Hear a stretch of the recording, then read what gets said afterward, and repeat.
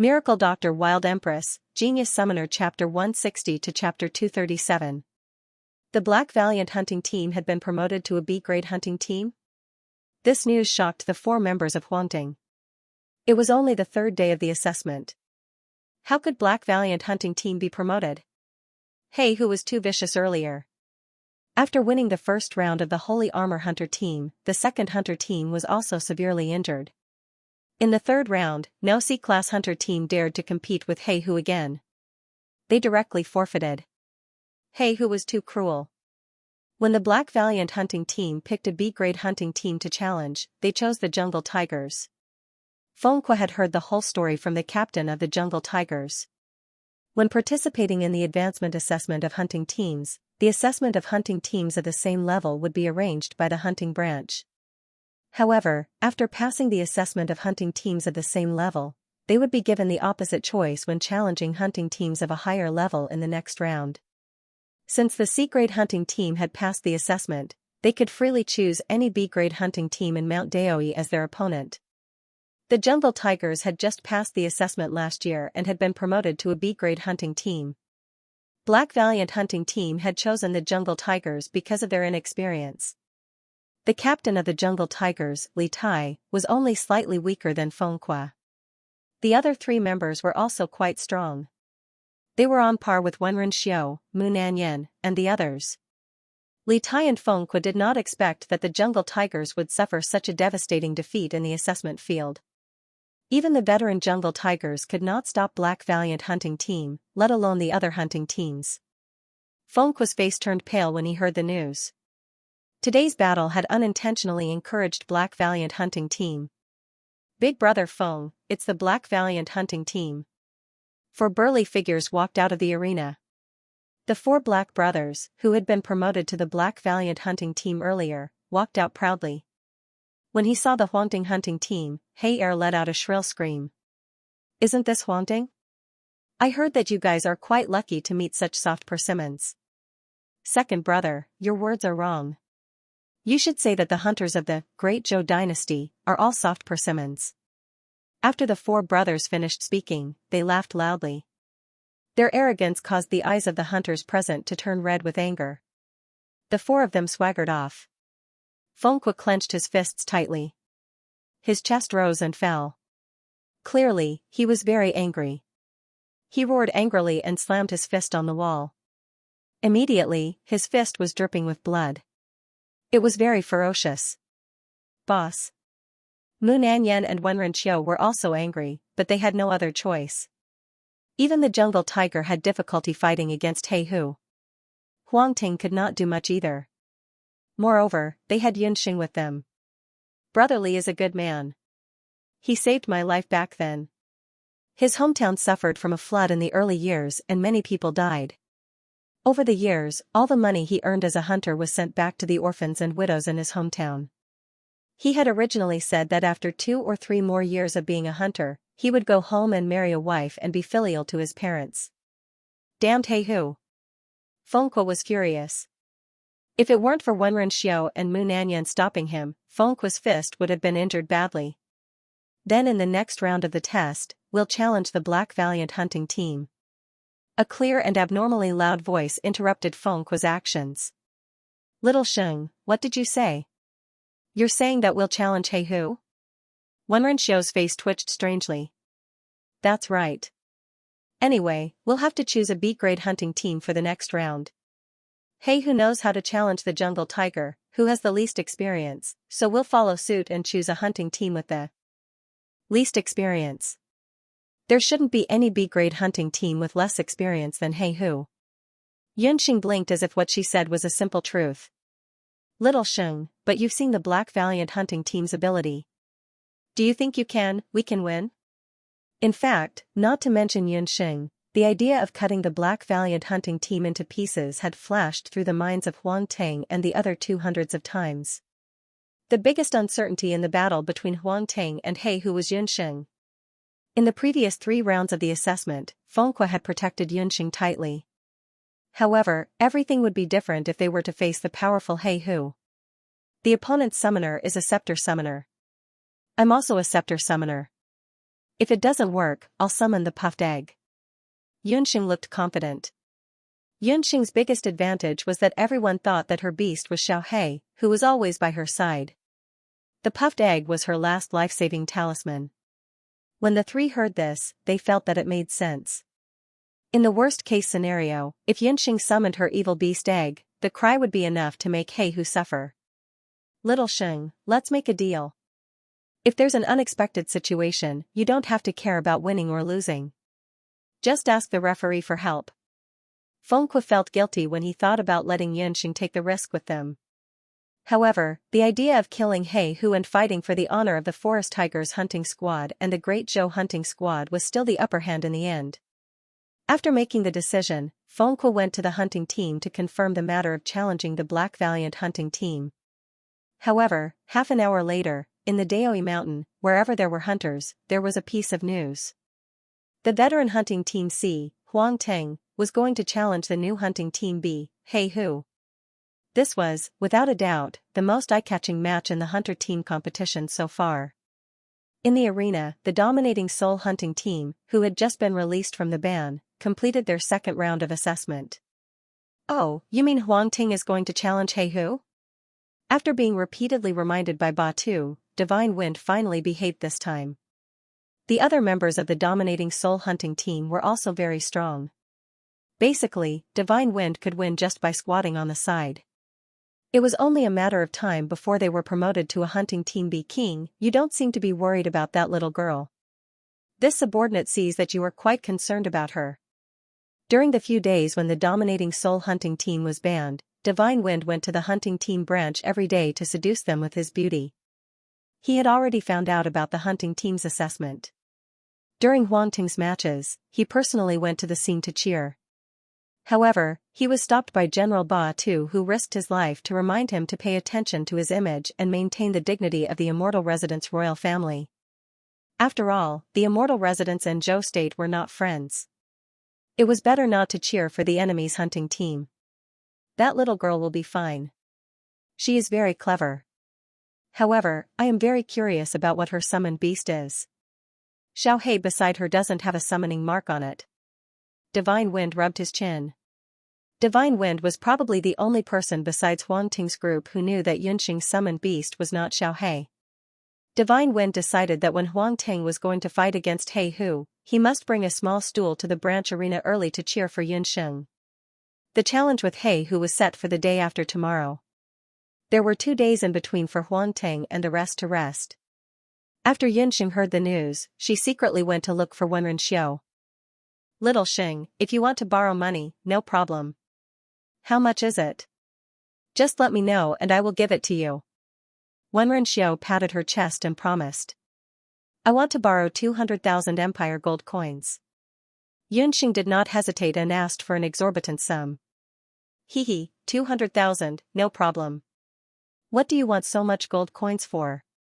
Wenren Xiu's family background wasn't bad. If she hadn't met Fengque, she would have been a typical profligate son of Jade Capital. Therefore, the first person Yunxing thought of borrowing money from was Wenren Xiu.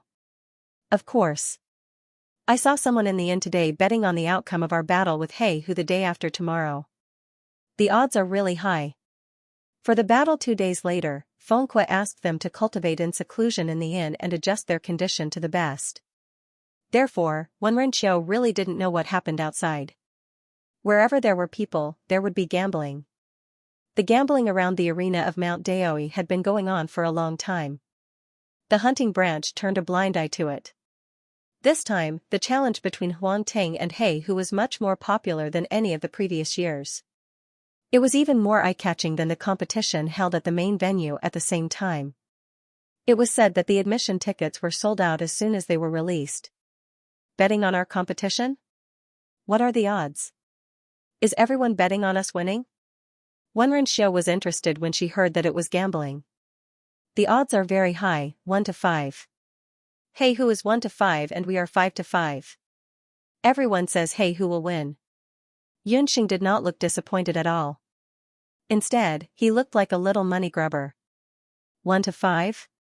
Which bastard started the bet? We are Huang Ting. We won all 3 rounds in the competition. why would we lose? Wenren was very excited. She wanted to go out and find someone to reason with. It's better if the odds are high. Lend me 200,000 gold coins. The odds are 1 to 5. If you win, you can get 1 million gold coins. Yunxing refused to let Wenren go. Little Xing'er, let me tell you, gambling is not right, especially when you are still a child.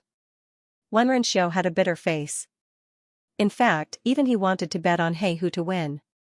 Of course, he couldn't let Boss Feng know about this. Otherwise, he would die miserably. But in the end, Wenren couldn't stand Yunxing's pestering and lent 200,000 gold coins to Yunxing. Yunxing promised that she would return the money immediately after the competition. Wenren wasn't afraid that Yunxing wouldn't return the money. Yunxing's ability to refine medicine was her greatest asset.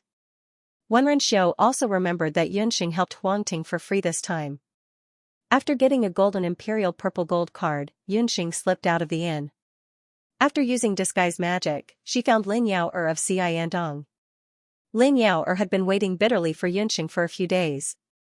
When she saw that Yunxing had finally come, she heaved a sigh of relief. Without waiting for Yunxing to speak, Lin Yao'er took out a page of prescription. Lin Yao'er had released the notice of custom-made medicine for several days. On the first day, there was no reaction at all.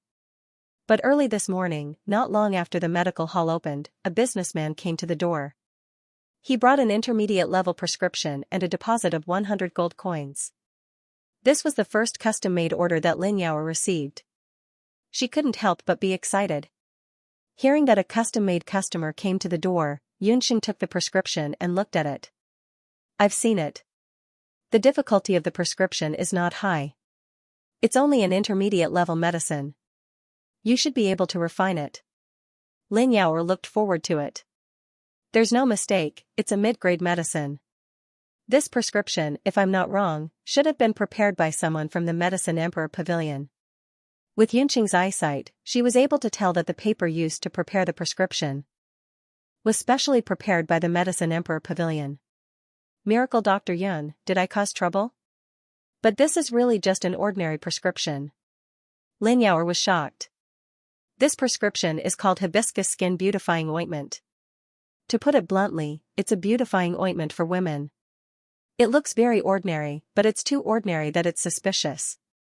Chi-san wouldn't simply give us money. Yunxing furrowed her delicate brows and thought carefully.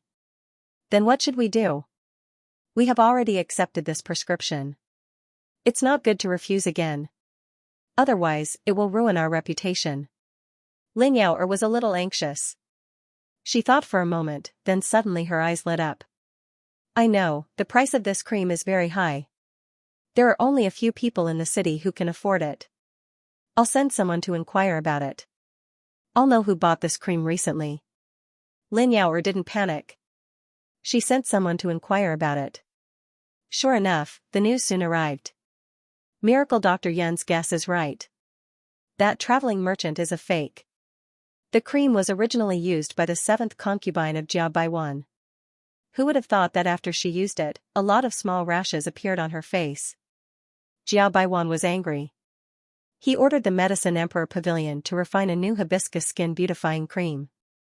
Chi-san studied it for a few days, but he couldn't find a way to restore Jia Baiwan's concubine. He had no choice but to send the prescription back to the Jade capital and wait for the news there. But when he learned that the Xiandong wanted to refine a customized medicine, he had evil thoughts and sent the new prescription over. Chi-san is really shameless. I also secretly checked the condition of Jia Baiwan's concubine. She has a rash on the right side of her face and it hasn't subsided. I've already invited many doctors, including the doctors of the Medicine Emperor Pavilion, but they are all helpless. Lin Yao'er was incomparably anxious. Yao'er, you don't have to be angry. Tell me the situation of the rash on her right side first. After Yunxing inquired about it carefully, she quickly came to a conclusion. Bring the prescription over. I'll refine a new medicine. After the medicine is refined, there's no need to hand it over to the Medicine Emperor Pavilion. You can directly send it to the Jia residence. Yunxing was sure that the concubine was allergic.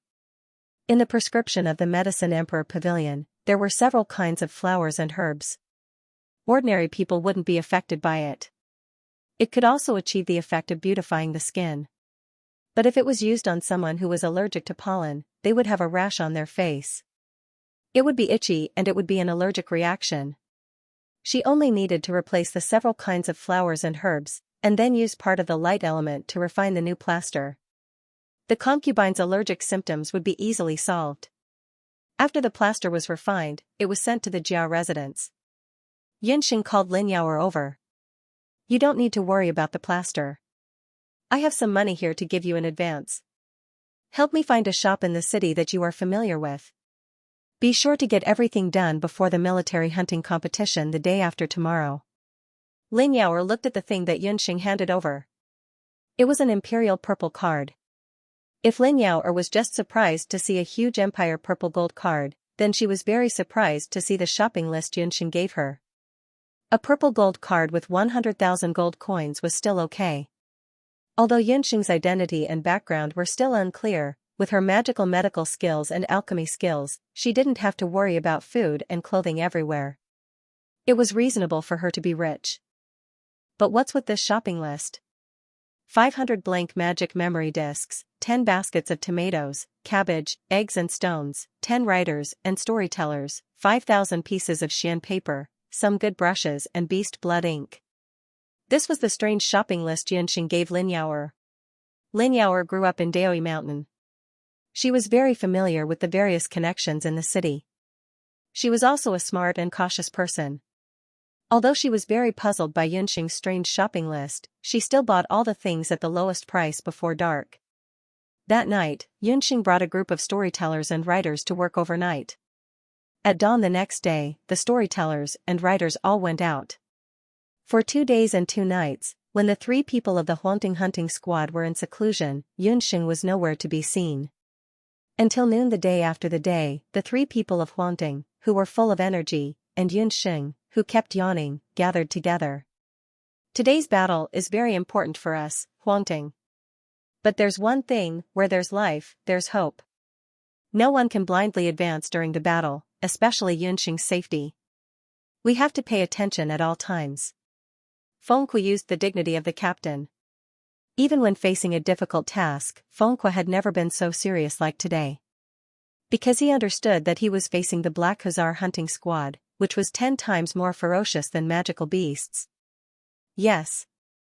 Boss Feng, the remaining 3 people said in unison. Wenrenxiu winked at Yunxing.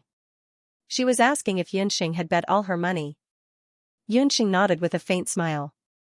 The 4 of them were ready to go. They left the inn and headed towards the hunter arena. Along the way, they saw the hunters walking towards them, regardless of whether they were spectators or participants of the competition on the same day, nodding at them in a friendly manner, causing them to be puzzled. Since when did the Huangting hunting squad become so popular? Huangting, I have faith in you. Huangting, you have to hold on. You have to beat up those later Qin dogs until they can't even recognize their own parents. Huangting, the dignity of the hunters of Zhou State depends on you to defend it. In the end, some of the old hunters came over and cheered for Huangting. I say, I've only been in seclusion for a few days. Could it be that I've become more handsome? Why are there a bunch of people giving me flirtatious looks? It's making me feel embarrassed. Wenrenxiu almost took out a mirror to admire himself. He thought that it was normal for him to receive some flirtatious looks and kisses from female hunters because of his decent looks. However, at this moment, even some old men were giving him flirtatious looks. This was really not right. It has nothing to do with your looks. The answer is here. Mu Nanyan had a piece of paper in her hand, which was handed to her by a hunter just now. Black Hussar hunting squad, beast hunting squad, public enemy of Zhou State hunting squad. After a line of big titles, there was a piece of promotional paper written like a legendary novel. On it, there was a description of the bad deeds of the 4 members of the Black Hussar hunting squad since their debut in indelible beast blood ink. From the moment they came to the arena of Mount Daoi, they would injure and kill people in every game to the Hay brothers' thievery and cheating of the old, weak, women, and children since they were young. Everything was written very vividly. The person who wrote it was also very good. The story was written very realistically. After reading this page, any human would gnash their teeth at the Black Hussar, and any beast would roar at the Black Hussar. Not only that, I also heard that there are storytellers in restaurants, inns, and even markets talking about the various deeds of the Black Hussar. Someone said that the Black Hussar of later Qing came to Mount Daoi this time, seemingly to participate in the assessment, but in fact, he came to eliminate dissidents. He was secretly sent by later Qing to strangle the backbone of the hunters of Zhou state. Fengque also heard a new piece of news. In addition to the Black Hussar's brutal actions, all the rumors were mixed together. The entire Mount Daoi, from the hunters to the commoners, had an extreme resistance to the Black Hussar. However, on the other hand, these rumors that came from who knows where increased the odds of the betting on the battle between Huang Teng and the Black Hussar hunting squad. The Black Hussar hunting squad was very brutal, and it was very likely that they would kill people in the arena. The original odds of 1-5 were forcibly raised to 1-7. This was the first time in the history of the arena that this kind of betting and the support of the commoners had happened. This point even attracted the attention of the Hunters Guild. Since the establishment of the Hunter Citadel, there had never been a hunting squad that had attracted so much hatred. The more people hated the Black Hussar, the more people supported Huang Teng. After Huang Teng was escorted into the arena like a hero's welcome ceremony, other than Yun Sheng, the other three people were a little confused. However, everyone quickly put this matter to the back of their minds. After all, the competition was about to begin, and everyone's thoughts were on the competition. Similar to Huang Teng, the Black Hussar had also undergone close training in the past few days. From Big Black's point of view, Huang Teng was more difficult to deal with than the forest tiger. Although he had the obvious weakness of the dull summoner, the combination of Fengque and Wenren Xiu, and Mu Nanyan's magic support, were all very big threats. They conducted a rigorous analysis of the three people, and analyzed the weaknesses of Fengque, Wenren Xiu, and Mu Nanyan clearly. However, no matter who it was, they did not study Yun Sheng. Firstly, she was too young. Secondly, there was no data to study. Yun Sheng had never been on a hunting mission, and since she had entered the arena, she had not fought once. Just like that, Yun Sheng became a research blind spot. After the four brothers had thoroughly studied, they were determined to defeat Huang Teng. Just as they arrived at the arena, they felt that something was wrong. Along the way, why did everyone look at them fiercely? It was as if they had stolen someone's wife or kidnapped someone's son. Big brother, do you feel that the people around us are weird? Why do they all feel like they want to tear us into pieces? Black 4 was a summoner, and his observation skills were the sharpest. He was also the clearest when it came to people's emotions. He pondered. If looks were knives, the four brothers would have thousands of holes in their bodies by now. You're thinking too much. They're all unimportant people. Big Black did not care. Just as he was about to enter the arena, he suddenly felt a chill at the back of his head. It was as if something had hit his head. Big Hei's first reaction was that it was a hidden weapon. But when he touched the back of his head, he found a yellow liquid and transparent mucus on his hand. He sniffed and smelled rotten eggs. Which bastard dared to hit me with a rotten egg? Big Hei roared. The match between Hei Hu and Huang Teng had attracted a lot of attention. With the deliberate exaggeration of a certain black-bellied loli, it quickly attracted a large number of spectators. In Zhou State, except for a few large A-level hunting groups, all the hunters who didn't have any missions rushed over. But the number of spectators was limited. The spectators who couldn't buy tickets could only wait outside the arena. At this moment, there was a sea of people outside the arena. Big Hei couldn't even guess who hit his head with a rotten egg. Damn it, if I find out who hit me, you're dead. Big Hei was furious. Under the comfort of the other three brothers, he barely calmed down. After Big Hei cursed at the crowd for a while, he walked into the arena angrily. At this moment, a pretty young girl with a few children squeezed through the crowd in the arena.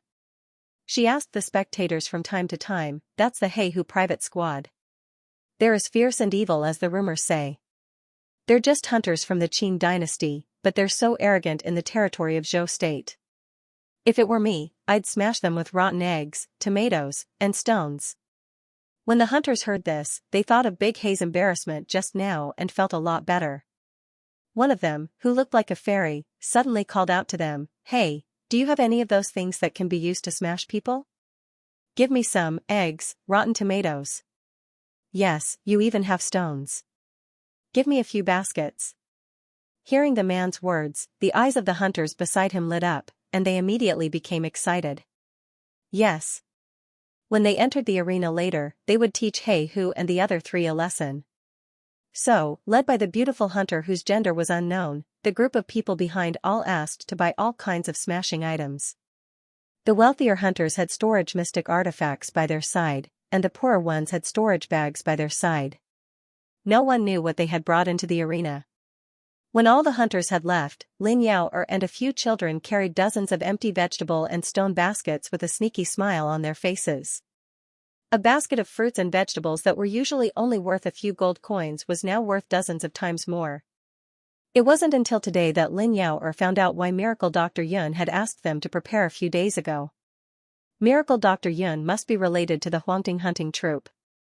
In just 2 days, the pressure of public opinion created by the storytellers and writers hired by Miracle Dr. Yun had turned He Hu into a street rat. As the saying goes, one is marked by the company one keeps. Lin Yao had only been with Yunxing for a few days, but she had already been led astray. In the arena, the referee presiding over the assessment was still his old acquaintance, Lan Lan. Next, let's welcome the Huangting hunting team. As soon as Lan Lan announced, deafening cheers erupted from the entire venue. The hunters shouted, "Huangting will win! Huangting will win!" Fengque walked out with his head held high. Yunxing was still sitting on Fengque's shoulder, and Wenren Xiao and Mu Nanyan were on the left and right respectively. Let's welcome the He Hu hunting team. As soon as Lan Lan finished speaking, the 4 members of the He Hu hunting team walked out with their heads held high and showed their faces. Countless boos could be heard from all directions. Countless cabbage leaves, eggs, and tomatoes were thrown at them. The 4 He Hu brothers were no match for the hundreds of spectators' cabbage leaves, eggs, and rotten tomatoes. Their faces were yellow and red, and they were embarrassed. Even Lan Lan was so scared that she abandoned the 4 of them and immediately fled to a relatively safe corner to avoid this public rage that was coming at them with such ferocious momentum. These people were ruthless. They didn't even throw them away. The cabbage leaves, eggs, and tomatoes were all enchanted with magic and combat skills. Who? With a cabbage on his head, Big He roared at the spectators. The hundreds of angry eyes made him shudder. The other 3 brothers were not much better. Their armor was covered with cabbage leaves and eggshells to varying degrees. What was even more tragic was that Big He 3 and Big He 4 were sorcerers and summoners respectively. They were hit by a stone thrown by someone, and their heads were bleeding. They could only bandage their wounds with some medicine. Everyone, please calm down. This is the Mount Daoi arena. You are not allowed to throw anything in the arena. If you throw anything else, please leave immediately. You are not allowed to enter the arena to watch the competition in the future. Lan Lan looked helpless. Looking at the miserable state of the 4 He Hu brothers, she took out a piece of paper and handed it to Big He. The entire Mount Daoi knows what you have done. Today, you are standing in the arena. I will do my duty to stop the people from hurting you. But after you leave the arena, I will not interfere with your life or death. Lan Lan's tone was cold. Her eyes were full of disdain and hatred as she looked at the 4 He Hu brothers. They killed the backbone of the Zhou state's hunting troupe and tried to weaken the foundation of the Zhou state. Even if the 4 of them left the arena, they would be hunted down by the major hunting troops immediately. Rumor, this is a blatant rumor. It must be them. Huangting's people are slandering us. The 4 He brothers looked at the piece of paper. On it were various bad deeds of the 4 He brothers, especially the rumor that the 4 He brothers were later Qin assassins. Their expressions changed at the same time. How could this be? Their identities? Who was it that revealed their true identities? The 4 He brothers knew that they were doomed this time. Even if they won the competition, they would have to face punishment from the organization. We, the Huangting, will win fair and square even if we win. Fengque's face was cold. Looking at Fengque's expression, Big He knew that he was not secretly playing tricks. Then who was it that secretly used such a shameless and despicable method to deal with the He Hu brothers? Yunxing, who was watching from the side, was very satisfied. No one would have guessed that all of this was done by her. Not only that, there was more exciting content waiting for the four He brothers. Yunxing clenched the magic scepter in her hand. The dark magic soul in her body emitted a strange black light at this moment. In an inconspicuous corner of the stands, General Ba Tu looked like he was going to vomit blood. "My king, how could you do such a thing? It's a disgrace to you and the royal family of the immortal Zhu country." Just now, when the spectators were throwing things, their honorable God-Wind King took out a basket of stones from his storage ring and threw them in with all his might. As he threw, he cast wind magic on the stones. Each stone was thrown accurately and fiercely. "Don't be long-winded, the game is about to start." Kamikaze impatiently stuffed a tomato that he hadn't had time to throw into Ba Tu's mouth. He looked at the field with great interest. He didn't miss the devilish smile on the little loli's face when everyone was throwing things. That little girl really caught his attention. The B-grade hunter competition had begun. Mu Nanyan's magic scepter lit up in Huangting's hunter team. Mu Nanyan was an earth elemental master.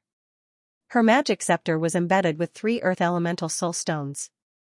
They were 10 years old, 50 years old, and 100 years old respectively. Such soul stones were considered normal. This reflected Mu Nanyan's magic and character.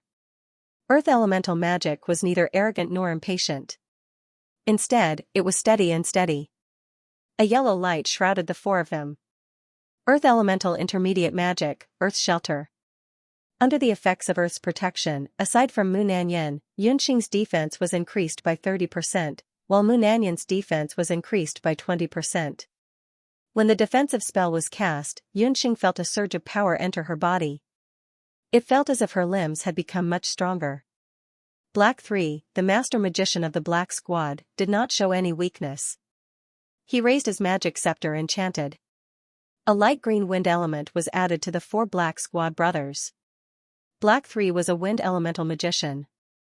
He chose to increase the Black Squad's agility by 30%. It was Yunxing's first time participating in a team battle.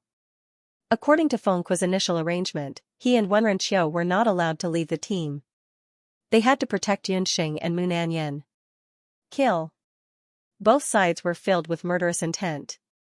They had already forgotten Lanlan's advice at the start of the competition. Big Black was the first to move. His fists were filled with battle aura.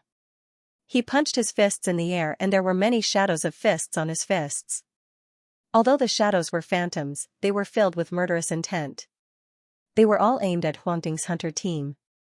The moment He De came up, he used his famous battle skill, Rain of Fists.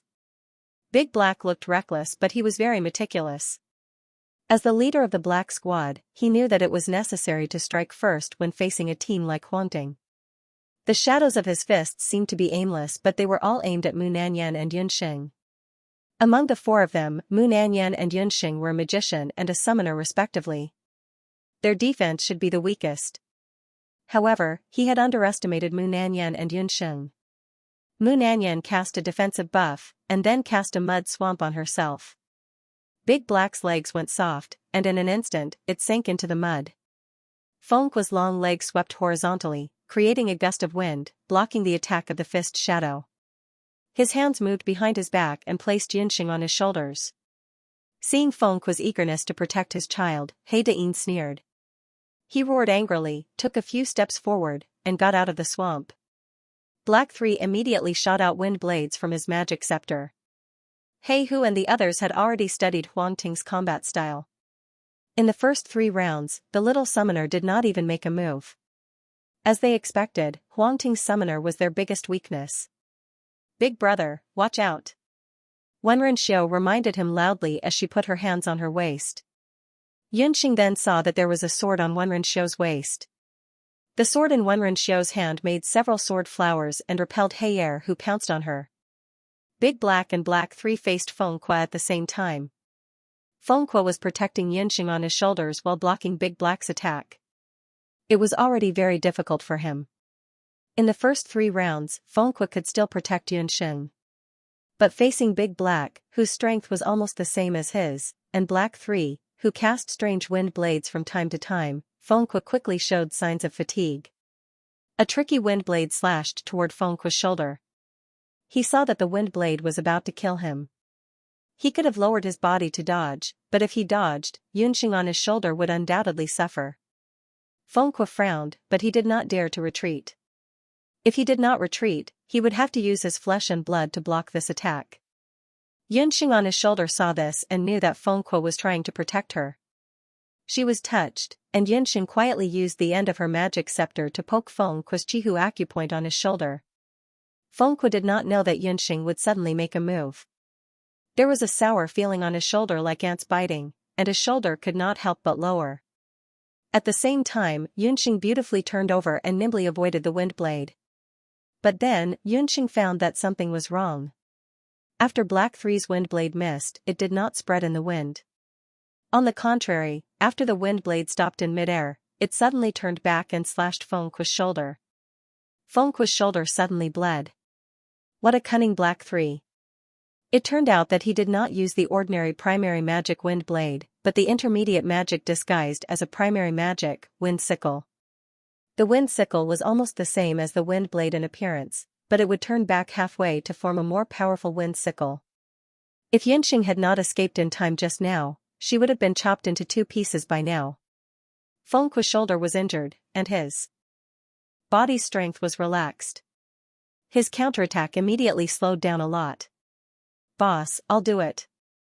Wenren concentrated her doqi on her sword.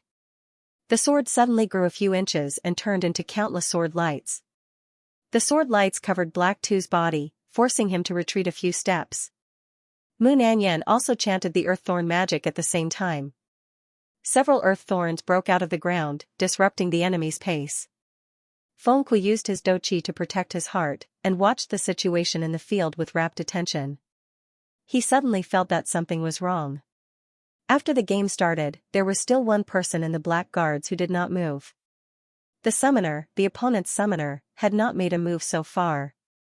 Yunxing had already revealed that her summoned beast was Xiaohe, but Black 4's summoned beast had not shown its true face. Even when facing the forest tiger, Black 4 did not summon a beast. A bad premonition arose spontaneously. Pung, a violent collision sound, and Mu Nanyan screamed in pain. The defense in front of her cracked. An armor-piercing beast broke out of the ground and unexpectedly broke Mu Nanyan's defense. It was a rank 4 armor-piercing beast, about 70 to 80 years old. It had a burly appearance and weighed about 100 pounds. Its appearance was somewhat similar to a pangolin. Its whole body was covered in thick scales, and its sharp claws and teeth pressed on Mu Nanyan's neck. Mu Nanyan could only use her magic scepter to block it. Seeing that Mu Nanyan was in danger, Wenren handsome face showed a touch of anxiety, and the sword in her hand was also disrupted. "Go save Nanyan." Fengque took a deep breath. Ignoring the blood on his shoulder, he raised his magic scepter and chanted. Fengque was a dual cultivator of magic and doqi. In a situation where the enemy was strong and he was weak, he still did not panic and calmly cast magic. "Stubborn, 4, kill that woman first." Black 4 smiled ferociously. He and Black 3 swarmed forward to entangle Fengque and Wenren. No one was in the mood to pay attention to Yunxing. "Baby, let them see blood. Kill that female magician first." Black 4 looked coldly at Mu Nanyan, who was desperately resisting. "Before you kill someone, shouldn't you make sure that you are still alive?" Black 4's back was cold. He looked carefully and found that the summoner of Huangting had unknowingly stood beside him like a ghost. The black-haired, black-eyed girl had a sweet smile on her face. When he found Yunxing, Hasey was shocked at first, and this shock made him miss the opportunity to make a move. Yunxing raised her hand, and a very strange-looking weapon flashed. Before Hasey could react, he felt a sharp pain in his hands, and both his wrists were cut off. Hasey screamed, the main artery in his wrist was cut, and blood gushed out like a fountain. Who was Yunxing? She was a modern female doctor who could control life and death. Under her scalpel, countless lives were saved. But she could also turn into a bloody god of death at any time. The people on the field only paid attention to the actions of the other people. When Hasey screamed, they only saw a strange scene. Yunxing's knife was too fast. She was the #1 surgeon in the medical university, and coupled with the second level of Trillium hand, her hand speed was several times faster. In other people's eyes, it was just a flash of light. They saw Hacy screaming, both his wrists were cut off, and he kept rolling on the ground. His arteries were all cut, and blood kept spurting out. In less than a quarter of an hour, Hacy would die. Yunxing's eyes were only left with a chill. The four brothers of He who deserved to die for what they had done. As early as walking on the field, Yunxing's heart had sentenced them to death. The summoner was injured, and his summoned beast was also fatally injured. Mu Nanyan saw the opportunity and smashed the head of the armor-piercing beast with her magic scepter, throwing it out. Lao Si. Haida was the closest to Hacy. He rushed forward, wanting to check Hacy's wound. Xiao He. Go. But how could Yunxing give him a chance? She called out Xiao He from the Linglong Beast Tower. Swallowing the Sky Battle skill, activate. Following a wolf-like howl, the entire branch arena was plunged into darkness. It was like going from day to night all of a sudden. It was dark all around, and no one knew what had happened. But some people vaguely guessed that the wolf-like cry might have triggered some kind of magical beast battle skill. A battle skill that could change the weather in an instant. What kind of magical beast was that? What's going on? Huang Ting saw that Hacy was severely injured, and Mu Nanyan had successfully escaped. Fengque and Wenren Xiu were immediately energized. However, it was pitch black all around them. They had no choice but to be on guard in case the black guards took the opportunity to launch a sneak attack. In fact, Huang Ting and the rest's worries were unnecessary because the Black Valiant hunting squad had witnessed Black Four's strange injury and the sky darkening. Everyone was panicking. Haida wanted to save Hacy, but he lost his way in the dark. The darkness came in a strange way. Even though Haida was a revered martial artist and his five senses were much sharper than ordinary people, he still could not see anything clearly in the darkness. In the darkness, a figure landed on Blackie's neck like a bolt of black lightning. I told you, I'm going to break your neck like a chicken. Yunxing sat on Blackie's shoulder. Her petite figure was a stark contrast to Black's overly tall figure. It was dark all around, and the spectators could not see clearly what was going on. Blackie only felt a sharp pain in his eyes. He reached out to grab Yunxing, but Yunxing's body was as slippery as a loach. In her hands, for 4 seasons glazed needles pierced into Blackie's skull. When a warrior reached the revered martial artist realm, his skin, bones, tendons, and veins were as hard as iron. It was difficult for ordinary swords and spears to pierce through. However, even a revered martial artist could not change the meridians of the human body. When the 4 seasons glazed needles that were infused with magic entered his head, a strange feeling of heat and coldness entered his body. Blackie only felt that he was hit by several types of magic. He stood there stiffly. Yunxing's hands were like daughter, tightly wrapping around Blackie's neck. After she felt his bones, she exerted force with both hands. A cracking sound was heard. At the last moment, Blackie only knew that his neck was twisted into a ball like a fried dough twist. The darkness gradually dissipated. Big He was still in his original position. His hands were still in the same position as when he was grabbing Yunxing. However, his head made the hunters, who had taken countless risks and were not afraid of death, suck in a breath of cold air. Blackie's head was strangely reversed. His eyeballs were protruding. He died with a grievance. His mouth, nose, and eyes were all covered in blood. His face was burned black, frozen, and covered with dust. It was as if he was hit by several magic at once. It looked as if he had been attacked many times in the dark.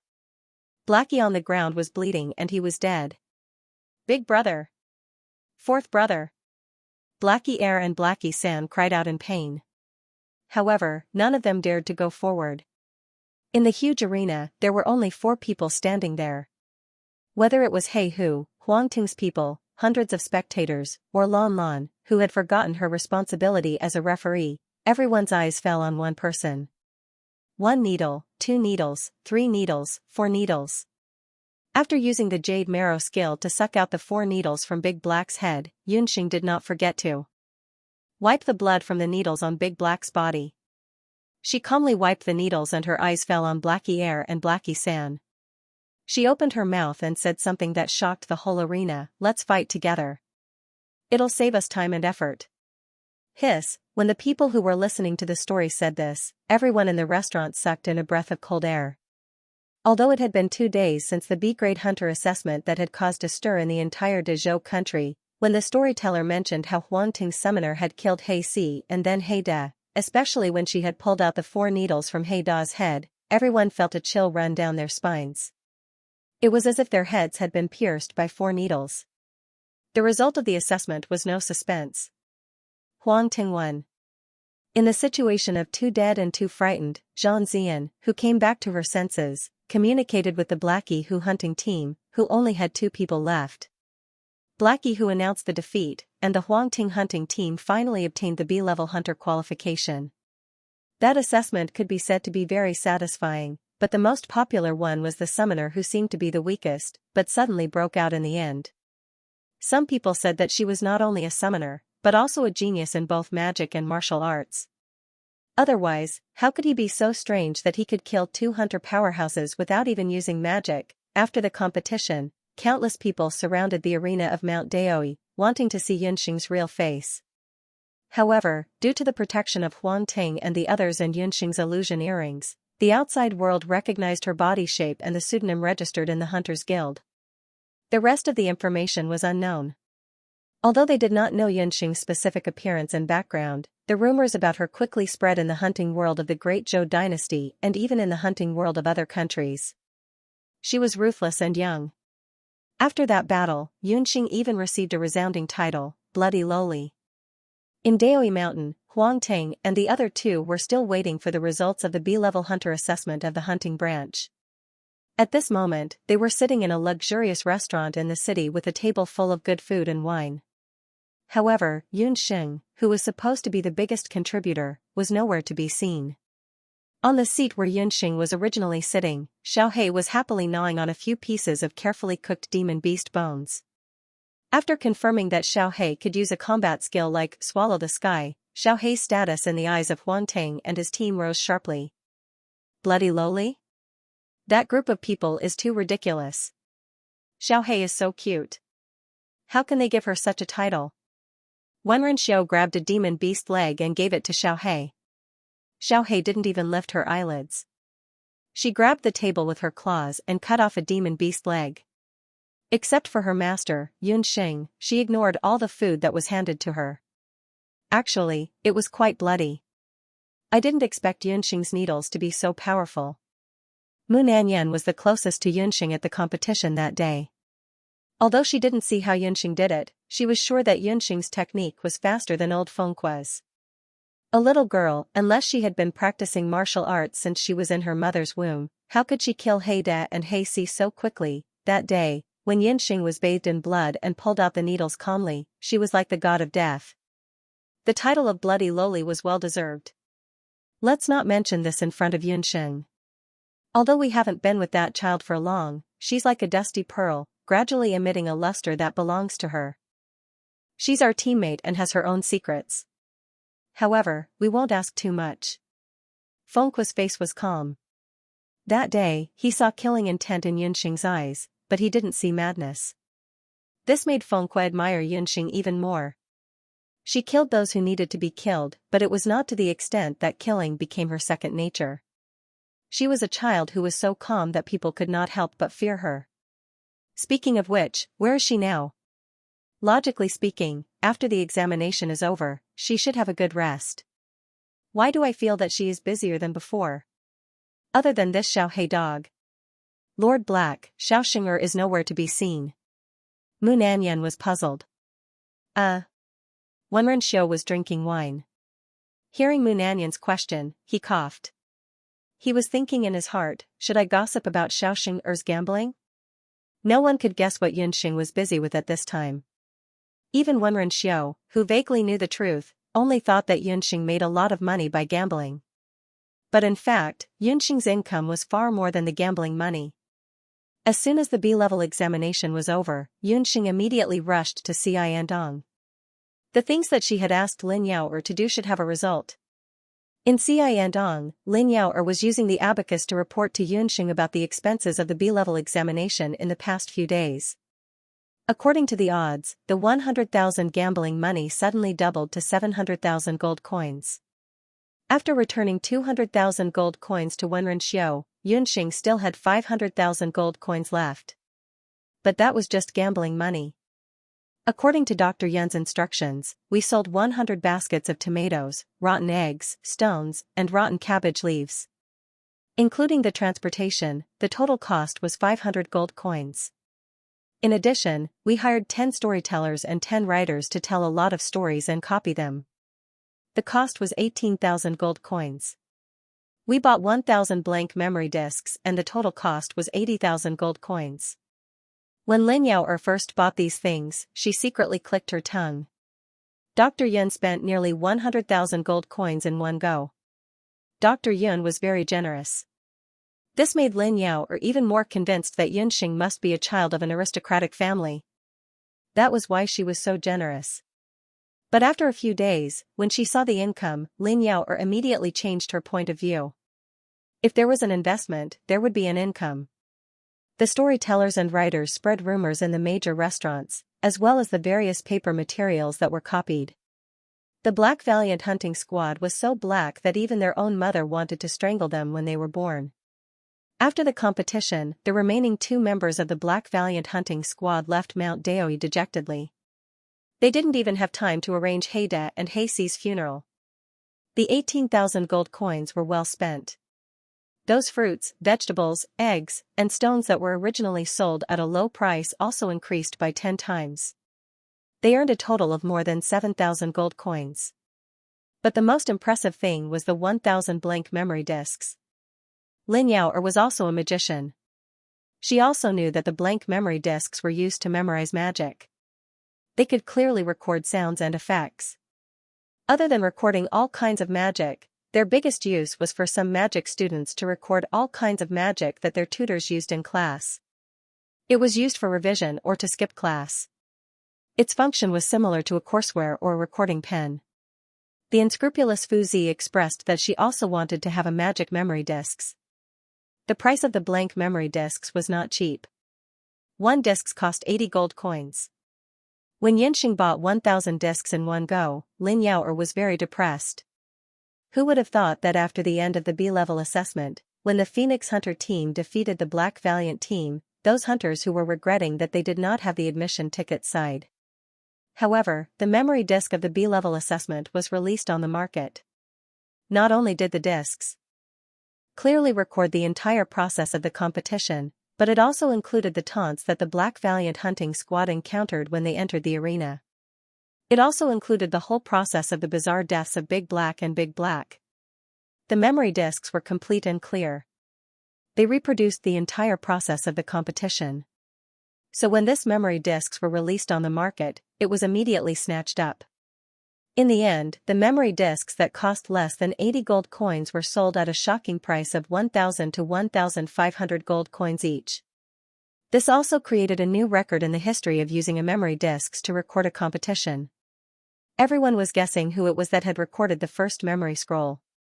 1,000 disks of memory disks eventually earned a high return of more than 1 million gold coins. This shocking amount of wealth made Lin Yaoer completely dumbfounded. Using the memory disks to copy the entire process of the B rank assessment and reselling it. This idea was not unfamiliar to Yunxing, who had experienced countless pirated CDs. When she used the intermediate magic discs given by Mary to learn magic, she was already inspired. This time, the battle between Phoenix Hunting Squad and the Black Valiant Hunting Squad gave her a real practical battlefield. But she didn't expect that the people of the Wuji continent would have such a high demand for this kind of pirated discs.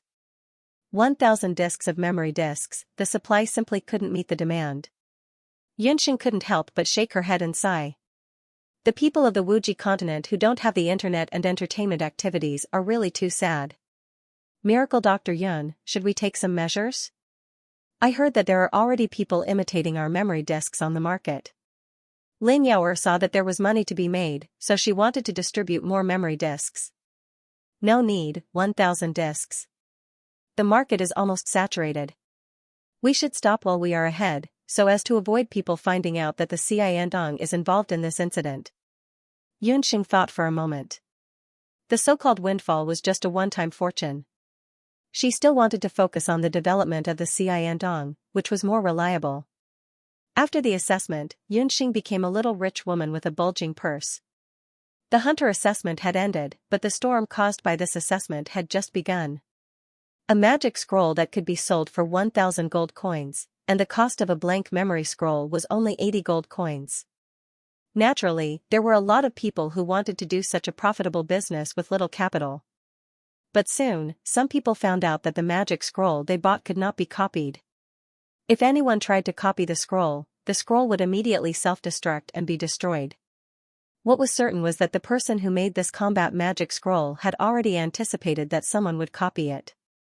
He had drawn an anti-copy fire magic array on the magic scroll. As a result, the B-level assessment battle in Mount Daoi became even more mysterious. The people who bought the scroll saw it as something they could show off. These days, the most common question the hunters in Mount Daoi would ask when they met wasn't about the weather or what kind of mission they had. Instead, it was about whether they had bought the combat magic scroll or not. At this time, no one cared about the failure of the assessment, the whereabouts of the Black Valiant Hunter team. On a moonless night, outside the hunter acropolis of Mount Daoi, there were only a few crooked short trees on the boundless plain. Black 2 and Black 3 bent their backs and knelt on the ground. In front of them stood a man. The man's back was facing the two of them, so they could not see his face. But his stalwart body and the aura of death emitted from him made the plain even colder. The man held an open combat magic scroll in his hand. This scroll was the B-level assessment battle that took place in the arena of Mount Daoi 2 days ago. When the summoner from Huangding approached Black 4 and cut off his wrist, the man groaned and closed the magic scroll in his hand. That's not a great fighting skill. It's just a medical skill. The other side used a doctor's knife technique. The man's tone was cold enough to drip water. His voice fell into the ears of Black 2 and Black 3, and the two could not help but shiver. A doctor's knife technique. They were warriors of the later Qin Dark Camp, but they lost in the hands of a doctor. Black 2 and Black 3 felt as if they had been slapped twice in the face. The boss was dead, the fourth was also dead. They didn't even have time to take the bodies away. They just hurriedly bought this battle magic light axis in order to find out the real origin of the summoner. He thought that the other side would be an extraordinary expert or a spy sent by the Great Zhou country, but who would have thought that she was just a doctor? You failed your mission and exposed your identity as later Qin spies. I don't need to teach you what to do. The man still did not turn around, but his words had already sentenced Black 2 and Black 3 to death. Originally, Black 2 and Black 3 did not have to die, but their identity had been seen through. Coupled with this magic scroll, if they returned to later Qin, it was equivalent to exposing the entire Dark Camp. The two brothers would die. Dark Prince, please let us go. We have beheaded nearly 100 Zhou State C-class hunters. We have completed the mission given to us by the organization. Please. Black 2 and Black 3 begged, wanting to live. It turned out that the man in black was the Crown Prince of later Qin. The Dark Prince of later Qin was famous among the 5 countries of the mainland. His Dark Camp was the best spy and assassination organization in later Qin. In the Dark Camp, there were 50 first-class warriors, all of whom were above the martial Great Master level. There were 300 second-class warriors, all of whom were above the martial Venerable level. There were 1,000 third-class warriors, all of whom were above the Great Master level. Although the 4 brothers were only at the martial Venerable level, they were cunning and cruel. In the past 2 years, there was a trend of them advancing from third-class warriors to second-class warriors. Losing 4 quasi-second-rate martial artists in one go gave the Dark Crown Prince a headache. Okay, I'll give you a chance. I'll count to 10. After 10, I'll make a move. If you can escape, I'll let you live. The Dark Prince seemed to be unable to bear it. As soon as he finished speaking, Black 3, who was kneeling on the ground, jumped up and ran desperately to the open field in the south. Black 2, on the other hand, was like a fool. He knelt on the ground and did not move. The Dark Prince did not even lift his eyelids. He could only hear him counting in a low voice, 1, 2, when he counted to 10, Black 3 had already run thousands of meters away. At such a distance, only a magician could succeed in one shot. However, the Dark Prince was a warrior. A warrior whose cultivation was unpredictable and had never shown his skills in front of his subordinates. The wind seemed to be blowing stronger. Black 2, who was kneeling on the ground, did not even dare to lift his head. He could only see the Dark Prince's feet. Suddenly, the pair of dark-colored boots disappeared. The Dark Prince's figure merged into the night. In the distance, Black 3, who was running with all his might, burst into a bloody mist. His body was torn in half. The Dark Prince's hand was covered with fine scales. It did not look like a human's hand at all. He pierced through Black 3's body with his bare hands. Both Black 3 and Black 2 saw how he did it. Black 3, who was wearing armor, had no resistance at all. He was torn in half alive. In the dark night, the Dark Prince's eyes emitted a scarlet light. His face was also revealed. It was a resolute, masculine face with a head of wild black hair. The Dark Prince was like a lone wolf in the desert. He casually threw Black 3's body away like a piece of paper. "Why didn't you run?" The Dark Prince did not kill Black 2 immediately. If he remembered correctly, Black 2 was the most meticulous one among the 4 brothers of the Black family. The Dark Prince has successfully merged with the blood of the King of Beasts.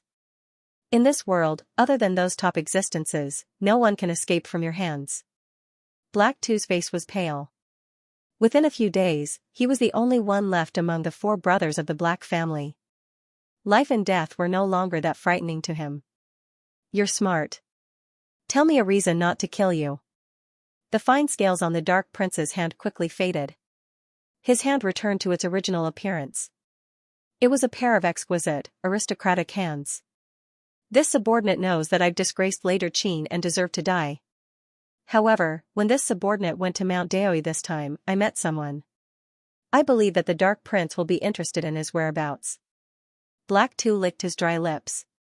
He wanted to make up for his mistake. "Who is it?" The Dark Prince seemed to be interested. "Immortal Residence, Holy Wind King." Then, Black 3 tore open a wound on his forehead. That wound was left a few days ago when he was ambushed by a stone in the arena. There was still a portion of elven magic power left on the wound. Yunxing had a headache.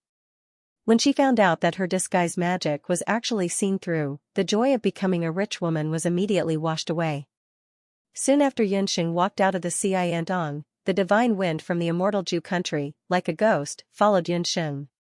No matter how hard Yunxing tried, she couldn't get rid of him. "Who are you, and why are you following me?" Yunxing saw that she couldn't get rid of him, so she had to stop and put on the posture of a shrew. "Little lowly, don't pretend, I recognize your smell." "No, I'll call you Bloody Lowly. It's really not easy to catch you. Your magic is quite special, TSK. Compared to the previous illusion earring, it's much more effective." Divine wind circled around Yunxing, just like a puppy. Bad, she was really seen through. It was not surprising that the illusion earring was seen through. After all, it was just an ordinary magic tool. It was normal for Yunxing's real appearance to be seen through by a magician with amazing insight. But why didn't the disguise magic work? After Yunxing learned the disguise magic, she had never been seen through. Today, she planned to go to the Xianxia, so she disguised herself as a 15 or 16-year-old girl. But just as she walked out of the inn, she didn't know where she exposed her flaw, but she was seen through by divine wind. "My magic attribute is wind, so I'm more sensitive than anyone else. You have a very nice smell on you, like the fragrance of herbs. I noticed it from the very beginning. This is your unique smell, I definitely won't remember it wrongly." Divine Wind was still recklessly moving closer to Yunxing's neck. Divine Wind's words were not comprehensive.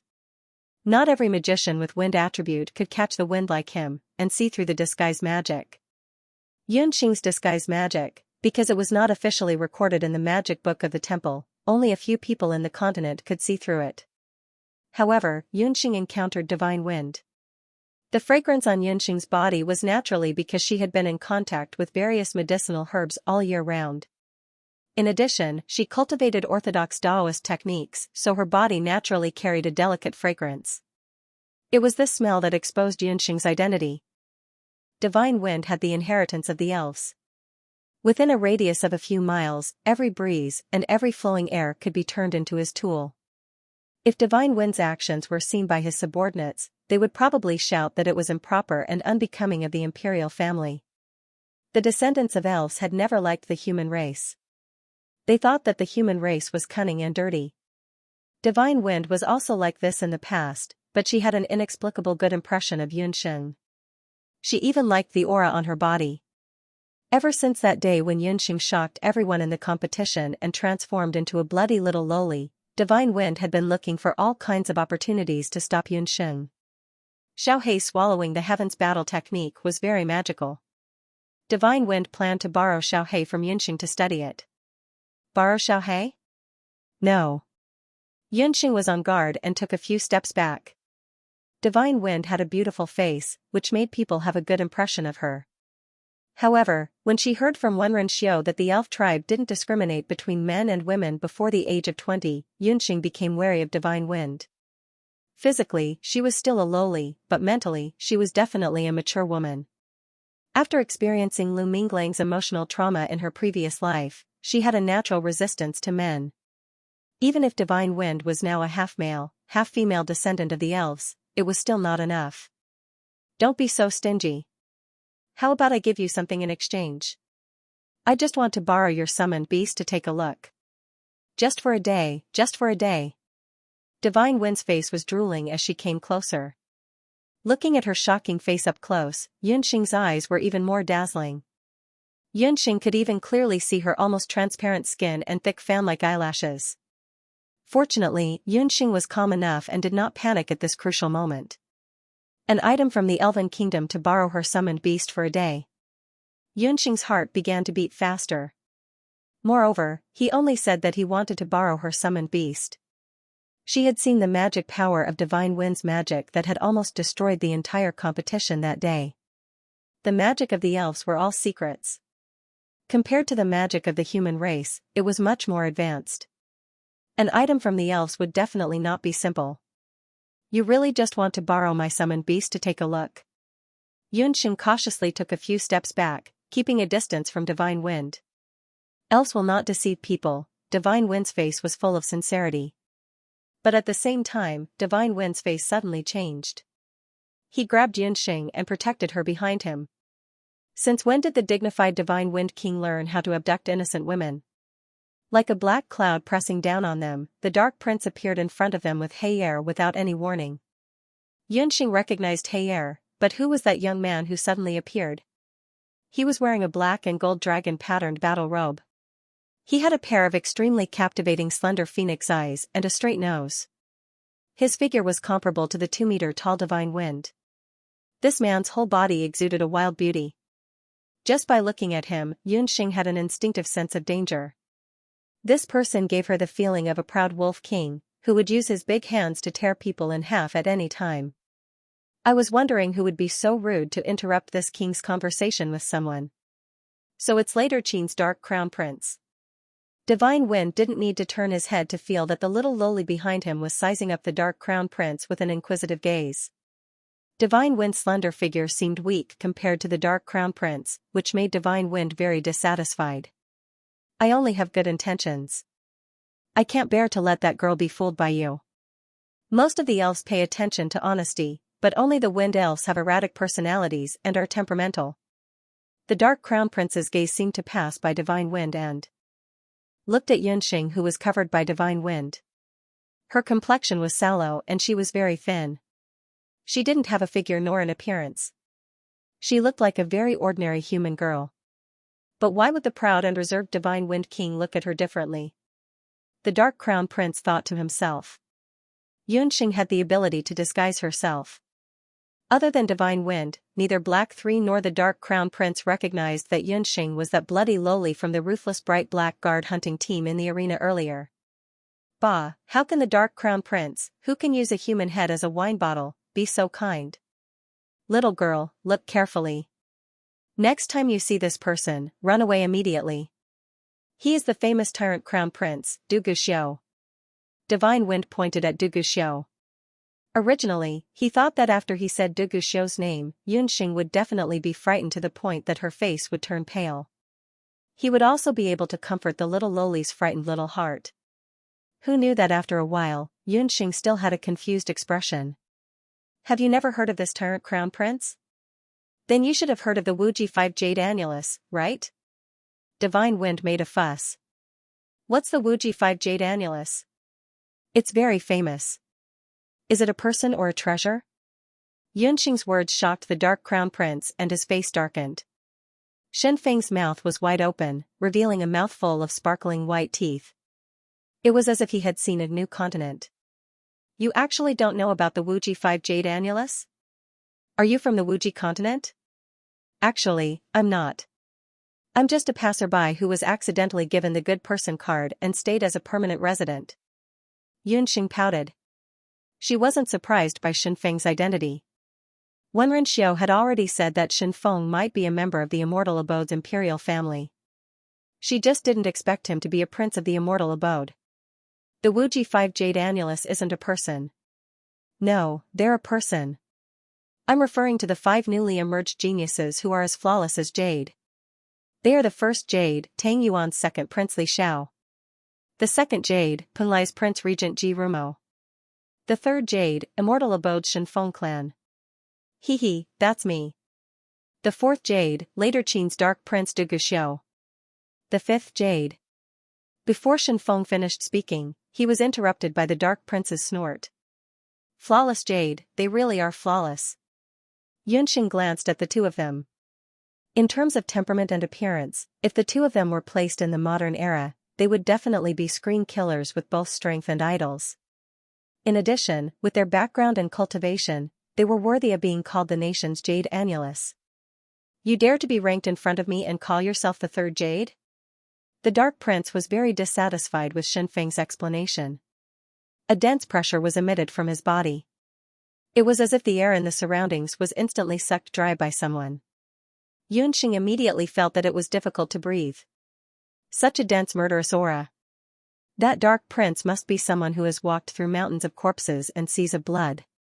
The battle aura he cultivates must also be of the murderous aura type. Suddenly, a light breeze blew over, blowing away that dense killing intent that was suffocating to the point of suffocation. Shenfeng's sparkling eyes carried a bit of worry as he looked at Yunxing with concern. Du Guxiu, that ranking is publicly acknowledged by everyone. If you have a temper, then take it out on me. Why are you venting your anger on her? Seeing Divine Wind's expression as if someone had touched his reverse scale, the Dark Prince's eyes deepened. Divine Wind, the others were all ranked according to the year, month, and day of birth. Only you and I were born on the same year, month, and day. Why are you ranked before me? I've said it before. Unless you and I have a real fight, don't even think about calling yourself the third wall of Wuji in front of anyone. Damn, Yunxing finally understood.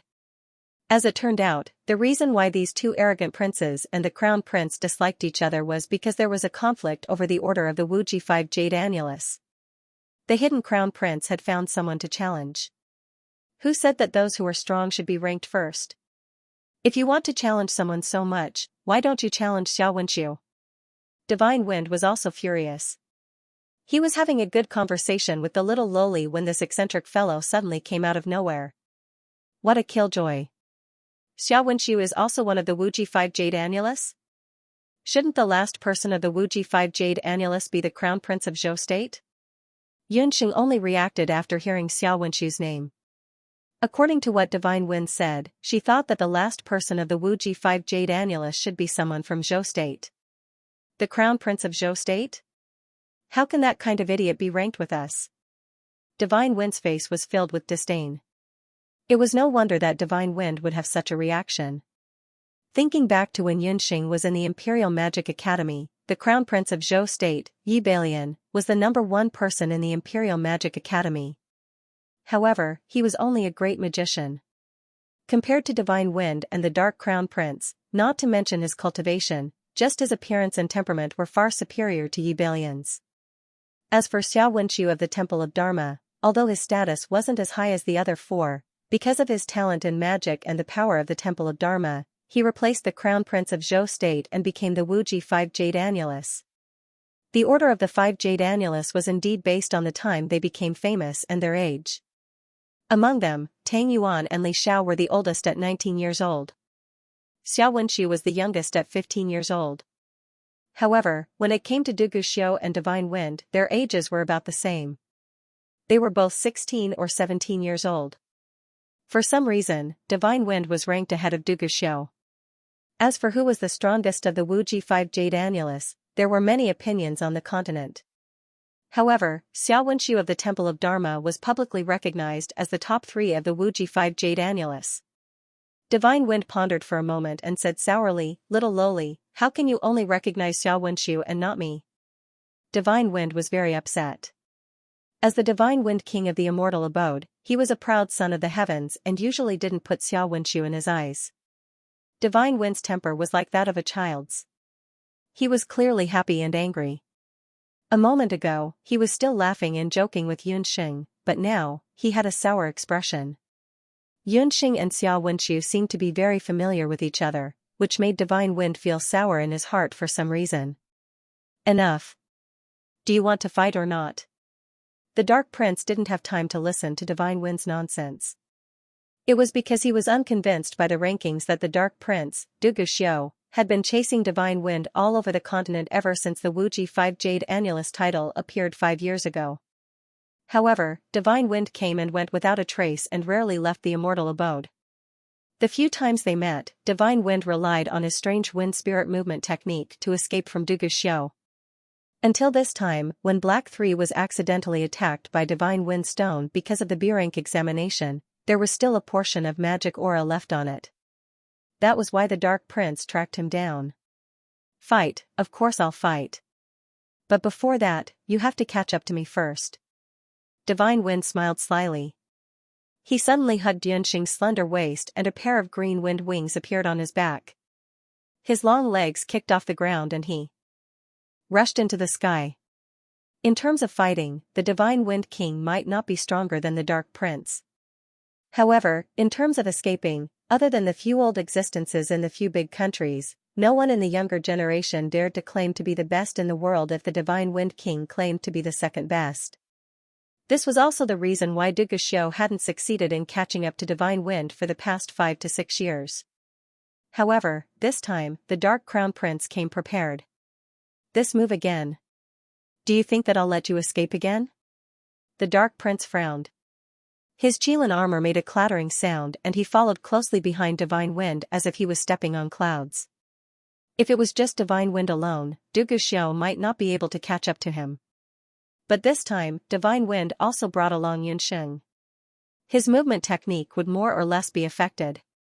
With Divine Wind in front and the Dark Prince behind, both of them were top existences among the younger generation. On the streets of Mount Daoi, 2 figures quickly flashed past.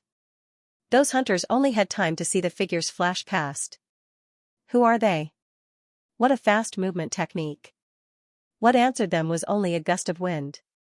Seeing that the city was noisy, Divine Wind didn't let go of Yunxing and directly ran out of the city. Divine Wind carried Yunxing and passed through the city gate. It was Yunxing's first time seeing the beautiful green wings on the back of an elf descendant. Upon closer inspection, the wings weren't innate. The wings were condensed from magic elements and could freely control the speed of the surrounding wind. Flying like this made Yunxing feel as if she was riding on a glider. The journey was smooth and there weren't any bumps at all. Riding the wind, her light golden hair spread out and fluttered in the wind. Her originally exquisite facial features became even more vivid and beautiful under the sunlight. The elf race was indeed as beautiful as immortals. Little lowly, the scenery above isn't bad, right? You're the first person to enjoy such treatment. Divine Wind lowered his head dotingly. Because of their elf bloodline, many members of the immortal resident's imperial family were born with exquisite appearances. However, Divine Wind only had a special feeling for this soft little lowly in his arms. Divine Wind even had a thought. It would be great if they could continue flying like this. It wouldn't be bad to kidnap this little lowly back to the immortal residence. However, good things didn't last long. As soon as the two left the city gate, they heard the sound of crossbows piercing through the air. Chain crossbows. Those were the crossbows used by the Qin army. Dozens of black iron pellets shot towards the Divine Wind King. Divine Wind clicked his tongue and a trace of impatience appeared on his face. What a cunning dark crown prince. He actually set up an ambush outside the city. This was something that Divine Wind didn't expect. He casually waved his sleeves and a green vortex appeared on his gorgeous robe. The vortex was formed by wind elements and all the iron pellets were sucked into the vortex. The whirlwind pushed in the opposite direction, and the iron pellets that were originally aimed at Divine Wind and the others were all sent back to the ambushing soldiers. Several figures fell out of the whirlwind, their chests full of holes from the iron pellets. Divine Wind King, where are you running to? While Divine Wind was retaliating, the Dark Crown Prince also took the opportunity to attack. Several of his elite subordinates were shot and killed, but the Dark Crown Prince didn't even frown. Although he didn't have wings of the wind like Xianxia, his battle chi had already been cultivated to the point of perfection. Following the tuck-tuck-tuck sounds from the city wall, he soared into the air, leaping hundreds of feet high. His muscular arms carried a ferocious aura as he attacked the Divine Wind King's wings with a black tiger steals the heart. The Divine Wind King didn't turn his head. The wings on his back suddenly contracted, and Xianxia only felt that her body was falling in a straight line. It was like a racing car that suddenly came to an emergency brake. This fall just happened to avoid the Dark Crown Prince's iron fist. Halfway down, the wings of wind formed behind the Divine Wind King's back again. He looked down at Xianxia and grinned. Little lowly, I'll bring you down now. Divine Wind was very considerate. If an ordinary person did not have the protection of a wind spirit, it would be very difficult for them to adapt to flying at high altitudes for long periods of time. Unexpectedly, Xianxia said uneasily, wait a minute, fly higher. Little lowly, what's wrong? You can't bear to go down? This king's embrace isn't bad, right? Divine Wind teased. However, he still flapped his wings of wind in a good temper, rising hundreds of feet higher. Xianxia poked her head out and bent down to look down. When she saw it, her expression changed abruptly. Xianxia casually looked down as well. In the next moment, his smiling face froze. Outside Mount Daoi's Hunter Guard city was a verdant mountain forest. Birds chirped there, and the mountains were quiet. It was usually a beautiful scene. But today, this tranquil mountain scenery was broken. Although they were high up in the sky, a faint earthquake could be felt at this moment. As far as the eye could see, the verdant mountain ridge in the distance was rapidly peeling away at the speed of a blink of an eye. It was like low-quality paint that faded away after being washed by water.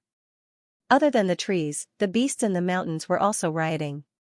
They were running towards Mount Daoi at a very fast speed. The Dark Crown Prince had already arrived.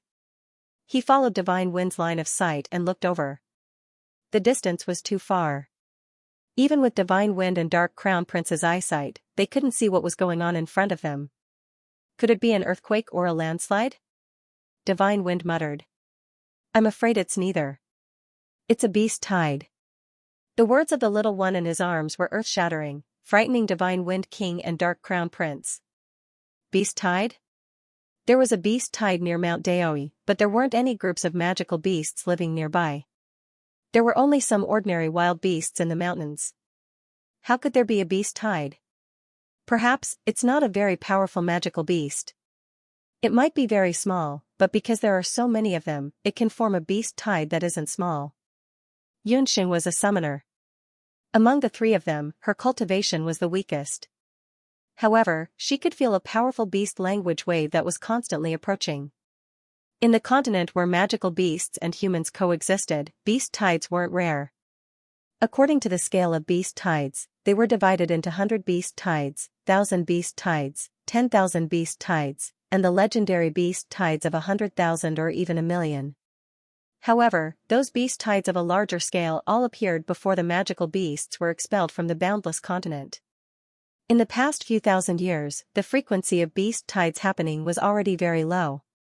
However, Xianxia was sure that the beast tide that was about to affect Mount Daoi and even destroy the entire southern border of Zhou State wouldn't be small.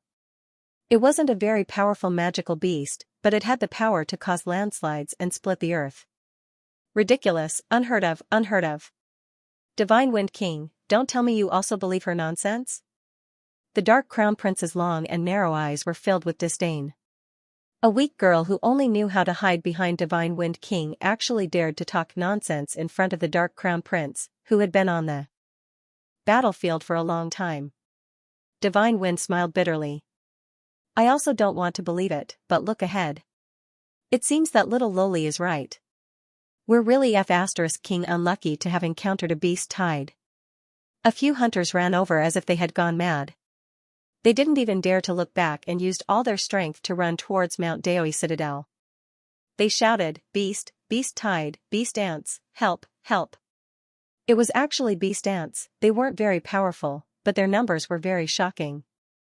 They were like a black tide that was covered by dark clouds. They were boundless, long, and wide. They quickly moved between dozens of mountain ridges. Wherever they went, trees were uprooted and rocks were turned into powder. Although the ants were small, they couldn't withstand their numbers.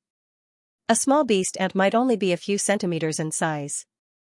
To form such a large beast tide, it would require at least 10,000 or even 100,000 beast ants. Under the lead of the Ant King, they went crazy and devoured the mountain ridges, wild beasts, and even humans. The beast ants were undoubtedly fatal. Go! Divine Wind swept Xianxia up and quickly flew towards the sky. The Dark Crown Prince also raised his douqi and jumped onto the highest tree in the vicinity. Huff, huff. The few hunters who were out on a mission and unfortunately encountered the beast ant tide were about to reach Daoi Mountain City. However, the beast ants behind them, who were in a killing frenzy, kept chasing after them and were about to swallow their elbows. Hua, the last hunter didn't escape fast enough and was swept into the beast tide. In the blink of an eye, he turned from a living person into a pile of bones. Countless ant beasts crawled over the hunters' corpses. Each of them was the size of half a thumb. Their eyes emitted green light as they waved their sharp ant pincers. What was even more perverted was that a portion of the ant beasts were flying ants. They flapped their wings like grasshoppers and leaped into the trees and the sky. Even Divine Wind, who had already flown into the sky, was not spared. He had to dodge in the air. The flying ants seemed to have noticed that the scent on Divine Wind's body was very special. It was as if they had smelled honey and all of them flew over. The rest of them turned their attention and flew towards the tree where the Dark Prince was hiding. The Dark Prince's subordinates, including Black 3, were not spared. They were all swallowed by the crazy ant tide and turned into white bones. Numerous wind sides slashed across the sky. Before the flying ants could get close, they were cut in half. However, there were too many of them. A few flying ants took advantage of the gap and stopped on Divine Wind King's wind wings. I've seen perverted beasts, but I've never seen such perverted beasts. Where did these things come from? Divine Wind screamed. The magical elements that he had condensed into wind wings were being nibbled away by these inconspicuous things. To think that he could even devour mana. How shameless! Divine Wind was twisting and turning in the air like a kite with a broken string. We won't be able to hold on for long. Looking at the ant beasts, they're probably going to attack Mount Daoi Guard City. You're the fastest among us. Return to Mount Daoi first and inform the hunters and guards in the city. Xianxia saw that the ant tide was getting more and more intense. She knew that she wouldn't be able to escape easily today. Huang Ting and the other two were still in the city, as well as Lin Yao and the rest. Xianxia couldn't leave them behind. No, I can't leave you behind. How could Shenfeng not be worried about his companions from the Immortal Keeper Nation? However, if he left, the little Loli would be all alone. There was also the Dark Crown Prince, who knew if he would stab him in the back. Unknowingly, Divine Wind had regarded Xianxia as more important than his companions. When he realized this, he couldn't help but be startled. Xianxia pursed her lips. Did she really think that her title of Bloody Loli was a joke? She might as well use her actions to prove herself. She pointed at the wings of wind on Divine Wind's back. Can you get me a pair of those? Kamikaze's facial muscles trembled. If these words were said by someone else, Divine Wind might have used a wind sickle to chop that person into pieces. However, these words came from Yunxing's mouth, so he didn't say anything. Only the heavens knew how precious the wings of wind were. Other than sky mages, only the elves could possess magical wings. Yunxing's tone sounded as if she was asking how much the 2 cabbages cost per caddy. Wings of the wind were condensed from magic elements, so Divine Wind naturally had a way to condense a pair for her. Divine Wind hesitated for a moment, then gathered a touch of pure wind element between his hands. He placed his palms flat on Yunxing's back, and a cold and light magic element was injected into Yunxing's body. Yunxing only felt that the wind magic spirit in her body instantly became active. Feeling the change in Yunxing's body, Divine Wind couldn't help but raise his eyebrows. He originally thought that Yunxing was only a fire mage, but according to the current situation, she was also a multi-element mage. Yunxing only felt that her body was a lot lighter. Her back slowly stretched out, and a pair of beautiful wings of wind appeared on her back like a butterfly's wings. Yunxing originally knew the primary wind magic levitation technique. With the wings of wind, she was like a tiger that had grown wings. She raised her magic scepter, and her mouth fluently chanted, "Fire element, invincible, fire continuous critical strike." She waved her magic scepter, and her beautiful body swayed with the wind. She was like a willow branch dancing gracefully in the spring breeze. On the enigmatic scepter, the red soul stone was mixed with a dense wind aura. This feeling was the aura of a wind fairy. He didn't expect this little lowly's first soul stone to be blessed by a fairy. It had been many years since a human who could receive such treatment appeared. No wonder Divine Wind felt a sense of intimacy when he first saw her. Divine Wind couldn't help but be stunned. But then, a scene that made Divine Wind King even more unable to close his mouth happened. On the magic scepter, balls of fierce fire shot out like cannonballs. Boom, boom, boom. 3 intense fire explosions instantly exploded on the ground. Blazing flames shot out from the fire explosions, and countless heat waves rolled out, sweeping towards the ant swarm. The flame's temperature was no less than 1,000 degrees, and the small beast ants were immediately burned to death. The ant beasts that were originally surging forward were in a mess. The flames burned the sky, and once the tongues of the flames touched the wings of the flying ants, they immediately turned into bright fireflies. Under the pressure of the flames, most of the ants that came into contact with the flames were directly burned to death. A portion of the lucky ones burrowed into the ground. The countless beast ants that were entrenched earlier were blown to ashes, and there was a large hole in the ground. The beast ants that were surging forward also smelled the scent of death. They were so frightened by the terrifying destructive power that they stopped moving forward. However, Yunxing was very clear that the fire explosion's deterrence was only temporary. When the fire was slightly smaller, the beast ants would definitely make a comeback and continue to advance towards Mount Daoi. Insects and ants were the most afraid of fire. Yunxing's fire explosion's power was not to be underestimated. It happened to be the natural enemy of these ant beasts. If her father, Yun Songhai, was here now, he would be able to return to his peak state back then.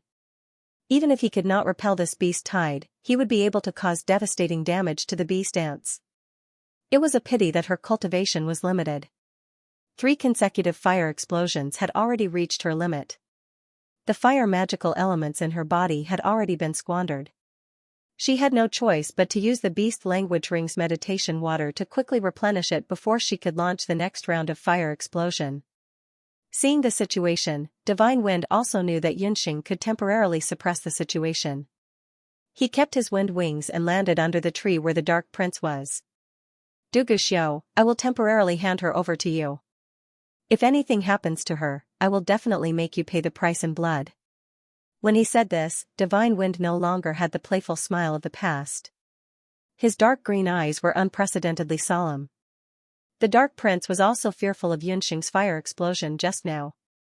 He thought to himself, so that girl's abilities are not weak. But the strange thing is that the magic scepter she used just now only has 1 soul stone. Logically speaking, she should only be a sorcerer.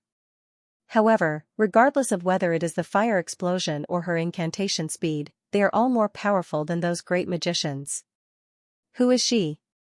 Is she really just an ordinary hunter from Zhou State? The Dark Prince grunted and did not reply. Based on Divine Wind's understanding of him, the Dark Prince reluctantly agreed. Divine Wind did not stay any longer. He turned into a green light and streaked towards Mount Daoi Guard City like a shooting star disappearing in the sky. Half an hour passed. Yunxing had already drunk the 9th bottle of meditation water.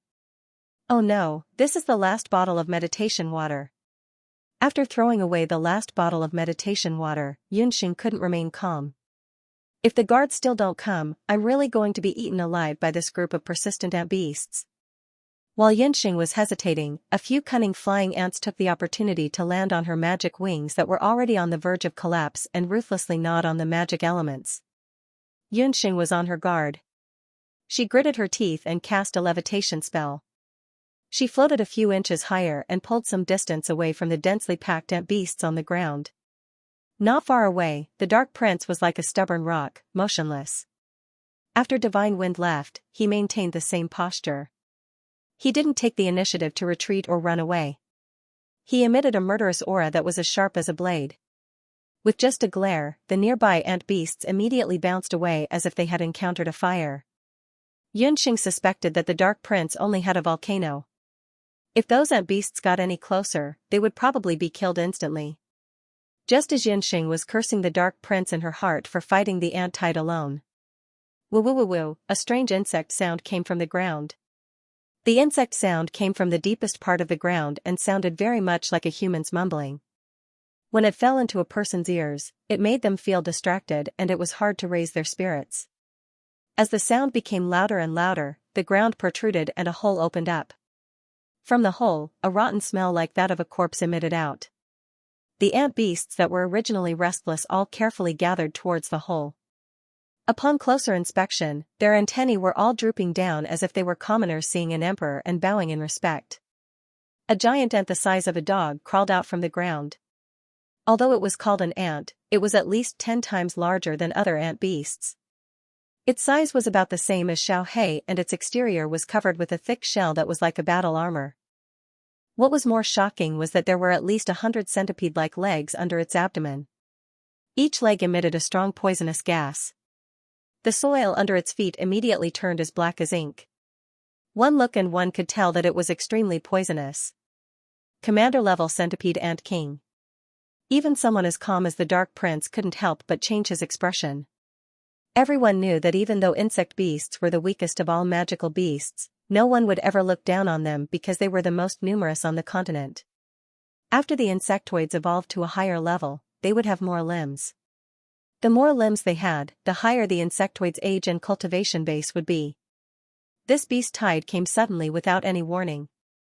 The Dark Prince originally suspected that there was an extremely powerful magical beast general behind the beast tide causing mischief.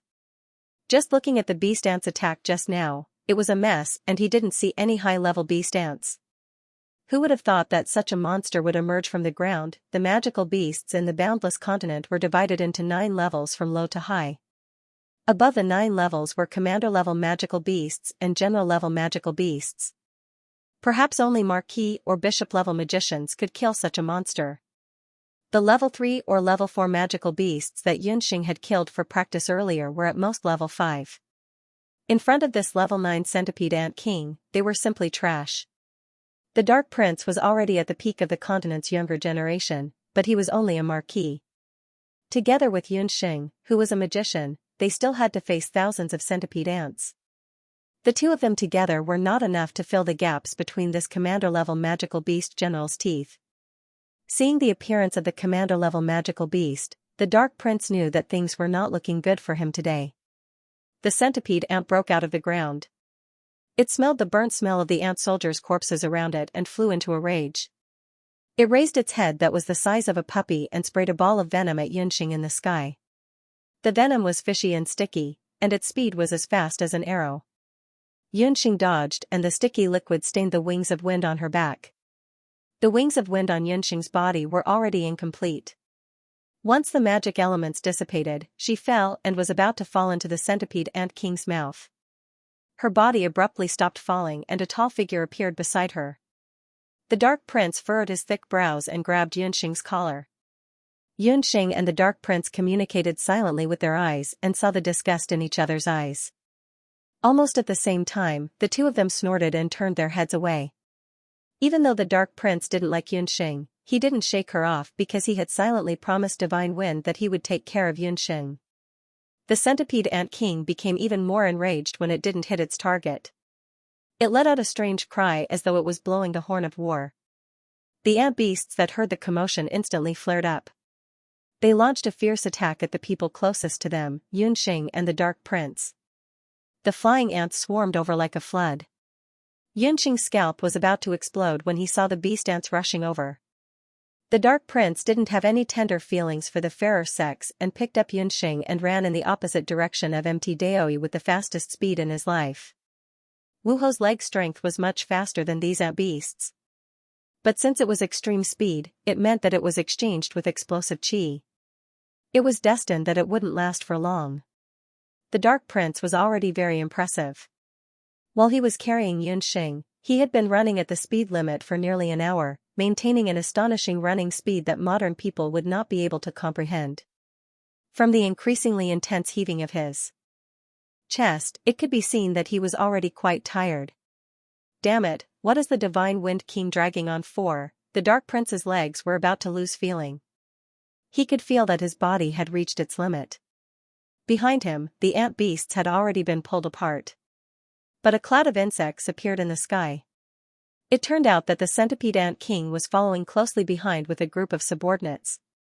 Just as the Dark Prince was like an arrow at the end of its flight, he saw a deep blue lake on the mountain range not far away. Lake. The Dark Crown Prince, who was so tired that he didn't even want to take another step, lifted Xianxia in his hand and threw her into the lake without any hesitation as though she was a rock. With a splash, Xianxia sank into the water. The moment before she entered the water, she saw a ball of chi on the Dark Prince's body like a wild python coming out of its hole. Not long after the two of them fell into the water, the beast tide had already approached the lake. In front of the bottomless lake, the ant beasts didn't dare to move forward without permission.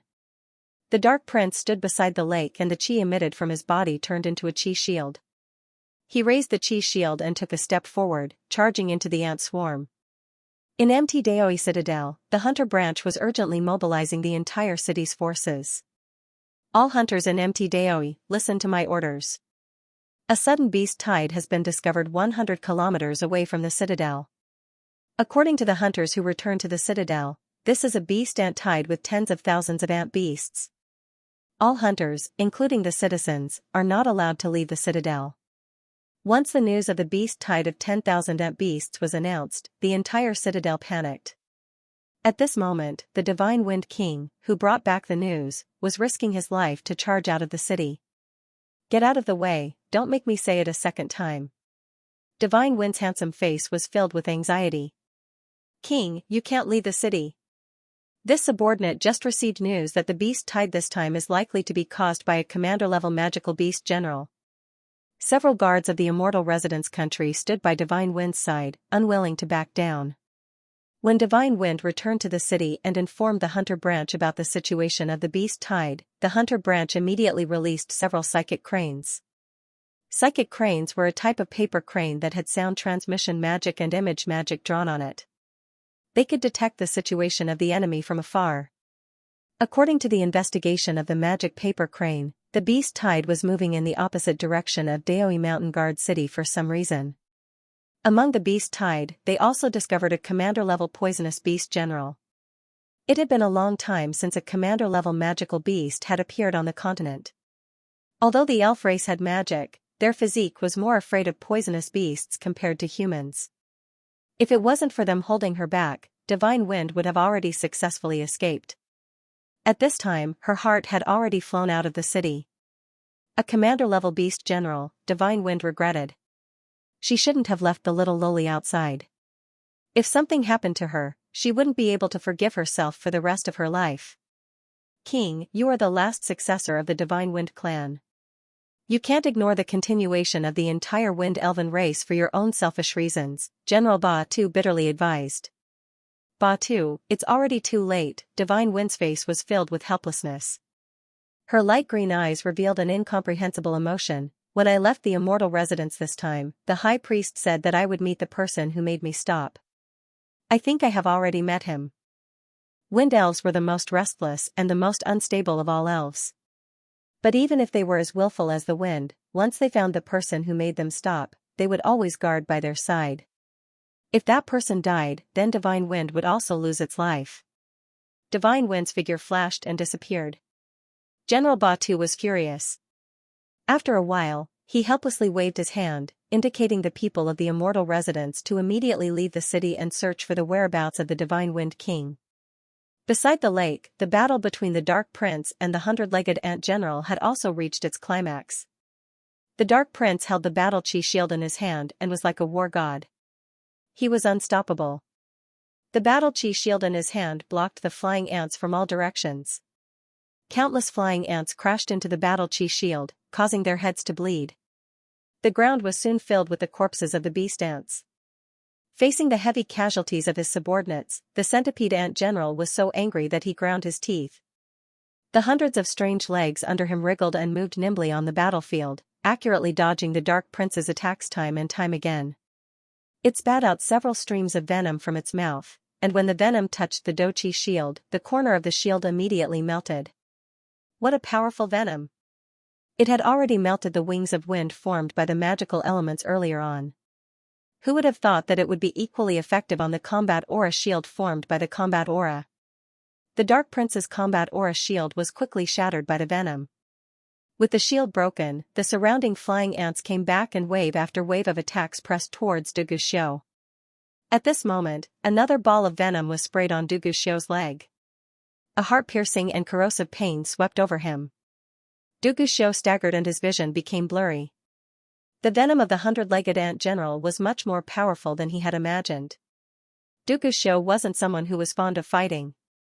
He knew that he was poisoned and hurriedly sealed a few major acupoints on his chest to prevent the venom from spreading. He then jumped into the lake behind him and his tall body sank into the water. The ice-cold lake water swallowed his consciousness. The moment before he lost consciousness, Du Guxiu felt someone supporting his body and quickly dived into the water. His life was saved. This was Du Guxiu's first reaction when he woke up. Before he could savor the feeling of surviving a calamity, Du Guxiu saw a pair of indifferent eyes. A pair of eyes that were as bright as the morning stars.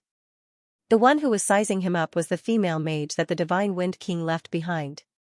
Her appearance wasn't outstanding, but looking at her up close, she had a pair of eyes that left a deep impression. The Dark Prince couldn't help but feel wronged for that pair of eyes. In comparison, Xianxia's appearance was too ordinary. There were plenty of girls like her around the Dark Prince. Scram! When he realized that Xianxia was checking his wound, Du Guxiu fiercely reprimanded her. But the moment he opened his mouth, he felt a pain in his leg. When he looked at his thigh, his wound had already rotted. The venom of the hundred-legged ant general was extremely poisonous.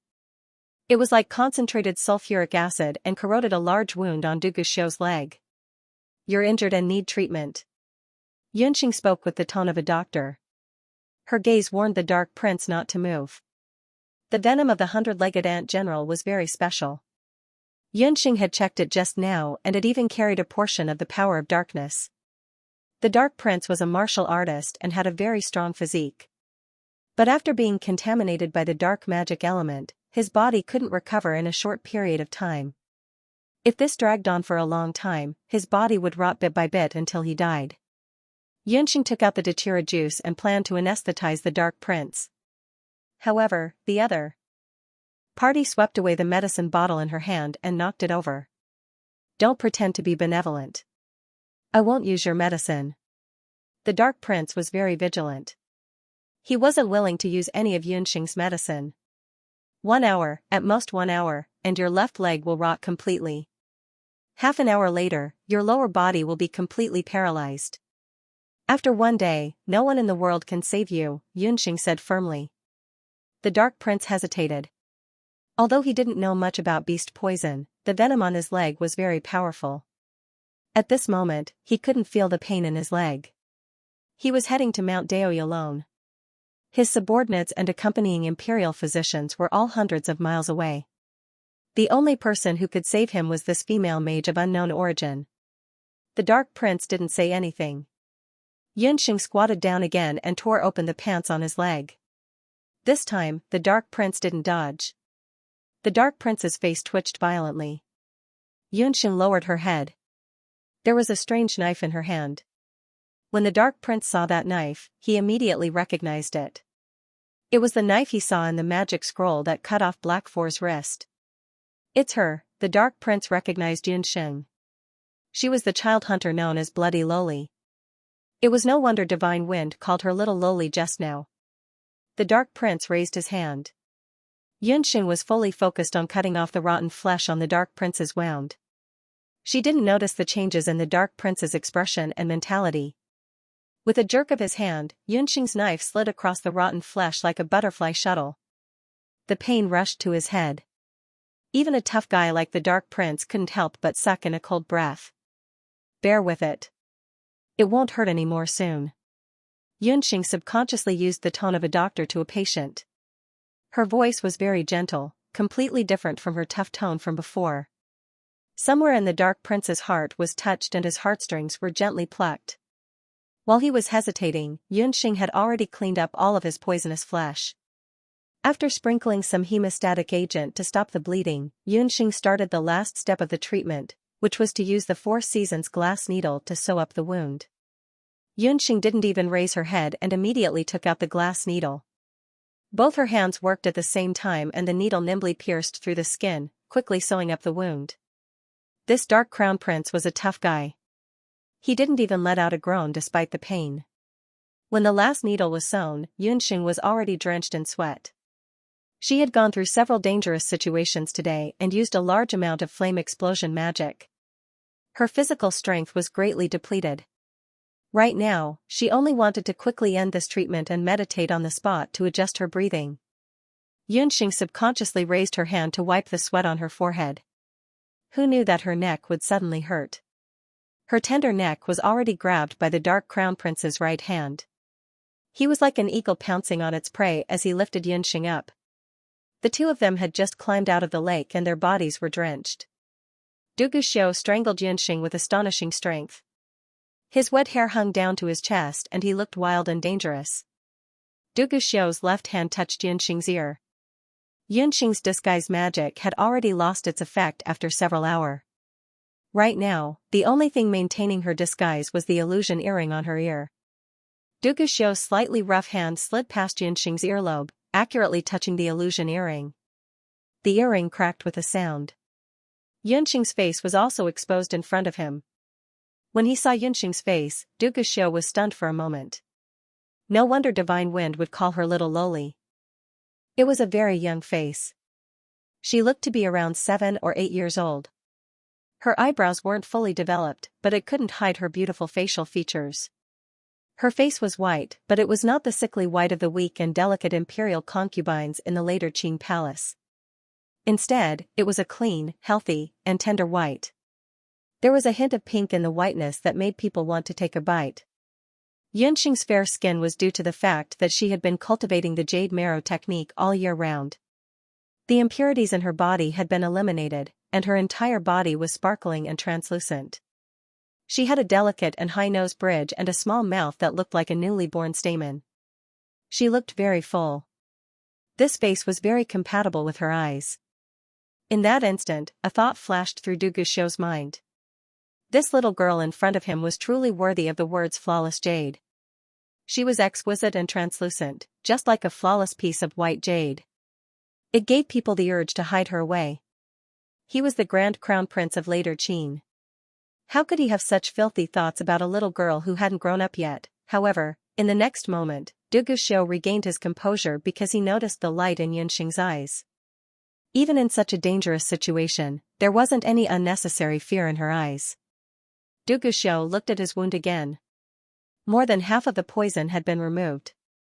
It had to be said that Yunxing's medical skills were very exquisite. Her stitches were complete and she wasn't inferior to the imperial physicians in the later Qing palace. Yunxing, who was being choked by the neck, didn't reveal any panic. She suddenly smiled. She held the needle and pierced it toward the Dark Crown Prince's eyes. The latter reflexively wanted to block it. However, Yunxing's elbow was like a spiritual fire. She turned and changed direction, smashing it on the Dark Crown Prince's stitched-up wound without any hesitation. The wound was quickly torn open and blood splattered out like rain. Almost at the same time, Yunxing's petite figure moved forward. It was as if she was throwing herself into the Dark Crown Prince's arms. Looking from afar, their current posture was very ambiguous. It was as if a man and a woman were hugging each other intimately. In addition, their clothes were wet. Through their clothes, they could feel the pressing heat emitted from each other's bodies. However, along with the heat came waves of murderous intent that made one tremble in fear. Yunxing's hand and needle were less than an inch away from the Dark Crown Prince's eyeballs. The Dark Crown Prince's hand was still choking Yunxing's neck. As long as Yunxing's needle was an inch closer, the Dark Crown Prince would shatter Yunxing's throat. At the same time, as long as the Dark Crown Prince's hand dared to move, Yunxing's needle would pierce his eyeballs. Her killing intent wasn't inferior to others. The Dark Crown Prince couldn't help but feel apprehensive. You've already lost. At most, I'll be blind in one eye. But you're going to lose your life. The Dark Crown Prince was indeed experienced. Blood flowed like a river under his body. Despite the danger before him, he still straightened his back with a proud expression. Unless this man was really daring, he was arrogant to the bone. Even at a time like this, he still had to put on a strong front. However, no matter how arrogant he was, it was useless. Because the person he met was her. You're wrong. You're the one who lost. 1, 2, 3. Before Yunxing could finish counting, the Dark Crown Prince's body swayed. He felt his vision turning blurry. The hand that was choking Yunxing's neck loosened and he fell back in a daze. After the sound of a heavy object falling to the ground, Yunxing put away the bone needle. What a strong bull. I wasted 10 times the amount of anesthetic before I could knock him out. Yunxing felt her heart ache. The Dark Crown Prince refused to use anesthetic no matter what. However, Yunxing took the chance when he wasn't paying attention and smeared a large amount of mandala juice on the 4 Seasons glazed needle used for suturing. This amount was 10 times more than the last time when she anesthetized Yu Baiming. Once the Dark Crown Prince fainted, Yunxing could do whatever she wanted to him. After a round of looting, Yunxing found an anonymous limitless red gold coin card on him. Later Qin's national power wasn't bad. As the crown prince of a country, the Dark Crown Prince naturally had a lot of money on him. He even had a storage ring on him. Since the puffed egg could break the magic barrier, she didn't hesitate to take the storage ring. After a round of looting, Yunxing rolled her eyes. She didn't have a good impression of the Dark Crown Prince. Under the Dark Crown Prince's orders, the Dark Guard hunting team killed so many hunters on Mount Daoi. She should have slit his throat. But when she thought of how he saved her from the centipede ant king, she couldn't help but feel guilty. The death penalty could be avoided, but it was difficult to be punished. Looking at the man's well-built body, Yunxing smiled evilly. When Du Guxiu woke up, he was so angry that his nose was crooked. He realized that all his clothes had been stripped off, leaving only his underwear. His limbs were twisted together by water magic and thrown on a road leading to Mount Daoi. Not far in front of him, there was a line of words that he would never forget. Du Guxiu, I've stitched up your leg again. I'll use your pure gold coin card to cover the cost of the 2 stitches. The water binding magic will lose its effect in about 2 hours. At the end of the message, he didn't forget to add the words Zhou states Yan Yun. Yan Yun. This crown prince won't let you off. Du Guxiu's angry voice reverberated through the forest. In just a day, Yun easily replaced the Divine Wind King and became the first person that the Dark Crown Prince of later Qin, Du Guxiu, vowed to hunt down. Somewhere in the forest, Yunxing had clearly heard the man's beast-like roar. She shrugged her shoulders indifferently. A dog that barks doesn't bite. In any case, we won't have any contact with each other. See you never, Du Guxiu. Yunxing continued to walk forward and a slope appeared in front of her. When she saw the slope, Yunxing's eyes narrowed slightly. A bright light flashed through her ink-black eyes. This slope was discovered by Yunxing when she swam to the opposite shore after being thrown into the water by Du Guxiu. After Yunxing was thrown into the lake, she cursed Du Guxiu 100 times in her heart. However, when she climbed out of the lake, she found that there was a dense forest on the opposite shore. When the beast tide attacked, the forest near the mountain was destroyed. However, the forest in front of her was lush and green, without any signs of damage. This made Yunxing feel that it was strange. Why didn't the beast tide attack this place? According to the records of the continent's ancient books, every large-scale beast tide, especially when there were more than 10,000 beast tides, was due to war or natural phenomena. However, the beast tide that Mount Daoi was facing this time was completely different from the previous ones. Divine Wind had already returned to the Acropolis to call for reinforcements.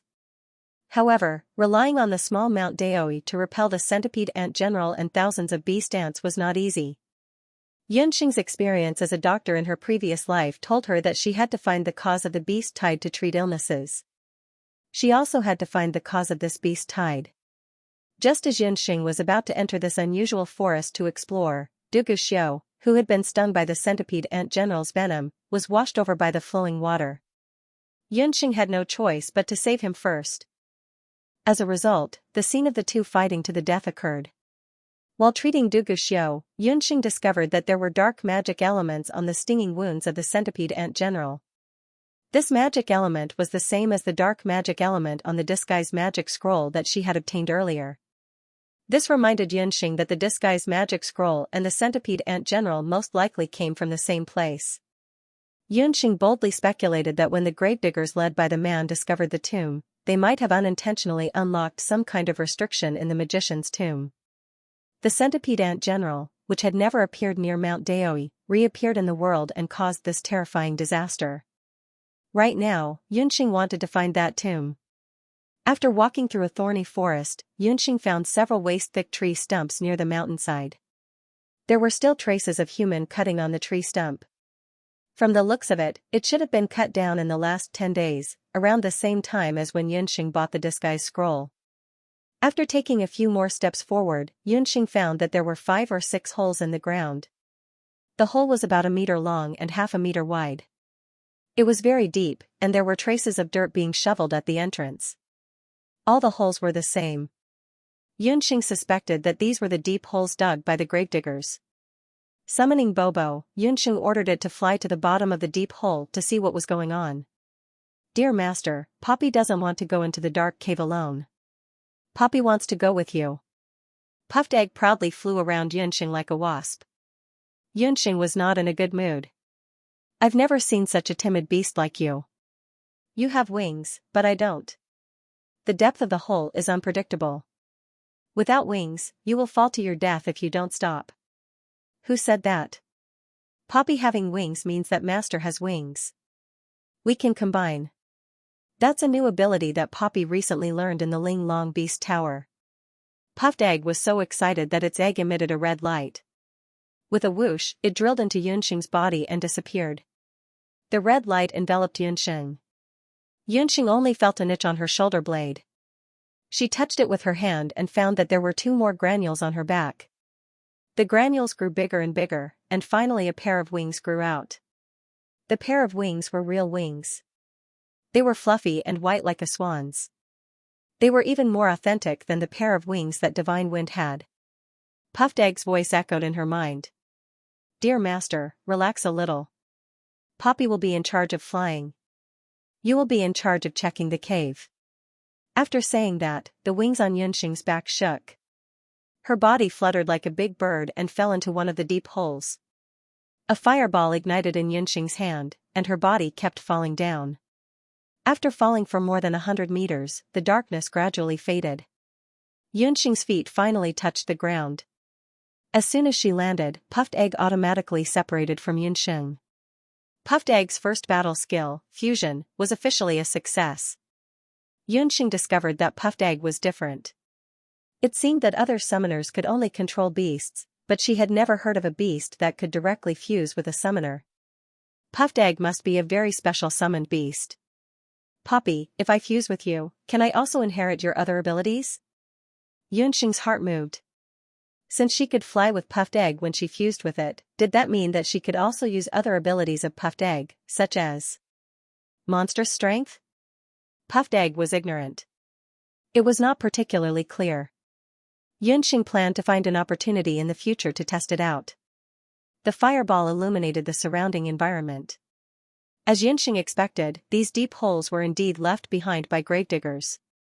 However, Yunxing looked around and found that this was not a tomb like she had thought. This place was more like a place where people lived in seclusion in the early years. There were pots and pans, as well as some simple tables and chairs. Unfortunately, these utensils had been weathered for a long time. Some of the more valuable things, such as the disguise magic scroll, had also been plundered by the gravediggers. Looking at the situation, there must have been a famous magician who lived in seclusion here. But for unknown reasons, the magician eventually died here. There were also footprints of a few people and obvious traces of crawling insects nearby. The tide of centipede ants had indeed crawled out from here.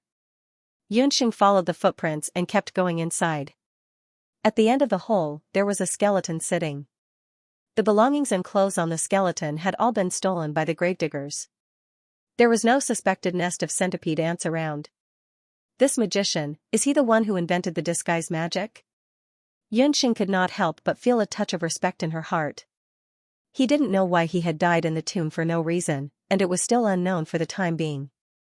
But since the disguise magic was also a big gift.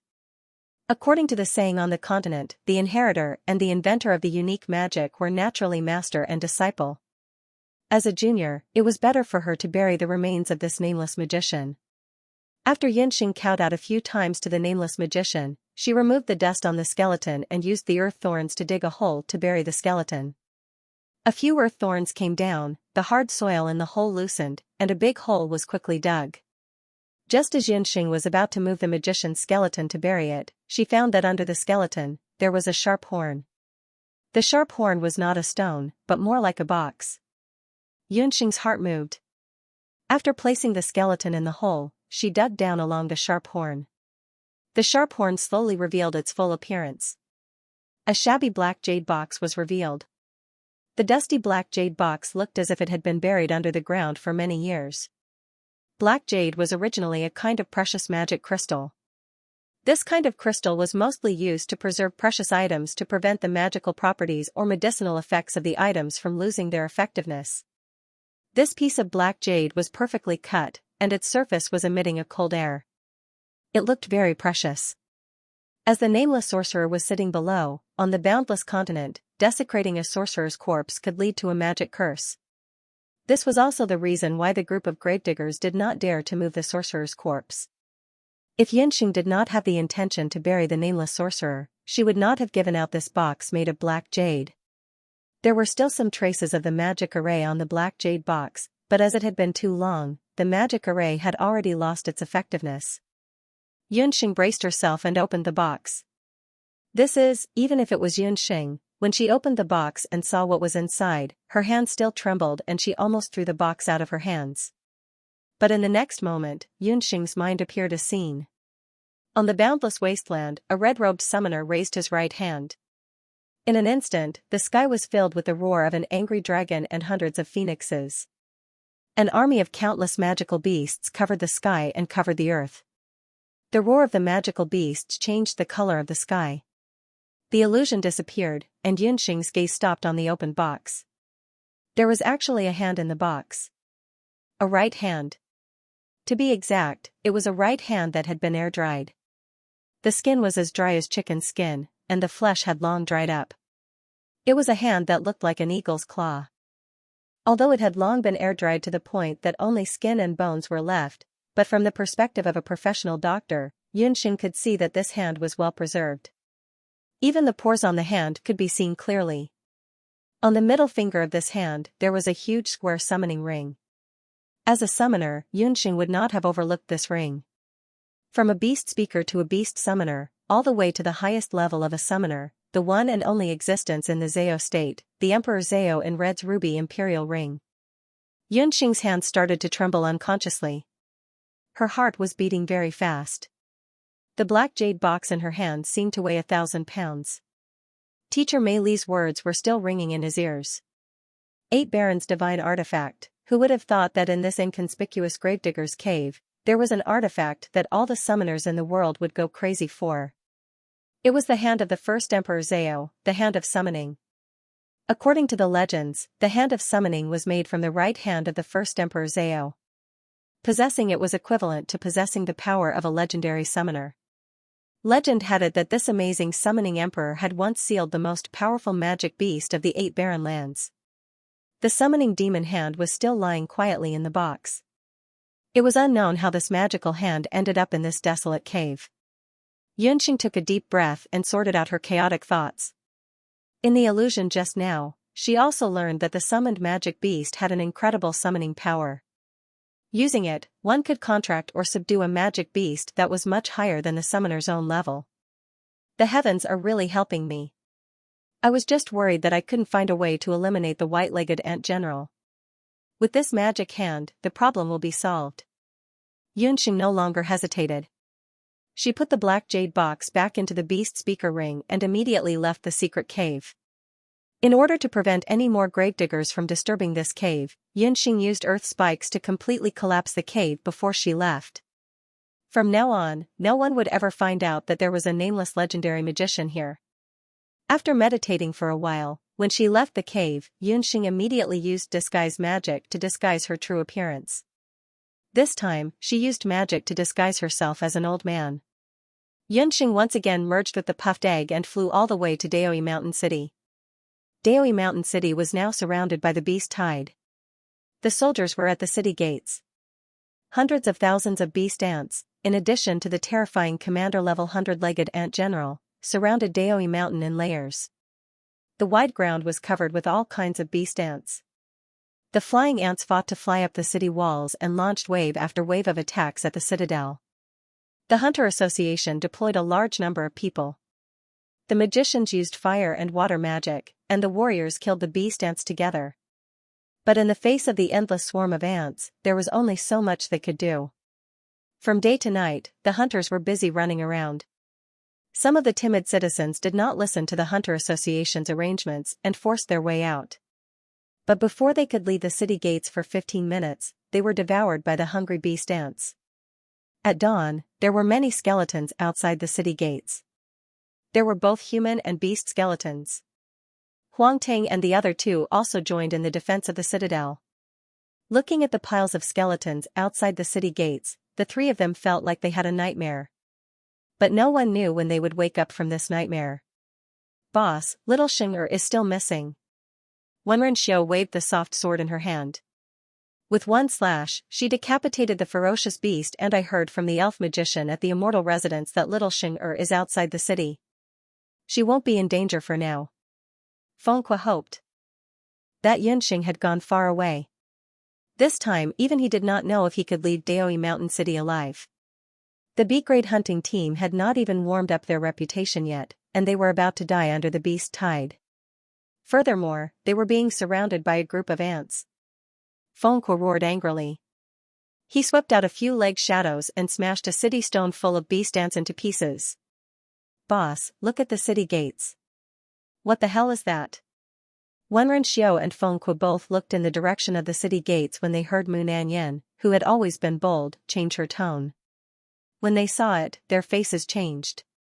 The city gates of Daoi Mountain City had been closed when the beast tide was discovered. The city gates were made of thousands of pounds of molten iron and hard diamond sand. They were extremely hard and did not fear any weapons. There were also several defensive magic arrays on the city gates.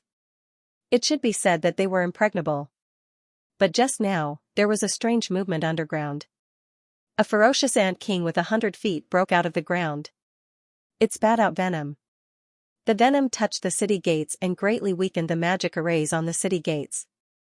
Once the magic arrays were weakened, the centipede ant king led a group of beast ants and flying ants to gnaw on the city gates. The sturdy city gates were gradually loosening. A hole appeared on the city gates, and the hole was getting bigger and bigger. Quick! Guard the city gates. If the beast tide enters the city, no one will be able to escape today. The elder of the hunting team commanded the hunters to guard the city gates, waiting for the final attack. The city was in chaos.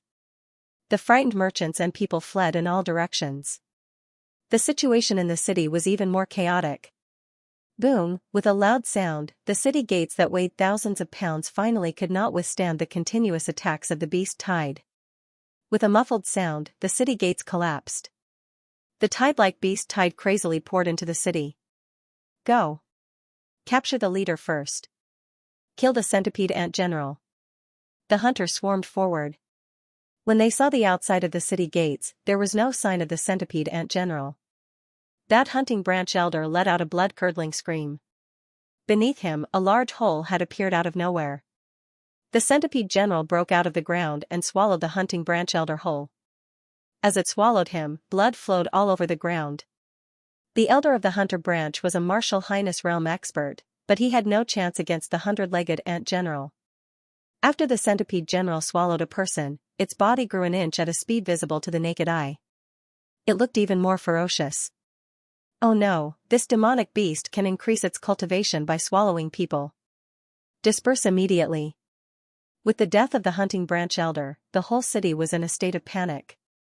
Without a leader, Xianxia saw that no one was in charge and immediately commanded the magicians and warriors to split into two lines. The warriors below the martial master level were in one line and specialized in killing the beast ants that attacked on the ground. The magicians below the archmage level were in the other line and used magic to kill the flying ants in the sky. The remaining warriors of the martial master rank and above and magicians of the great magus rank and above quickly gathered together and formed a circular human wall, surrounding the centipede ant layer by layer. Countless magic and battle techniques attacked the centipede general like a dense rain. That centipede general seemed to have human intelligence as it cunningly hid underground. Everyone's expression became serious as they guarded every inch of the ground under their feet. No one knew which corner the centipede general would suddenly emerge from in the next second. Xianxia's eyes widened. Suddenly, there seemed to be a gathering of strange creatures under his feet. He stabbed the magic scepter in his hand into the ground.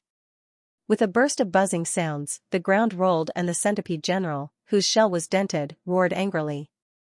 The commander-level demonic beast general's tyrannical ant body rushed out of the ground.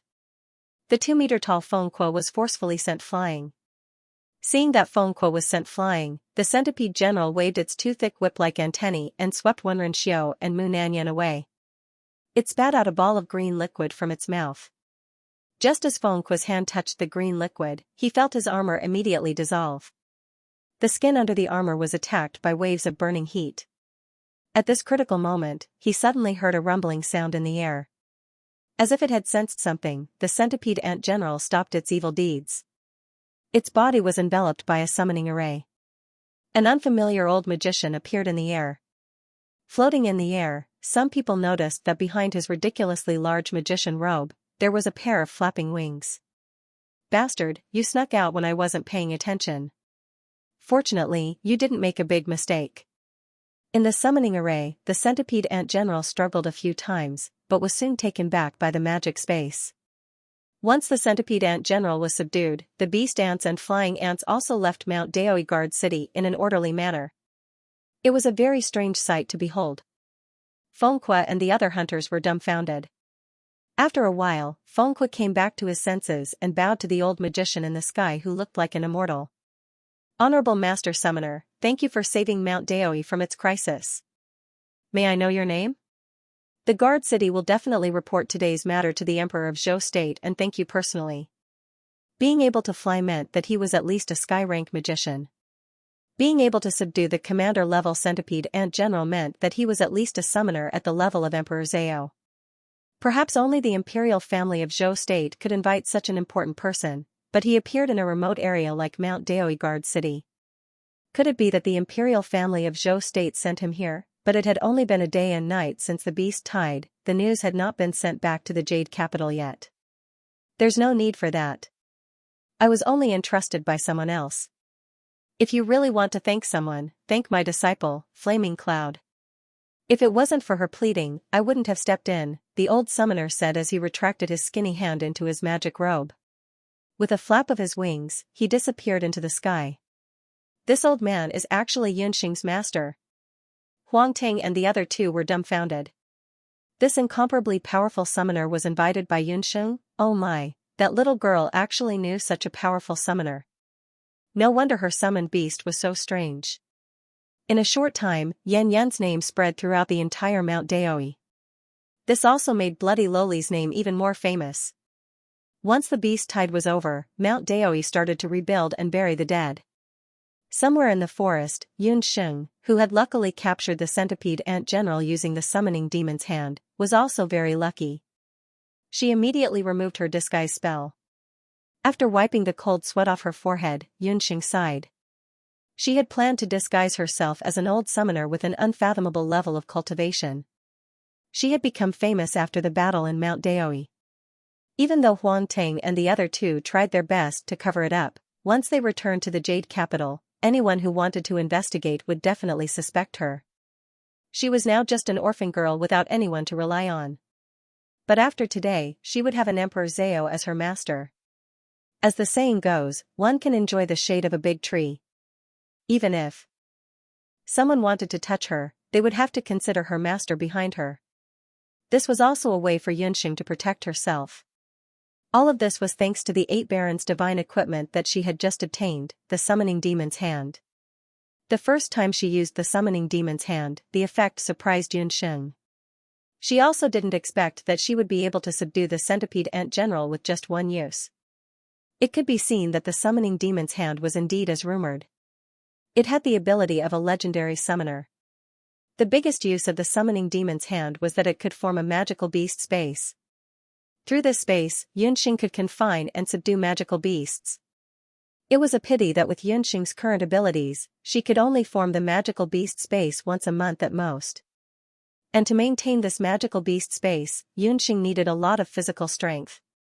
After using the summoning demon's hand just now, Xianxia almost couldn't take it anymore. Luckily, she had the puffed egg, so she could escape successfully. Xianxia adjusted her breathing for a moment and released the magical beast space. In the magical beast space, the centipede ant general curled up obediently and didn't move. The beast language ring on Xianxia's hand lit up. She tried to contract the centipede ant general in front of her. If it was in the past, Xianxia wouldn't dare to do this. But this magical beast space was formed by the summoning demon's hand. The centipede ant general had already been subdued by the Emperor Zhao in Red's powerful summoning power. What Xianxia needed to do now was to tame and contract it. She pricked her finger and the dark red blood merged with the magical beast space. In just a short while, the centipede ant general was successfully contracted. Just as Xianxia was about to communicate with the centipede ant general, Xianxia felt that the 5-colored soul in her body was glowing. The magical elements in her body became active. She was about to break through. Xianxia immediately sat down cross-legged and entered a state of deep meditation. This time, Xianxia's breakthrough lasted for an entire night. Around dawn, when dew dripped from the tips of leaves, wetting Xianxia's cheeks, she slowly exhaled a mouthful of turbid air. In just one night, Xianxia seemed to have grown several years older. Her appearance had changed. She was originally only 7 years old, but now she looked like a 12-year-old girl. Her face that still had some baby fat slimmed down a bit, turning into a delicate and lovely oval face. Her figure was also nearly 10 centimeters taller, and her original dress was a lot shorter. It was as if Xianxia's advancement this time wasn't just a breakthrough in her magic.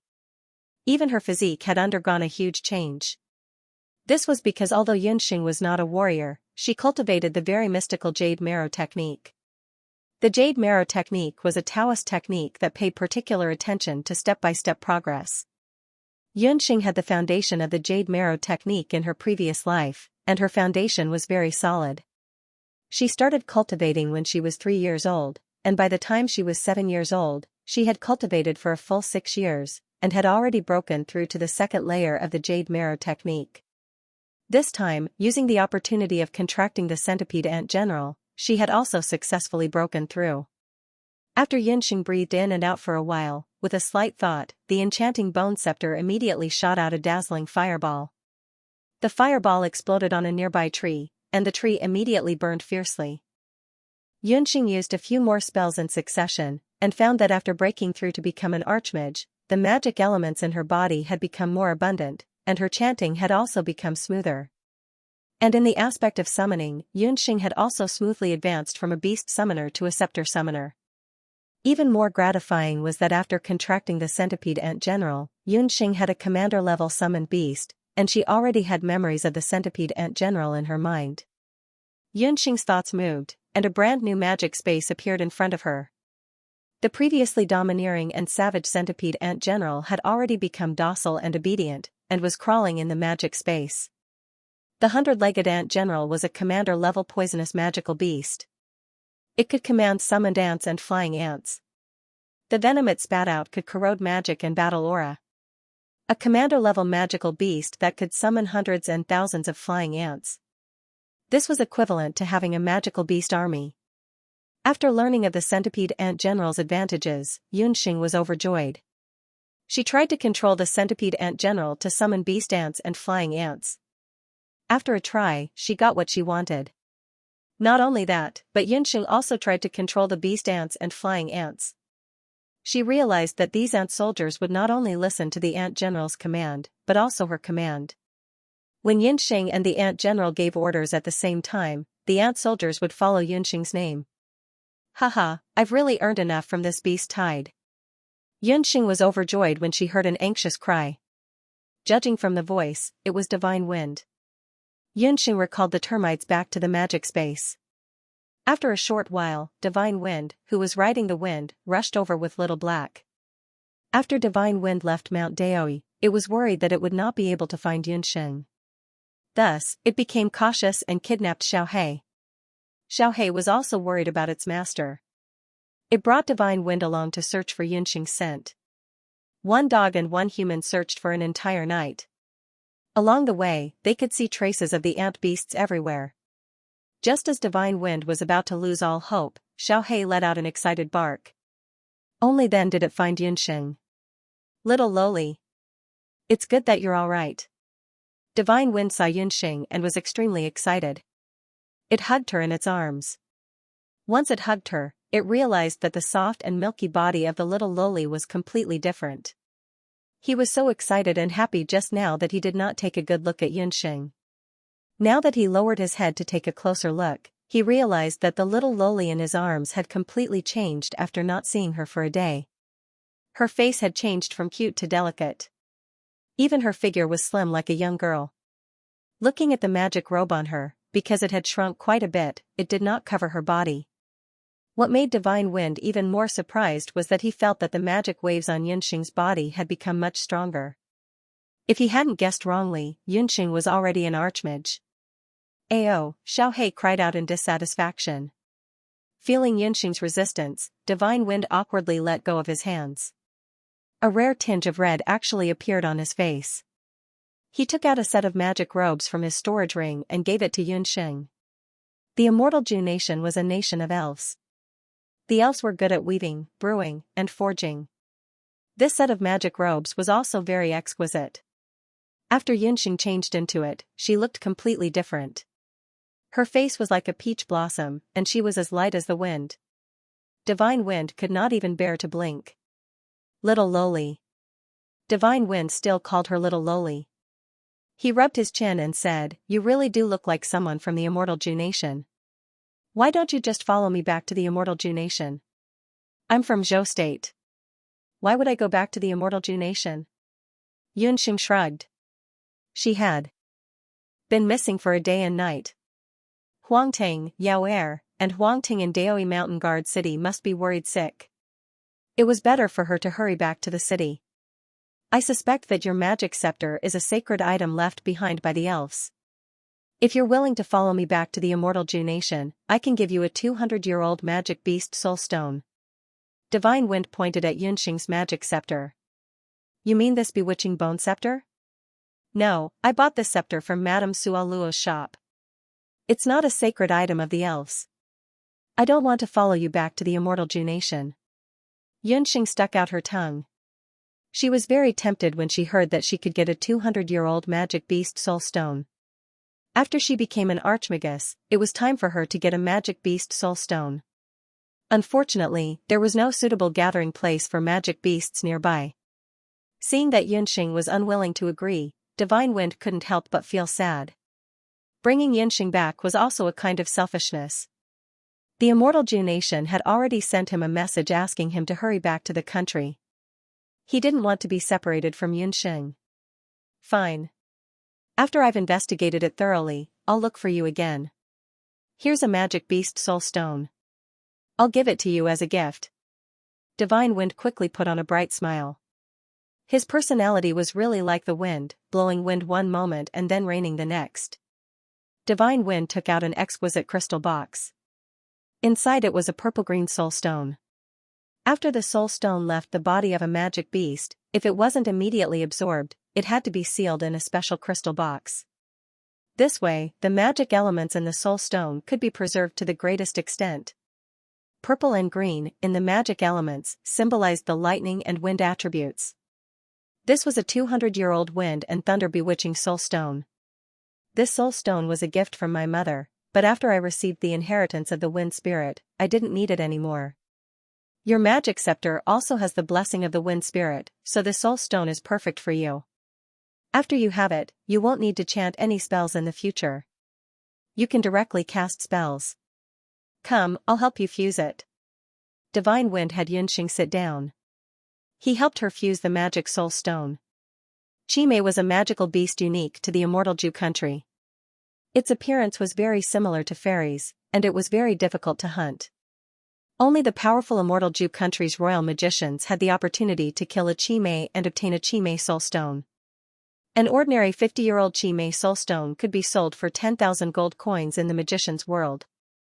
The 200-year-old Qimei soul stone that Divine Wind seemed to casually give out was worth at least 1,000,000 gold coins.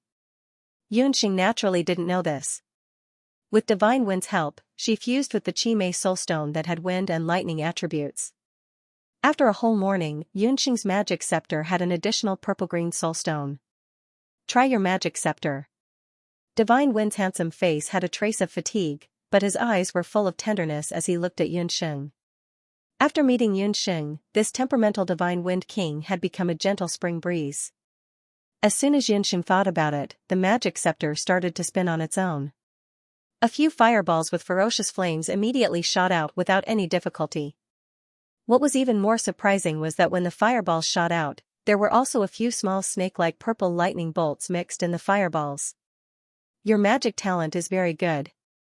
Just now, with my help, the soulstone's magic compatibility reached 85%. Now, in your magic attacks, there is also a part of the lightning attribute's paralysis effect. When facing an enemy, this paralysis effect can last for more than a quarter of an hour. Divine Wind nodded. Xianxia was worthy of being the lucky one who received the wind spirit's blessing. This time, the fusion with the demon soul stone was perfect. Xianxia and Divine Wind brought Xiaohe back to Daoi Mountain Guard City. After Divine Wind sent Xianxia back to the inn, he went to meet up with the people from Tyrant Soul. Today, he was going to return to the immortal Zhu country. Before leaving, he didn't forget to ask about Xianxia's specific residence in Zhou State. Xianxia thought for a moment, then told him that she lived in a place called Wu Profound Limitless Hall. It was true that Divine Wind rarely walked around the continent, and he had never even heard of the continent's famous Wu Profound Limitless Hall. Instead, he happily said that he would definitely look for Xianxia again, and then ran away like a wisp of smoke. Xianxia found it hard to imagine that if Divine Wind, who was wearing a magician's attire, really appeared outside the dojo. She didn't know if those hot-blooded warriors of the dojo would regard him as someone who came to smash the dojo. Huang Tang and the other two heaved a sigh of relief when they saw that Xianxia was safe and sound. At the same time, they were also very moved that Xianxia had advanced to become an archmage in just one day. Mu Nanyan couldn't help but let out a strange cry when she saw Xianxia take out a magic scepter with an extra soul stone. Tomboy, lower your voice. Do you think that this young master's heart and liver haven't been stimulated enough these few days?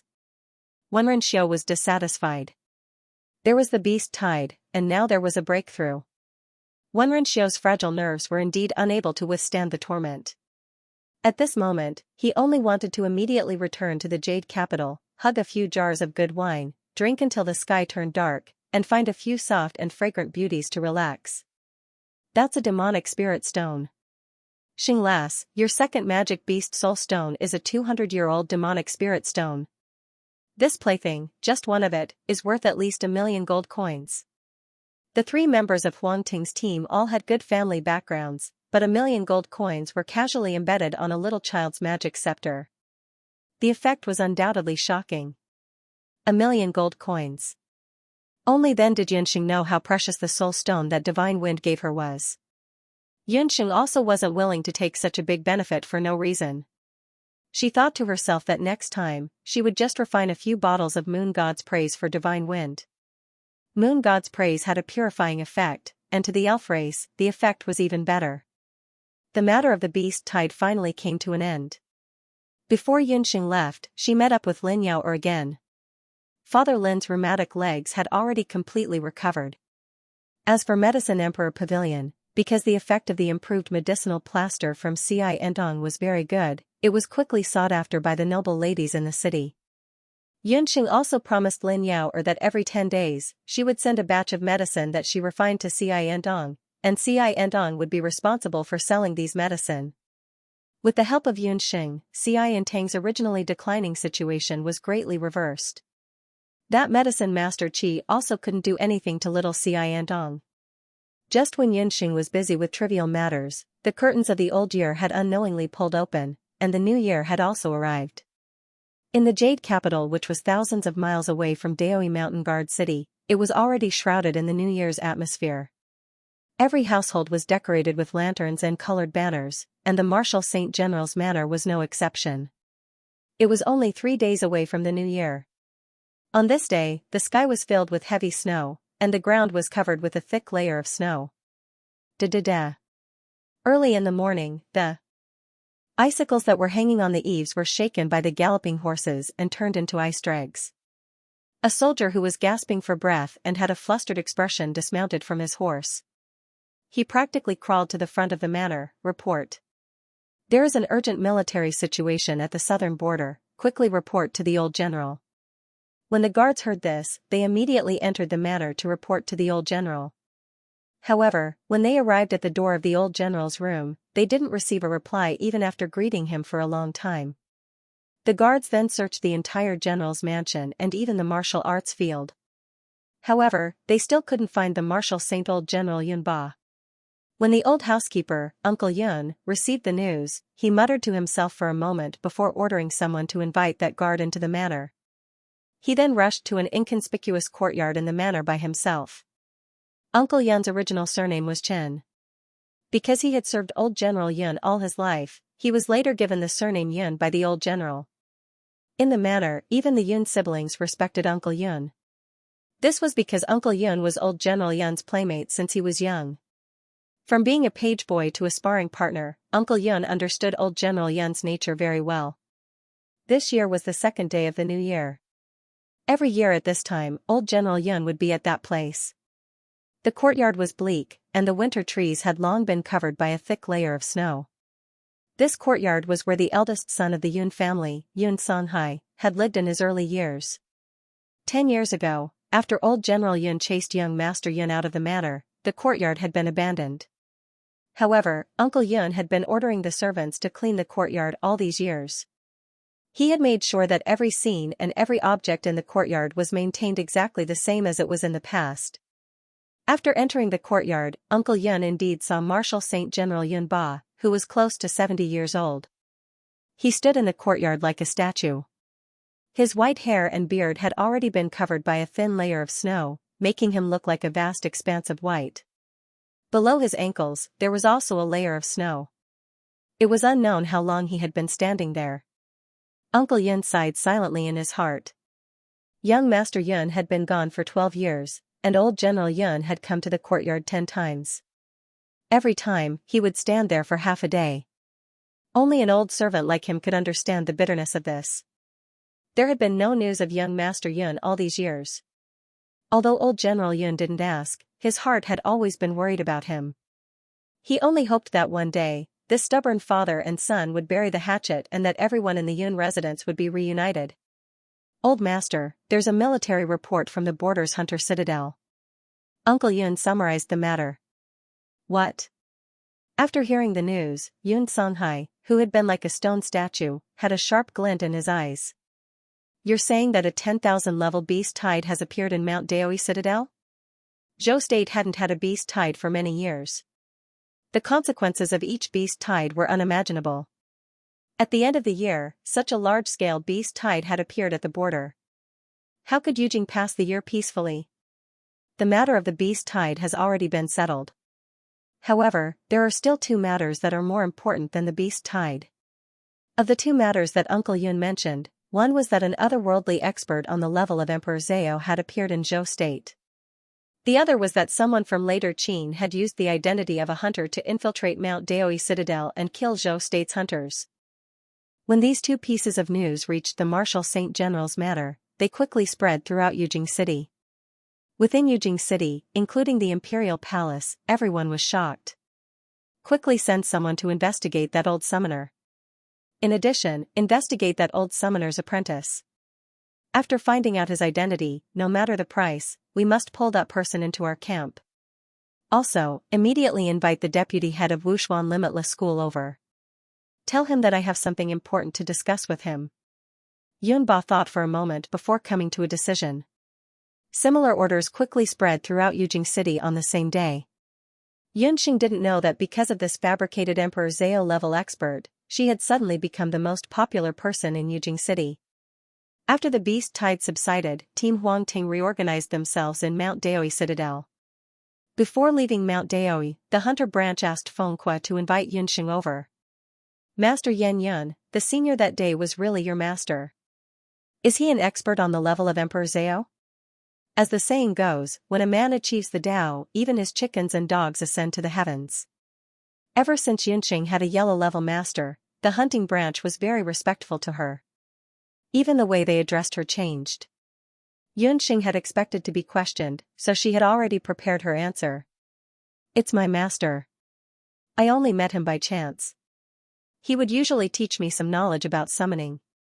This time, we happened to encounter the beast tide, so he helped. That's good. Since we've confirmed the senior's identity, you can pass this reward to him. The person from the hunter branch gave Yunxing an Empire purple gold card. Yunxing was confused and looked at Fengque. This is the reward from Mount Daoi Citadel to repay the senior's help. It's a total of 10,000 purple gold coins.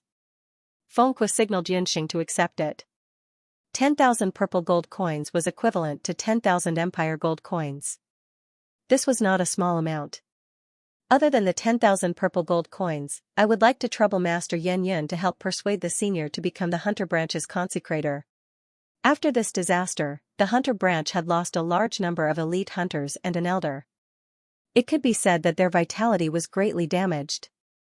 Although the beast tide had subsided, it also exposed the weakness of Mount Daoi Citadel's defense and lack of strength. Consecrator? No way. My master is very mysterious and is very low-key. He's not used to staying in one place for a long time. Yunxing quickly retreated. What a joke. She was about to return to Jade Capital. How could she have the time to be the consecrator of Mount Daoi Citadel? Xiaosheng, the consecrator of the hunter branch, is not just the consecrator of Mount Daoi. It was a consecrator of the Hunter Union, so it did not need to stay in Mount Inaba all the time. He only needs to show his face when the Hunter Union is in a major crisis. The beast horde this time is hard to come by even once in 100 years. Your master is just a figurehead. The Hunting Union will also pay an additional 20,000 Empire purple gold coins as tribute every year, Fengque persuaded from the side. 20,000 purple coins was equivalent to 200,000 gold coins. Yunxing couldn't help but be shocked. She had only earned 1,000,000 gold coins in the last B rank exam. Being a consecrator of the MT Inaba branch and being able to earn 200,000 gold coins without doing anything for a year, this was a deal worth taking. Seeing that Yunxing had agreed to the invitation, the person from Mount Daoi was overjoyed. He took out a tribute badge and handed it to Yunxing. This is the badge provided by the Hunter Association. With this badge, your master will make 3 requests to the Hunter Association. However, these 3 requests must not violate the Hunter Association's rules. Yunxing also accepted it. Other than that, I have a few invitations here. They were personally sent by the leaders of a few A-rank hunting groups in Zhou State. They can provide generous treatment and hope that you can join their hunting groups. When the hunter branch helped to pass the mocking invitation, Fengque's expression changed slightly. In fact, Yan Yun, who had the title of Bloody Lowly, was the biggest beneficiary of the beast horde this time. Those hunting groups all hoped to recruit her under their command. Their goal was to make use of the strength of an expert like Emperor Zhao. Thank you for their kindness. I am not interested in joining any hunting groups for the time being. After Yinxing returned to Jade Capital, she had to enter Wushuan Limitless School. She believed that she would not be able to participate in hunting missions for a long time. Hearing that, Fengqua's expression softened. Yunxing was the golden signboard of their team, so she could not leave. After Huang Ting's team finished dealing with these matters, they rushed back to Jade Capital. Along with Yunxing was Lin Yaoer from Xiandong. Father Lin's body had almost recovered, so the business of the medical hall in Mount Daoi was handed over to Father Lin. Lin Yaoer received Yunxing and Fengqua's recommendation. On one hand, she was preparing to enter the Royal Magic Academy to continue the magic lessons that had been interrupted earlier. On the other hand, Yunxing wanted to ask her to help reopen the business of the medical hall in Jade Capital. When they returned to Jade Capital, the ground of the city was still scattered with red firecrackers. The smell of the new year had yet to dissipate. Yunxing, this time it's all thanks to you that we were able to successfully advance to be rank hunting group. Here are 5,000 imperial gold coins, which were given by the branch after we advanced to be rank hunting group. The few of us discussed for a while, and the gold coins all belong to you. As for the missions of the hunting group in the future, you can participate or not. If you have anything, just send a message to Wenren Manor. During this period of time, the three of us will not be in Jade Capital most of the time. Fengque was a teacher, and he also understood that after Yunxing went to Wushuan Limitless School, she still prioritized her studies. After the examination in Mount Daoi, they successfully advanced to be rank hunting group. The members also had the powerful summoner of Emperor Zhao's level protecting them. Huang Ting immediately became the leader of the hunters in Zhou State. Even a few rank hunting groups threw olive branches to Huang Ting. However, Huang Ting and the other two did not join any hunting groups. They received many B-rank missions and planned to go to various places to complete them. Yunxing did not hold back. She had too much money, so she wanted to tidy up the medical hall, find a way to cure her father, and have her own business. Right now, she still needed a large amount of money. After the five of them separated, Yunxing accompanied Lin Yaoer to find a place to stay in the city. When the two of them passed by the main streets of the city, they felt their stomachs rumble with hunger. Yunxing found a restaurant in the city and found a secluded spot by the window. She ordered a few exquisite dishes and chatted with Lin Yaoer as they ate. Suddenly, they heard a commotion. The sound came from the direction of the city gate. Looking at the south side of the street, 2 columns of Zhou State soldiers with strict military discipline were lined up in a row. A dazzling carriage drove over. There was a flag on the carriage, and the words "Crown Prince Manor" swayed in the wind. On the street, a red carpet was spread out. The ceremony was grand. 2 people came down from the carriage. They looked familiar. It was Yi Balian and Chen Lianer. Yi Balian's complexion was not good. Chen Lianer's beautiful face, which had obviously been disguised, was still a little uncomfortable. The two of them stood at the end of the street, as if waiting for someone. Waiter, who is so grand that the Crown Prince of Zhou State has to personally welcome them. Yunxing was not in Yujing for a while, so she did not know what had happened in the capital. Miss, are you from other places? How can you not know such a big thing? The Crown Prince is welcoming the Beiming Prince of Zhou State, Yi Beiming. In the restaurant, the customers had already gathered at the window. When Yunxing heard the word Yi Beiming, she could not help but be stunned. This world was truly small. Yunxing was stunned. She didn't expect to meet Yi Beiming again under such circumstances. More than a year had passed since they parted at Banana Leaf Village, and she didn't know how Night Fox was doing. His eyes should have recovered, right? Zhou State's Crown Prince, Yi Balian, was still waiting on the long street below the restaurant. This long street led straight to Zhou State's Imperial Palace, and it was the only way to get there. Yunxing's feelings toward Yi Beiming were complicated. After she obtained half of his magic soul, she ran away without a trace. Logically speaking, after the cornea surgery, she still needed to observe Yi Beiming's condition for a while, but the situation back then was urgent, and Yunxing couldn't stay in Banana Leaf Village to wait for him to wake up.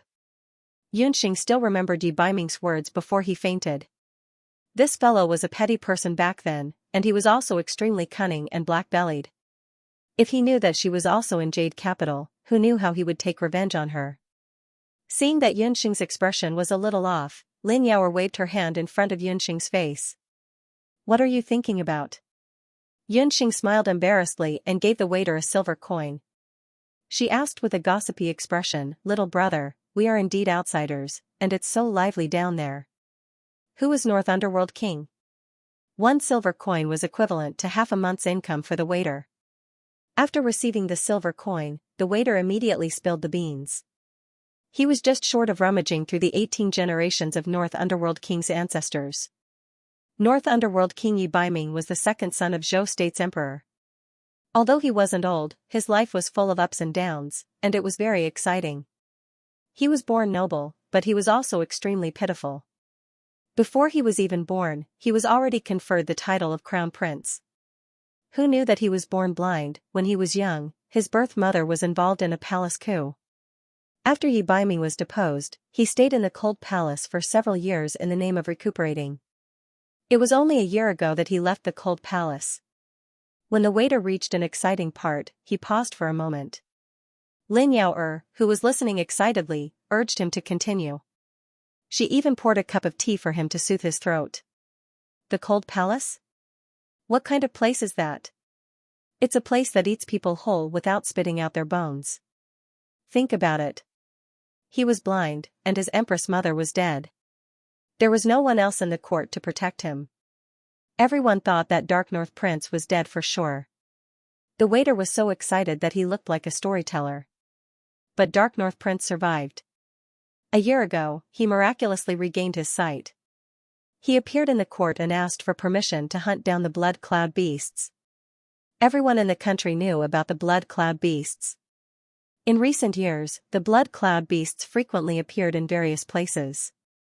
The Dharma Temple, the Hunters' Union, and the armies of various countries all sent people to hunt them down. But only those who had experienced the Blood Cloud beasts knew how powerful they were. Yunxing knew that Yi Baiming was strong, but she didn't expect Yi Baiming to be strong enough to hunt down the Blood Cloud beasts alone. In the past year, Dark North Prince killed dozens of Blood Cloud beasts without relying on a single soldier. Zhou State's emperor was very happy. A year ago, he personally conferred the title of Dark North Prince, Yi Baiming, as Dark North Prince. A year ago, a Blood Cloud beast was discovered in the east of Zhou State. The Night Prince brought 2 of his friends and successfully defeated the evil Blood Cloud beast. Today, he returned with the Blood Cloud beast. His Highness the Crown Prince was ordered to come and welcome him. The waiter glanced at the street. In that case, the Crown Prince should come and welcome him. But what's up with the person beside him? Lin Yao also noticed Chen Lian standing beside the Crown Prince. It was Lin Yao's first time in Yujing, so she didn't know who Chen Lian was. But looking at her clothes, she didn't look like an ordinary concubine. She was well dressed and had a noble aura. She must be a woman of status. Hee, that's the Zhou State's Crown Prince consort. I heard that she and Dark North Prince were childhood sweethearts. After Dark North Prince was deposed, she became the Crown Prince's Crown Prince consort, the waiter whispered. Lin Yao looked at her with disdain. This kind of woman was fickle.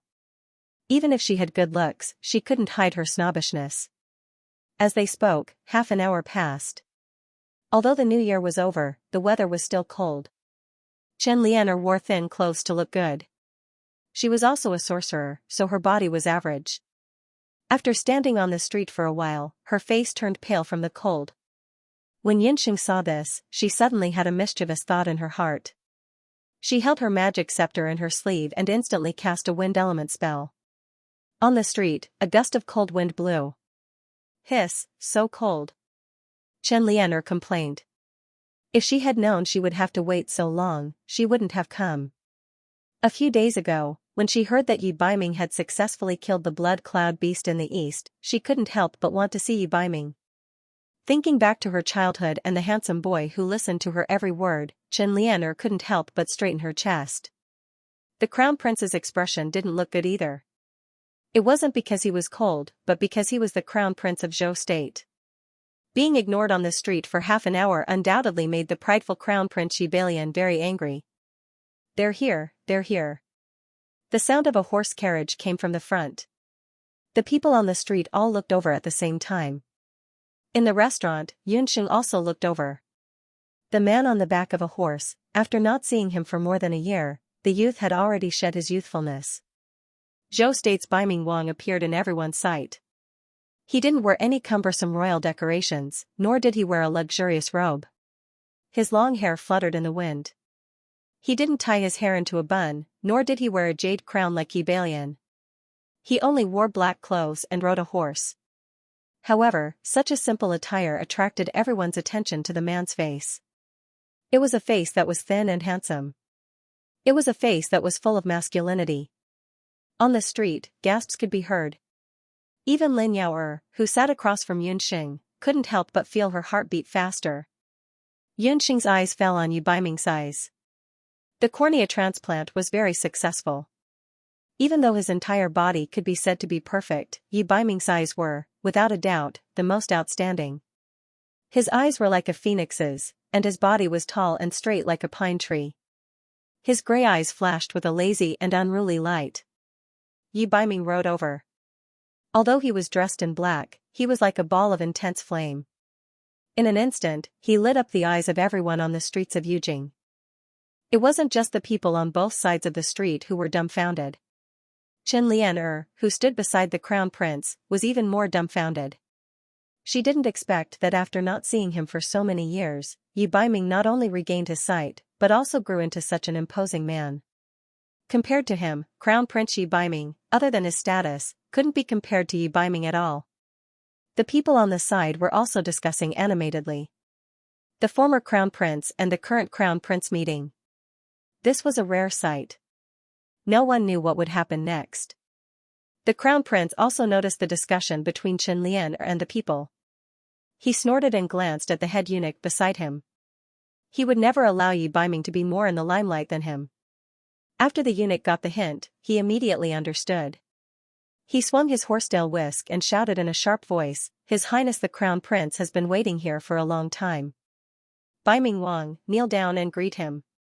Yi Baiming was a prince, while Yi Balian was the crown prince. The difference in status between the two was obvious with the eunuch's shout. Qin Lianer's infatuated mind instantly sobered up. It didn't matter if he had good looks or was peerlessly handsome. When Yi Balian became the emperor, Yi Baiming would at most be a subject. If the emperor wanted the subject to die, the subject had no choice but to die. This was a principle that would never change. Yi Baiming did not have a mother or any other power to support him. At most, he would only be a prince. Yi Balian put on an arrogant expression and waited for Yi Baiming to come forward to greet him. Yi Baiming rode on his horse. Light flashed in his gray eyes, but his lips curled into a mocking smile. "Royal brother, please forgive me. I accidentally injured my knee in the battle with the blood cloud beast. I won't be dismounting to greet you." After saying that, he did not forget to lift up his robe to reveal his long legs. On his left knee, there was indeed a thick layer of bandage, and one could faintly see the color of blood. In the restaurant, Yunxing's mouth twitched. She could imagine Crown Prince Yi Balian's expression at this moment. A fox was a fox. No matter where it was, it would be a fox in front of anyone. A sinister light flashed across Yi Balian's eyes. Under his gorgeous robe, his hands were trembling in anger. Since he was already injured, it was not good to force him to dismount and greet him. If he forced him to do so, it would give him an excuse. He could only put on a smile and said, "Since Imperial Brother is injured, why didn't you say so earlier? It's so cold right now. You should quickly go back and rest. As for the matter of transporting the blood cloud beast into the palace, leave it to me. Why aren't you all moving aside?" With that, the crown prince impatiently walked towards the beast carriage behind Yi Baiming. Legend had it that the soul stone in the blood cloud beast was very special. Yi Balian had long wanted to send him to the palace and then begged the emperor of Zhou State to give him the soul stone. Seeing how shameless Yi Balian was, Qingbai and Bu Jiuxiao, who were accompanying the beast carriage, looked at each other and retreated to the side. The carriage was covered with a thick layer of waterproof tarpaulin. When Crown Prince Yi Balian saw this, he walked forward impatiently and lifted the cloth. However, just as he lifted the tarpaulin, the beast carriage shook violently. Roar! A loud roar came from the beast carriage. A violent earth bear's paw slapped towards Crown Prince Yi Balian's face. Yi Balian didn't expect the blood cloud beast to still be alive. Caught off guard, he took a few steps back in fright. He lost his balance and sat on the ground. Although the Crown Prince dodged, his face was still hit by the wind from the bear's paw, leaving him with 5 claw marks. You! Yi Biming, what are you trying to do? Yi Balian had never come into contact with a magical beast at such a close distance. He was scared out of his wits. He looked at Xianxia and saw that her face had changed slightly. The onlookers were also discussing animatedly. He felt that he had lost all face. Haha, Your Highness, you're in the wrong. In the letter, Lord Biming had already stated that he was going to escort the blood cloud beast back to the capital, but he didn't say that the blood cloud beast was dead. This time, Lord Biming, I, and the other 2 captured a blood cloud beast alive under the order of a martial arts club's master. We used it to strengthen the martial arts students' bodies. Crown Prince, you were the one who wanted to escort the blood cloud beast back to the palace. You were so anxious that you lifted the tarpaulin yourself. Now you're blaming us. What a joke. Qingbai didn't hold back and scolded the Crown Prince indirectly. He mocked the Crown Prince as if he was worthless. Sigh, some people have good lives. Unlike us, we're still running around outside during the new year. We're so busy, yet we're still blamed. Crown Prince. Xianxia looked at Yi Biming with a complicated expression. She comforted the Crown Prince softly. You. Don't use the martial arts hall's name to pressure this Crown Prince. This Crown Prince wants this blood cloud beast's soul stone. Yi Biming's face was red as he angrily pulled Xianxia onto the carriage. When Xianxia got onto the carriage, she looked at Yi Biming with resentment. Unexpectedly, the latter didn't even look at her. Instead, he suddenly raised his head and looked at the restaurant to the side. From the beginning, Yi Biming felt a very special gaze falling on him from above. He couldn't help but raise his head. Through the crowded windows of the restaurant, only unfamiliar faces could be seen. Suddenly, Yi Biming's gaze changed slightly. He saw 2 young girls sitting by the window.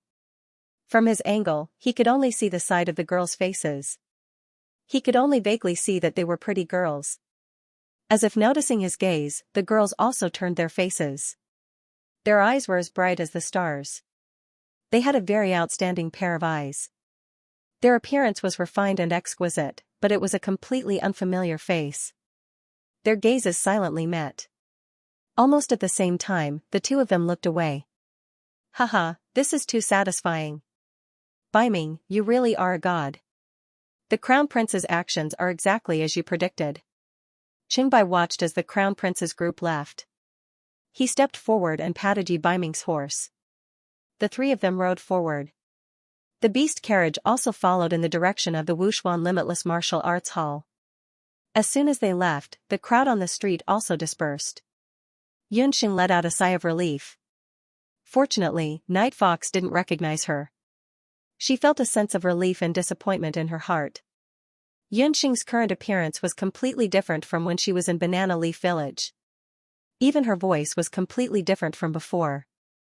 The blind Yi Biming wouldn't be able to recognize her even if they were close. Wah, what a pity.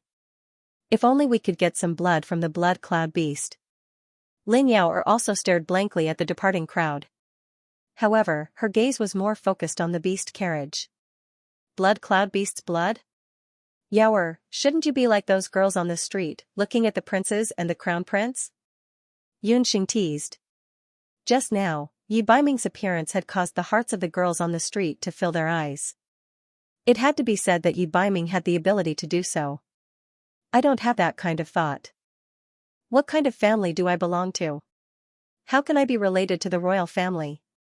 On the other hand, Yunxing, didn't you say earlier that you were going to report to the Wushuan Limitless Martial Arts Hall at the beginning of spring? If you have the chance, get some blood from the blood cloud beast. I heard that the doctors on the continent can use the blood of the blood cloud beast to refine pills that can strengthen a person's body.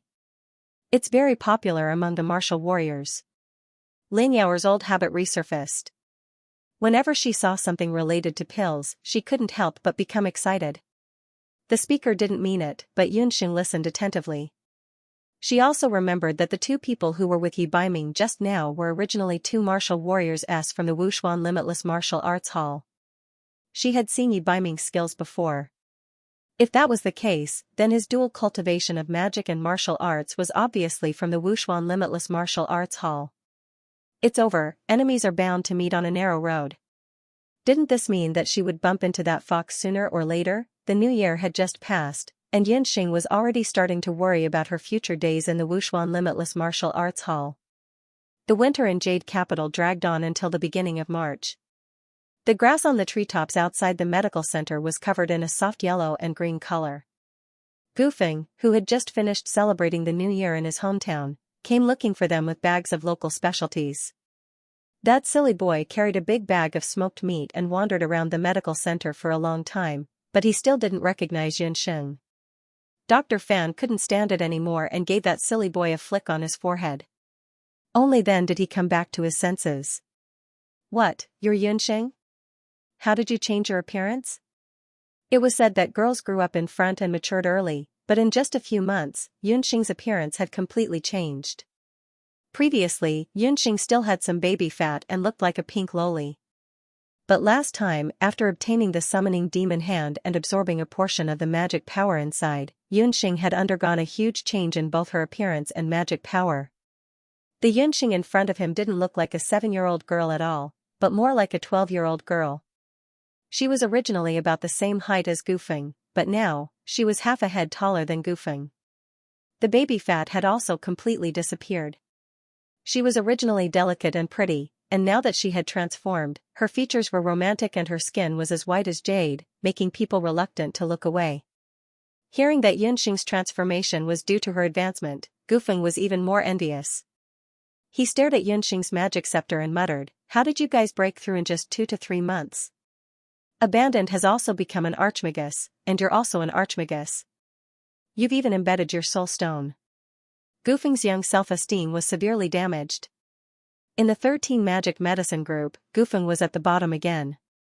Hearing him say that, Yunxing then knew that Abandoned had also broken through. Before Gufeng came to find Yunxing, he even brought some local specialties for Qi. He and Qi agreed that in the afternoon, the three of them would report to Wu Profound Limitless Hall. Yunxing had a 5-elemental magic spirit, so it was normal for her cultivation speed to be fast. However, Abandoned's cultivation speed was very strange. When he was in the Royal Magic Academy, Abandoned didn't go to the magic tower, nor did he cultivate diligently. However, his strength had been steadily increasing. Although Yunxing and Gufeng were curious, they didn't ask much. After all, how to cultivate was everyone's own secret. Around noon, Lin Yao came looking for him. She had already gone to the Royal Magic Academy to register as a student. With Yunxing's recommendation, she had also studied under mentor Mei Li. Yunxing also discussed the matter of opening a medical center with Dr. Fan. Dr. Fan thought about it and proposed that Yunxing combine the small Huichun Medical Hall and Xiandong for a while. Anyway, both were medical centers. Yunxing thought about it and felt that it was feasible, so she handed the matter over to Dr. Fan. In the afternoon, Yunxing packed up her luggage, put some medicine in the beast language ring, and rushed to Wanlong gambling house to meet up with Qi. Qi was still the same as before. After seeing the change in Yunxing, he was only slightly surprised, and then followed the two of them to Wu Profound Limitless Hall. Wu Profound Limitless Hall is in the north of the city. I heard that its area is even larger than the Royal Magic Academy. According to the warrior's level, all the schools are divided into 2 types, the inner and outer halls. The inner and outer halls are taught separately. When new students enter the school, they have to study in the outer hall for a while. Gufeng, as the investigator of the Magic Medicine Group 13, had carefully done his homework before reporting to Wu Profound Limitless Hall. As the best martial arts center in Zhou State, Wu Profound Limitless Hall had a long history and a strict internal hierarchy. Even the information that could be found was pitifully little. It was the first day that the three of them reported, so they didn't know what kind of test they would face. When Yunxing heard this, she heaved a sigh of relief.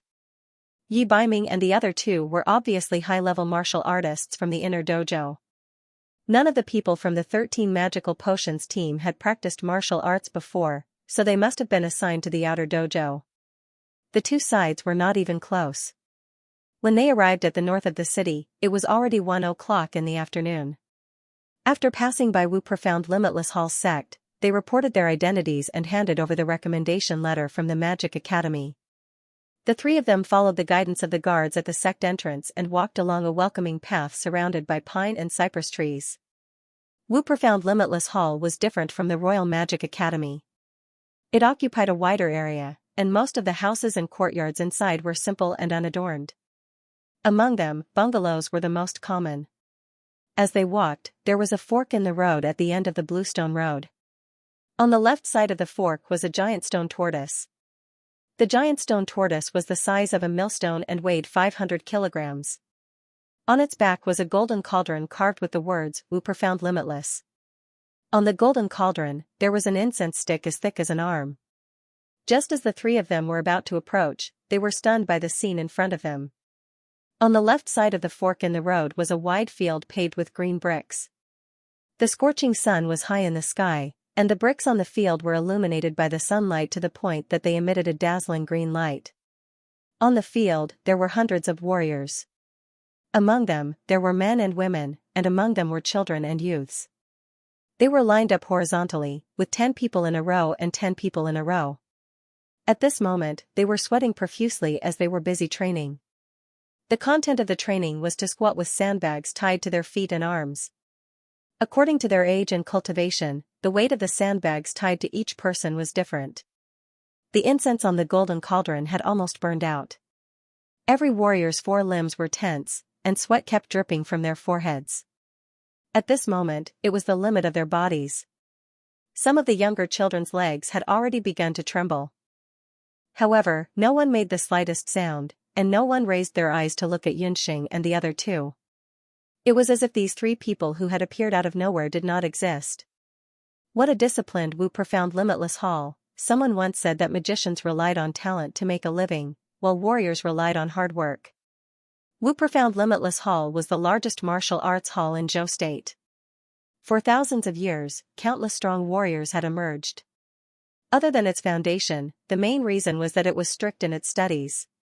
Wu Profound Limitless Hall arranged corresponding martial arts classes according to the strength of the students. According to the different levels of the academy, they would also be given various suitable battle skills. However, before breaking through to revered martial artist, the martial arts hall students had to participate in the martial arts hall's 3 practices. The so-called 3 practices were 3 practices in the morning, afternoon, and evening. They were the morning breathing exercises, the afternoon weight-bearing horse stance, and the evening martial arts training. The morning breathing exercises were to absorb the spiritual qi of heaven and earth and convert it into do qi in the body, helping to gather qi and concentrate. The afternoon weight-bearing horse stance was to train the strength of the legs, and also to train do qi. The evening martial arts training was for actual combat and to fight against enemies. This hour was just in time for the warriors' afternoon training, which was the weight-bearing horse stance. Everyone could only rest when the incense on the golden cauldron had burned out. If anyone withdrew midway, they would have to face the punishment of double the amount of practice. Xianxia and the others had just arrived, so they had never seen such a situation. The 3 of them were dumbstruck when they suddenly heard a gust of wind in their ears. An arrogant young warrior wearing a pure gold hall uniform appeared. He was about 15 or 16 years old. Xianxia secretly sized him up and found that the do qi on the young man's body was not ordinary. Compared to Qingbai and Bu Jiuxiao, who she had met earlier, although he was still lacking, he was at least much stronger than the warriors of the same age that Xianxia had met before. The young man did not participate in the practice. He sized up the 3 of them, and when he noticed the magic scepters at their waists, a mocking look appeared in his eyes. This drill ground was the place where the warriors of Wuxuan Limitless Martial School's outer dojo trained daily. This young warrior was actually a warrior of the inner dojo. Xianxia remembered that the group of disciples brought by the deputy head instructor of Wuxuan Limitless Martial School were also wearing this kind of uniform. In Wuxuan Limitless Martial School, the inner dojo students wore scarlet gold robes while the outer dojo students wore white robes. This person should be a warrior of the inner dojo. In the entire limitless martial school, there were 50 inner dojo warriors and 500 outer dojo warriors. If one wanted to enter the inner dojo, they would have to be at least at the peak of martial grandmaster, close to the level of martial saint. In other places, a martial saint's level of cultivation was enough to take on the role of a warrior instructor. Therefore, Wuxuan Limitless Martial School had a tradition that the inner dojos ranked 21st to 50th would take turns to supervise the daily training of the outer dojo's warriors. During the period of supervision, the inner dojo students enjoyed the same authority as the dojo's instructor. If it was light, they would be beaten and scolded. If it was heavy, they would be punished physically. Therefore, the outer dojo students were very respectful to the inner dojo's supervising senior brothers and sisters. It was no wonder why this young warrior looked so arrogant. When he looked at people, his nose was up in the air, as if he did not treat people as humans. Senior brother, we are the exchange students from the Royal Magic Academy. May I ask where we should go to complete the procedures to enter the dojo? Gufeng was shocked by Wuxuan Limitless Martial School's training methods. Naturally, he was very respectful to this inner dojo senior brother. He walked forward and respectfully asked the young warrior in front of him. The young warrior that Yunxing and the others met was Zhang Zipo, who was ranked 34th in the inner dojo of Wuxuan Limitless Martial School. His talent was not bad in Wuxuan Limitless Martial School and he had recently broken through to Martial Saint. Zhang Zipo's martial arts were not bad, but his character was not good. Not to mention that he was aggressive and unreasonable, he would always make a move on some of the outer dojo female students. What he hated the most were those magicians who did not learn anything and used all kinds of fancy magic. The news of 3 exchange students from the Royal Magic Academy had already spread to the inner dojo at the end of last year. According to the Deputy Hall Master's arrangement, the 3 exchange students were supposed to enter the inner hall to cultivate.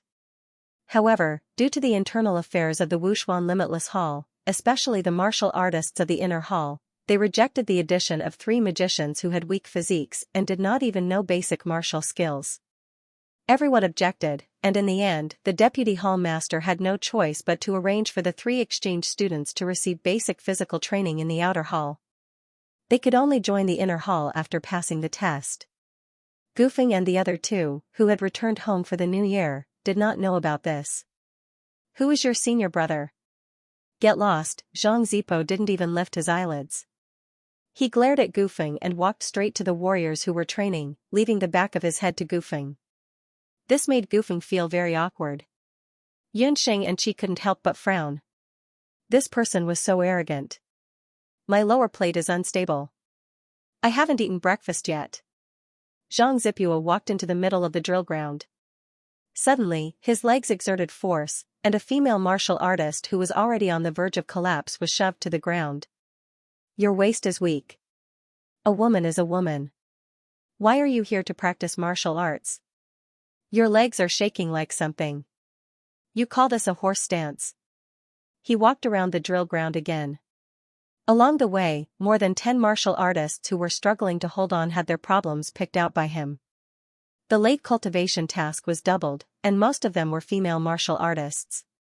Yunxing noticed that even when dealing with female martial artists, Zhang Zipua was not polite at all. His hands and feet were either touching people's waists, buttocks, or staring at the female martial artists' chests with lecherous eyes. It was obvious that he was not a good person. Those female martial artists who were in the horse stance dared to be angry but did not dare to say anything. They could only endure their resentment and did not dare to move. Finally, the incense on the golden cauldron burned out. The martial artists all heaved a sigh of relief, but they did not dare to relax their posture immediately. They could only stare at Zhang Zipua with fear and pain in their eyes. Everyone knew Zhang Zipua's temperament. After he became the instructor of the outer court, everyone suffered a lot. As long as they were slightly dissatisfied or withdrew their posture too early, he would take the opportunity to increase the late cultivation task. Seeing that, Zhang Zipua nodded his head proudly. Alright, today's afternoon training will end here. All of you remember, those who are able to join the Martial Profound Limitless School are all experts among experts. The Martial Profound Limitless School is not a place where those lowly mages and dogs can come and go as they please. Zhang Zipua was full of energy. As he spoke, he glanced at Gufeng and the other two who were awkwardly waiting at the side. You. How can this person speak like that? Even the good-tempered Gufeng could not hold it in anymore. His face turned red as he angrily clenched the magic scepter in his hand. What is it? Are you not satisfied? The trash exchange student from the Imperial Magic Academy still wants to go through the procedures to enter the school? After Zhang Zipua finished speaking, he burst out laughing. Those martial art practitioners from the outer martial arts hall also echoed and roared with laughter. Hundreds of people laughed loudly, causing Gufeng's mind to buzz. He shyly turned around and was about to leave. Heh, a burst of crisp laughter, which was strangely clear amidst the mocking laughter. Gufeng, this is your fault. I told you to find someone to ask for directions, but you found a mad dog. You must know how a dog's mouth can spit out human words. Why are you so serious with a mad dog? Zhang Zipua's smile froze on his face. The one who spoke was the only female mage among the three mages.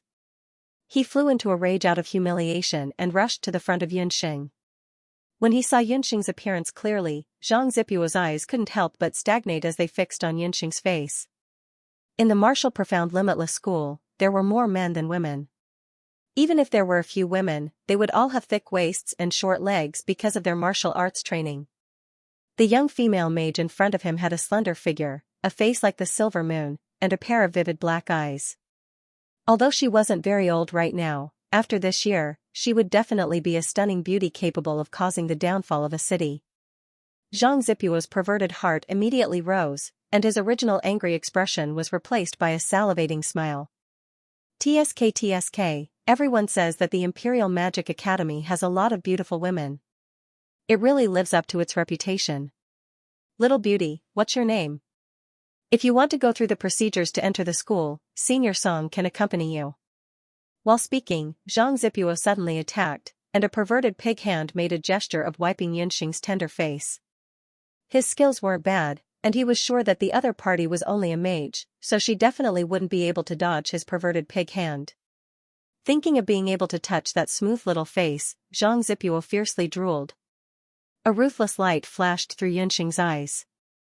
This person was truly shameless. Before she could even move, Abandon, who was beside her, had already waved the magic scepter in his hand like a ghost. Under the magic robe, a dense green fog pounced towards Zhang Zipua. Zhang Zipua was a revered martial artist after all. Just by looking at the color of the green fog, he knew that it was a magic poison fog. He hurriedly withdrew his hand, and his hand turned into a palm. With a sweep, the wind from his palm brought about a wave of qi, and dispersed the green fog.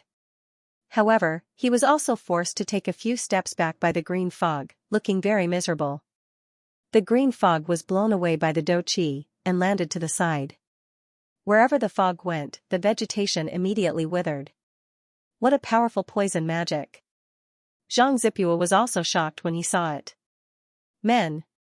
Zhang Zipua waved his hand, and dozens of warriors from the outer school immediately rushed out. He pointed at Abandon, capture this brat. Just now, he actually used a magic of unknown origin to plot against me. The moment they entered the school, they broke the rules of the Wushuan Limitless School. Magic is not allowed in the Wushuan Limitless School. Several martial artists from the outer hall rushed out and surrounded Abandon. On the drill grounds, an undercurrent was surging. Seeing that Yunxing and the rest were surrounded, the martial warriors of the outer hall had different reactions. Other than the dozens of people who were on good terms with Zhang Zizai, the majority of the people remained calm. Some of them were not used to Zhang Zizai's usual conduct, and some of them were not that repulsed by mages. However, there was one person who looked a little anxious. Upon closer inspection, that person was Yunxing's old acquaintance, Lei Hu from the Banana Leaf Village. Ever since Yunxing left the Banana Leaf Village, Lei Hu had succeeded in his studies in the town's martial arts dojo and was recommended to enter the Jade Capital. After passing through layers and layers of selections, he was finally allowed to join the Wu Profound Limitless School.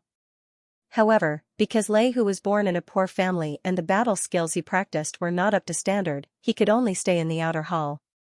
When Yunxing and the other two had just arrived, Lei Hu had not recognized Yunxing. There were many people on the drill grounds, so Yunxing did not notice Lei Hu. But when Yunxing was about to make a move, her posture and movements made Lei Hu recognize that she was Yunxing. With dozens of martial warriors fighting against 3 mages, and with senior brother Song holding the fort, big sister would definitely be at a disadvantage. After Lei Hu came to the Jade capital, he had learned a lot. He thought for a moment, then sneaked out of the drill grounds and ran towards the inner hall of the Wu Profound Limitless School. At this moment, only by finding the instructor or the deputy head of the dojo would he be able to resolve this dispute. It was unknown if Lei Hu's luck was good or if it was a coincidence, but after running for a short distance, he saw a person walking towards him. Senior brother Qing, it's great to meet you. The person Lei Hu met was the famous senior brother of the Wu Profound Limitless School, Qingbai. Qingbai was also a student of the inner hall, but he was completely different from Zhang Zizai. He was an amiable person, and although his family background was not bad, he had never looked down on other martial warriors, so regardless of whether it was the inner or outer hall's martial warriors, they all supported him. It was just that senior brother Qingbai was already a martial marquis, so he was basically not in the dojo. It was said that he had just returned from hunting a blood cloud beast a while ago. Hey, kid, I remember you're called Hu Zi, right? This is the time to practice the horse riding stance. Why are you running around? Qingbai laughed when he saw Lei Hu's nervous face. There are a few magicians outside. They say they're magicians from the Royal Magic Academy, and senior brother Zhang ran into them. Dozens of them surrounded her. I was afraid that something would happen, so I hurried over to report it. Lei Hu wiped his forehead. The exchange students are here. Qingbai had heard about the exchange students from the vice headmaster, but no one had shown up yet. Let's go. Take me there. On the drill ground, Yunxing and the other 2 were ready for battle. Seeing that a battle was inevitable, Yunxing quickly formed a battle plan in her mind.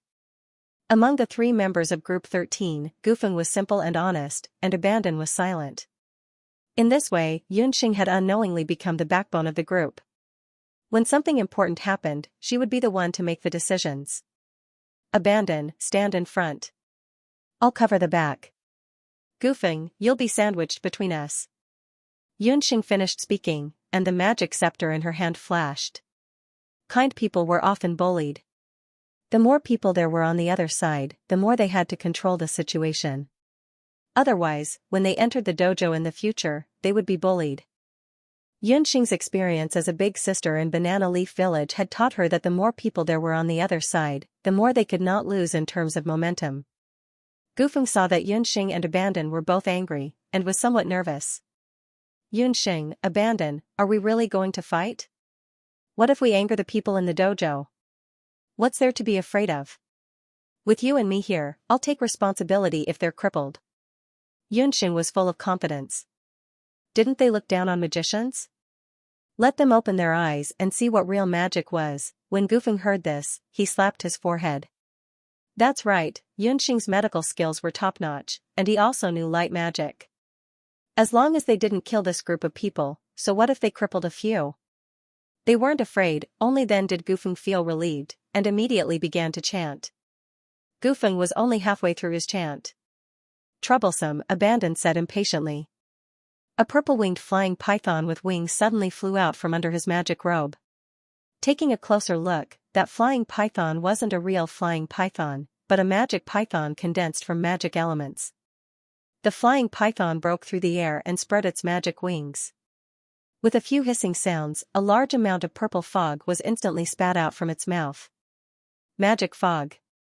This was obviously a new poison magic that Abandon had comprehended after breaking through the cultivation of an archmage. Seeing the purple fog, the warriors of Wushuan Everlasting School were already prepared. They covered their mouths and noses, but they didn't know that it was useless to cover their mouths and noses when the purple fog was spat out by the magic python. As soon as the purple fog dispersed and touched the warrior's skin, they felt dizzy. Their hands and feet went numb, and then their limbs went soft. Apart from martial honor Zhang Zipo, some of the weaker ones were all physically exhausted. Plop, plop, plop. One after another, they all fell to the ground. For a moment, a large area of the school grounds fell. Yunxing and Gufeng were dumbfounded. They finally understood what abandon meant when he said troublesome.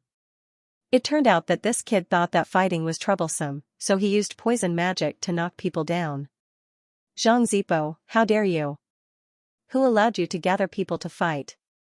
At this time, Qingbai and Lei Hu had just arrived. The scene of the school grounds falling made Qingbai's mouth twitch. He thought that he could see magic and battle skills flying all over the sky. Who knew? As soon as he saw Lei Hu behind Qingbai, Xianxia knew what was going on. Senior brother Qing, I'm in charge of the outer hall's instructor today. These people came to cause trouble. I don't know what method that magician used, but he poisoned everyone. Xianxia pushed all the responsibility onto abandon. Qingbai didn't say anything. He frowned and pointed at Xiao's nose and scolded, F***ck off, you still have the nerve to say that. You guys can't even take down 3 magicians. No, you can't even take down 1 magician. Wuxuan Everlasting School's face has been completely lost by you. Later, you will wear an iron sand coat and stand on the horse stance for 2 hours. When Xianxia heard this, his face immediately collapsed. The iron sand vest was a special type of training clothes from the martial profound everlasting martial school. A large amount of iron sand was poured into it, and when worn, it was like carrying 50 kilograms of weight. It was a harsh method used by the martial profound everlasting martial school to punish martial artists who made mistakes. After 2 hours, his entire body felt like it was falling apart. As an inner hall warrior, it had been a long time since anyone dared to punish Xianxia like this. However, the one who spoke was Qingbai. In terms of strength, Qingbai was a Wu Zong while Xianxia was only a Wu Zun. He didn't dare to retort in front of Qingbai. Understood. Xianxia's face was gloomy. He glared fiercely at abandon and retreated to the side. Qingbai's gaze swept past Yunxing, Gufeng, and abandon. Finally, his gaze landed on abandon. You're the magician who made a move, right? Although Xianxia was in the wrong for today's matter, you used magic in Wuxuan Everlasting School and violated the rules of our school. You also poisoned dozens of people in the school. Today, I can't forgive you. Thank you Qibao, Fur Fox, Childless Cutie ZZ, and Lord Cutie for tips. The fox man was showing off. Little wildcat, my popularity completely beat yours. As soon as Qingbai finished speaking, Yunxing and the other two's expressions changed slightly. Qingbai's words clearly meant that he wanted to settle the score. The warriors who were unconscious on the ground were all temporarily unconscious. They could wake up with a splash of cold water. How could Qingbai not be aware of this? However, the people of Wuxuan Limitless School were actually bullied by an exchange student. In other words, Wuxuan Limitless School was inferior to the Imperial Magic Academy. This was what Qingbai wanted to pursue. Senior brother, we have no intention of harming people, nor did we know that magic could not be used in the martial arts hall. We are here to report that it was your martial arts hall that attacked first. Yunxing recognized Qingbai. The last time Wuxuan Limitless School brought people to the Imperial Magic Academy to observe, Qingbai was in the queue. He and the other warrior were both martial honorable or even martial ancestor. Qi was definitely not his opponent. I recognize you. You are the female magician who refined the high-grade magic medicine. I don't fight with women. I am looking for the boy in the green robe beside you. It doesn't matter who attacked first. What is important is whose territory this is. In Wuxuan Limitless School, strength is respected. If you have not completed the procedures to enter the martial arts hall, you are an outsider. It is not allowed for outsiders to fight the people of the martial arts hall. If you want to go through the procedures, you have to defeat me first. Qingbai had paid attention to Qi when he was in the Imperial Magic Academy. He looked for a fight because he was curious about Qi's magic.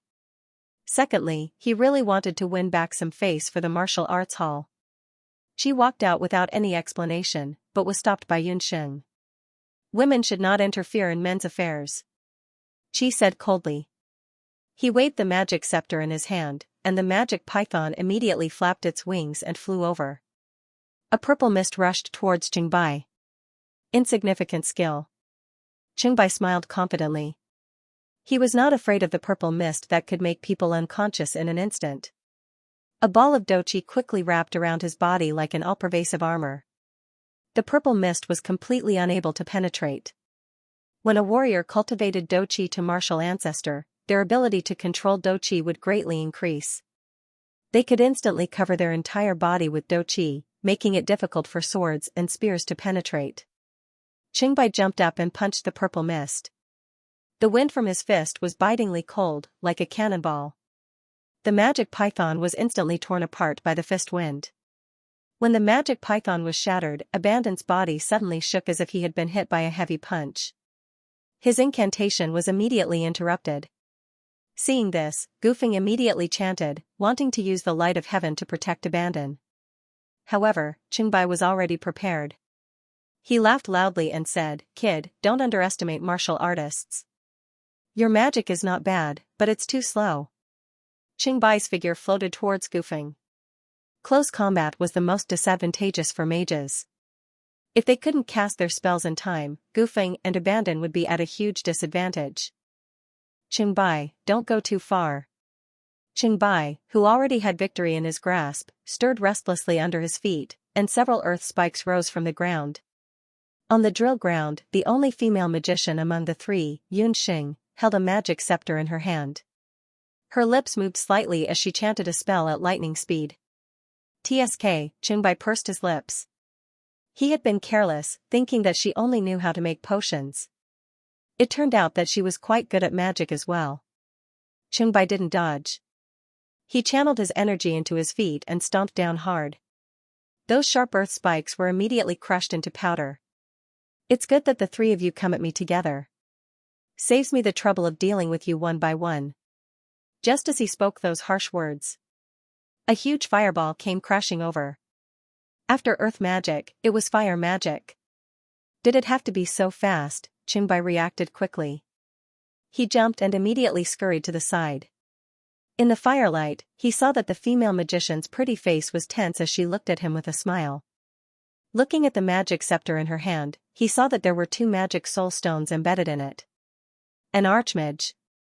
He clearly remembered that the last time he was at the Royal Magic Academy, she was only a magician. How did she become an archmage in just a few months? "I underestimated you. An archmagus of fire and earth.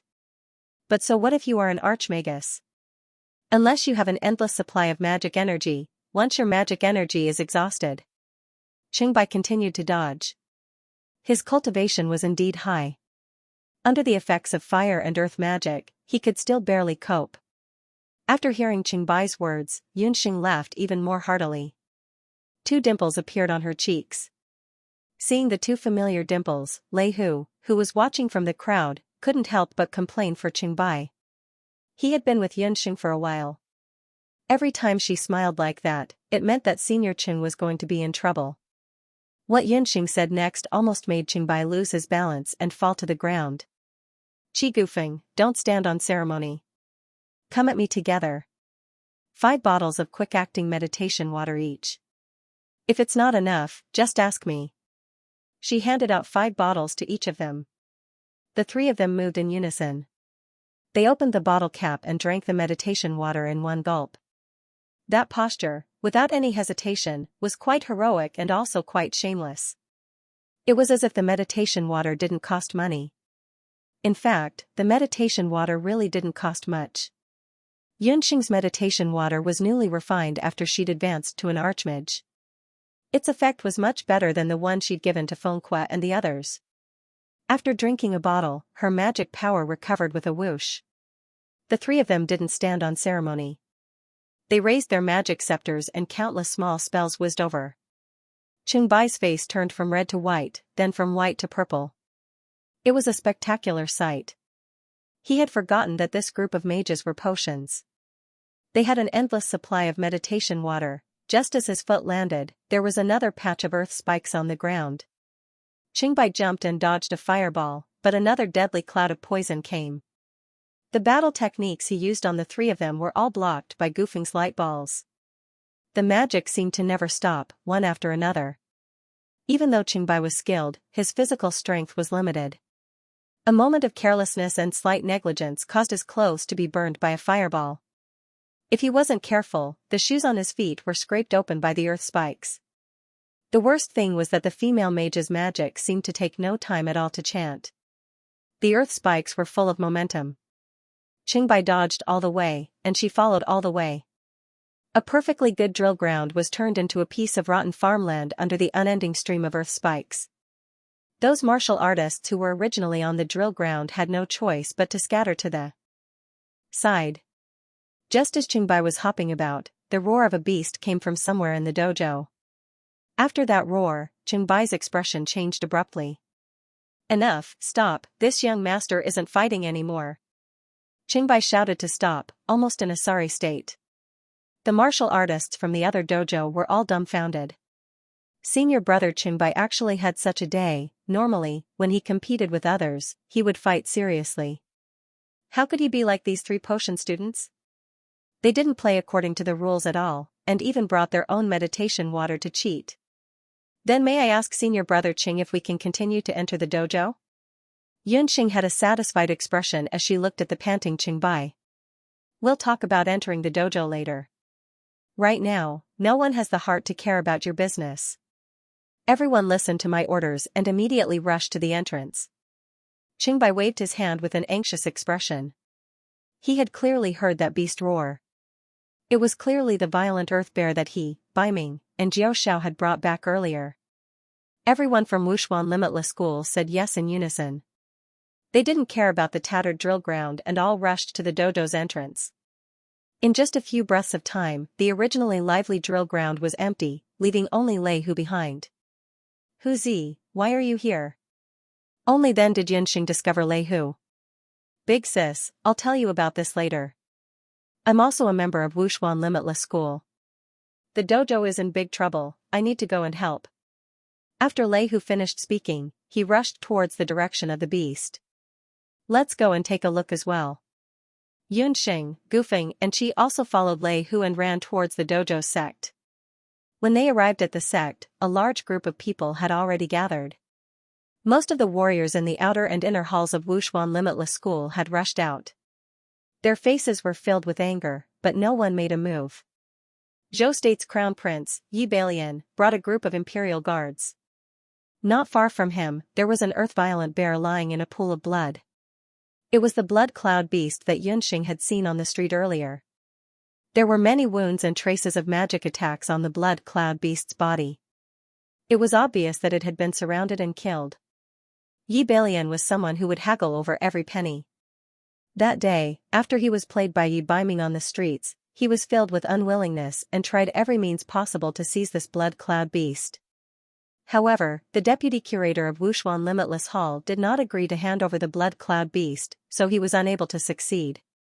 In the past few days, when he received the news that battle strength was not in the Jade Capital, he immediately deployed the elites of the Crown Prince's residence and the imperial guards of the palace to rush to Wushuan Limitless School's medicine hall and directly snatched the blood cloud beast away. The people of Wushuan Limitless School were naturally unwilling. When the two sides fought, the blood cloud beast was killed by the crown prince. Qingbai, you actually dare to bring people to surround and attack this crown prince. Are you trying to rebel? Yi Balian had brought enough men with him today. Among the imperial guards, there were 3 experts at the peak of the martial saint realm. He had long inquired about it, and when battle strength went out, Bu Jiaoxiao also accompanied him. Currently, only Qingbai and Yi Baiming were left in Wushuan Limitless School. Yi Baiming's strength aside, Qingbai alone was not a match for a few experts. Yi Balian always got what he wanted, whether it was a woman or this blood cloud beast. Imperial brother, you're wrong. Qingbai didn't attack you from all sides. He was afraid that the blood cloud beast would injure you, so he attacked. Yi Baiming walked out from the crowd. He was still dressed in a dark black robe. The intense black color made him seem like a dazzling sun. With just one sentence, he attracted the attention of everyone present. Yi Baiming was born to be such a person. Even though he had been imprisoned in the cold palace for many years and had lost his power for many years, he still could not change this fact.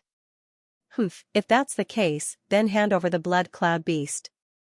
The crown prince, Yi Baiming, saw that Yi Baiming had become the center of attention the moment he appeared, and his heart was filled with jealousy. In the past year, Yi Baiming had killed many blood cloud beasts for the Zhou state. He had never entered the battlefield, but his achievements were already illustrious.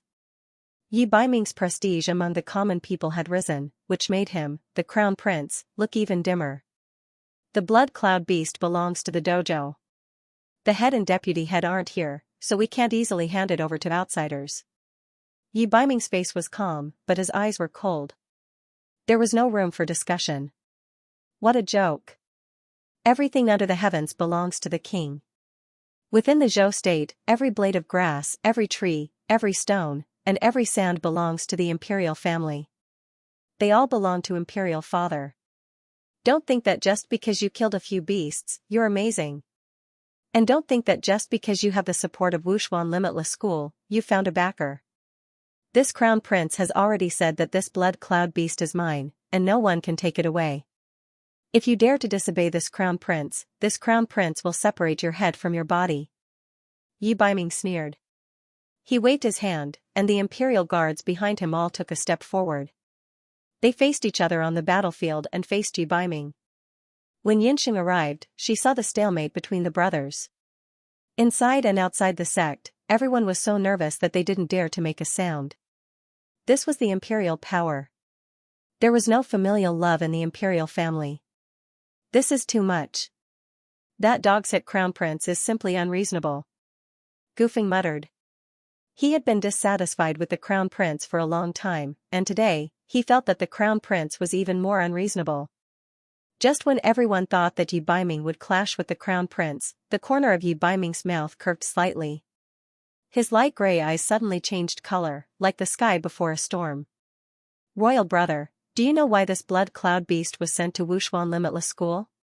Do you really think that it's to make it convenient for me to cleanse my marrow and bones? Yi Baiming waved his hand and pointed at the hundreds of Wushuan Limitless School warriors behind him. Behind me, there are hundreds of warriors. They are all the future pillars of Zhou state. In recent years, the fate of Zhou state has declined, and the number of warriors has withered. Wushuan Limitless is the cradle of warriors in Zhou state. A blood cloud beast can strengthen the physique of hundreds of warriors. And these hundreds of warriors are the immortal cornerstones of my Zhou state. Only the blood cloud beast can strengthen my Zhou state. Only the blood cloud beast can strengthen my Zhou state. The moment these words were spoken, it was like a rock hitting water, stirring up 1,000 waves. Those warriors of Wushuan Limitless School who were originally afraid of power and did not dare to make a sound, especially those who were born poor and could not enjoy precious medicinal herbs and beast blood, only felt a surge of heat in their hearts. It turned out that senior brother Zhan was not afraid of difficulties. The reason he went out to hunt blood cloud beast during the new year was to strengthen everyone's physique. On the other hand, this damned crown prince, who usually ate extravagantly, not only did he not have enough good medicine and pills, he even brought people to snatch their blood cloud beast. When the two were compared, the crown prince seemed even more selfish. On the crown prince's side, he was also speechless. Not to mention the crown prince himself, being stared at by hundreds of vicious gazes, he was already feeling scared. The imperial guards were also muttering to themselves. Look, they were all descendants of the royal family. How could the difference be so great? The North Nether King had only captured the blood cloud beast for the sake of Zhou state. The crown prince was even more furious. If he were to snatch the blood cloud beast away from Yi Baiming, he would not care about the overall situation. For his own selfish reasons, he would take the blood cloud beast for himself. In this way, he would offend the entire Wushuan Limitless School. However, if he did not take the blood cloud beast away, he would not be able to swallow his pride. Chungbai watched from the side. He was afraid that the world would not be in chaos. He shouted, "The only way to strengthen our Zhou state is the blood cloud beast." With his shout, hundreds of martial artists from the martial arts school also shouted. In an instant, the voices of the people gathered like a tidal wave, each wave louder than the last. Crown Prince Yi Bailian was surrounded by the crowd. When he looked at the imperial guards behind him, they were also looking at him with disdain. He was angry and resentful, but he could not vent his anger. The situation had taken a turn for the worse. The crown prince was embarrassed and angry, unable to advance or retreat. Yi Baiming, on the other hand, had a calm expression. Such a dramatic scene seemed to be a coincidence, but it was completely in the hands of Yi Baiming. Yunxing watched from the side and sighed. She really did not know how the emperor of Zhou state became the emperor, choosing a crown prince. How could such a crown prince compare to a night fox? At this moment, she really sympathized with Crown Prince Yi Balian. When a pig and a fox fought, the two's fighting strength was completely different. Zhou state's emperor had chosen a good crown prince. He didn't care about the hundreds of people in the Wushuan everlasting school and snatched the blood cloud beast for his own selfish reasons. Hundreds of eyes were like countless knives, glaring at Yi Balian, making him feel as if there was a sharp edge on his back. Even the imperial guards were dissatisfied with him. Zhou state's fate was waning, and the warrior's bloodline was weak. As a magician, the crown prince naturally didn't care about the warrior's situation. At this moment, Crown Prince Yi Balian was in a dilemma, and the one who caused this situation was that damned Baiming king. However, Yi Baiming was calm. He could clearly see the crown prince's predicament. Forget it. I don't think the crown prince is such a narrow-minded and selfish person. Yi Baiming finally spoke. His words seemed to be speaking for the crown prince, but those with a discerning eye would think that the crown prince was such a person. The crown prince's face turned red and white. Yunxing was secretly amused. As expected of a night fox, killing without spilling blood and cursing without using vulgarities. I heard that the crown prince is trying to become a master magician. A blood cloud beast's soul stone will definitely help the crown prince break through the bottleneck. How about this? The dojo only needs the blood cloud beast's flesh. The blood cloud beast's soul stone is useless. Since the vice dojo master isn't here today, I'll make the decision for him and give the soul stone to the crown prince. Yi Baiming condensed waves of fighting aura on his fingers. His 5 fingers flashed as he cut open the violent earth bear's thick fur with his bare hands. When he retracted his hand, there was a soul stone in his hand.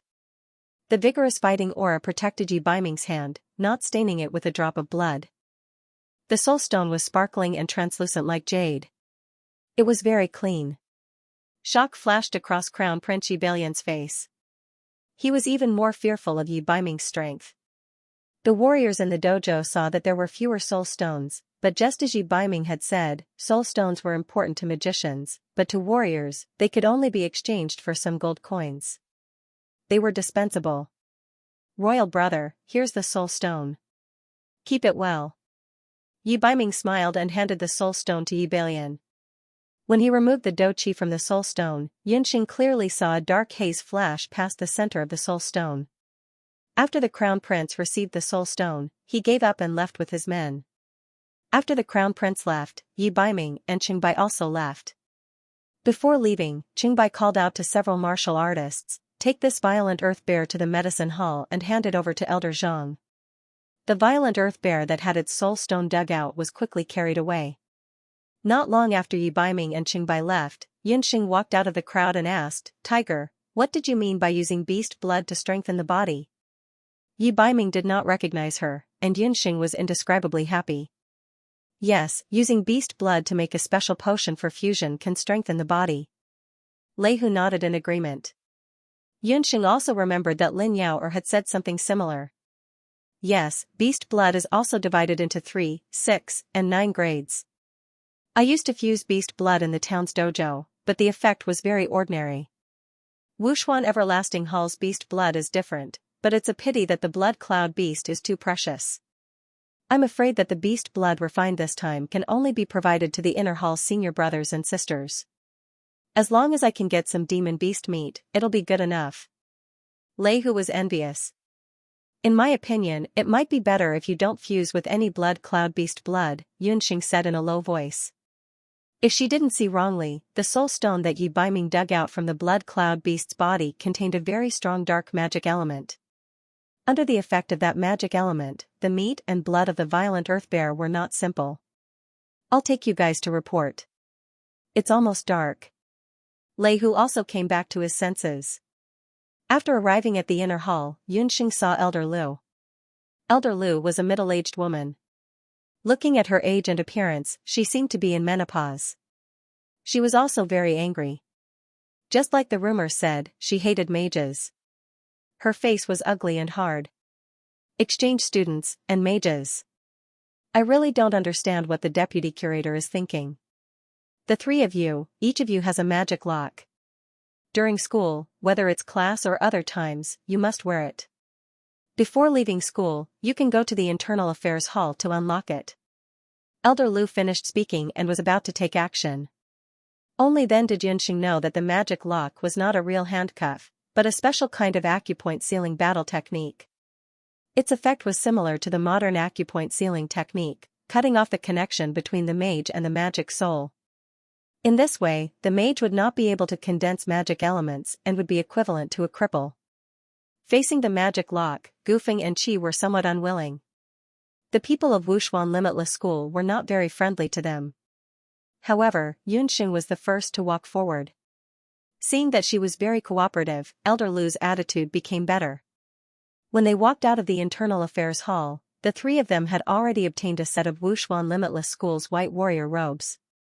Xianxia, why did you agree to the magic lock? This is great, the three of us don't even have the strength to truss up a chicken.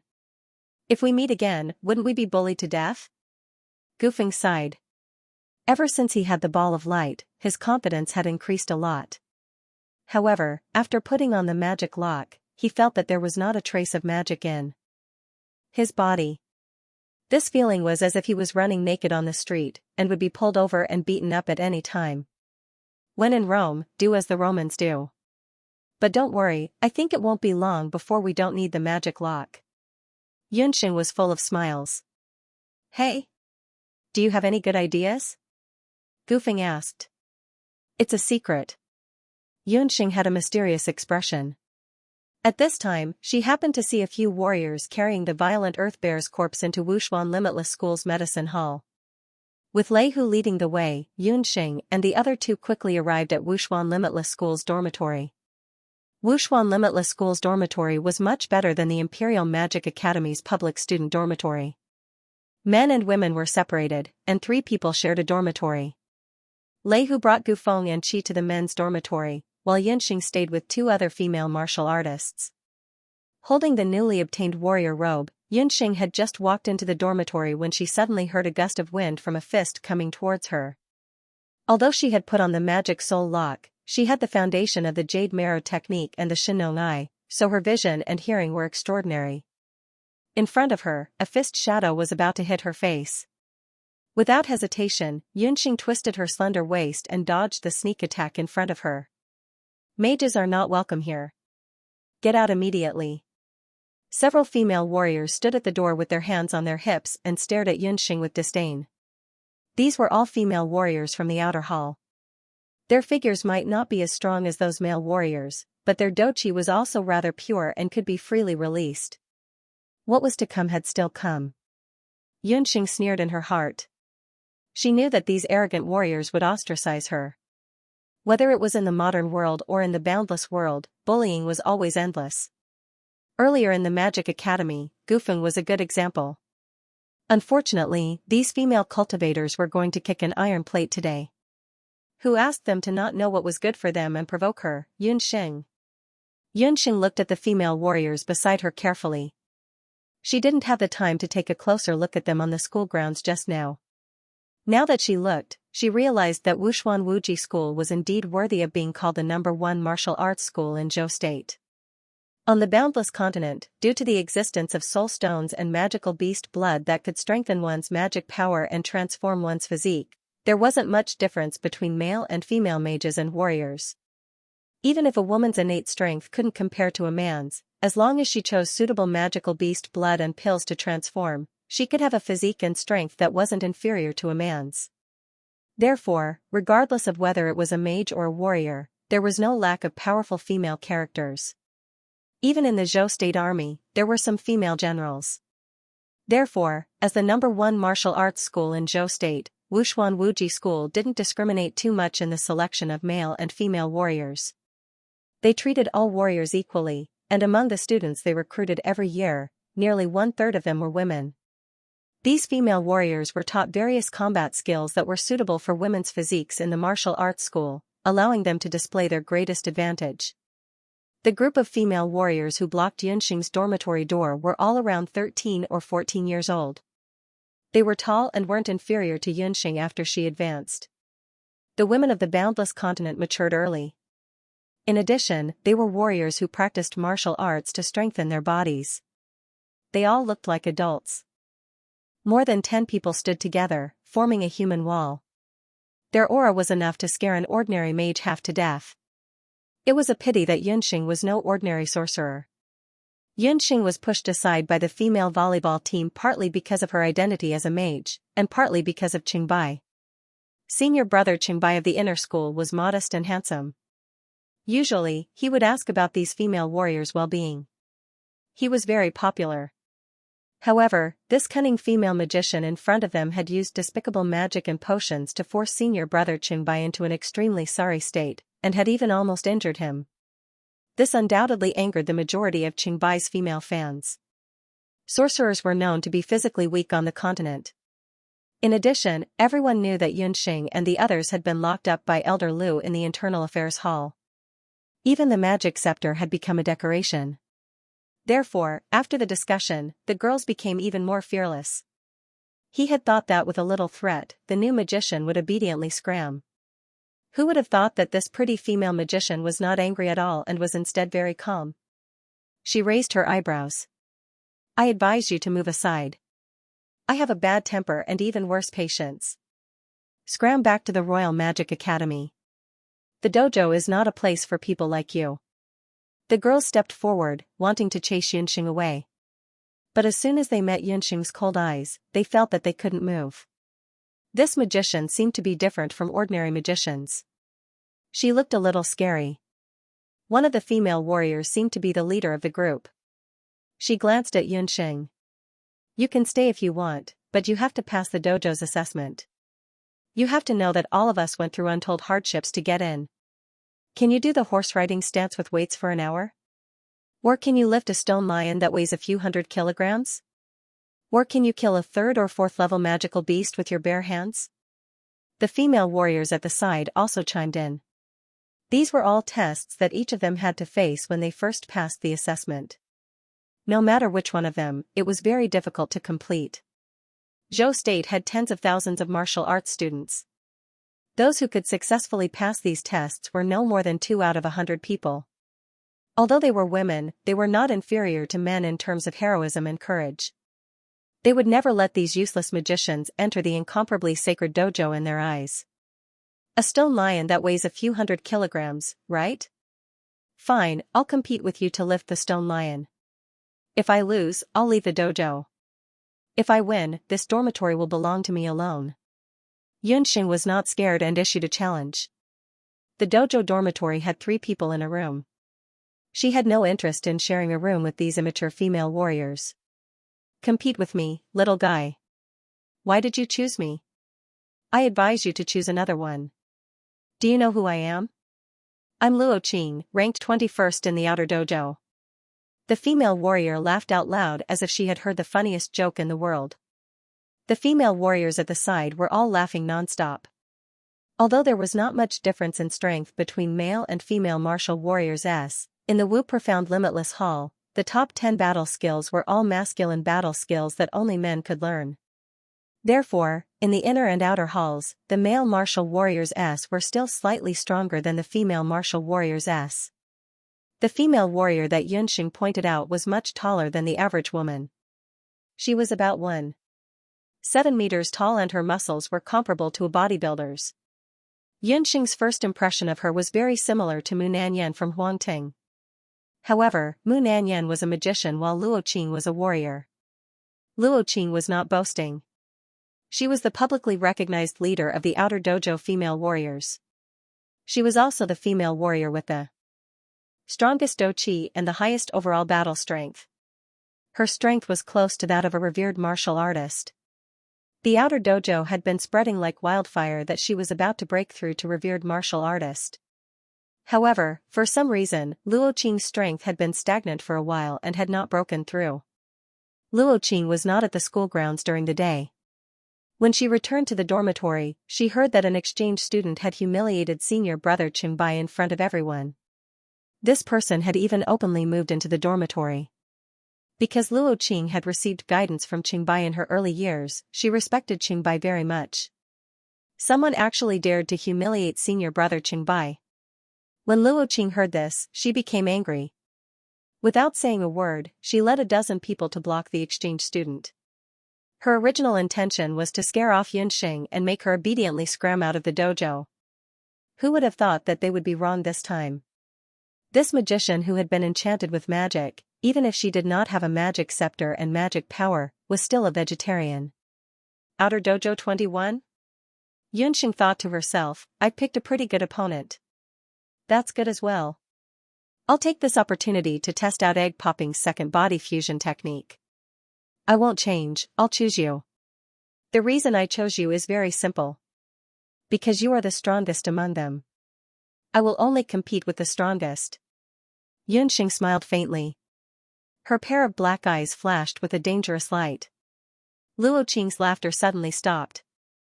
It was as if someone had suddenly stuffed an egg into her mouth. This female magician is too arrogant. If I don't teach her a lesson, she won't know why the flowers are so red. Good, very arrogant.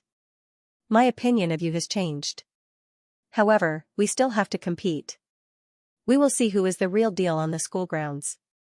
We can't use the outer hall's drill ground today, so we'll go to the inner hall and borrow a drill ground. Luo Qing was also a forthright person. She was very curious as to how this seemingly weak and slender female magician would be able to defeat her in strength. After the Blood Cloud Beast incident during the day, the Wuxuan Limitless School at night was abnormally quiet. Everything was quiet.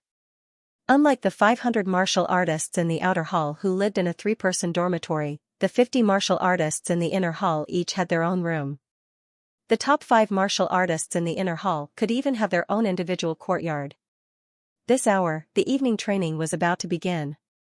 As a martial artist in the inner hall, the evening training was the most important. When the inner hall martial artists arrived at the inner hall's drill ground in 2s and 3s, they discovered that the usually quiet drill ground was filled with people.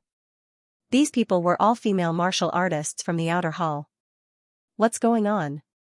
What are the martial artists from the outer hall doing in the inner hall? During the day, senior brother Qing and a few exchange students fought and destroyed the outer hall's drill ground. They didn't have time to repair it, so I'm afraid that the people from the outer hall came to borrow the drill ground. That's not right. Everyone is standing outside, but there are 2 people standing in the middle of the drill ground. It looks like they're going to fight. Whoa, it's Luo Qing, the strongest female martial artist in the outer hall. There really is a fight. Quickly call the martial brothers inside to come out and watch the show. In the Wuxuan Limitless School, private fights were strictly prohibited. However, for these young and vigorous martial artists, it was obviously impossible to completely control their fights. Thus, a fight competition was born. The martial arts competition in the dojo was not limited to fighting. It could also include sparring, horse stance, and so on. During the competition, in order to uphold fairness and strictness, a senior brother of 1 level higher would be invited to preside over the competition. However, today's fight was somewhat unusual. The 2 eye-catching young girls standing on the drill ground were competing in a weightlifting competition that would make the average male martial artist speechless. In just a short moment, the news of a fight in the inner hall's drill ground spread throughout the entire dojo as if it had grown legs. At this moment, Lei Hu was bringing Gufeng and Qi to tour the dojo. When he heard that someone was competing, he enthusiastically brought the 2 of them to the drill ground. As he walked, he said with saliva flying everywhere, "Your luck is not bad. The Wuxuan Limitless School's fight competition is very exciting. Last time, a senior brother directly competed on the drill ground and used a martial arts technique. It was a feast for the eyes. Although the effects of a martial arts technique could not be compared to magic, it was still not to be underestimated. Lei Hu said as he led the 2 of them to the crowded drill ground. Unfortunately, the drill ground was completely packed. Lei Hu could only ask everyone he saw, "Who are the 2 senior brothers sparring today? What's the content of the sparring?" "It's 2 female students from the outer hall. I heard that one of them is even an exchange student. TSK, they really don't know what's good for them." Of all people, they actually dared to challenge Luo Qing. The person who had been slapped had a face full of schadenfreude. Luo Qing's name was quite famous even within the inner hall. Female exchange student. Wasn't that big sister? When Lei Hu heard this, he was stunned. How did big sister provoke big sister Luo Qing on her first night in the dormitory? Let's go in and take a look. Don't let anything happen. When Gu Feng and the others heard this, they could only try their best to squeeze into the crowd. The three of them squeezed into the crowd with great difficulty and saw Yunxing and Luo Qing standing opposite each other on the drill ground. Between the two of them stood a middle-aged man with a yellow beard. Ah, it's Elder Miao from the discipline hall. It's over. Luo Qing must have invited Elder Miao here. This is bad. With Elder Miao here, even if Big Sister wants to deny it, it's too late. Lei Hu really wanted to slap himself. He should have thought that Big Sister might have a conflict with someone in the girls' dormitory. Luo Qing was an outstanding female student in the outer hall and had a good relationship with the elders of each hall. Although she looked like a boorish person, she was actually very meticulous. Luo Qing knew that this exchange student was invited by the deputy head curator. Now that the deputy head curator wasn't here, she would definitely be punished when the deputy head curator came back and blamed her. Therefore, she invited Elder Miao from the discipline hall to come and compete with Yunxing in the name of a martial arts competition. She also had someone spread the news. As she expected, the news of her competition with the exchange student spread throughout the martial arts hall in a short time. Those who should come came, and those who shouldn't have come also came. As long as Yunxing lost in front of everyone, she would have to obediently get out of the martial arts hall. At that time, the exchange students who came with Yunxing would also lose face and automatically leave the martial arts hall. In addition, with the fair and strict Elder Miao as the referee, Yunxing wouldn't dare to deny it. Elder Miao had a square face and looked quite fair. Seeing that more and more people were gathering around, he coughed a few times and signaled for everyone to be quiet. Silence. Tonight, student Luo Qing invited me to come and officiate the competition between her and the new student Yunxing. The content of the competition is the stone beast. No matter who wins or loses, both sides have to admit that they lost. Otherwise, the discipline hall will not let them off easily. Elder Miao originally didn't want to participate in this kind of competition between students, but he was also very curious about how the female mage from the Imperial Magic Academy would compete with the most outstanding female warrior of the outer hall. As soon as Elder Miao announced this, the crowd became even more excited. Stone Beast? Luo Qing, who was known to have the strength of 1,000 pounds, was actually being challenged by a mage. It was said that the female mage had cast a magic lock on her. Heavens, what was wrong with this world? A female mage was actually challenging a warrior in terms of strength. Waves of laughter and cheers, one after another, mercilessly rushed towards Yunxing. Without exception, everyone was supporting Luo Qing. The sound waves quickly spread outside the school grounds. Lei Hu and the others were also very anxious, but when they saw that Yunxing and Luo Qing had already walked towards the stone beasts used by the Ping'er warriors, they couldn't do anything about it. In the northernmost part of the inner hall, in a secluded small courtyard, it was pitch black all around. Two handsome men were sitting opposite each other, playing chess in the dark. Did you hear anything? Qingbai paused while holding a white chess piece. His ears twitched slightly, as if he heard the competition that was about to start on the inner hall's drill ground. Qingbai, you're a good person, but your heart is not calm. A sickle-like douqi flashed in the dark. Yi Baiming was holding a black chess piece. With a flash of his fingers, the chess piece carried douqi and attacked the white chess piece in Qingbai's hand. Qingbai's expression turned cold. Douqi, like a firefly, immediately appeared on the white chess piece. He shook his wrist. The two chess pieces collided in the dark. Qingbai's chess piece immediately broke into two halves, turning into a chess corpse. The two seemed to be playing chess, but in fact, they were playing a battle chess game. Every chess piece represented a battle skill. This was also the best way for Yi Baiming, Qingbai, and Buffon to practice their battle skills in private. Back and forth, the chessboard was surrounded by danger, and a new round of fighting began.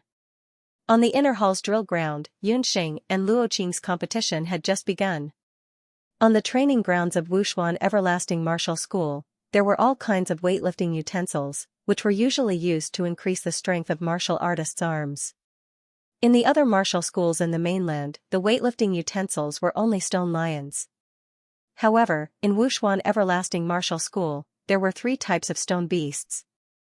They were a stone lion, 200 jin, polished from South Mountain stone, an iron bull, 500 jin, cast from 100 tempered iron, and a gold lead elephant, 1000 jin, watered with gold lead water.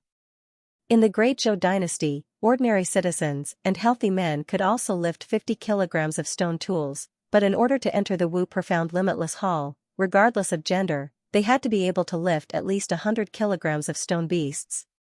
After a few years of training in the martial school, martial artists must be able to lift at least 200 jin of stone lions. However, if they want to enter the inner hall, they must be able to lift at least 500 jin of iron bulls. Luo Qing was an outer hall martial artist, so she naturally knew about this rule. However, Yunxing did not know about it. It was only after Elder Miao explained that Yunxing roughly understood. Magician, let me remind you again. You can choose other competition content. I think you don't even know how heavy 200 jin is, right? Luo Qing mocked. Yunxing acted as if she did not hear anything. She just walked in front of the lions, bulls, and elephants.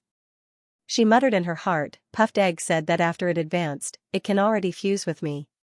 There are a total of 2 types of combat skills that it can fuse with me. One is flight, which is the state of the winged man. The second is monster strength. How much monster strength does it have? Is it 200 jin, 500 jin, or 1000 jin? Yunxing had never done anything rashly. Tonight, she took the initiative to challenge Luo Qing.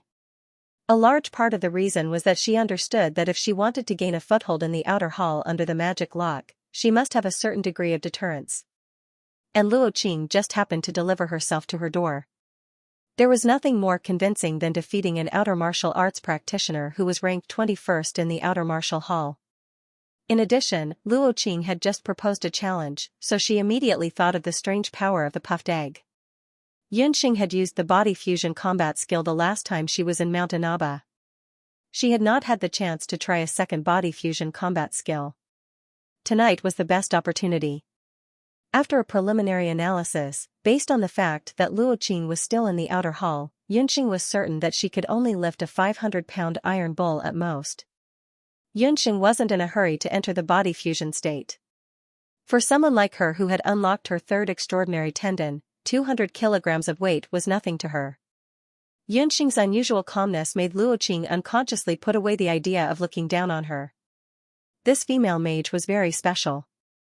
Could it be that she really had full confidence in defeating him?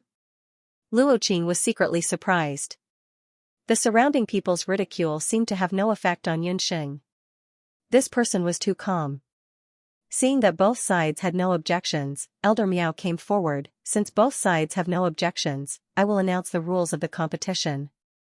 The competition will be divided into 3 rounds: lion, bull, and elephant. The 3 types of weightlifting equipment can be lifted in any way. After lifting, it must be held for more than a quarter of an hour. The competition will officially begin. Luo Qing will start first. Even the impartial Elder Miao couldn't help but be partial to the students of the martial arts school at this time. If Luo Qing succeeded, it would create a lot of psychological pressure on Yunxing. It would make Yunxing lose her momentum. Then let me try first. Luo Qing made the first move. She walked provocatively in front of the waist-high stone lion that was half the height of a human. She didn't use her hands. Instead, she lifted her foot. Like a dragonfly skimming the water, the tip of her foot lightly kicked the stone lion's abdomen. Her breathing was not chaotic. The stone lion was suddenly kicked up by her foot. It spun in the air like a ball.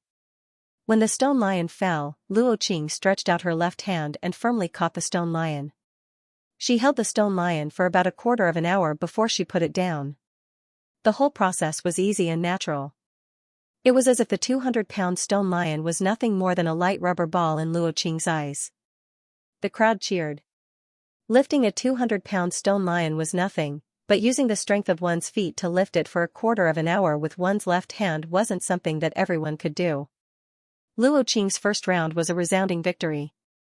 As a result, an invisible pressure pressed down on Yunxing.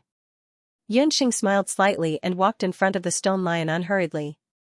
Yunxing walked in front of the stone lion and made a standard lifting action. Several of the strange tendons in her body were activated. A surge of strength rushed into Yunxing's hands. The 200-pound stone lion was lifted high above Yunxing's head. Everyone was stunned. It stopped above Yunxing's head for a quarter of an hour before it was put down. She did it. Wow, she really is a magician. Her strength isn't small. Waves of discussion were incessant. Even some of the warriors who were booing couldn't help but be curious. After all, in their eyes, magicians were synonymous with sick men. They didn't expect that the female magician in front of them was also a freak of strength. Luo Qing's face was still calm, as if it didn't matter if Yunxing lifted it or not. The second round, the 500-pound iron bowl. Student Yunxing will lift it first. Elder Miao was surprised, but he still announced that the competition would continue. He was also very puzzled. Could it be that the Imperial Magic Academy had changed its nature and let the magicians strengthen their bodies? Yunxing swung her slightly numb arm, feeling a little bitter. The weight of the iron bowl had increased by 2 pounds all of a sudden. 5 times. If she had the chance to go back to the modern world, she could directly change her profession and become a weightlifting champion. Calmly walking in front of the 500-pound iron bowl, Yunxing was stunned for a moment. To combine or not to combine? 500 pounds should be Luo Qing's limit. But where is my limit? After opening her third extraordinary tendon, Yunxing also felt a vigorous vitality surging in her limbs. After thinking for a moment, Yunxing finally decided to continue to rely on her own strength to lift the 500-pound iron bowl.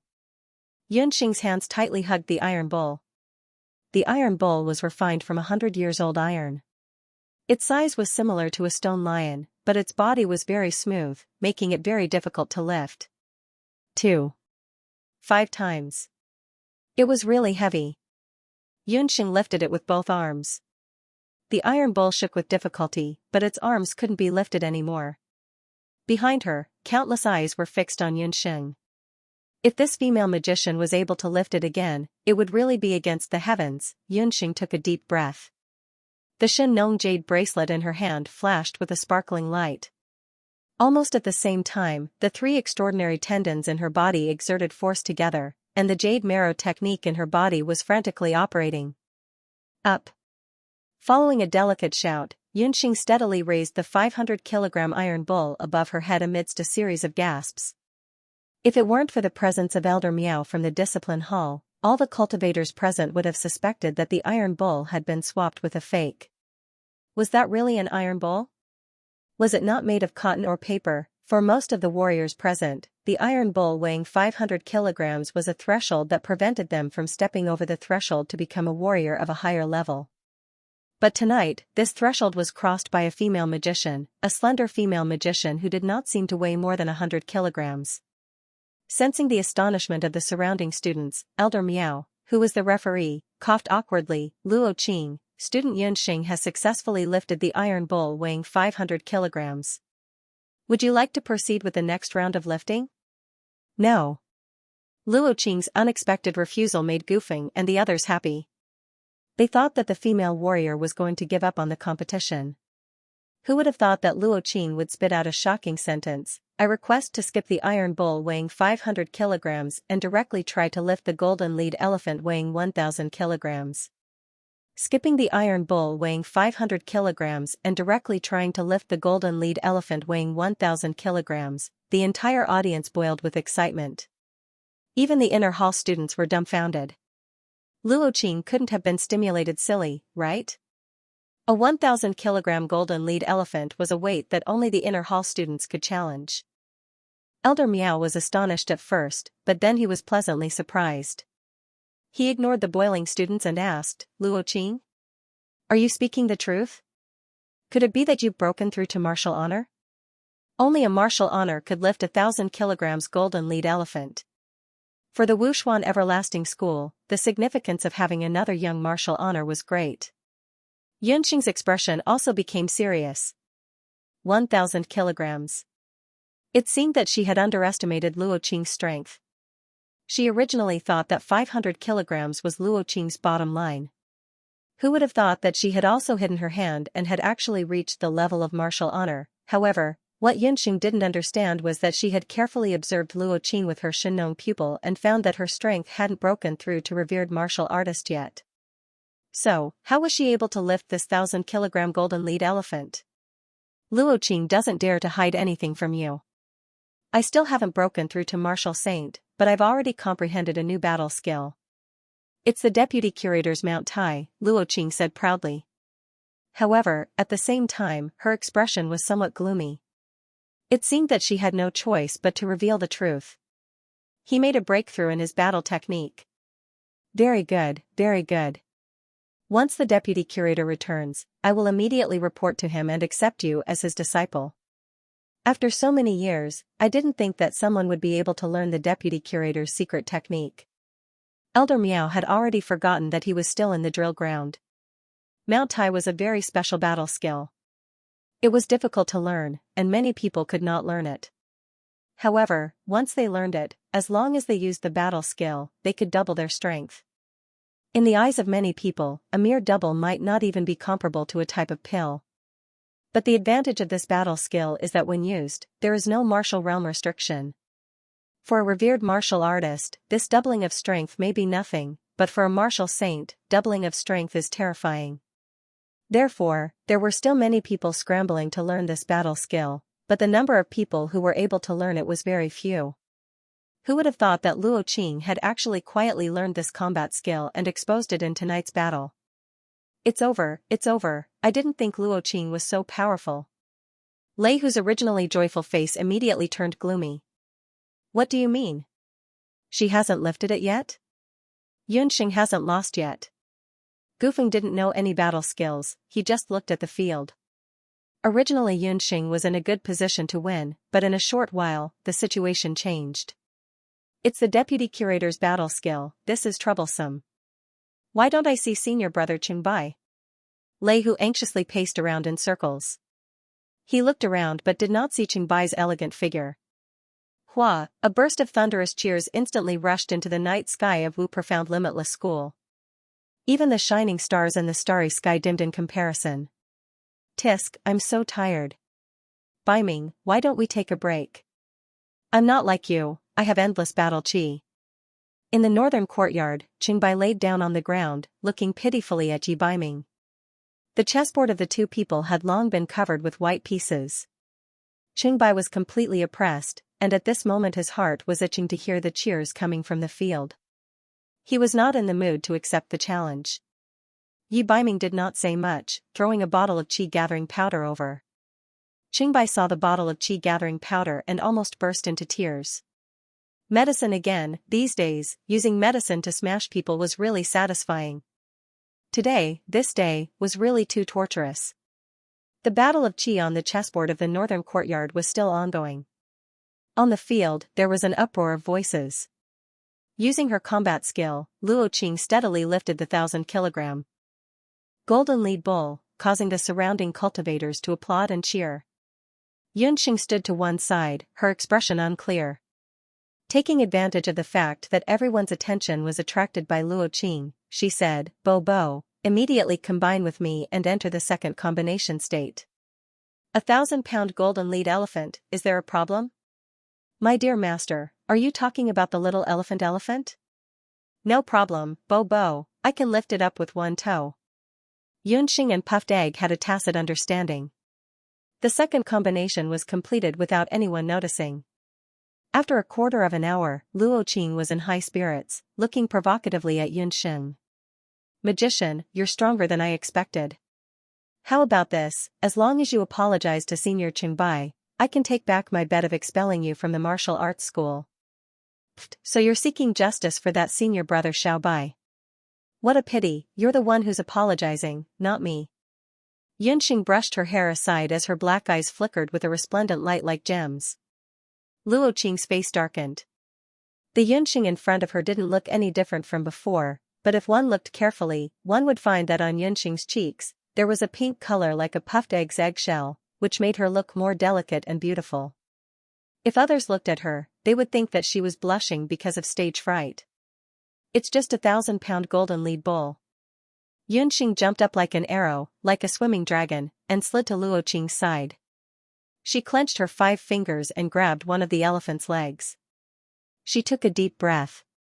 Her face and ears were not red. That golden lead elephant seemed to be weightless.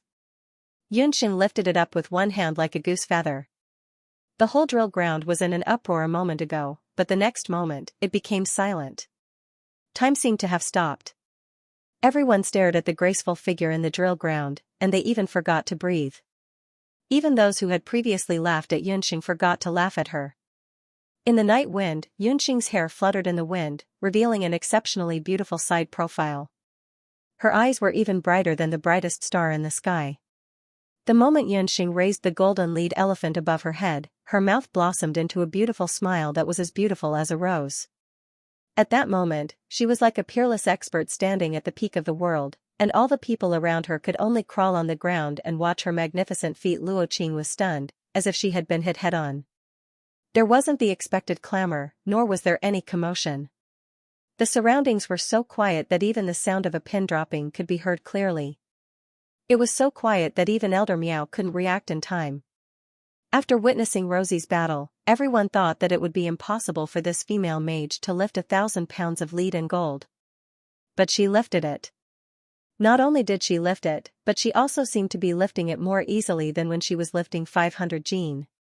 At this moment, everyone in Wushuan Everlasting School felt as if thousands of grass-mud horses were running through their hearts.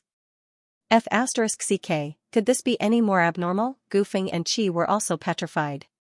Gufeng thought to himself, so it turns out that Yunxing's most abnormal strength isn't her alchemy, but her strength. In the future, I definitely can't be close to her. Once her 1,000 jin claw strength comes down, I'll immediately turn into dust. Qi's expression under the green robe was unclear. He was secretly sizing up Yunxing, inside and out, from top to bottom, but he couldn't see anything. In the inner hall, the calmest person was none other than Yunxing. This was also her first time trying out the puffed egg's second battle skill. She was secretly happy in her heart. This time, the puffed egg is reliable. But how much strength does this guy have? How can he not feel anything when he lifts this 1,000 jin thing on his head? Do you still want to compete? Yunxing nonchalantly raised the lead gold elephant and turned to ask the petrified Elder Miao. Only then did the latter come back to his senses and said, "Oh. Why don't we compete with 2 hands, one on the left and one on the right?" Yunxing calculated. In front of the puffed egg, 1 lead gold bull and 2 lead gold bulls were the same. When Yunxing said this, the martial artists of Wushuan Everlasting School had the urge to fall to the ground and become corpses. Luo Qing's expression was wonderful. Her face was red, and she couldn't say a word. 2 hands of 2,000 jin, perhaps only the top 5 martial brothers in the inner hall could do it. I don't want to compete anymore. I'm willing to accept my loss, Luo Qing said with difficulty. Oh, you admit defeat. Then according to the agreement, you should. Yunxing gently and skillfully threw the lead elephant to the side. Her face was filled with a malicious smile. Give up your dorm room and stop causing trouble from now on. Luo Qing closed her eyes. This time, she had really suffered a crushing defeat. Although Luo Qing also suspected that Yunxing had used some kind of trick, neither she nor Elder Miao could tell that Yunxing had used any kind of cheating method. She was still locked up.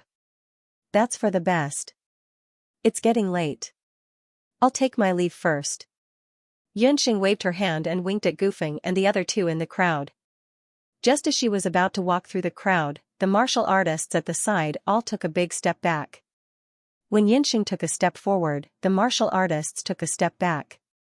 In an instant, regardless of whether it was the martial artists in the inner or outer hall, they all pulled a large distance away from Yunxing. If there were people who had bad intentions towards the 3 mage students from the Imperial Magic Academy before, after this competition, no one dared to stir up trouble. What a joke. They had thought that a little white rabbit had come, but in the blink of an eye, they found out that the other party was a female Tyrannosaurus, and the type that could spit fire at any time. The difference between before and after would take a long time to recover. After Yunxing and the others left, the crowd gradually dispersed. Luoqing stood alone on the drill ground with her head lowered. The hazy night made it impossible for people to see what she was thinking. Luoqing, don't blame yourself. That female student is outstanding. She was invited by the vice head to help the martial arts hall. You losing to her is not considered a disgrace. Although you lost tonight, it's still honorable. Tomorrow, you will be transferred to the inner hall. Elder Miao had cleaned up the scene.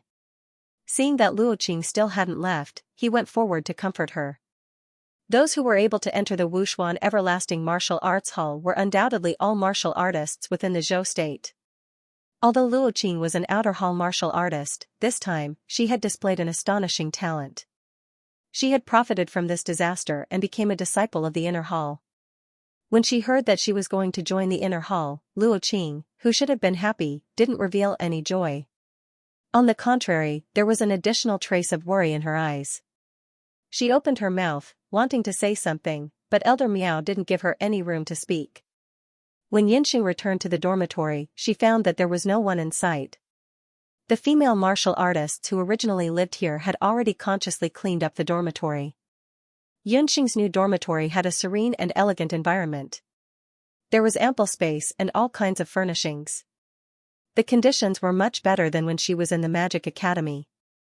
Yunxing placed the puffed egg back into the Linglong Beast Pagoda.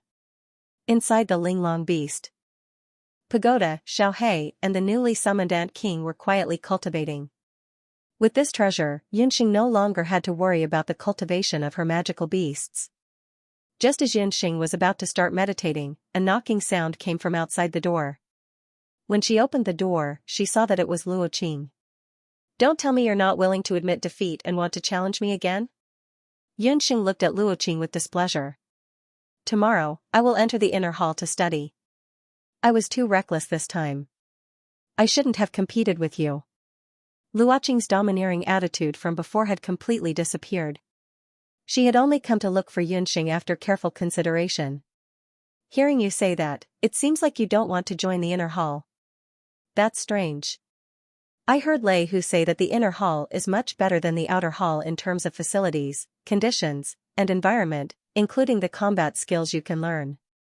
Moreover, once you join the inner hall, you can choose to directly join the Zhou State Army in the future and directly obtain the title of a military officer above the 7th rank. Yunxing saw that Luoqing was not here to cause trouble, so she dodged and let her in. Yunxing also discovered that Luoqing's true strength was not only ranked 21st in the outer hall, but she chose to stay in the outer hall. There must be some difficulties. If I stay in the outer hall, I can take care of the sisters here. If I leave, they... Luoqing hesitated. The Wushuan Everlasting Hall was not as simple as it seemed to be in the eyes of outsiders. Before Yunxing came, Luoqing had always been the big sister of the female martial artists. Usually, when the female martial artists of the outer hall encountered any problems, Luoqing would be the one to step in. But now that Luoqing had entered the inner hall, the female martial artists of the outer hall were in trouble. Yunxing was intelligent. When she thought of Zhang Zipo's careless actions towards the female martial artists on the drill ground today, she understood the general idea. You are worried that after you leave, Zhang Zipo will be even more unbridled and fearless towards the female martial artists? Such a villain, why don't you directly report to the dojo? Zhang Zipo's actions were not a secret in the dojo. Do you think that the Wushuan Everlasting Hall is as simple as you think? I have a good sister called Xianxia. She and I joined the Wushuan Everlasting Hall together 5 years ago. The two of us have a very deep relationship. We live in the same dormitory and cultivate combat skills together. Luoqing sank into her memories, tears faintly flashing in her eyes. Luoqing did not know why she would say this in front of Yunxing for no reason. She only knew that she had kept this secret in her heart for a long time. Yunxing was a newcomer, but her experience at the Imperial Magic Academy made her deeply aware that the more glamorous things were, the more often they hid filth and filth behind them. What Luoqing said involved an old affair between a female martial artist from the outer hall and Zhang Zipo a few years ago. Xianxia and Luoqing were good sisters. Xianxia's martial talent was slightly worse than Luoqing's, but she was beautiful and was a rare beauty among the female martial artists from the outer hall. Among the female martial artists whose muscles were not inferior to the male martial artists, she was like a lotus flower that bloomed out of the water. After Xianxia entered the hall, although she was only 11 years old, she was favored by many people as soon as she entered the outer hall. However, Xianxia did not pay attention to those wild bees and butterflies. Her family was poor, and she hoped that with her opportunity to enter Wushuan Everlasting School, she could join the Zhou State Army in the future and pave the way for her younger brothers and sisters. Who would have thought that since Zhang Zipo became the martial arts instructor, he would take a fancy to Xianxia by chance? Zhang Zipo was not only a martial artist from the inner hall, but he was also the only son of Elder Zhang of the medicinal hall. A large part of his cultivation base was also built by relying on Elder Zhang's medicinal pills. For martial artists, the medicinal pills of the medicinal hall could be said to be very important. Relying on Elder Zhang's protection, Zhang Zipo was tyrannical in Wushuan Everlasting School. Even if someone was bullied by him, Elder Zhang would appease them afterwards. After meeting Xianxia, Zhang Zipo pestered her in every possible way. Not only did he touch Xianxia in front of everyone, but he also asked Xianxia out many times in the name of personal guidance. If Xianxia did not agree, he would make things difficult for her and increase her training mission. Unable to bear the burden, Xianxia finally could not bear it and reported the matter to the Martial Arts Center. Who would have thought that not long after the matter was reported, Xianxia would suddenly disappear during a training trip? She disappeared for 7 days. 7 days later, when the anxious Luo Qing and a group of female martial artists from the outer hall found Xianxia, her clothes were ragged, her body was bruised, and even her mind was unclear. No one knew what inhumane things had happened to Xianxia in the past 7 days. After Luo Qing brought her back to the dojo, she ignored everyone's attempts to stop her and went to look for Zhang Zipo. This matter was even brought up to the deputy dojo master, but in the end, Zhang Zipo found several witnesses to prove that he had not left the dojo in the past 7 days. In the end, the deputy master could only suppress the matter. Xianxia was also sent back to her hometown by the martial arts school. Not long after Xianxia returned to her hometown, she heard that she had committed suicide by jumping into a well. Since then, Luo Qing had been fiercely cultivating.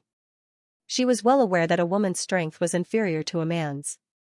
She didn't have Elder Zhang's background, nor did she have the support of various spirit medicines.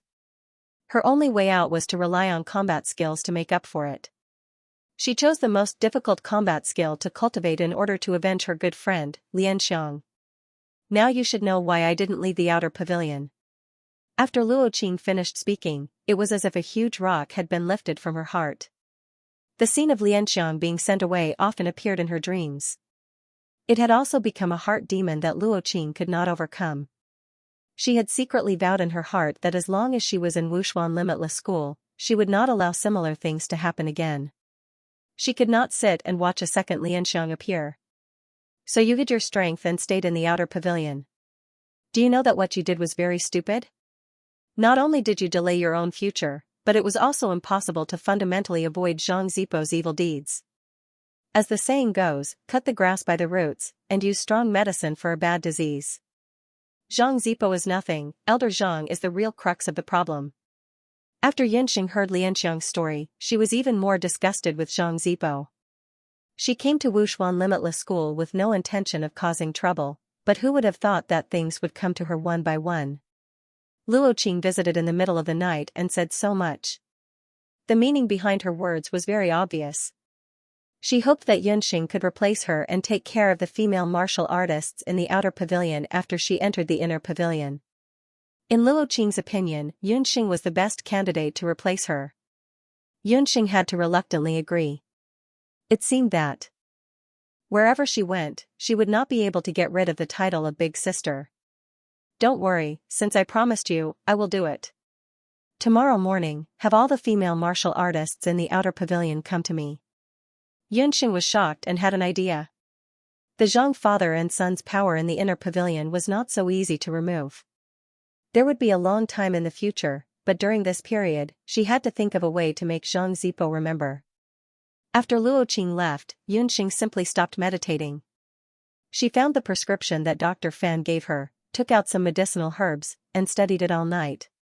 Around midnight, Yi Baiming and Qingbai got out of the damn battle chess game. Qingbai was already very tired. This kind of battle chess game was even more tiring than fighting. In terms of douqi, Yi Baiming was like a ghost. His douqi was unfathomable and could not be used up. Qingbai secretly complained.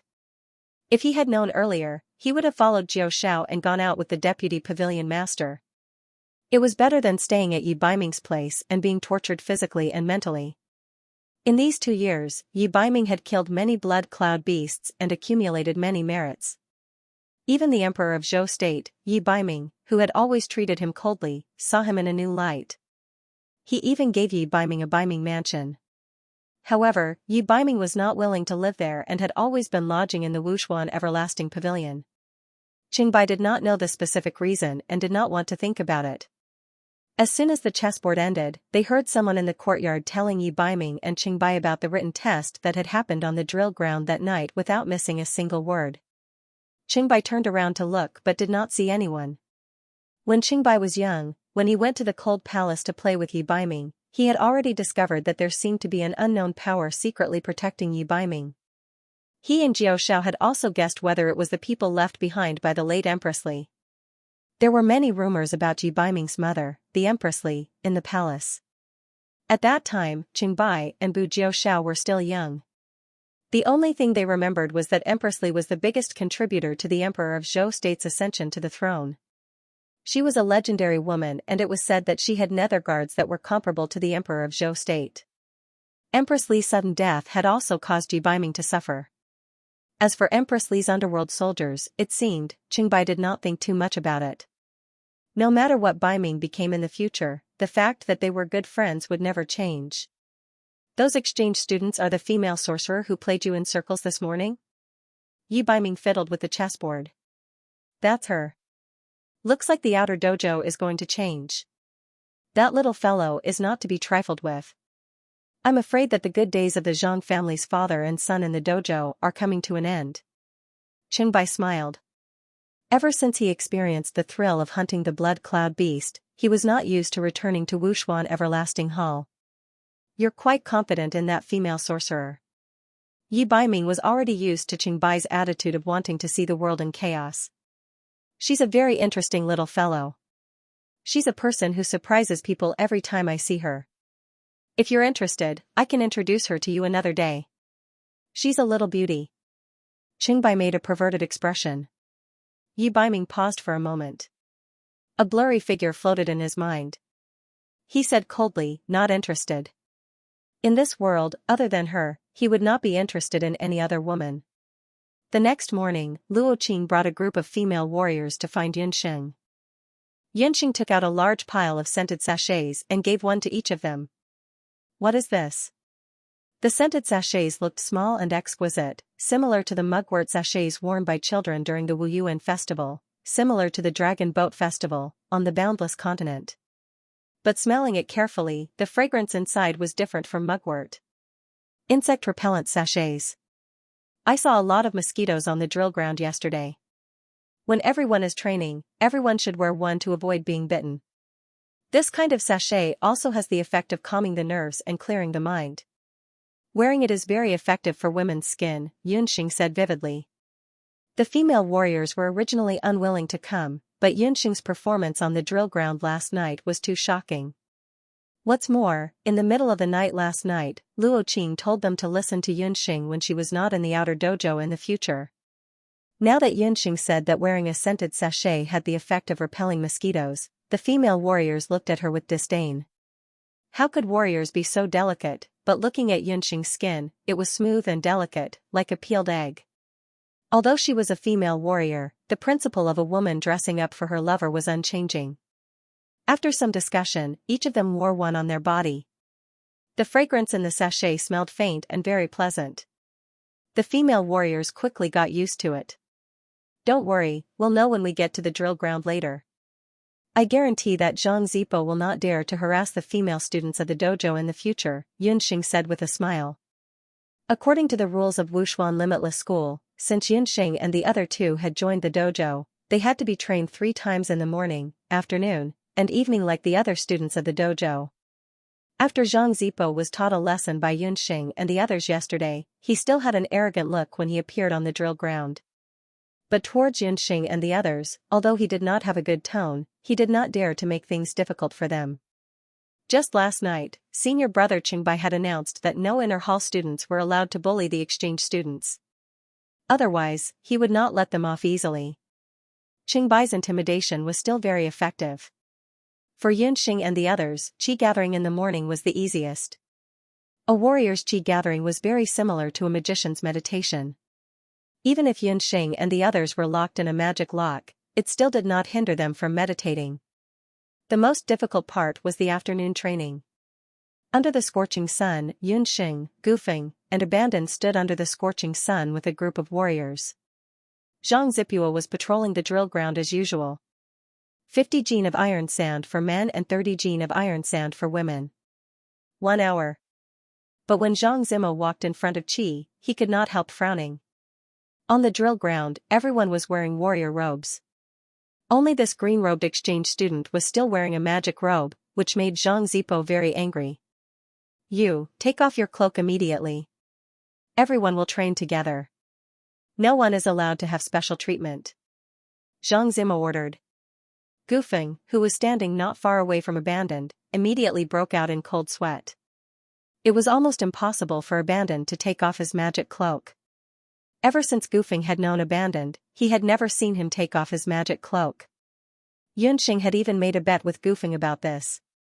They bet that Abandoned would take off his magic cloak when he slept. In the end, the two of them waited for Abandoned to sleep, and Abandoned simply fell asleep with his magic cloak on. Yunxing was still unwilling to give up. She made another bet with Gufeng on whether or not she would take off the magic cloak when he was bathing. Yunxing lost this bet even more because Abandoned did not even need to take a bath. He could just use a cleansing spell. Hence, although Yunxing was very curious about Abandoned's appearance under the cloak for almost 2 years, she had never had the chance to see Abandoned's true appearance. As expected, Abandoned did not have any reaction to Zhang Zimo's reprimand.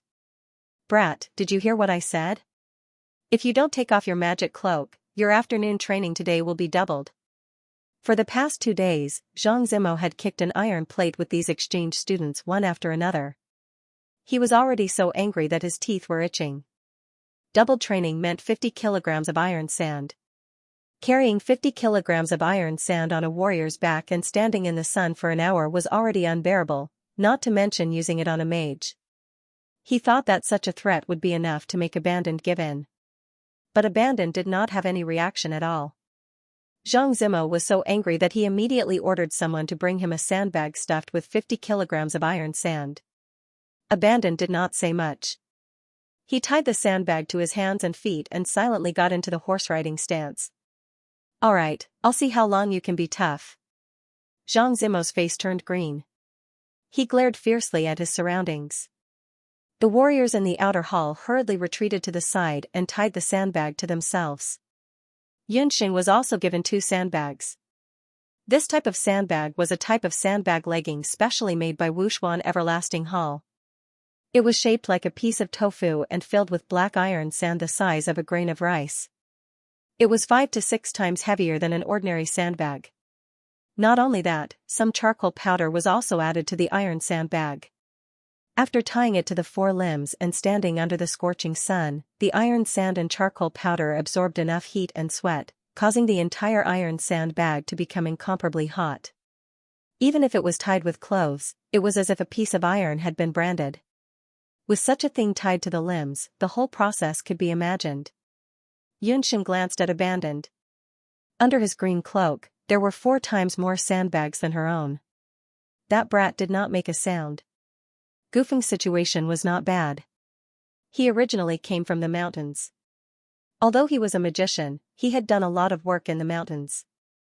Hour of weight was barely enough for him to support himself.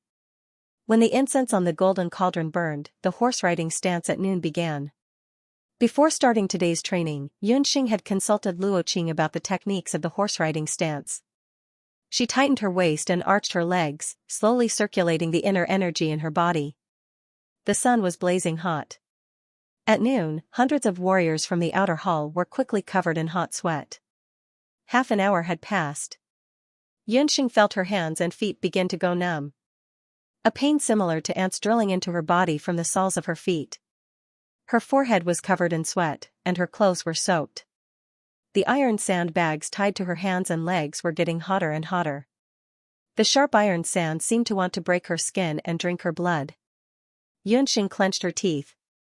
The pain on the tip of her tongue made her slightly sober. With a thought, the jade marrow skill flowed out from the Xianxia medical bracelet on Yunxing's hand. The jade marrow skill was as its name suggested. Yunxing only felt an icy cold inner energy rush through her limbs and bones. The originally dizzying heat immediately dissipated a lot. It was like drinking a large can of frozen cola during the dog days of summer. What surprised Yunxing even more was that when she activated the jade marrow technique, she suddenly realized that under the scorching sun, she could feel a vigorous inner strength. The vigorous internal energy came suddenly. Yunxing was surprised, but she quickly calmed down and carefully sensed the source of the internal energy. Soon, she realized that the heat didn't come from anywhere else. It came from the blazing summer sun hanging high in the sky, so dazzling that it was only a white dot. The Xianxia medical bracelet was transforming the sun essence in the scorching sun into a flood of internal energy. As early as when she was in Banana Leaf Village, Yunxing was used to absorbing sun essence under the sun to improve her jade marrow art. Unexpectedly, when she was almost exhausted from the weight-bearing training, the effect of absorbing sun essence was much better than before. She felt that the strange tendons in her body had become stronger under the nourishment of a large amount of sun essence. It was as if a dried-up stream had suddenly been hit by a heavy rain, and the water level had suddenly risen. Since the last time Yunxing broke through to the great magician and opened up her third strange tendon, she felt that she had encountered a bottleneck in the cultivation of the jade marrow art. It was just that there was no one around her to guide her, so she had been unable to break through. Unexpectedly, there was an unexpected discovery today. Yunxing was overjoyed and quietly used her jade marrow art. Wave after wave of strong sun essence gushed out, and Yunxing's originally numb feet became flexible. All these changes happened quietly, and Zhang Zipuo did not notice anything strange. As usual, Zhang Zipuo kept walking in the crowd, paying special attention to the exchange student in a magic cloak. The scorching sun shone brightly, making Abandon's magic cloak even more dazzling, but it was only more dazzling. Under the double weight, Abandon did not fall unconscious after a few minutes as Zhang Zipuo expected. Like a javelin, he stood there, towering over the crowd. There was no tremor, and there was no sign of him falling down. Zhang Zipuo could not help but frown, wondering in his heart, could it be that all the exchange students the hall master found this time were so abnormal? Yesterday, the female magician even defeated Luo Qing, but this seemingly weak magician did not even make a sound when carrying 100 jin of iron sand. Zhang Zipu snorted, his face full of anger. But when he walked past a female warrior with a graceful figure, a fragrant wind blew out. Zhang Zipuo could not help but feel his heart skip a beat. It was the fragrance of a woman that he had not smelled for a long time. Zhang Zipo had also participated in the mage test in his early years, but unfortunately, he did not have any magic perception at all. He could only rely on his relationship with Elder Zhang to enter the Wu Profound Limitless School. In the Wu Profound Limitless Martial Arts School, there were more men than women, and Zhang Zipuo was also a womanizer. He had even regretted it for a long time, because all the women in the martial arts school did not cultivate like women, and did not even know how to use rouge and face powder. How could they be like the Imperial Magic Academy, where those charming female mages were so alluring? A few years ago, there was Xianxia. Unfortunately, Xianxia, that B*TCH, actually reported him to the deputy director. Thinking of the delicate fragrance of Xianxia's body, Zhang Zian felt a burst of desire. Zhang Zipuo's face drooled as he approached a female warrior who was practicing the horse-riding stance. The latter trembled slightly, and a trace of fear appeared on her face. Zhang Zipuo pinched her waist. When the female warriors at the side saw this, they all showed angry expressions. Zhang Zipuo, however, chuckled a few times. He enjoyed the smoothness between his hands, and walked towards another female warrior. Hour passed, and when the incense on the golden cauldron was extinguished, most of the warriors on the drill ground heaved a sigh of relief. Everyone was discussing spiritedly as they untied the iron sandbags on their hands and feet. The female warrior who had been molested by Xianxia earlier threw the iron sandbag on the ground with red eyes, and ran away to vent her anger. Yunxing also slowly withdrew the power of the jade marrow technique in her body. After an hour, not only did she not feel tired, but she also felt refreshed. The effect was even better than 4 hours of deep meditation at night. She looked around and found that the people on the drill ground were almost gone. Gufeng was so tired that he collapsed on the drill ground. As soon as he sat down, the kid jumped up. At noon, the ground was boiling hot like a hot pot of noodles.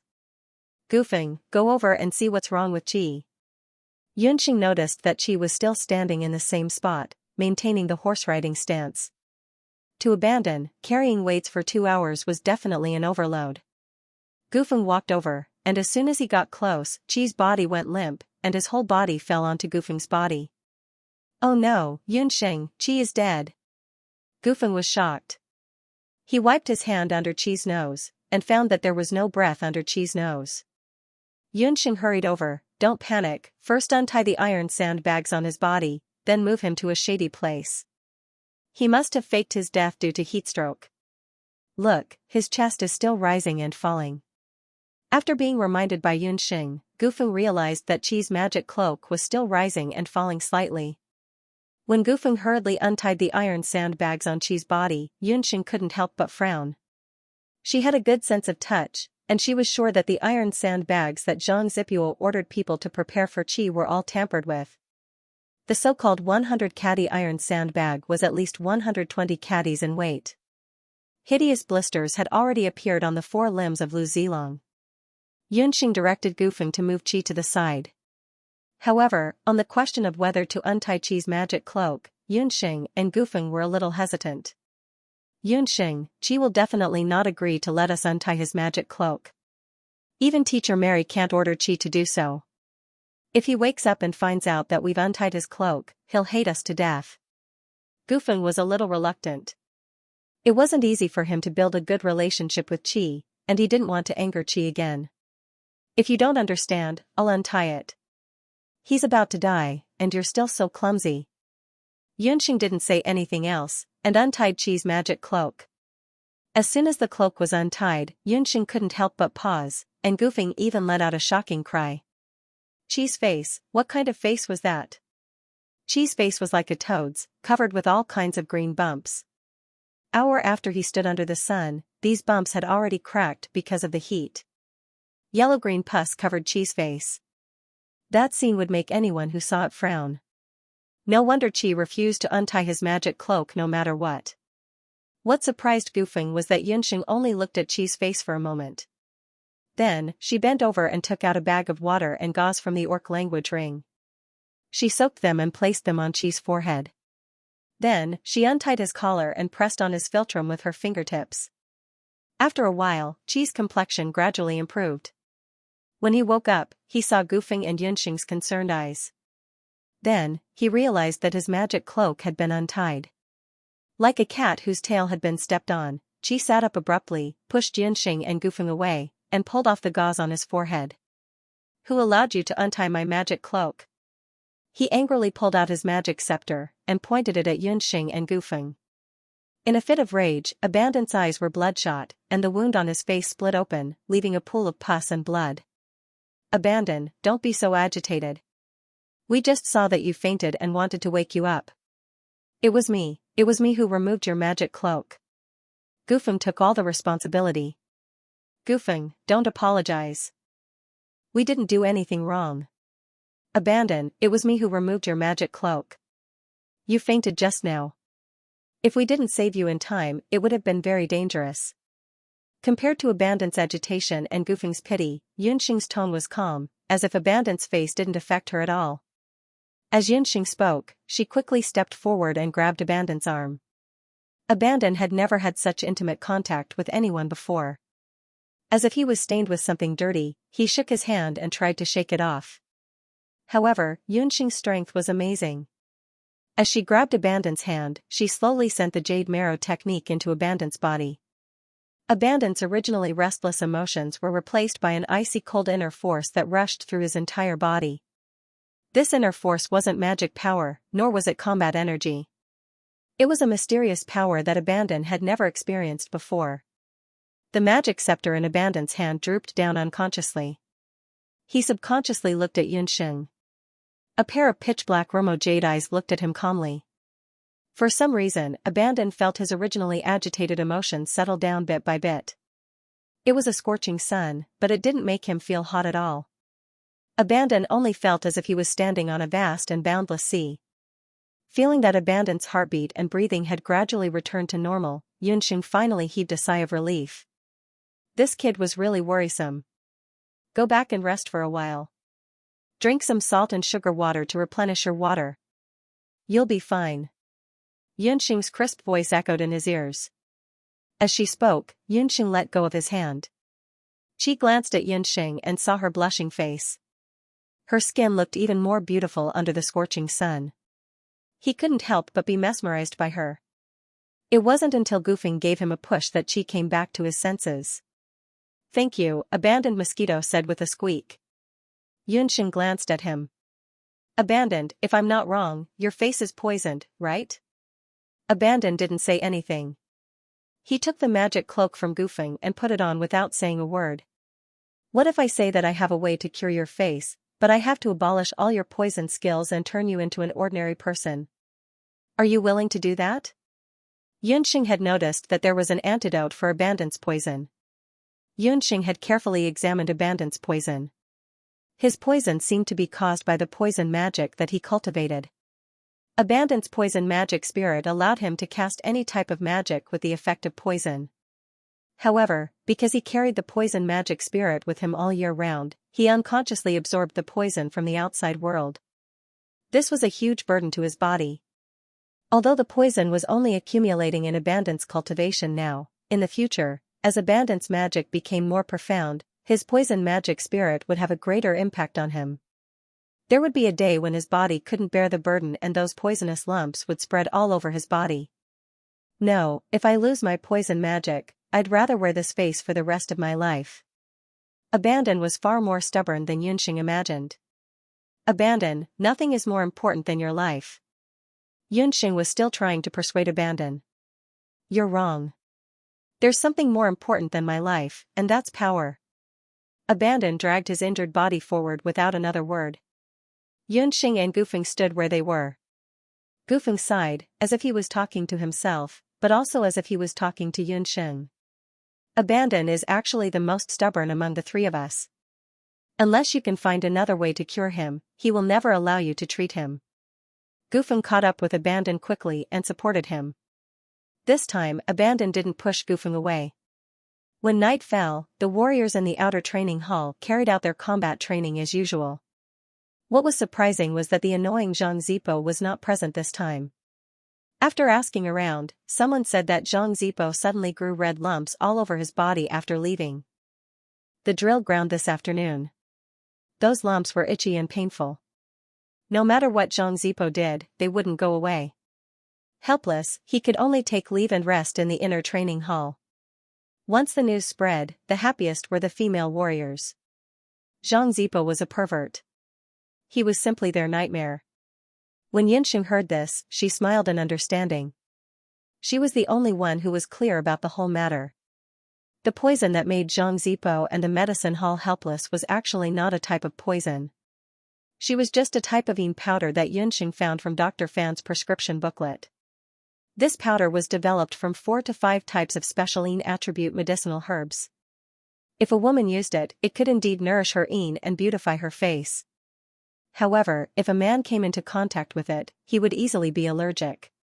Moreover, this allergy would repeat and last for more than a month. If he came into contact with it again, he would still be allergic.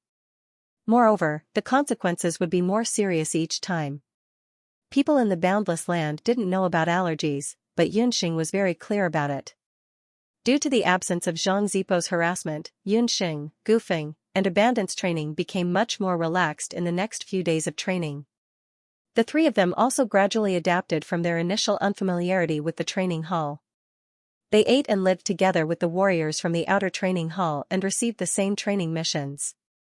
The warriors from the outer training hall also gradually accepted the three of them from their initial rejection. Especially Xianxia. Relying on her medical skills, she quickly became familiar with the female warriors from the outer training hall. Very quickly, a month's time had passed.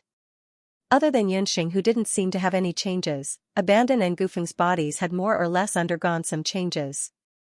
Their originally weak magicians' physiques had improved. Both of them had grown taller, and their skin was tanned to a bronze color. The night's combat training had allowed the two of them to understand some basic martial arts techniques, which was also very beneficial to their development. At this moment, the two of them looked more like dual cultivators of magic and martial arts. They weren't ordinary magicians. Standing among the warriors from the outer training hall, they weren't inferior at all. Furthermore, none of the three of them received any additional punishment. On this day, when Xianxia and the other two were busy with their daily training as usual, Lei Hu called out to the three of them. "You guys have also been here for a month. According to the rules, you should go to the medicine hall to receive a portion of beast blood today and undergo the beast blood fusion." After Xianxia came to the martial arts hall, she found out that beast blood fusion wasn't exclusive to warriors. Ordinary people, as long as they weren't old, weak, sick, or disabled, could strengthen their physique through beast blood fusion. According to the rules of Wuxuan Limitless Martial Arts Hall, every outer training hall student could go to the medicine hall to receive a portion of beast blood at the end of every month. Xianxia was also interested in beast blood fusion. Hearing Lei Hu's words, she, Gufeng, and Abandon walked towards the medicine hall.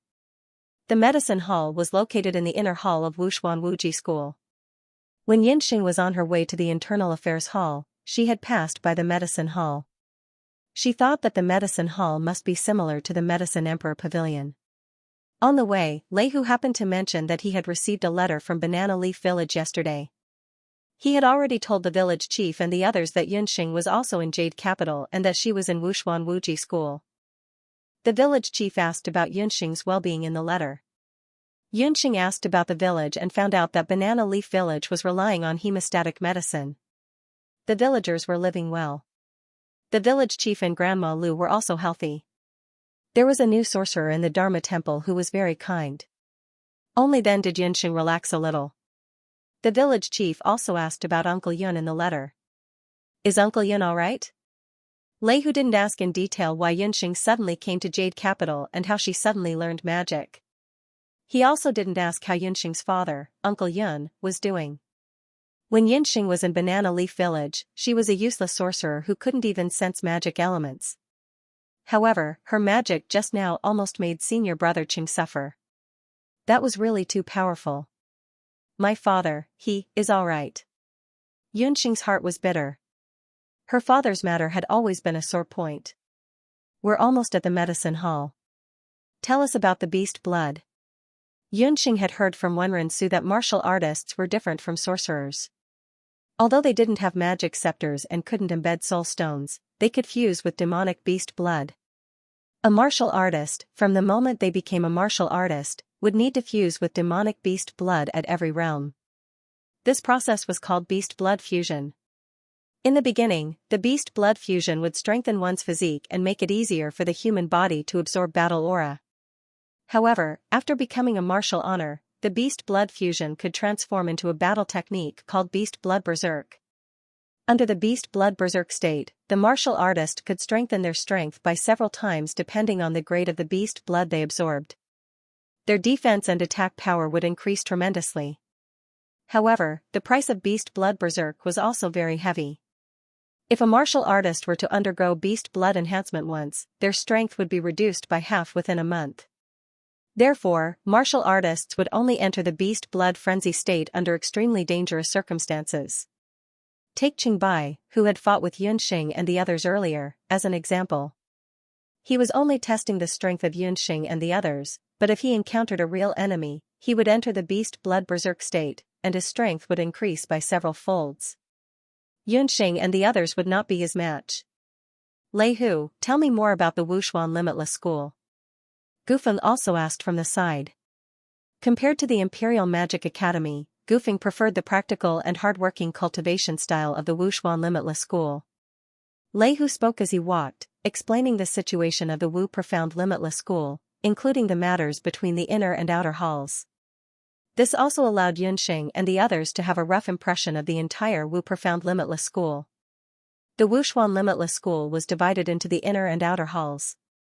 The inner hall had a total of 50 students and the outer hall had a total of 500 students.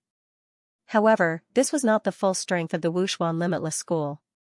In the entire Zhou state, the students who had once studied martial arts in the Wuxuan Limitless School, including their direct third-generation blood relatives, were also known as the sect disciples of the martial arts school. In the entire Zhou state, just the number of sect disciples in the martial arts school alone reached 100,000. 100,000? Wow, that's comparable to the regular army of the Zhou state? Gufeng was speechless. Gufeng, you can't speak carelessly. Yunxing frowned. Hearing Lei Hu's words, Yunxing also realized that the hidden strength of the Wuxuan Limitless School was actually so strong. If she was the emperor of the Zhou state, she would definitely be wary of the Wuxuan Limitless School. No wonder the crown prince of the Zhou state entered the Royal Magic Academy to study. The royal family had invested heavily in the Royal Magic Academy in the past few years, presumably to curb the power of the Wuxuan Limitless School. Lei Hu's thoughts were simple and he did not think too much. Now that he was a member of the Wuxuan Limitless School, he felt even more proud. Not only that, our dojo master and vice dojo master are also very strong. Even the famous martial saint General Yun Ba of the Zhou state is our consecrator. The dojo has the Discipline Hall, Internal Affairs Hall, Medicine Hall, and Combat Skills Hall. When Yunxing heard Yun Ba's name, she paused for a moment. Huzi, have you seen old General Yun before, or is the general himself coming to the dojo to teach? How could that be? I'm just an outer hall martial artist. I can't even enter the inner hall. Old General Yun is only a consecrator in name. He hasn't come to the dojo for a long time. Big sister, let me tell you, in the future, you can't get into a conflict with senior apprentice brother Chung. He held back today. His strength is ranked in the top 3 in the inner hall. Lei Hu felt a lingering fear as he recalled what had happened. Lei Hu rambled on a lot, from the glorious history of the Wuxuan Limitless School to the teaching of battle skills at the martial Grand Master level. He roughly explained everything.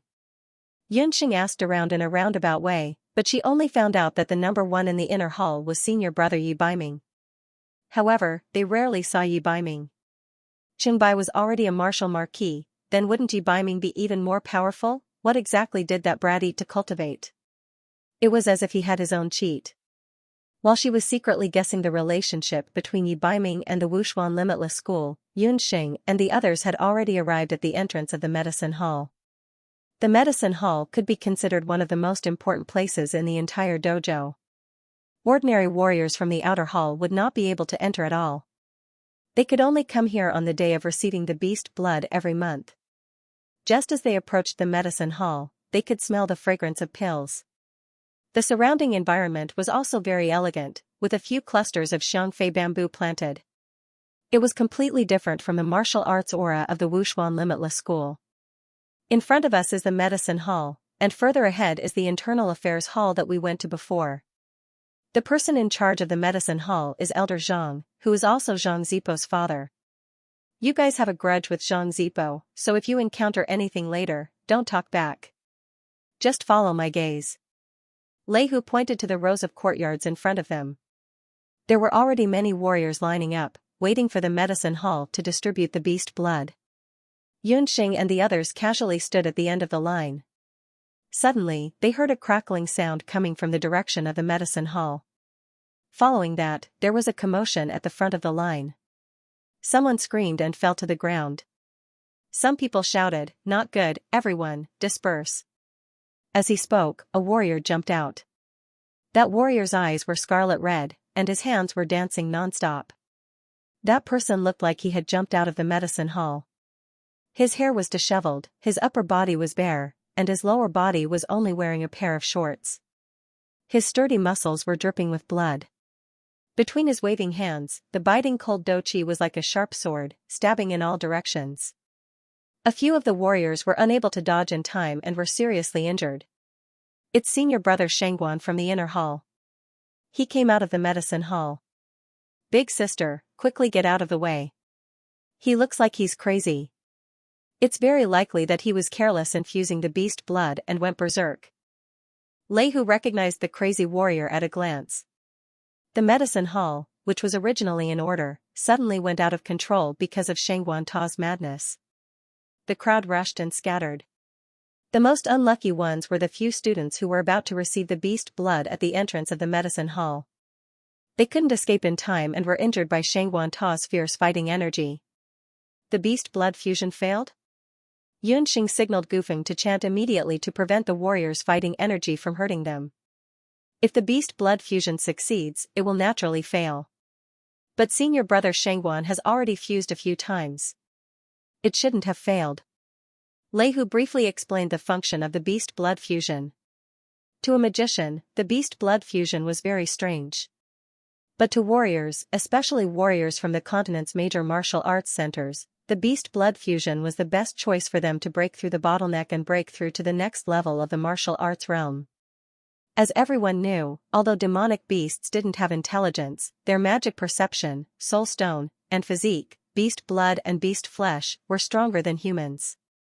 Unlike magicians, warriors on the boundless continent didn't have magic scepters and couldn't inlay magic soul stones. But they could use the beast blood from demonic beasts to strengthen their bodies.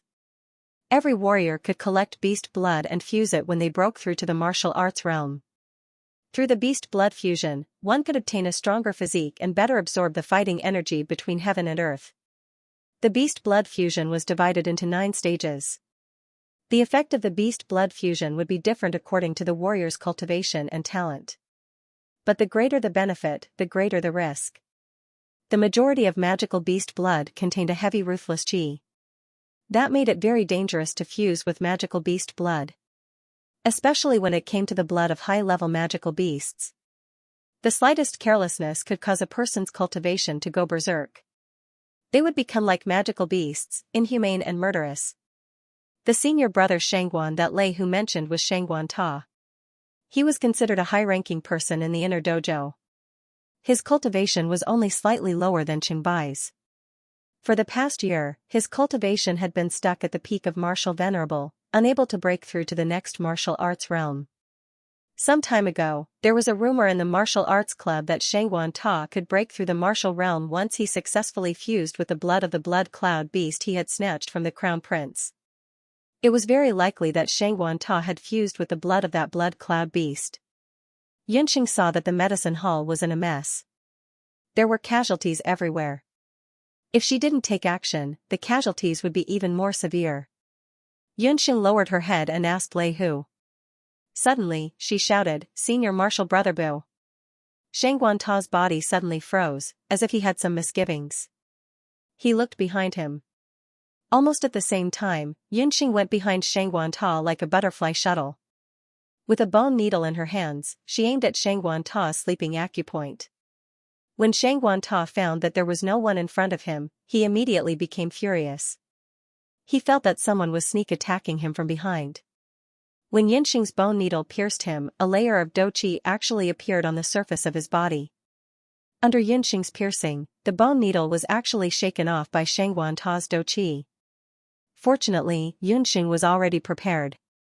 When the bright needle missed, the power of the dark needle had already pierced into Shangguan Ta's body. The next moment, the originally crazy Shangguan Ta staggered and fell to the ground. At this time, an elder rushed out of the medicine hall. When he saw Yunxing standing beside Shangguan Ta, he sternly reprimanded, "Who are you?"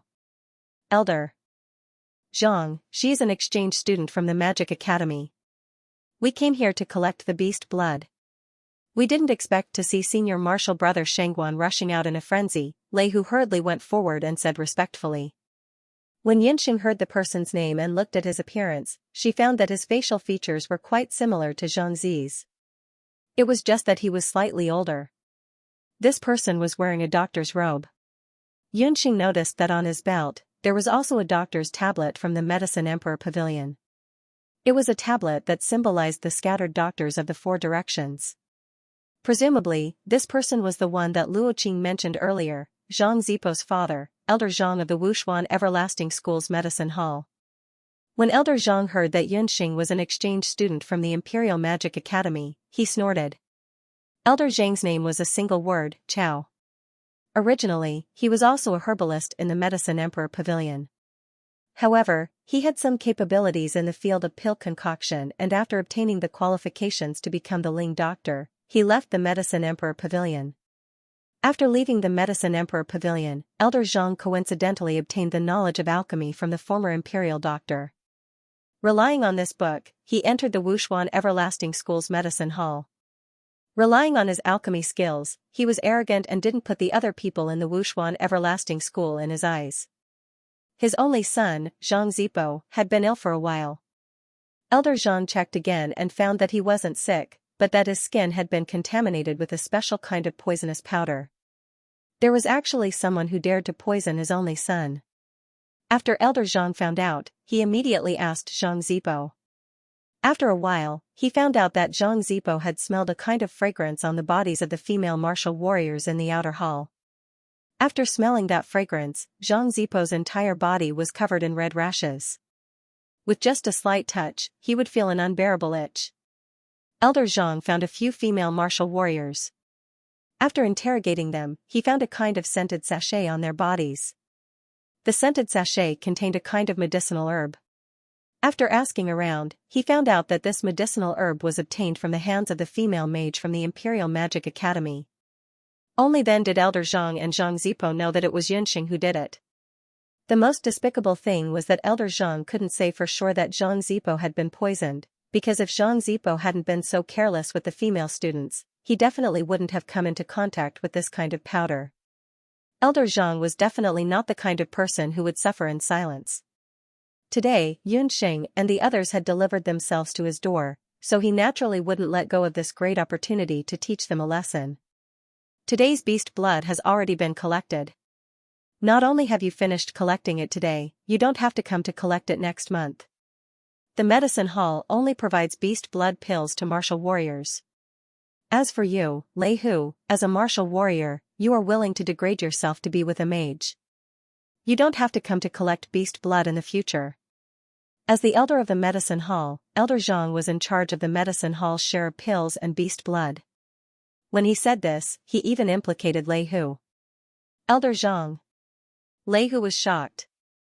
13 or 14 years old was the best time for martial warriors to strengthen their bodies. If he didn't have the beast blood, he would fall behind his peers by a large margin, and he would have no chance of entering the inner hall in the future. Elder Zhang was immensely pleased with himself. Towards Lei Hu, who had no background and was very average in strength, Elder Zhang wasn't worried about offending him at all. Yunxing gritted her teeth. Like son, like father.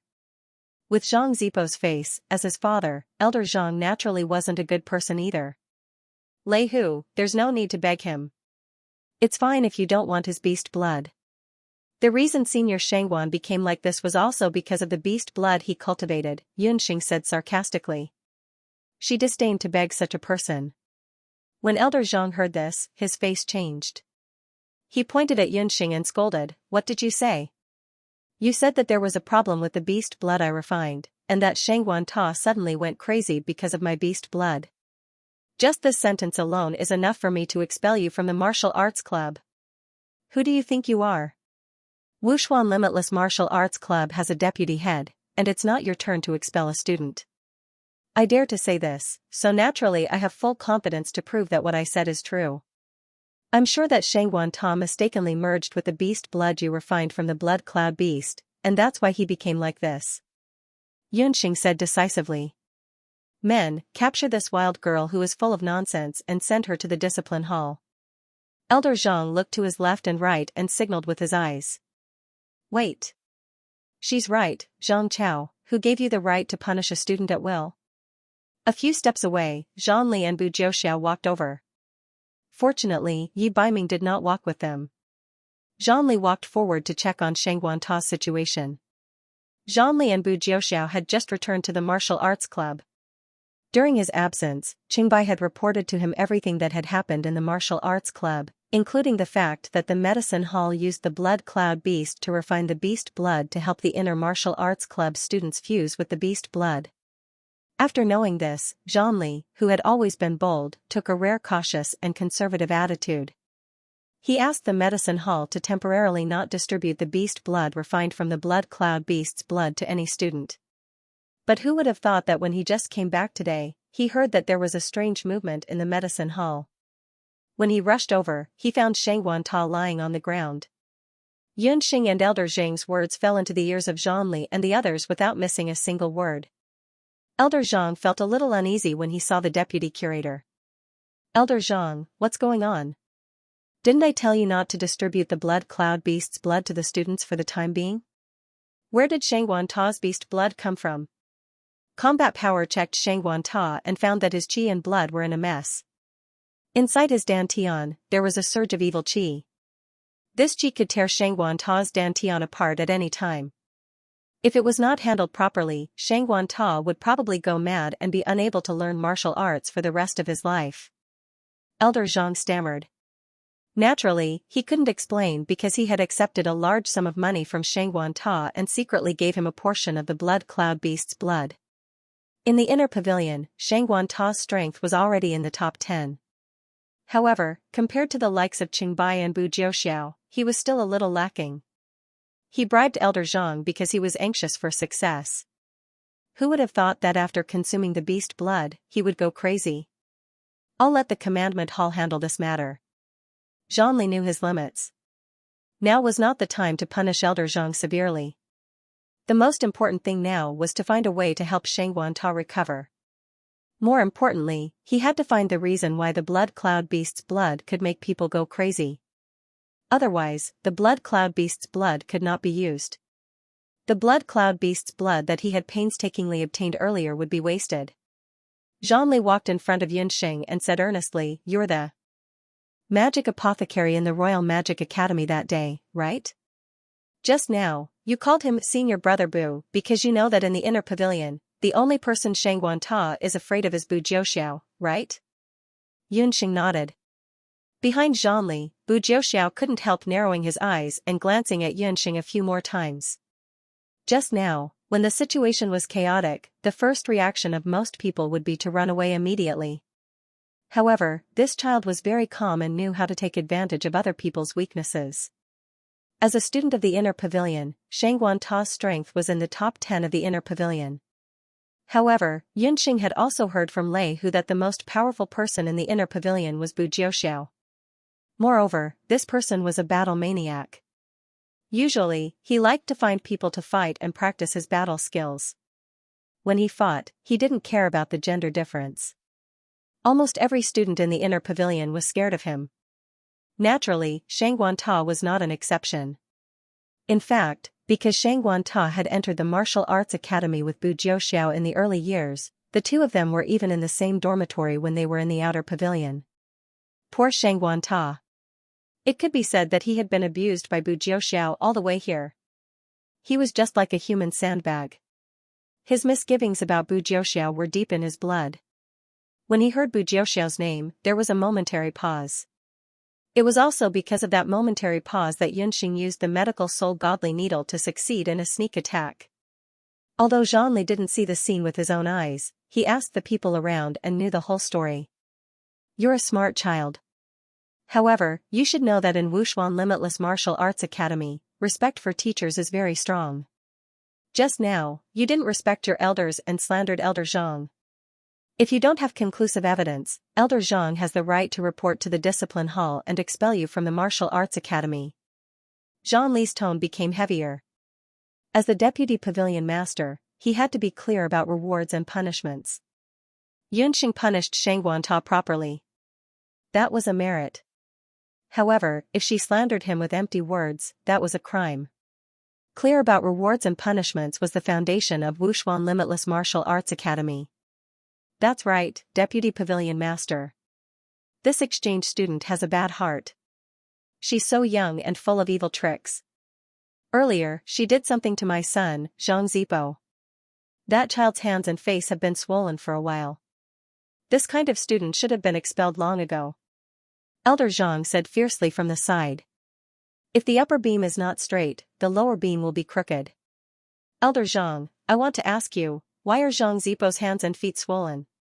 If he doesn't do painstaking things in his life, if he doesn't touch things that he shouldn't touch, if he doesn't do things that he shouldn't do, how could he get sick? Deputy Pavilion Master, I'm not just saying empty words. He's a doctor, and I'm also a doctor. Yunxing said and took out her doctor's token. Oh, you're also a doctor? After seeing Yunxing's ability to refine medicine at the Royal Magic Academy, Zhanli had a deep impression of her. Looking at the doctor's token in Yunxing's hand, it was indeed made by the Medicine Emperor Pavilion. Deputy Pavilion Master, what she said is true. When Big Sister was in our village, she was very powerful. She even saved the village chief who was seriously injured by magic. Lei Hu said from the side. A 7-year-old doctor who could refine high-level magic medicine. Zhang Li's originally frown couldn't help but loosen. Nonsense, she's clearly a magician. How did she become a doctor? I've never heard of someone who can refine magic medicine and ancient medicine at the same time. Moreover, you're just a doctor. How can you compare to me, a dignified individual doctor? Elder Zhang was fuming with rage at the side. He would rather die than believe that an 8-year-old child could really compare to him. Whether it's true or not, let's compete. Right now, there's a ready-made doctor. Elder Zhang, since you're so proud of your medical skills, let's compete and see who can save Shangguan Ta. Yunxing was full of confidence. Thank you Pudding and Susu for your tips. Next chapter, the fox appears, the little wild cat is going to be teased. Elder Zhang was speechless for a moment. He looked at the silent Shangguan Ta with a complicated expression. In fact, let alone curing Shangguan Ta, Elder Zhang didn't even know why Shangguan Ta was like this. This time, after the blood cloud beast was transported to the medicine hall, Elder Zhang personally came to make the beast blood potion. All the steps and procedures were the same as usual. It was reasonable to say that Shangguan Ta's situation shouldn't have happened. However, after Shangguan Ta took the beast blood potion, there was indeed a problem. Shangguan Ta lost his mind. If the female magician didn't use some method to knock him out, today's situation would be even more serious. Battle Strength was also observing Shangguan Ta's situation from the side. Shangguan Ta had already fallen into a coma, but from his still violently rising and falling chest, the effect of the blood cloud beast blood had not yet disappeared. Moreover, it was becoming more and more intense. What, is Elder Zhang afraid? Yunxing raised her eyebrows. Afraid? What a joke. I am a dignified doctor who has practiced medicine and alchemy for more than 20 years. How could I lose to an arrogant child like you? Let's compete, but if I win, you and your partners will immediately get out of the dojo. Elder Zhang disdainfully calculated in his heart. No matter how good Yunxing's talent was, she couldn't have started studying medicine in her mother's womb. If he couldn't see the cause of the illness, then it was even more impossible for Yunxing to see the cause of the illness. Unfortunately, Elder Zhang's plan was destined to fail this time. Alright, but if it's the other way around and I win, then what? Elder Zhang will also take your wicked son and get out of Wushuan Everlasting School. Yunxing said in a stern voice. Her eyes were about to spit out fire. You. What an arrogant tone. You, a yellow-mouthed child, actually dared to talk about this elder. Elder Zhang was a dignified medicine hall elder. Usually, who didn't bow and scrape when they saw him. Today, being interrogated by Yunxing like this, his old face was red. Wu Profound Limitless School has always been clear about rewards and punishments. Right is right, wrong is wrong. If it is later proven that Elder Zhang has indeed made a mistake in refining the beast blood, yet he still protects and condones it, then that would truly be impudent. Yunxing sneered, her words seemed to be directed at Elder Zhang, but she was actually looking at the vice-curator's fighting strength. The father was greedy for money and the son was lustful. They were simply a pair of bastards. If they were allowed to stay in the martial arts club, sooner or later there would be more incidents like Shangguan Ta and Lianxiang. If you don't remove the roots, the weeds will grow again when the spring breeze blows. She had to get rid of the Zhang clan's elder. Zhang paused and pondered for a moment. Alright, I will be the witness for today's matter. Elder Zhang, Shangguanta's family is a prominent family in the Jade capital, so his life and death are of great importance. If you can save him today, I won't pursue the matter from before. However, if he can't be saved, or if he becomes a cripple because of this, the medicinal hall will definitely be implicated. You don't have to be an elder of the medicinal hall. Elder Zhang's complexion suddenly changed. In Zhang Li's tone, there was a sign that a storm was coming. Over the years, how could Zhang Li, as the deputy curator, not know what the Song family's father and son had done? However, he had always turned a blind eye because of Elder Zhang's ability to refine medicine. However, if Yunxing really defeated him, there would be someone more suitable to be an elder of the medicinal hall than Elder Zhang in the Wushuan Limitless School. Then, Zhang Li would definitely calculate the cost with interest. Being able to become the deputy curator of the martial arts club, Zhang Li was definitely not an ordinary person. With Zhang Li's words, Elder Zhang had to compete even if he didn't want to. Someone come, carry Shangguanta into the medicinal hall. Everyone else leave together. In order to facilitate the treatment, Zhang Li dismissed most of the people, leaving only a few important people. Wait, I still need a helper. Elder Zhang should have his own medicine man. I also need a medicine man to assist me in the treatment. Yunxing had a general understanding of Shangguanta's condition, but she still needed someone to help her. Oh, I wonder if I can be your helper. Behind her, there was a low voice. When she heard the voice, Yunxing was instantly petrified. Yunxing didn't need to turn around to know who was behind her. Night Fox. Wherever Yi Baiming was, there would definitely be a strange aura. Even if he didn't say a word, he would still be the focus of everyone's attention. After more than a year, Yi Baiming, who had regained his sight, had become even more astonishing. She should have expected that Yi Baiming, Qingbai, and the others were inseparable. Where Qingbai and Bu Jiuxiao appeared, Yi Baiming would appear sooner or later.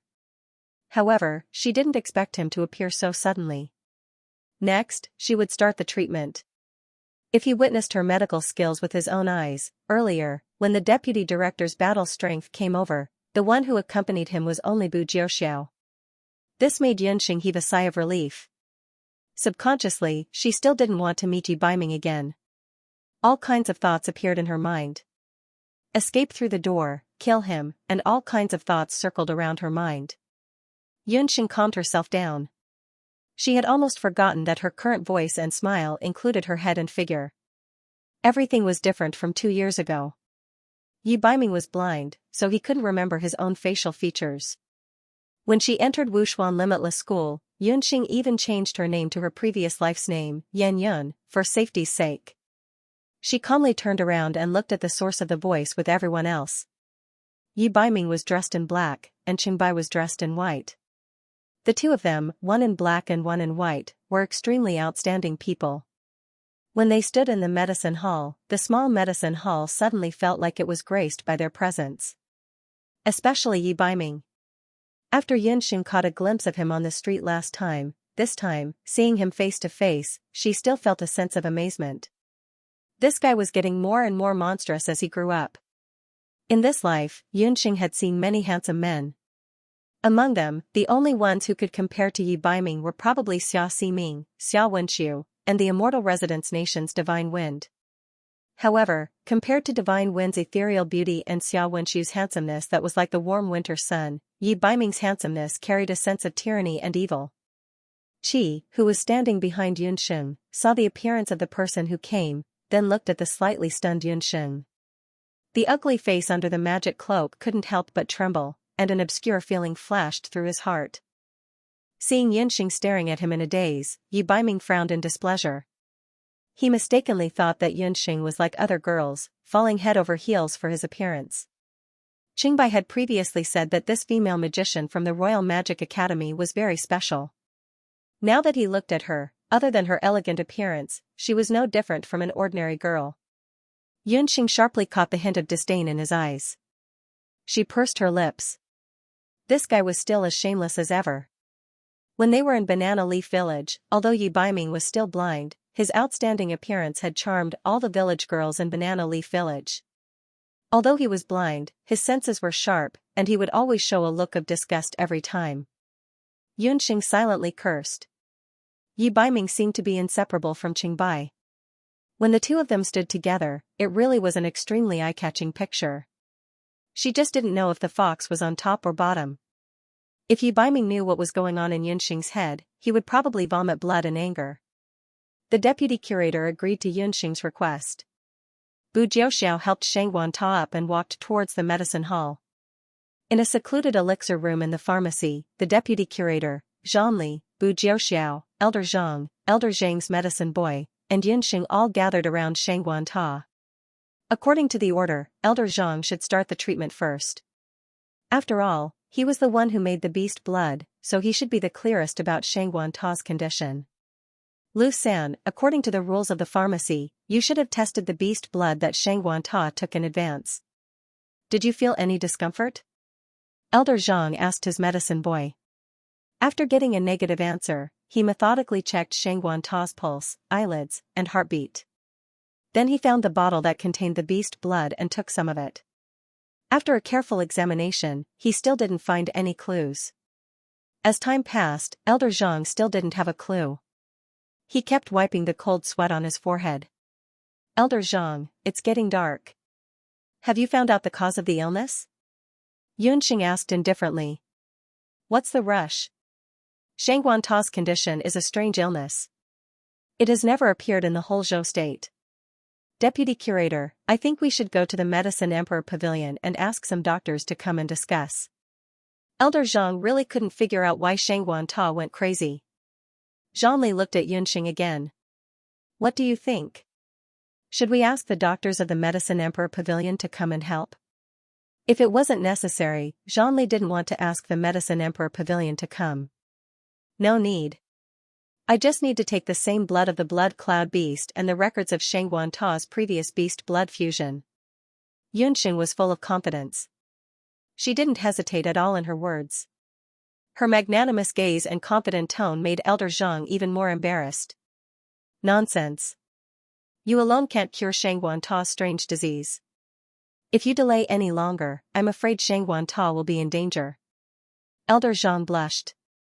The female magician was obviously fooling around. She didn't even check the patient and claimed that she could cure Shang Guanta. It was impossible. Deputy Curator, I dare to use my life to guarantee that as long as you let me treat him, not only will I be able to cure him, I can also guarantee that tomorrow morning, Wu Profound Limitless Hall will have another martial marquee. Just as Yunxing finished speaking, everyone present was shocked. What arrogant words, but if she didn't have full confidence, where did this female magician's confidence come from? Wu Ho, that meant that she had the confidence to help Shang Guanta break through. To be able to help a cultivator who had gone berserk break through, there was probably no doctor in the world who had the confidence to do so. If Elder Zhang couldn't do it, perhaps even Wen Dagua of Zhou State might not be able to do it. Fighting strength hesitated. In his early years on the battlefield, he had never been as hesitant as he was today. If he succeeded, then it would naturally be the good news of Wu Profound Limitless Hall, but if he failed, Yunxing, who was used to seeing the entangled mentality of the family members of patients, saw that fighting strength was silent. She knew that he was very entangled at this moment. She took a step forward and said with incomparable sincerity, Deputy Curator, you must believe that none of the cultivators of Wu Profound Limitless Hall are greedy for life and afraid of death. Master, just let her give it a try. Lu San, according to what she said, bring another set of beast blood and the records of Shang Guanta's beast blood fusion in the early years. Yi Baiming glanced at Yunxing. He wanted to know what Yunxing planned to do next. The new set of beast blood and the records of Shang Guanta's beast blood fusion in the previous years were sent over not long after. The beast blood had already been delivered, but Yunxing did not immediately make a move. She first flipped through the records of Shang Guanta's beast blood fusion in the previous years. As she read, Yunxing sighed in her heart. Shang Guanta could be considered an expert at leveling up. In the 5 years that he had been in the hall, he had successfully fused beast blood 3 times. Every fusion was very successful. None of them were like this time. Deputy Curator, if you want to see a doctor, I have another condition. You also know that I was born as a magician, and what I learned was the combination of ancient medical skills and magic potions. When I am treating, I must use magic, but right now, I am under a magic lock, so I cannot use magic. Xianxia said and paused. You are negotiating with me. You want me to break the rules of Wuxuan Limitless School and help you unlock your magic lock? Zhongli frowned. He was somewhat displeased. Bu Jiuxiao and the others who were at the side could not help but look at Xianxia in a new light. Yi Baiming narrowed his gray eyes. In Wuxuan Limitless School, the only one who dared to negotiate with Zhongli was probably Xianxia. Even in the entire Zhou state, there were no more than 5 people who dared to talk about conditions with Zhongli. As the deputy curator of Wuxuan Limitless School, Zhongli had a high position and authority. In the daily affairs of the martial arts school, it could be said that hundreds of people responded to his call. The taste of being threatened was not good. If you want me to promise to unlock the magic lock, that is fine, but you have to withstand my test. He snorted, and an invisible doqi spread out. The small medicine hall suddenly became tense. Xianxia only felt a strong pressure on her body, as if someone was going to crush her bones, internal organs. Xianxia sneered in her heart. He wanted to use his pressure to make her submit. How could she give in? From the day she put on the magic lock, she had already said that she would remove it. Not only did she want to remove it, she also wanted the people of Wuxuan Limitless School to personally beg her to remove it. Xianxia straightened her back, her pair of black eyes staring at Zhongli from beginning to end. Her eyes were magnanimous, without the slightest bit of fear. It's not a condition, I'm just asking for the reward I deserve. I'm just an exchange student, not a member of the martial arts school. Treating Shang Wanta was only out of my medical ethics, I don't need a reward. My condition is that you must unlock my magic lock. Not only that, I also have a request, and that is that the 3 of us can freely use magic in Wuxuan Limitless School from now on. Xianxia's face was calm. What if I don't agree? The duqi around Zhongli's body became even more biting cold. The biting cold doqi was like a wildly dancing blade, brushing past Xianxia with a chi-chi sound. Her tender skin was cut open, and she was also forced to take a step back. However, Xianxia was not frightened by Zhongli's appearance. She took a deep breath, squatted down, and used the horse-riding stance. Good fellow, she actually went against the deputy director. The expressions of the people at the side suddenly changed. Zhongli coldly snorted. His cultivation was considered to be one of the top figures in the current Jade capital. In terms of strength, he was probably only below the father and son of the Yun residents, who had reached the level of a martial sage. Xianxia was now an archmage, and with the physique of a magician, Zhongli could crush her into pieces in a matter of minutes. However, the Xianxia in front of him greatly exceeded his expectations. The biting cold duqi was still fluttering around Xianxia, and there were bloody wounds on her face. The few people at the side were all forced to use their duqi to protect themselves, and only then could they barely avoid being injured by Zhongli's duqi. Zhongli's eyes narrowed again, and a wave of duqi collided head-on with Xianxia. This attack contained 20% of Zhongli's strength. Seeing that wave of duqi colliding with Xianxia, her body flew out like a willow leaf, smashing into the wall at the side. Just as Xianxia was about to be smashed into the wall and heavily injured, a wide black robe swept past her like a leaf. Xianxia's body was gently caught by the robe and she was already in a tight embrace. Yi Baiming flicked his sleeve again and sucked the battle chi into his sleeve. Feeling the thick arms beneath her, Xianxia's heart skipped a beat. She subconsciously raised her head, but unfortunately, she wasn't tall enough and could only see the perfect curve of his chin. Yi Baiming, who was already 13 years old this year, already had some stubble on his chin and his Adam's apple was even more prominent. Through the thin spring clothes, Xianxia could feel Yi Baiming's steady heartbeat. It was abnormally strong, and it shook her brain until it was ringing. Yi Baiming was also bending over to look at Xianxia in his arms. What entered his eyes was a pair of dark eyes that flashed with astonishment. Yi Baiming discovered that this female magus from the Imperial Magic Academy had a pair of very beautiful eyes. Ever since he regained his sight, Yi Baiming had seen many women. The imperial concubines in Zhou State's palace, the female warriors in the dojo, and there was no lack of outstanding beauties like Qinlianer. However, none of them had a pair of clear and beautiful eyes like the woman in his arms. At this moment, in Yi Baiming's eyes, Yunxing's eyes were filled with fear, like a frightened deer. Yi Baiming's actions had shocked his two good brothers and his teacher. What kind of show was this? Could it be that Yi Baiming had suddenly changed? Qingbai was even more indignant at the side. Sigh, Baiming, aren't your hands a little too long? No matter what, this scene of a hero saving a damsel in distress should be played by the handsome and suave me. Not only did those who knew Yi Baiming not understand, even Yi Baiming himself didn't understand why he had suddenly acted. The other party was just a stranger he had never met before. He had never been a person who had tender feelings for the fairer sex. Ahem, Baiming, Xianxia is going to die if you keep hugging him like this. Even Bu Jiuxiao couldn't stand it anymore.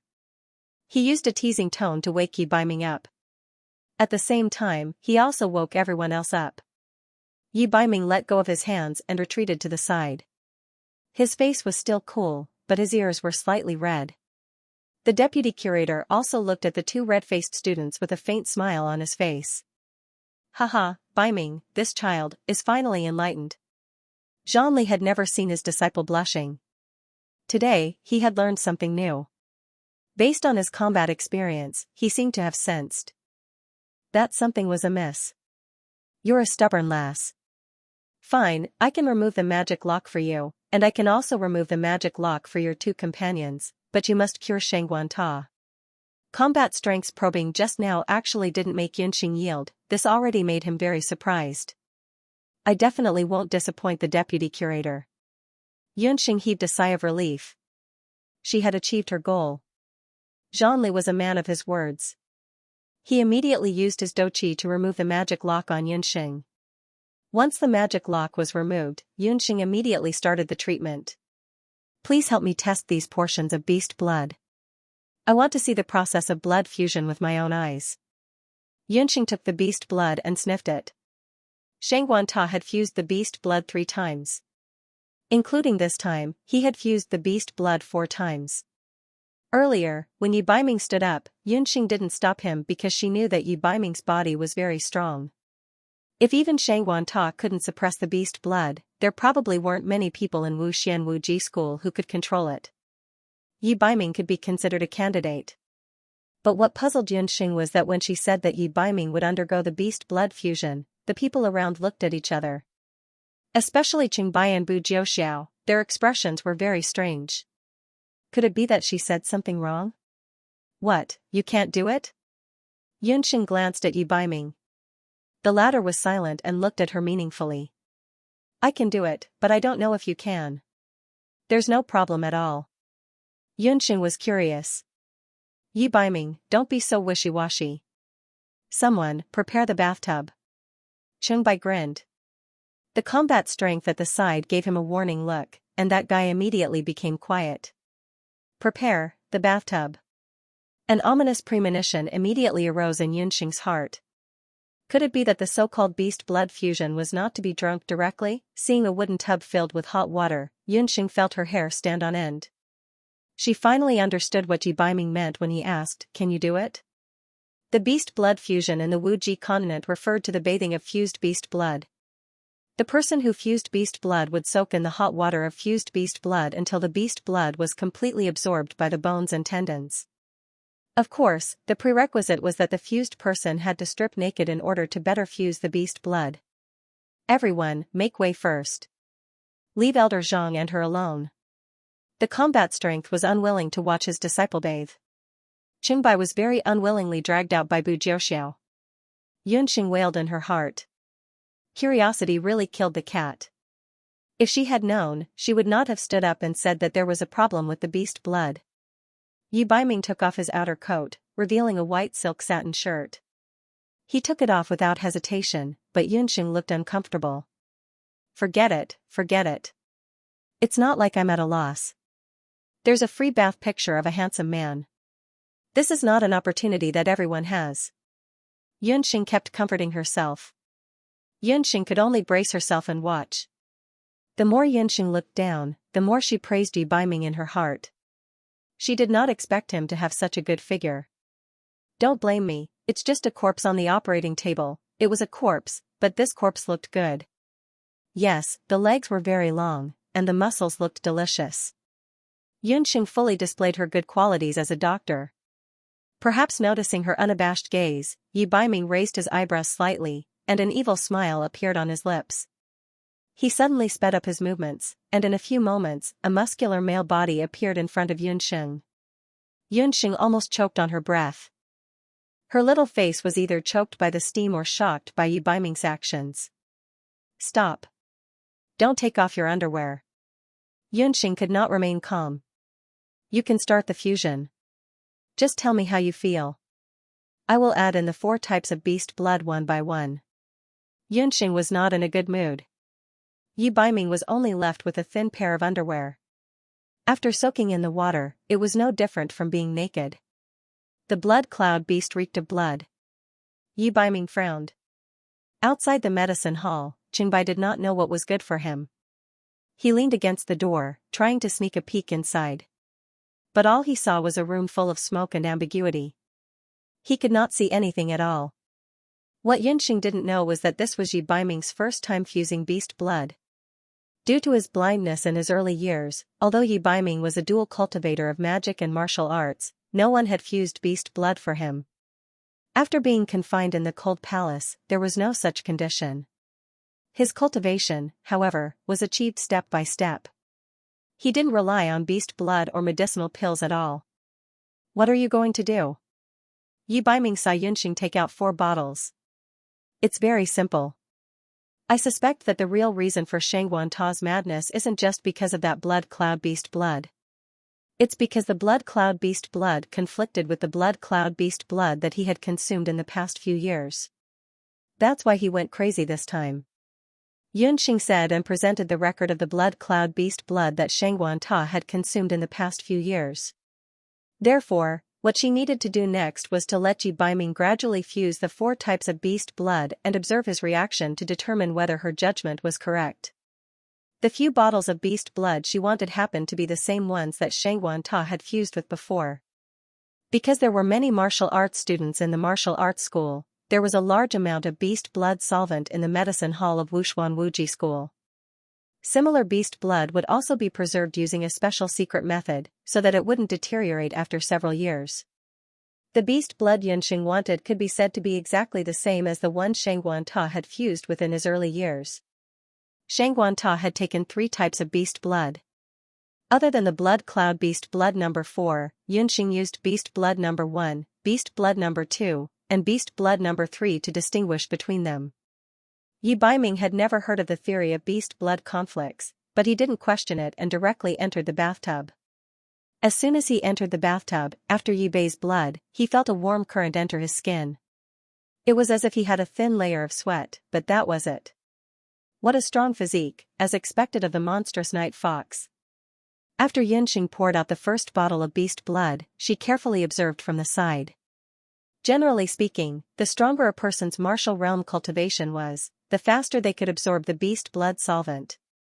If other doctors saw Yi Baiming's absorption method, they would definitely think that he was a monster. However, Yunxing looked as if she was used to it. She was already used to Yi Baiming's evilness. According to the records, Xianxia took half a day to assimilate the first bottle of beast blood, but Yi Baiming's body only took an instant to completely assimilate the first bottle of beast blood. After the beast blood fusion, Yi Baiming's body did not change at all. Even his skin color did not change. It's the second bottle of beast blood. Yunxing had also gotten used to the fact that there was a naked man in front of her. She simply walked to the side of the wooden barrel and poured the second bottle of beast blood into it. Her beautiful eyes were fixed on Yi Baiming's body as she paid attention to his changes. After the second bottle of beast blood was poured in, the assimilation time this time was slightly longer. However, it only took a few minutes for the beast blood to completely enter Yi Baiming's body. The water in the wooden barrel became clear for the second time. It's the third bottle. This is the blood of a level 6 magical beast, Yunxing reminded first. Yi Baiming did not say anything. He only motioned for Yunxing to continue. At this time, the two of them had already cooperated very well. Even though Yunxing was close at hand, Yi Baiming did not feel uncomfortable at all. Under the steaming steam, Yunxing's forehead hair was already wet. Her lips had also become unusually plump, like a red cherry. Her pair of black eyes seemed to be covered with a layer of water. The third bottle of beast blood took 15 minutes to completely assimilate. So far, the 3 bottles of beast blood had been assimilated in succession. Yi Baiming did not feel any discomfort at all. It's the 4th bottle. It's the blood of the blood cloud beast, the violent earth bear. Yunxing was a little nervous. Victory or defeat depended on this moment. If she could prove that she could cure Shangguan Ta and eradicate the 2 malignant tumors of the martial arts club, the Zhang father and son, it all depended on this moment. The 2 of them fixed their eyes on the 4th bottle of beast blood. The viscous blood was poured into the water. After the first 3 bottles of beast blood, the water in the wooden barrel, which was waist-high, had already become slightly cold. But as soon as the 4th bottle of beast blood was poured into the wooden barrel, the water, which had already lost its white steam, began to violently tumble like sulfuric acid being poured into water. The water in the wooden barrel was like someone had stuffed a fire under it. Countless blood bubbles tumbled and crazily rushed towards Yi Baiming's body. Yi Baiming's originally expressionless face suddenly narrowed his pupils. His skin was scalding hot, as if it had been watered with a layer of chilly water.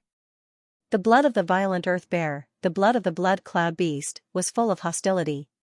It tore at Yi Baiming's skin like a mighty army that had heard the bugle call to charge. It poured into his muscles and veins. Countless hostility, like countless needles, pierced into Yi Baiming's body. Phew! Yi Baiming's strong body shook. He wanted to circulate the fighting energy in his body to relieve the erosion of this hostility. But what surprised him was that the moment he circulated his fighting energy, he felt that there were 4 different forces of beast blood colliding with each other in his body. Was this the conflict of beast blood? What the female magician said was true. But at this moment, Yi Baiming had no time to tell the truth. The 4 different forces of beast blood, especially the hostility in the violent earth bear's blood, suddenly aroused the darkest side of Yi Baiming's heart. His consciousness began to blur. Blood, the smell of blood. Yunxing had never seen Yi Baiming lose control like this. Her heart instantly rose to her throat.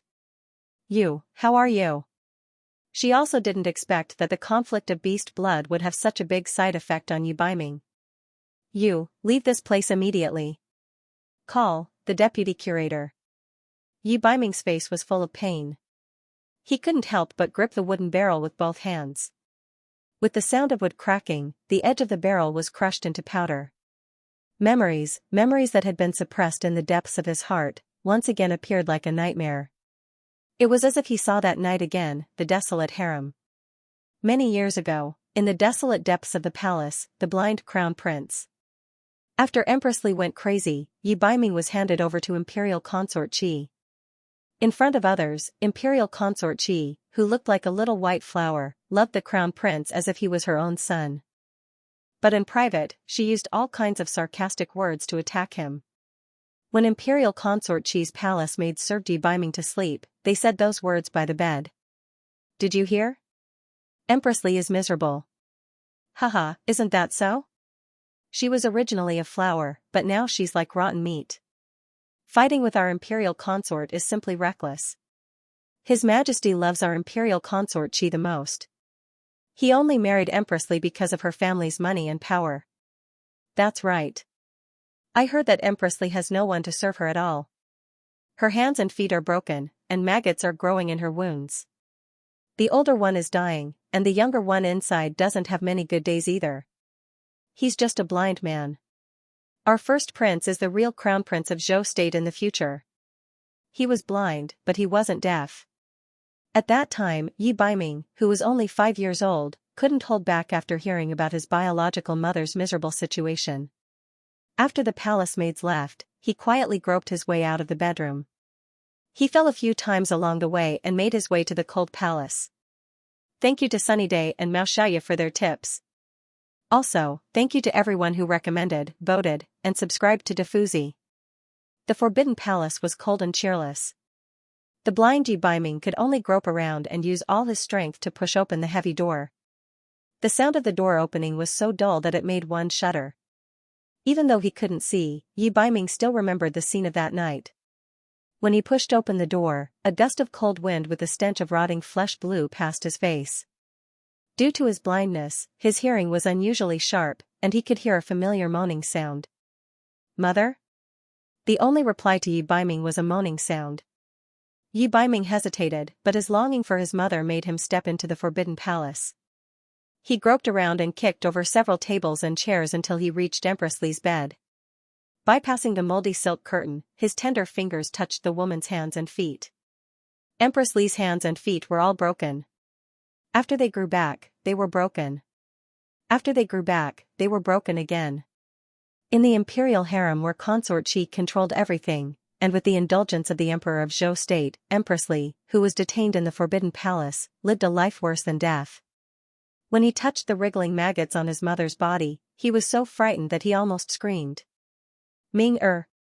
Empress Li, who was already delirious, let out a weak cry.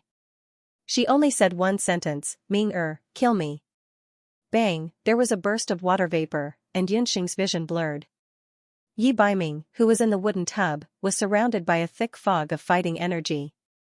At this moment, Yunxing noticed that something had appeared behind Yi Baiming. A tattoo had appeared on his back. The tattoo looked like a demonic beast, but it didn't look like any demonic beast that Yunxing had seen before. Its head was like a lion's, with a pair of horns on its forehead and scales all over its skin. There was a dense black aura around the totem, and the black aura was still spreading. At this moment, Yi Baiming's eyes turned black under the influence of the black aura, and he looked like a demon from hell.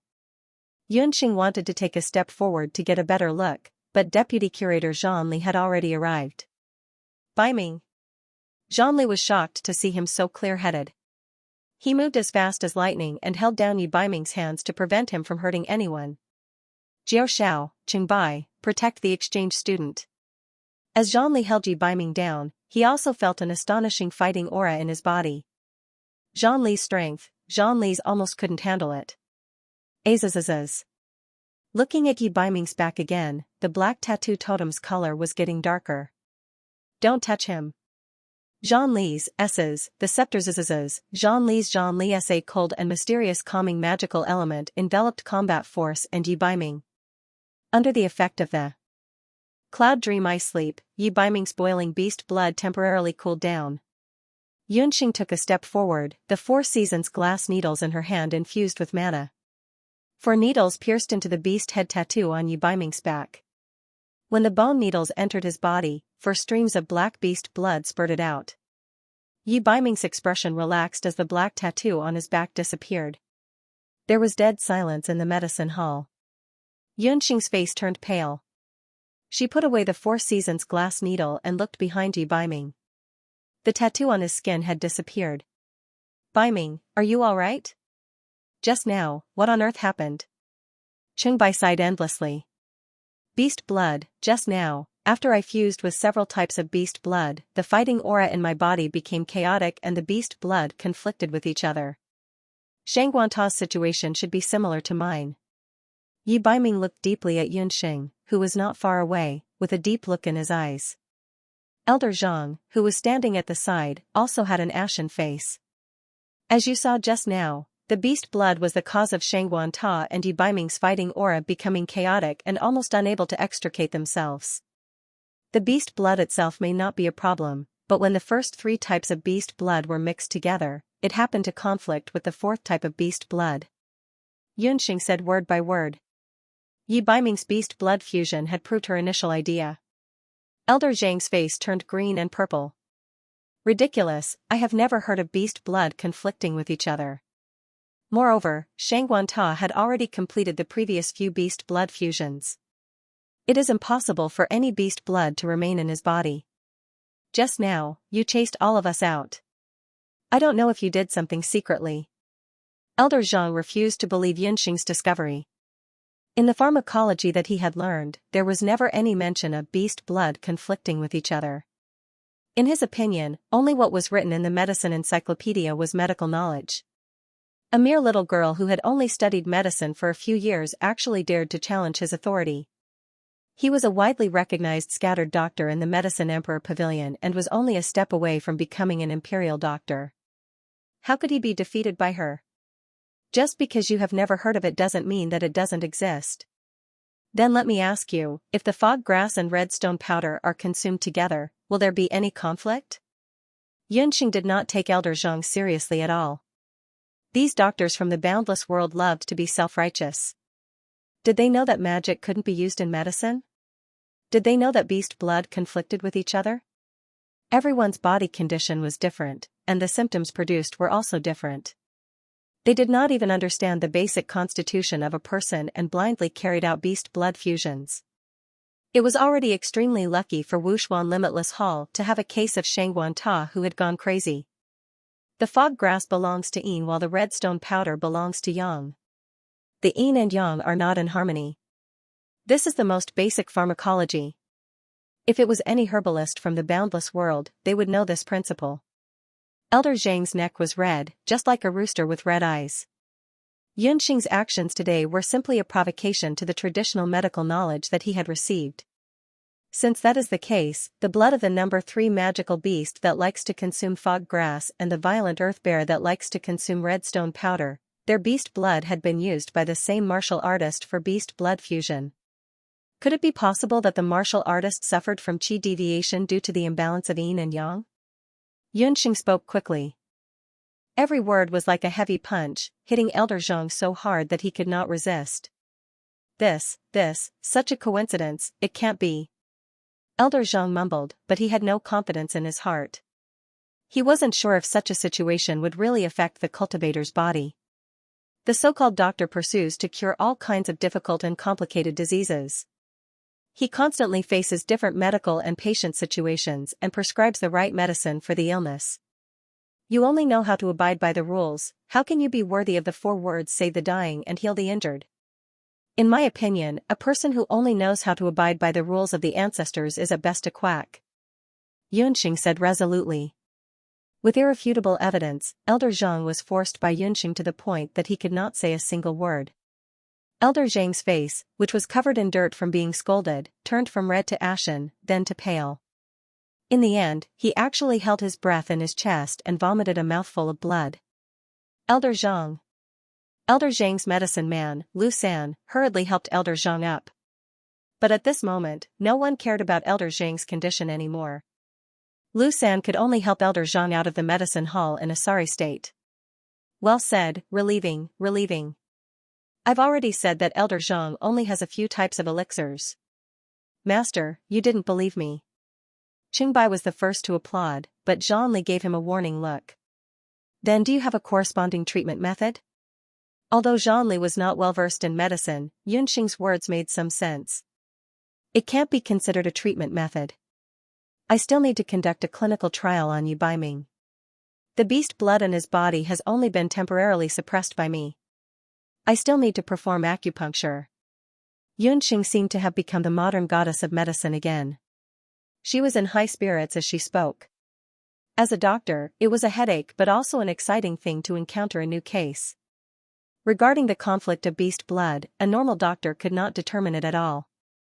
They could only deduce whether the beast blood itself was poisonous. They could not make a deduction based on the living habits and diet of the magical beast. Yunxing was a doctor and a summoner at the same time. Relying on her understanding of magical beasts, she was able to deduce the conflict of beast blood. This was a new medical concept that had never been proposed in the boundless continent. Clinical trial, what was that? Seeing that Zhang Li and the others were confused, Yunxing could only use practice to prove it. After getting Zhang Li's promise, Yunxing began the treatment. She originally wanted to dismiss the few people around her, but looking at their reactions, none of them were willing to leave. They were concerned about Shangguan Ta, but also curious. Yunxing had said that if she succeeded in the treatment, Shangguan Ta would most likely break through. Yunxing had no choice but to start the treatment in front of everyone. She treated this group of people as medical observers. Describe the situation of the fighting energy in your body just now. Yunxing asked Yu Baiming. There's a restless qi in my body, as if it's going to break out of my body. Yu Baiming's physique was very strong. Even he could feel such obvious fluctuations of hostility, let alone Shangguan Ta from earlier. It's because of the conflict of beast blood. Be careful, don't move. I'm going to perform acupuncture, Yunxing said as she took out 4 needles. When Yunxing took out the needles, the few people present, especially Yi Baiming's eyes lit up slightly. He was in a frenzy just now. He did not see Yunxing's needles. Yunxing's 4 seasons glass needles were very special. They all saw that the needles were a magic weapon refined with a special method.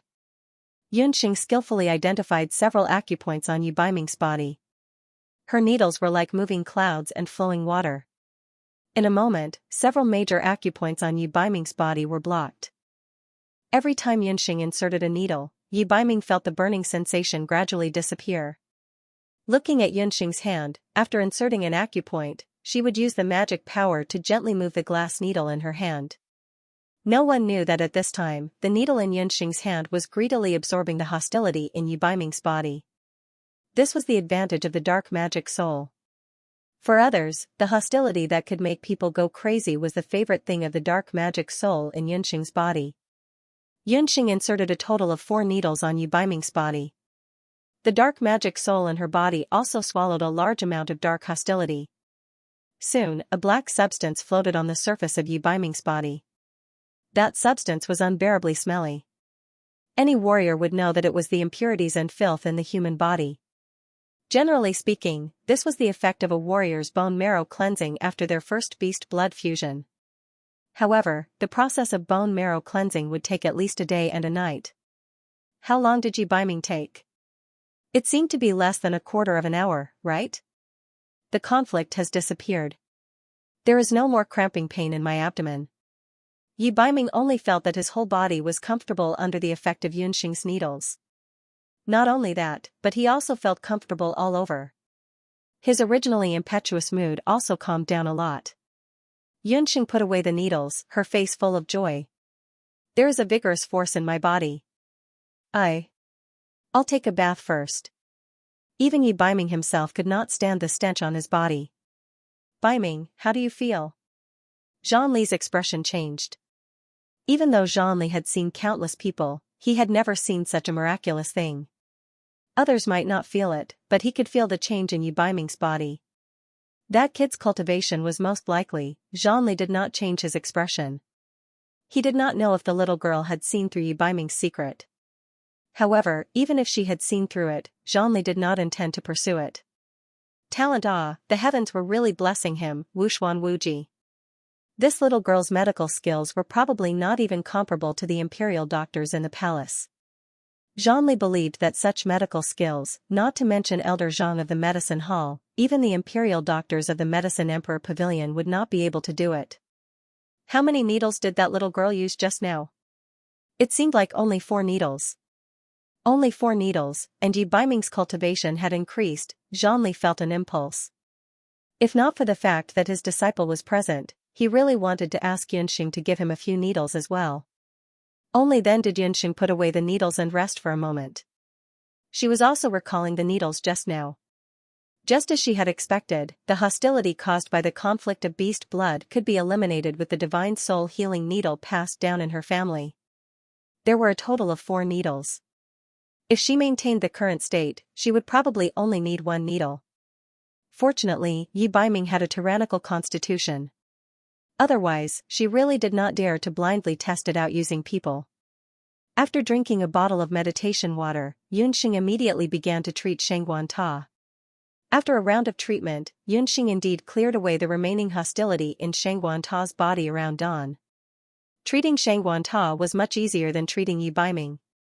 The dark magic soul in Yunxing's body grew by another circle. It looked like it was about the same as the other 4 types of magic souls. Yunxing believed that if she used the dark thorns now, the effect would definitely be much better than before. The evil qi in his body has already been cleared. It can be considered a blessing in disguise. Although the evil qi has caused him to be delirious, it has also helped him open up a few vital martial veins in his body. If nothing unexpected happens, he has already broken through to the martial marquis realm. Yunxing had just finished speaking when she raised her head and discovered that everyone around her was looking at her as if they were looking at a monster. He broke through with just a few needles? Chengbai stuttered. Yunxing said unhappily, do you want me to give you a few needles too? Heavens, this is too exaggerated. What kind of needles are you using? It's too amazing. Come, give me a few needles. Qingbai's face was drooling as he moved closer. I think you don't need needles, but a beating. Yi Baiming, who had changed his clothes, narrowed his eyes and walked in. As he ridiculed Qingbai, his gray eyes darkened. He looked at Yunxing with an indescribable expression. After being scolded by Yi Baiming, Qingbai instantly turned from a ruffian to a little white rabbit. He shrank to the side and did not move at all. Yunxing, who originally thought it was very funny, was stared at by Yi Baiming like this. She felt a chill in her heart. She couldn't have been exposed, right? However, she still had a calm expression on her face. She prescribed a few herbs for the medicine hall's herbalist to decoct the medicine. Seeing Yunxing's indifferent expression, Yi Baiming's heart became even more suspicious. Just now, when Yunxing was performing acupuncture, he had an illusion that the young girl in front of him was the little wildcat from Banana Leaf Village. The same stubborn temper, the same arrogance. Was it her? Yi Baiming thought to himself. Just now, when Yunxing was performing acupuncture, Yi Baiming felt a sense of familiarity. If he remembered correctly, the little wildcat was also good at using needles. However, when he looked at Yunxing's figure and age, as well as her voice, they were all different from the little wildcat in his memory. It was no wonder that Yi Baiming was able to recognize Yunxing. Not to mention that his eyesight was not good before, the Yunxing in front of him, because she had experienced a breakthrough, her figure and appearance had changed quite a bit. During this period of time, she had undergone a period of cultivation in Wushuan Limitless School, and her figure and appearance had changed. Just now, Yi Baiming also hugged Yunxing. He weighed her in his hand, and the feeling was completely different from the little wild cat that was a little clumsy in the past. It seemed she was a lot heavier, and also a lot rounder. The feeling was quite good, but, no matter how he looked at it, she looked like she was 11 or 12 years old, and definitely not 8 years old. On the boundless continent, there were many doctors who used needles. Thinking of this, Yi Baiming could not help but sigh in his heart.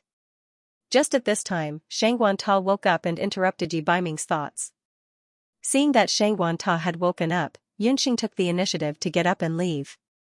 Inside the medicine hall, a storm was brewing. Although Shang Guanta had woken up, Zhang Li's face was as black as the bottom of a pot. It was time to settle old scores. Yunxing walked out of the medicine hall and walked toward the inner hall unhurriedly. Zhang Clan's father and son, you're on your own now. Master, senior brothers, why are you all here? Shang Guanta had experienced life and death after the beast blood conflict. Bu Jiuxiao told Shang Guanta the whole story. After Shang Guanta heard it, he knew that he had gone mad. Shang Guanta was filled with regret when he learned that he had injured many of his junior brothers from the other martial arts school. He also told Combat Strength about Elder Zhang's promise that the blood cloud beast's blood was absolutely harmless, how he had spent 10,000 gold coins to exchange for a portion of the beast's blood, and how several of the inner hall disciples had also bought the beast's blood. After Combat Strength learned that Elder Zhang had disregarded the safety of the martial artists in the martial arts school in order to amass wealth, he ordered people to find the martial artists who had bribed Elder Zhang and punish them severely. As soon as Combat Strength gave the order, there was a commotion outside the medicine hall.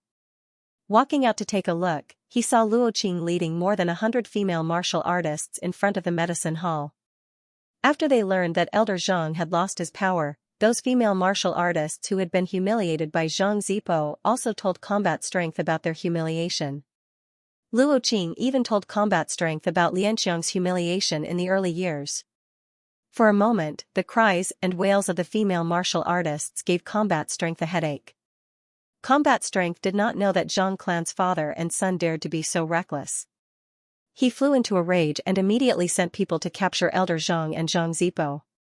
The martial artists who went to capture them quickly returned and reported that Elder Zhang had already fled to the Jade Capital's Medicine Emperor Pavilion with Zhang Zipo.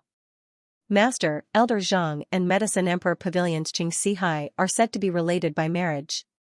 I think Elder Zhang must be thinking of borrowing the Medicine Emperor Pavilion's power to avoid the martial arts school's pursuit. Bu Jiuxiao was very familiar with the situation in the Jade Capital. With a little deduction, he knew where Elder Zhang had gone. Martial artists outside the Medicine Emperor Pavilion were like magicians outside the temple.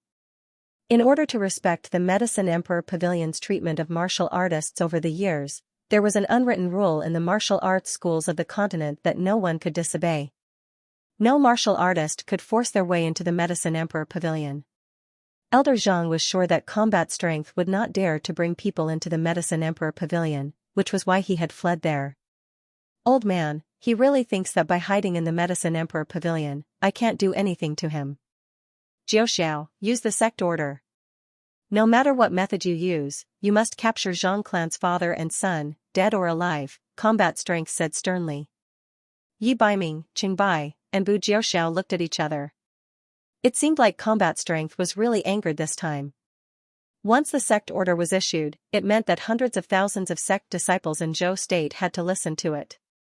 If there were sect disciples who could complete the mission given by the sect order, they could also request Wushuan Limitless School for a matter in the future. These sect disciples, from peddlers to hunters and merchants, added together, they were a powerful force. From the moment Combat Strength issued the sect order, Zhang clan's father and son were no different from dead people. A few days after the news of Combat Strength issuing the sect order spread, there was news very quickly. Zhang Zipu was dead. This guy was also not afraid of death. He hid in the Medicine Emperor Pavilion and did not change his lust. When he went out to sleep, he was found dead on a woman's stomach. A few days after Zhang Zipu's death, Elder Zhang went crazy, and because of this, he even alarmed the medicinal fragrance of the Medicine Emperor Pavilion. In just a few days, the Zhang clan's father and son had died and gone crazy. This kind of result surprised Yunxing, and also allowed her to experience the strength of Wushuan Limitless School. However, Yunxing did not take this matter to heart. After saving Shengguan Ta, the dark magic soul in her body had absorbed too much evil qi, so she needed to meditate and fuse with it. Once she fused with it, a day and night unknowingly passed. She even forgot about her morning, afternoon, and night training. After a while of breathing in and out, Yunxing slowly opened her eyes and exhaled a mouthful of turbid qi. The sky outside was already bright. She looked at the hourglass and saw that a day and night had already passed. She got up and walked out of the dormitory. Just as she opened the door, she was shocked by the scene outside. What was going on? Big sister, you're finally out. It wasn't easy for us to stop them. These people are all here for you. Lei Hu and Gufeng, one on the left and one on the right, were like door gods, blocking the people outside. Because there were too many people, Gufeng had no choice but to use the light ball of heaven to barely stop the crowd from rushing in. Outside Yunxing's dormitory, there were many eager martial warriors. With a rough count, there were no less than a few hundred people. Yunxing suspected that more than half of the people from Wushuan Limitless School had rushed here. Among them, there were martial warriors from the inner and outer halls. These people had all come because of her reputation. It turned out that during the period when Yunxing was fusing with the dark magic elements, Shengguan Ta accidentally leaked out that because of Yunxing's acupuncture, he had broken through to the martial realm. When the news spread out, the entire Wushuan Limitless School went crazy. Their minds were filled with only one thought: acupuncture. After breaking through to the martial realm, Yunxing's popularity in Wushuan Limitless School reached its peak in just one day and night. Looking at the countless pairs of passionate eyes, Yunxing finally understood what it meant to become famous overnight. For a martial artist, the martial realm was greater than the heavens. Especially when Shengguan Ta broke through the bottleneck of the martial saint realm and became a martial marquis. For the martial artists on the continent, from the beginning, every time a martial artist broke through to the martial realm, it would take them from 1 to 10 years. After reaching the martial saint realm, some people would even stay in the martial realm for decades. Shengguan Ta broke through overnight, causing a sensation in the Wushuan Limitless School, one could imagine. The development of the situation had far exceeded the expectations of the deputy curator. In the end, it was still the cold-faced Bu Jiuxiao who came out and chased all the martial artists away. You are Yan Yun, right? The deputy curator invites you to the medicine hall to discuss something important. Bu Jiuxiao's attitude towards Yunxing was also very respectful. Yunxing seemed to have expected this result and arrived at the medicine hall at a leisurely pace. After Elder Zhang went crazy, no one took care of the medicine hall. The huge medicine hall was now empty. I called you here today because I want you to help me take care of the medicine hall. In addition, I also want you to help me make blood cloud beast blood to help the martial artists in the dojo safely fuse with the beast blood.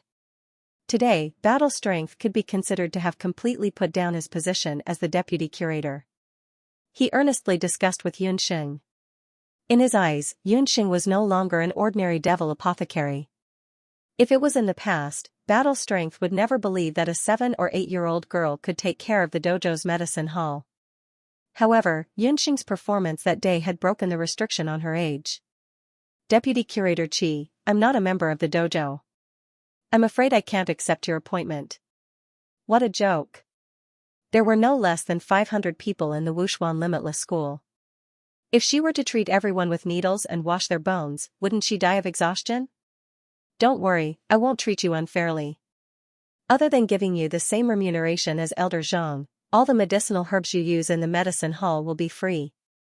This time, battle strength could be considered to have put in a lot of effort. This condition was very attractive.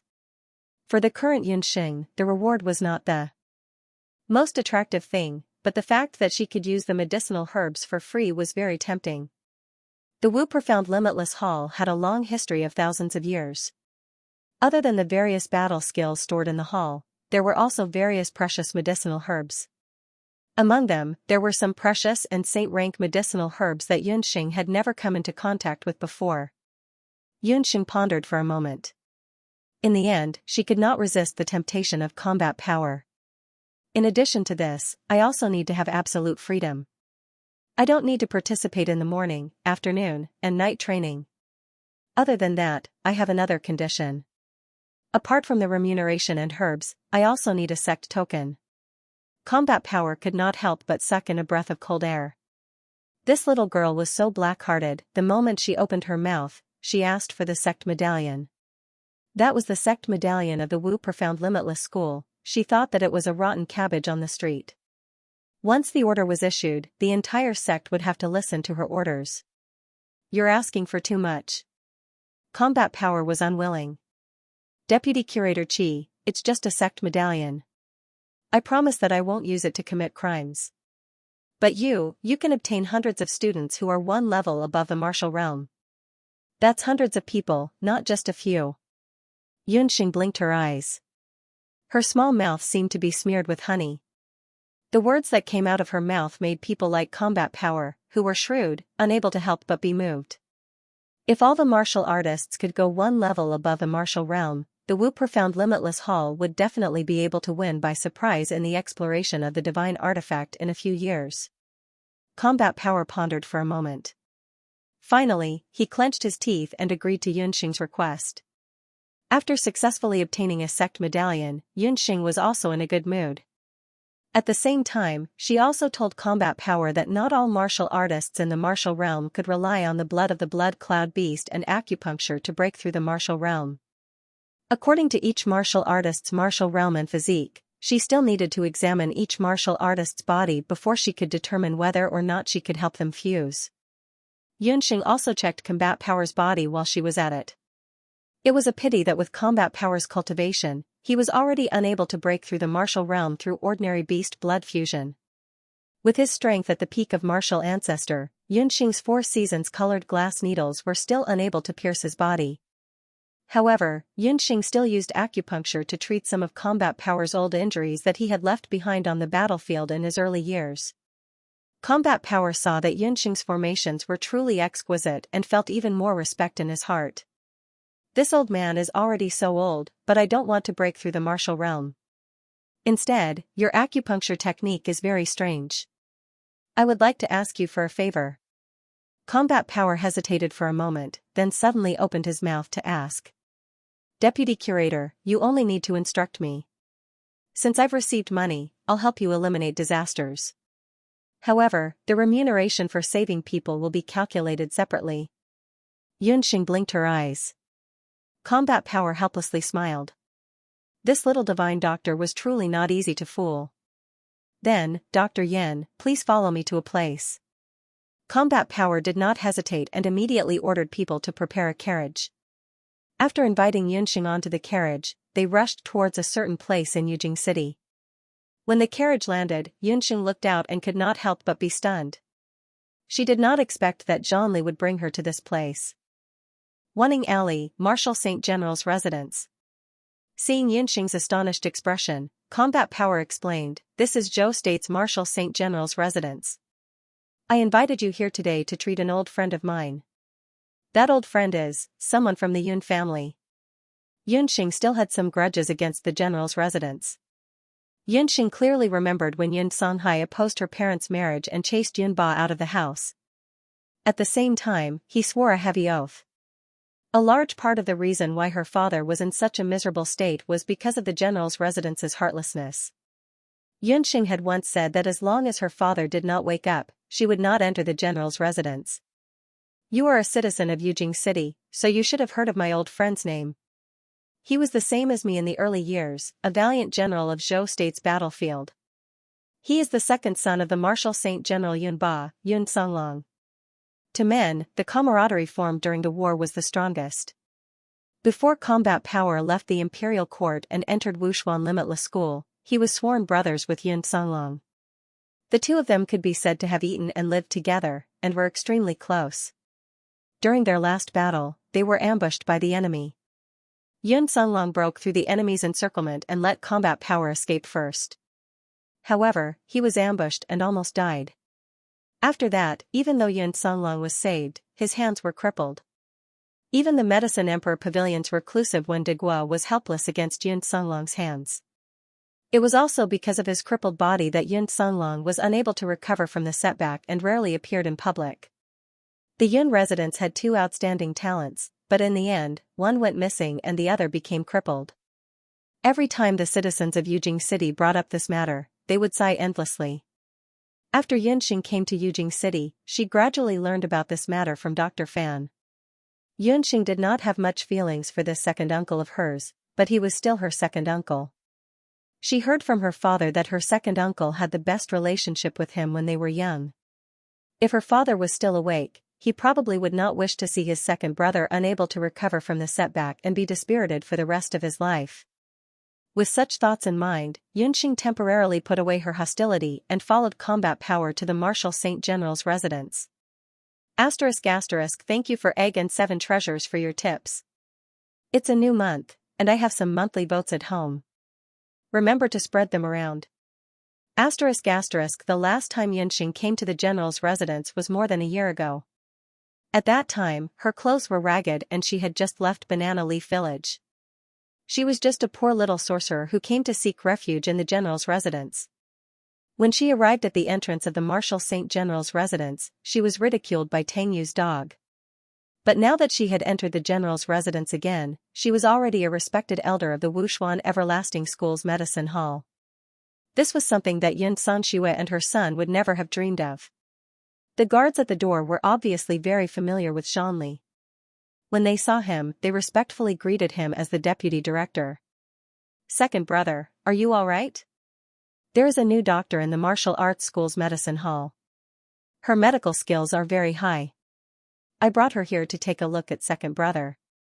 Even though the Medicine Emperor Pavilion had already declared that Yun Songlong's disability was incurable, Zhonli still did not give up. All these years, every time he met an outstanding doctor, they would bring him to the Marshal Saint General's residence. But there was no follow-up. The guards of the general's residence were also used to this. But when they looked at Yunxing again, suspicion appeared on their faces. The doctor that Zhonli brought this time was a little too young. In terms of appearance, she seemed to be about the same as young Master Tang Yu of the general's residence. At this age, the young master of the residence only knew how to eat, drink, gamble, and fight. Zhonli did not have any intention of blaming the two.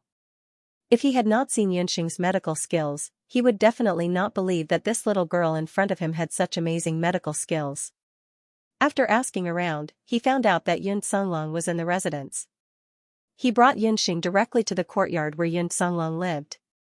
The Marshal Saint General's residence was indeed worthy of being a general's residence. The interior structure was simple and elegant, with tall gates and wide courtyards, and neatly trimmed trees. Yunxing walked smoothly along the way. Although she did not see anyone along the way, Yunxing could faintly sense that in an unknown corner, there were pairs of vigilant eyes watching her surroundings. Just as she walked a few steps into the residence, an old man came in front of her. When Zhongli saw him, he hurriedly bowed, "Old General." The person who came was the famous Marshal Saint General of Zhou State, Yunba. He was his own grandfather. Yunxing lowered her head and secretly sized up Yunba.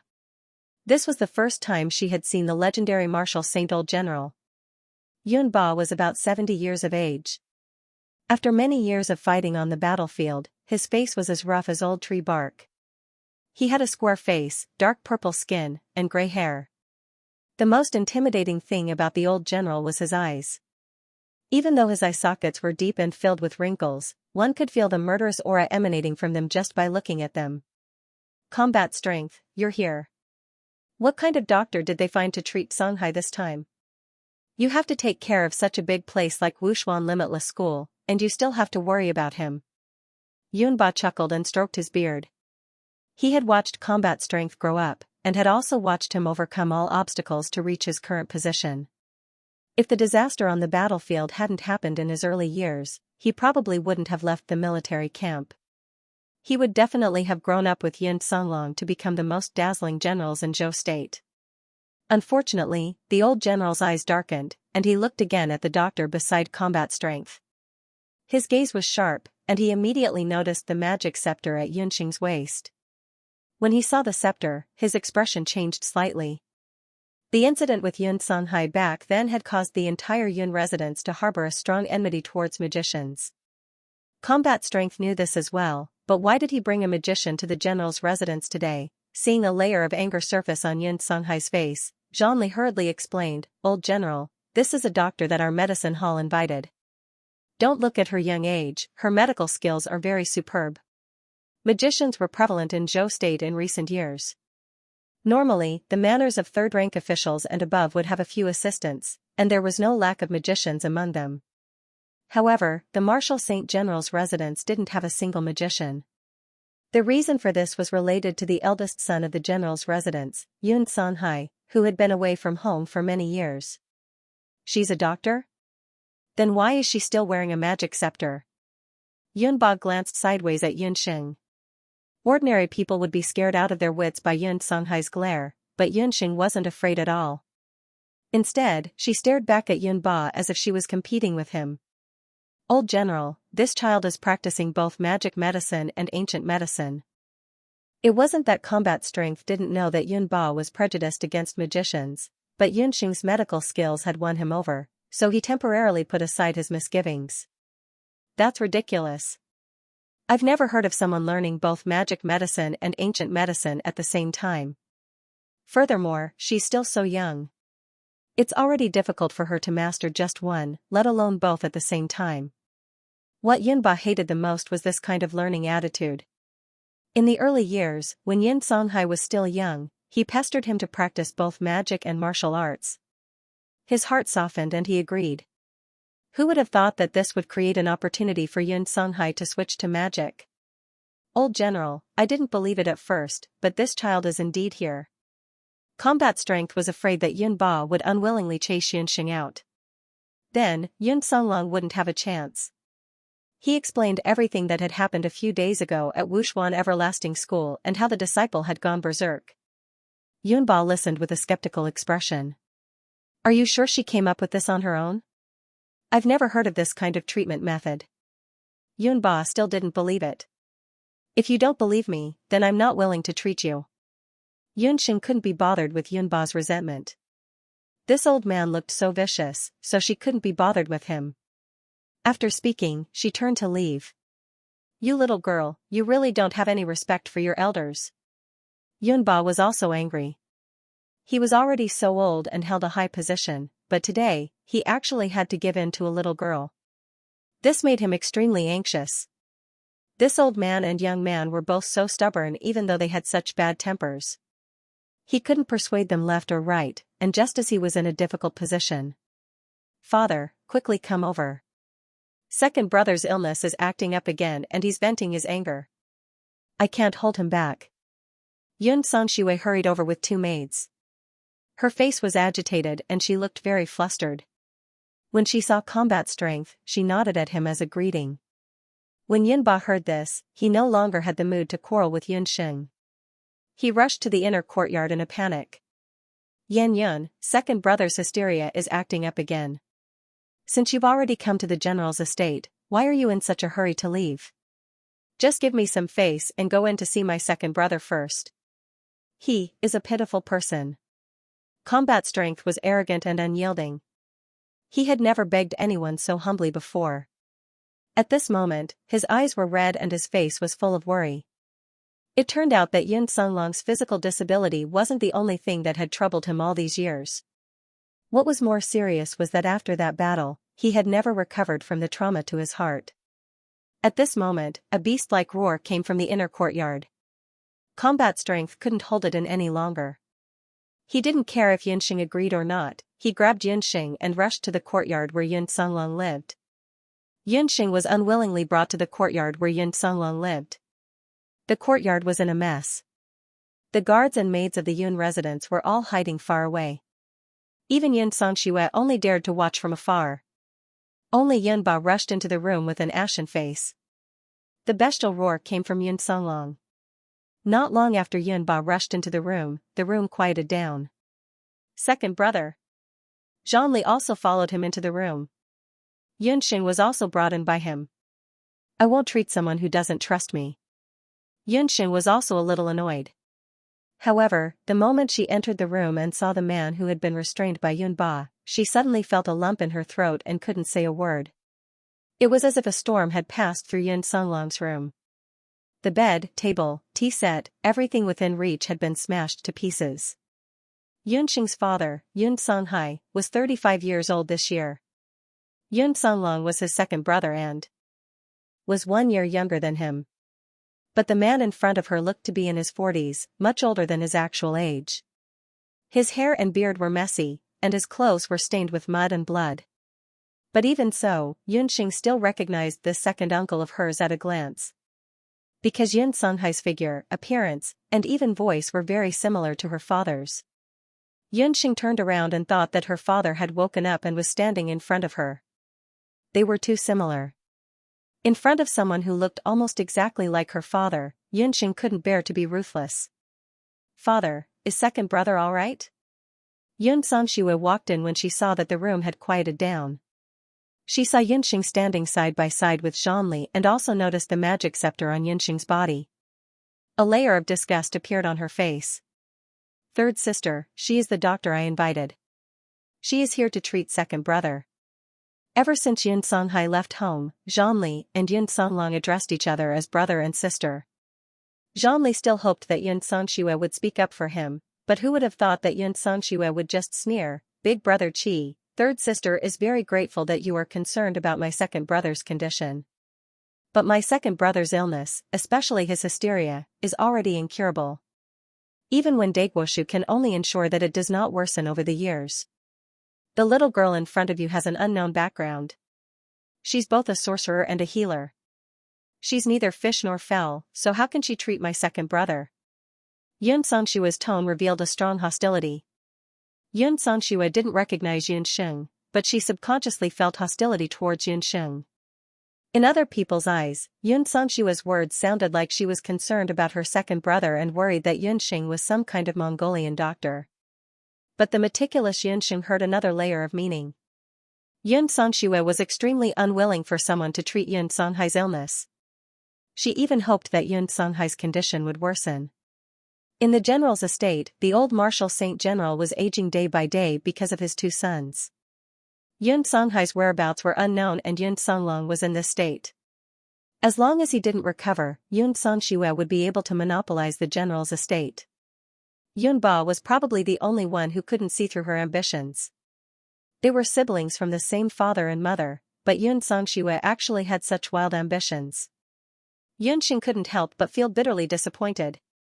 Since Yun Songxue didn't want to treat him, Yunxing had to treat him. Moreover, she could also see that Yun Songhai's illness wasn't simple. The national physician couldn't treat him because he mistook Uncle Yun's illness for hysteria. Using the methods and herbs used to treat hysteria naturally wouldn't be able to treat him. As the saying goes, prescribing the right medicine for the illness. If one couldn't even accurately judge the illness, how could they treat it? That was why Yun Songlong's illness had been repeated over and over again all these years without any progress. When Yunxing said this, everyone in the room was dumbfounded. Even Zhonli couldn't help but break out in cold sweat because of Yunxing's words. This lass's tone was so arrogant. She actually said that the national physician of Zhou State had misjudged the illness. He was the national physician of the Medicine Emperor Pavilion and had stopped practicing medicine for many years. Back then, he had reluctantly agreed to treat Yun Songlong because of Yun Ba. Yet, Yunxing said that he had misjudged the illness. Look, I already said that she's a quack. She dares to question the diagnosis of the national physician. How old is she? She's really audacious. Yun Sanxue rejoiced in Yunxing's misfortune and waited for her to be chased out of the general's estate. Everyone makes mistakes, and the national physician isn't an exception. He judged it to be hysteria because the symptoms of hysteria are mental confusion and abnormal behavior. Uncle Yun's behavior does seem like he has hysteria, but what he actually has isn't hysteria. It's post-war trauma. Yunxing didn't feel angry when she was questioned by everyone. Ignorance is blameless. The term post-war trauma was probably unheard of in the boundless world for thousands of years, let alone seeing it. When Yunxing saw Yun Songlong, she initially thought that he had hysteria because his symptoms were too similar to hysteria. However, she asked Zhonli and found out that Yun Songlong had been taking medication for hysteria for many years and there hadn't been any improvement. Recalling that Yun Songlong only got this disease after the war, Yunxing recalled that when she was in the Americas in her previous life, she had met a few soldiers from Country M when she was doing free medical treatment for the International Red Cross Association. After participating in the war against Country Y, they had returned to their country. Even though they were healthy, they had all shown symptoms similar to hysteria. Yunxing's final diagnosis was post-war trauma. Father, quickly chase this liar out. What post-war trauma? I've lived for 30 years and I've never heard of it. Yun Sanxue ordered someone to chase Yunxing out. Zhonli tried to dissuade her, but he was reprimanded by Yun Sanxue instead. It doesn't matter if you don't believe me, but I can tell you with certainty that post-war trauma is more or less present in any soldier who has participated in a war, especially one where there were heavy casualties. However, Uncle Yun's condition is more serious because of the double blow to his body and mind. Yunxing glanced at Yun Ba. On the battlefield, corpses littered the ground. Sometimes, even the innocent women and children of other countries were killed. Anyone who saw this scene would definitely be traumatized. He definitely knew about Yun Ba, who was once a general of Zhou State, and Zhonli as well. Therefore, Yunxing's words caused the two of them to sink into deep thought. A few guards from the Yun residence had already rushed over. They pushed and shoved Yunxing, wanting to chase her out of the courtyard. At this moment, Yun Ba suddenly said, "Wait, let her see, take a good look. Little girl, if you can't figure it out, don't blame this old man for being impolite." Although Yun Ba's words were still very strict, his gaze had faded from the initial disgust and harshness. His attitude towards Yunxing had also improved. Yunxing's words just now had touched on a secret that he had hidden in the depths of his heart for many years. Since even Yun Ba had spoken, there was nothing Yun Sanxue could do even if he wanted to chase Yunxing away. Yun Songlong was still in a state of delirium. He had a crazed look on his face and could only be forcefully restrained by Yun Ba to ensure that he did not harm anyone else. Let me make this clear first. I am a dual practitioner of magic medicine and ancient medicine.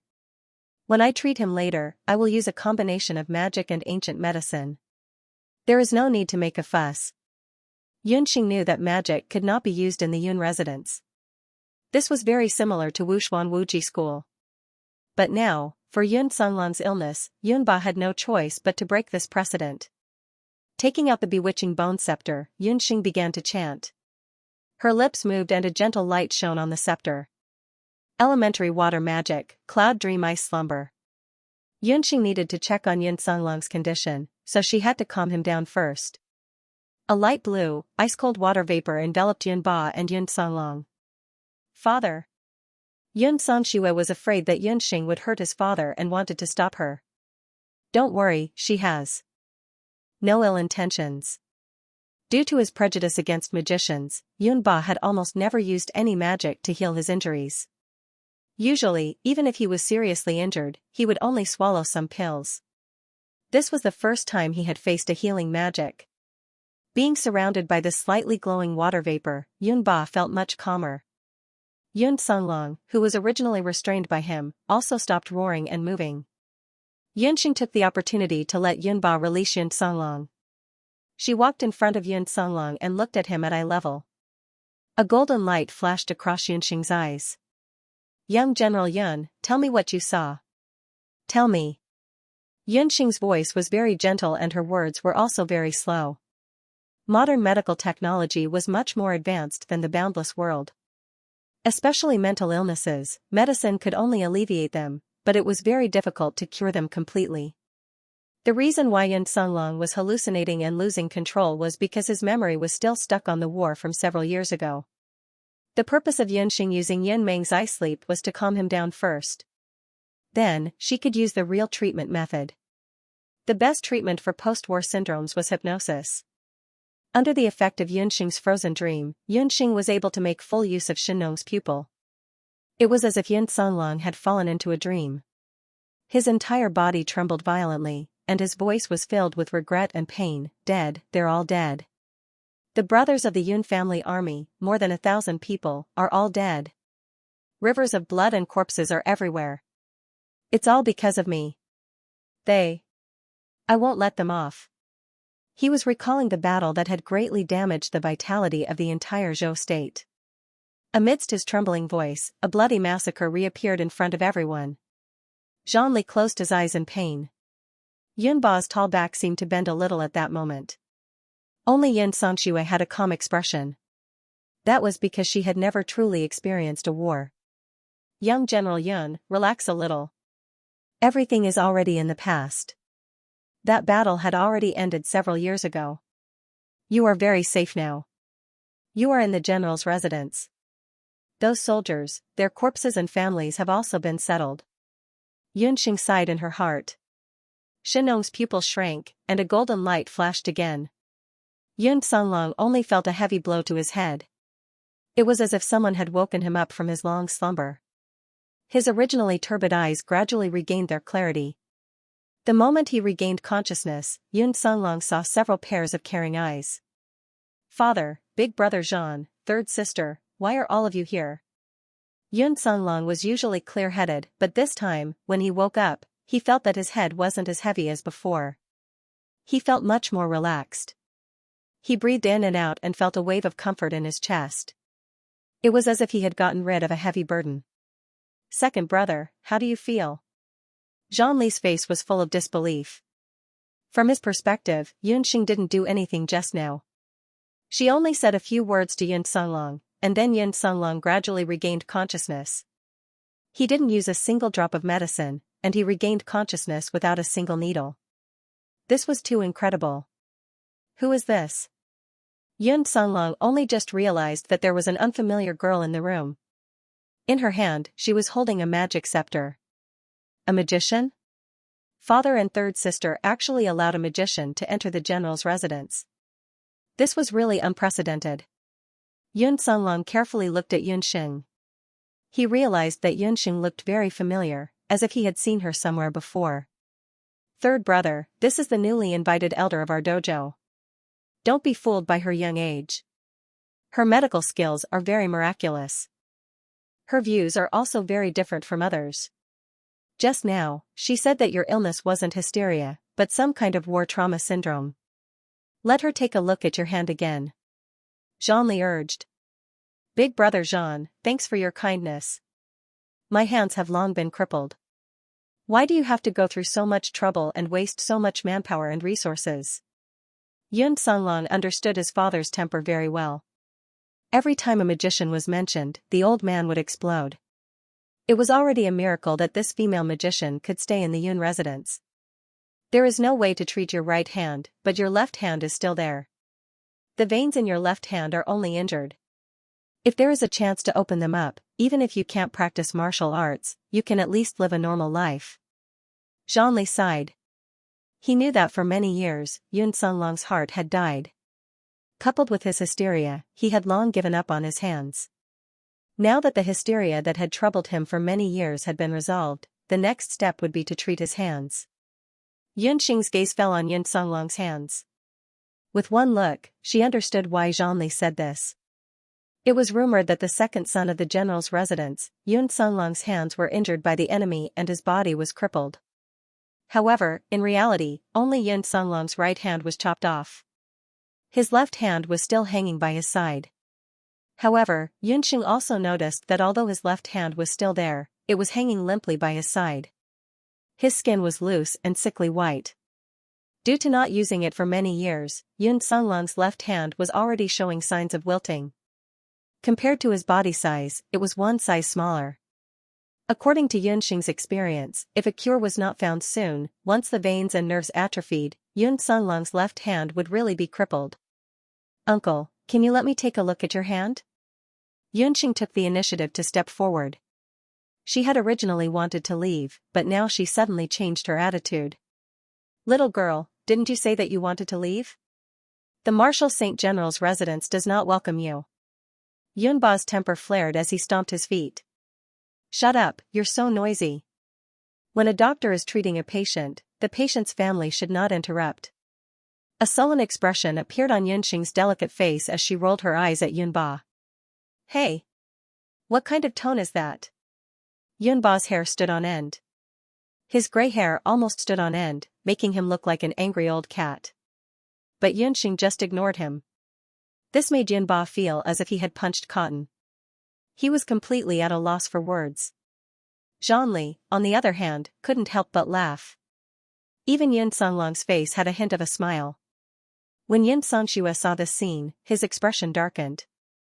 Seeing that Yunba was angered by a little girl to the point of not daring to say anything, Yun Sunlong smiled and said, Father, you're already so old, don't vent your anger on a child.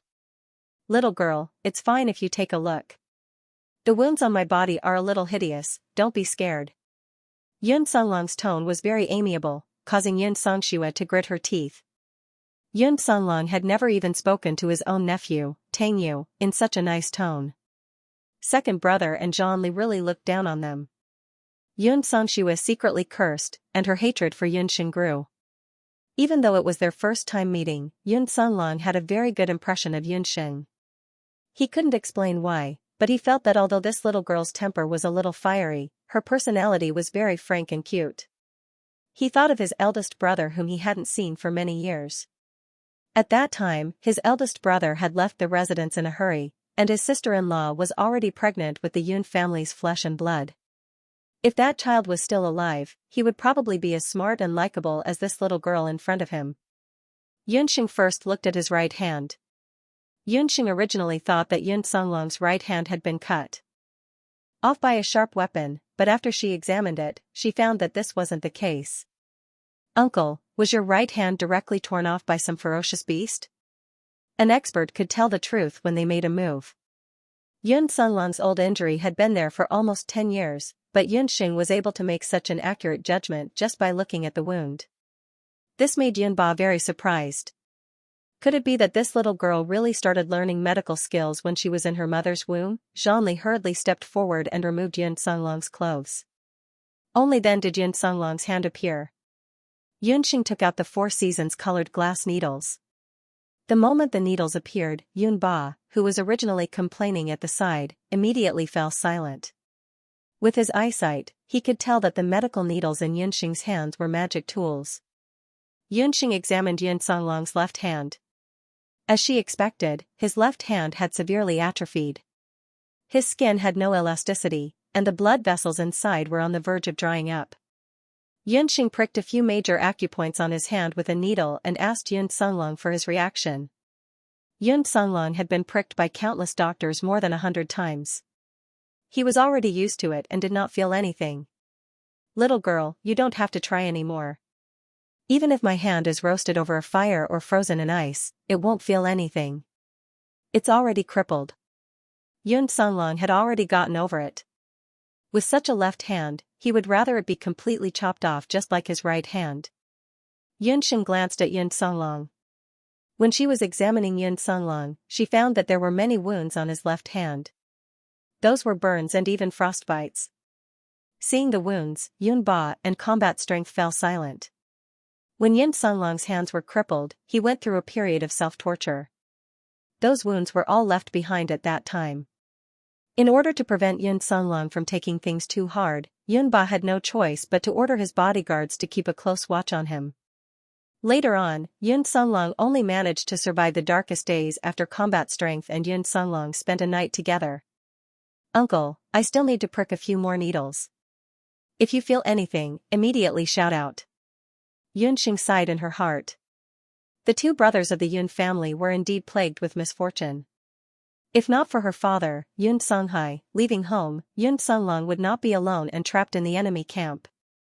Even if it was for her father, she had to think of a way to save Yun Songlong. Yun Songlong wanted to refuse, but when he saw the sincerity on Yunxing's small face, he did not know why, but he could not harden his heart. He did not refuse or agree. Yunxing started to prick him again. This time, Yunxing used the Yen family's ancestral soul healing needle. The soul healing needle was divided into dark needles and bright needles.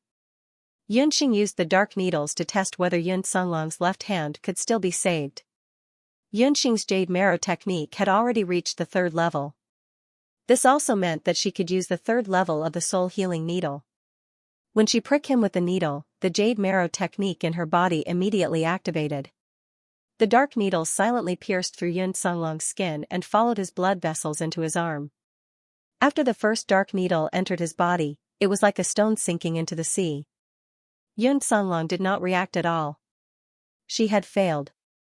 Yunxing was not discouraged. The second time, she used 2 more dark needles. Yun Songlong still did not react. Dark needles consumed a lot of internal energy. After 2 dark needles, Yunxing's face was already flushed red. "Don't," Yun Songlong tried to persuade her again. Suddenly, the 4 needles in Yunxing's hand moved together. The 4 seasons colored glass needles accompanied the power of the dark needles. Like a sudden downpour, like a flood or a ferocious beast, they poured out together. A wave of cold and hot numbness came from Yun Songlong's fingers. He cried out in pain. His left hand trembled as if it had been electrocuted.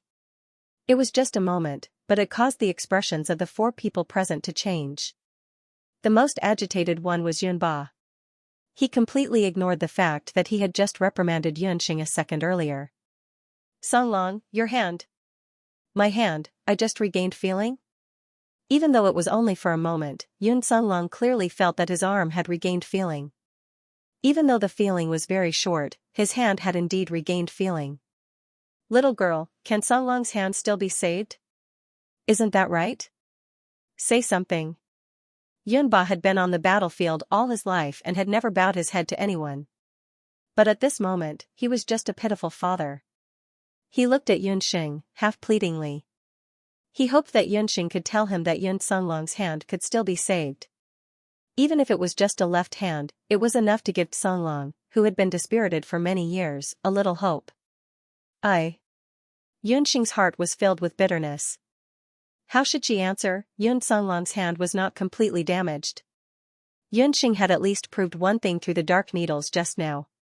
Yun Songlong's hand was only restricted by a special method. Earlier, she had tested the dark needles twice, but there was no reaction. That was because the power of the dark needles was not enough to break through that method. But if she could cultivate to the 5th level of the jade marrow technique, she would be able to release the power of 5 dark needles at once. Then, there might be a chance for her to break through that shackle. But right now, she did not have any other ideas. "Father, don't scare the lass. I'm afraid that she is also helpless." Yun Songlong could tell that Yunxing was in a difficult position. He did not blame Yunxing. After so many years, she was already the only doctor who could make his hand feel. Even the great grandmaster of the Medicine Emperor Pavilion was unable to make his hand feel anything.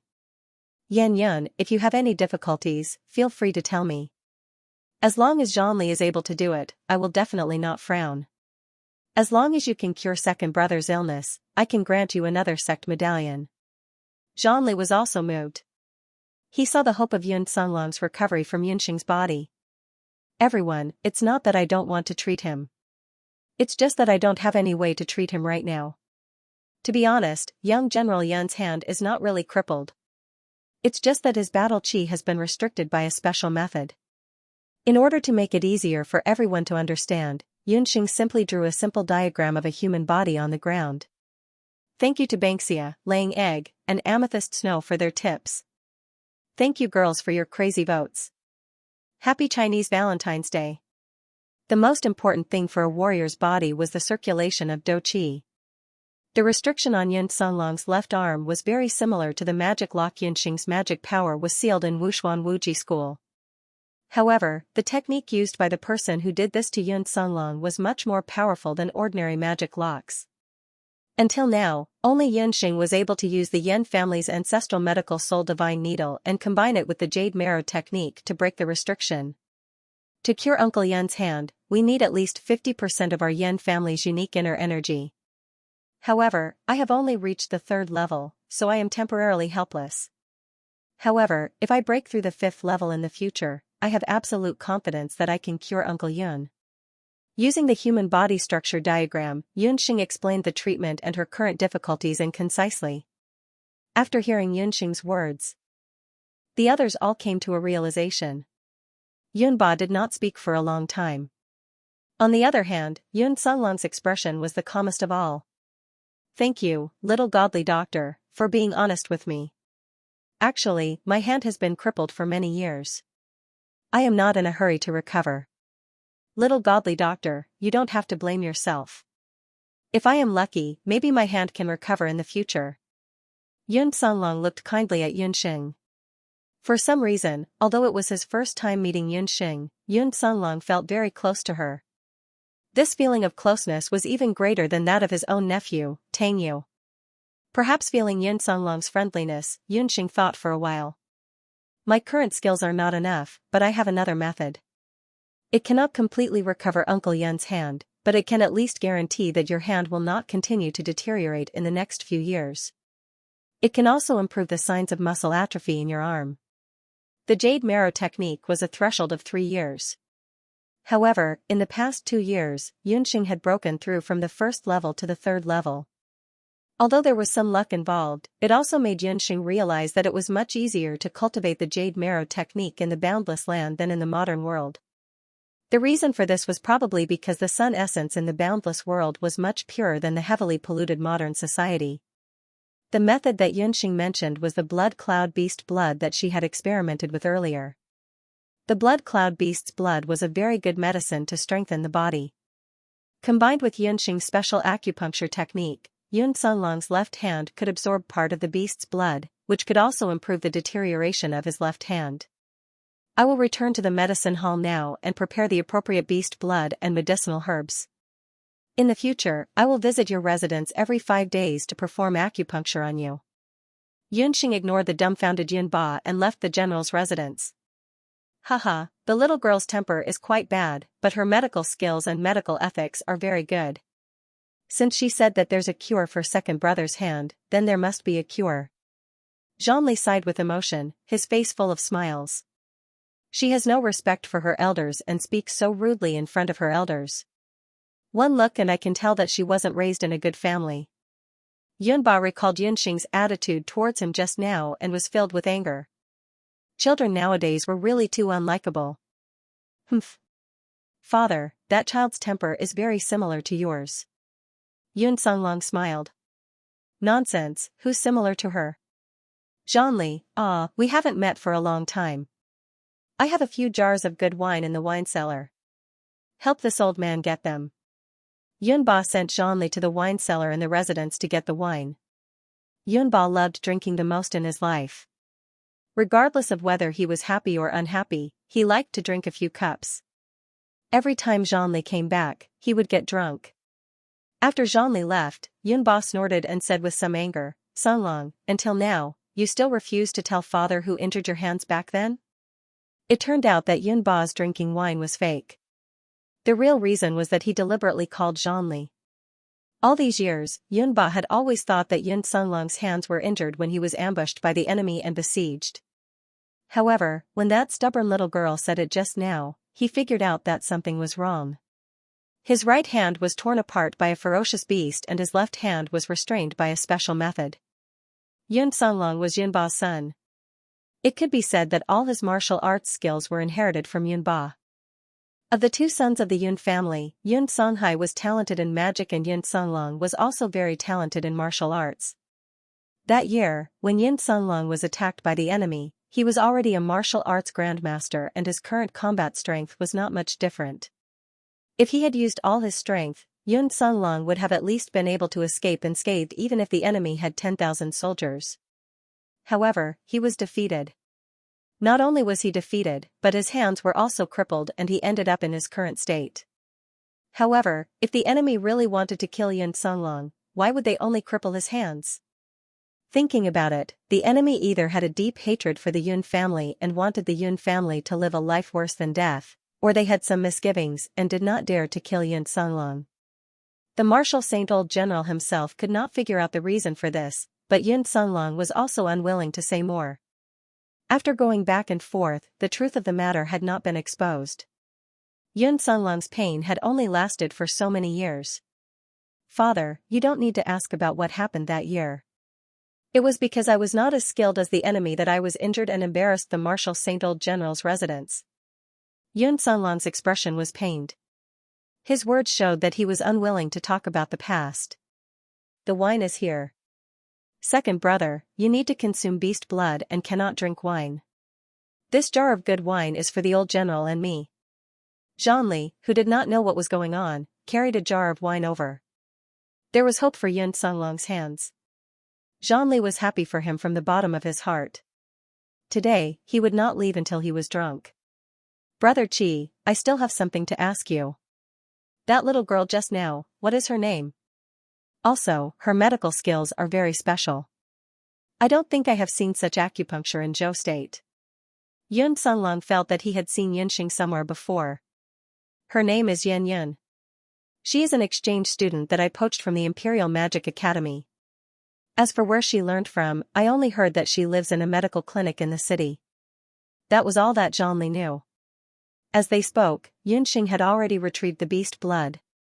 She instructed Yun Sunlong's attendant to bring it back to his room and began to tell Yun Sunlong the taboo of using the beast blood.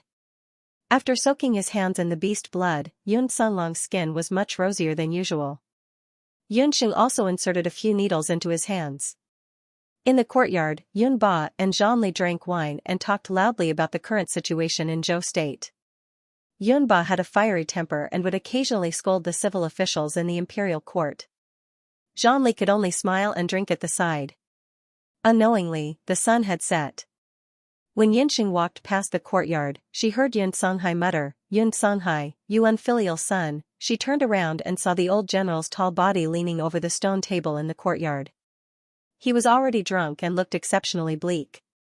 She didn't know why, but she felt a sense of sadness in her heart, and her hatred for the general's residence was no longer as strong.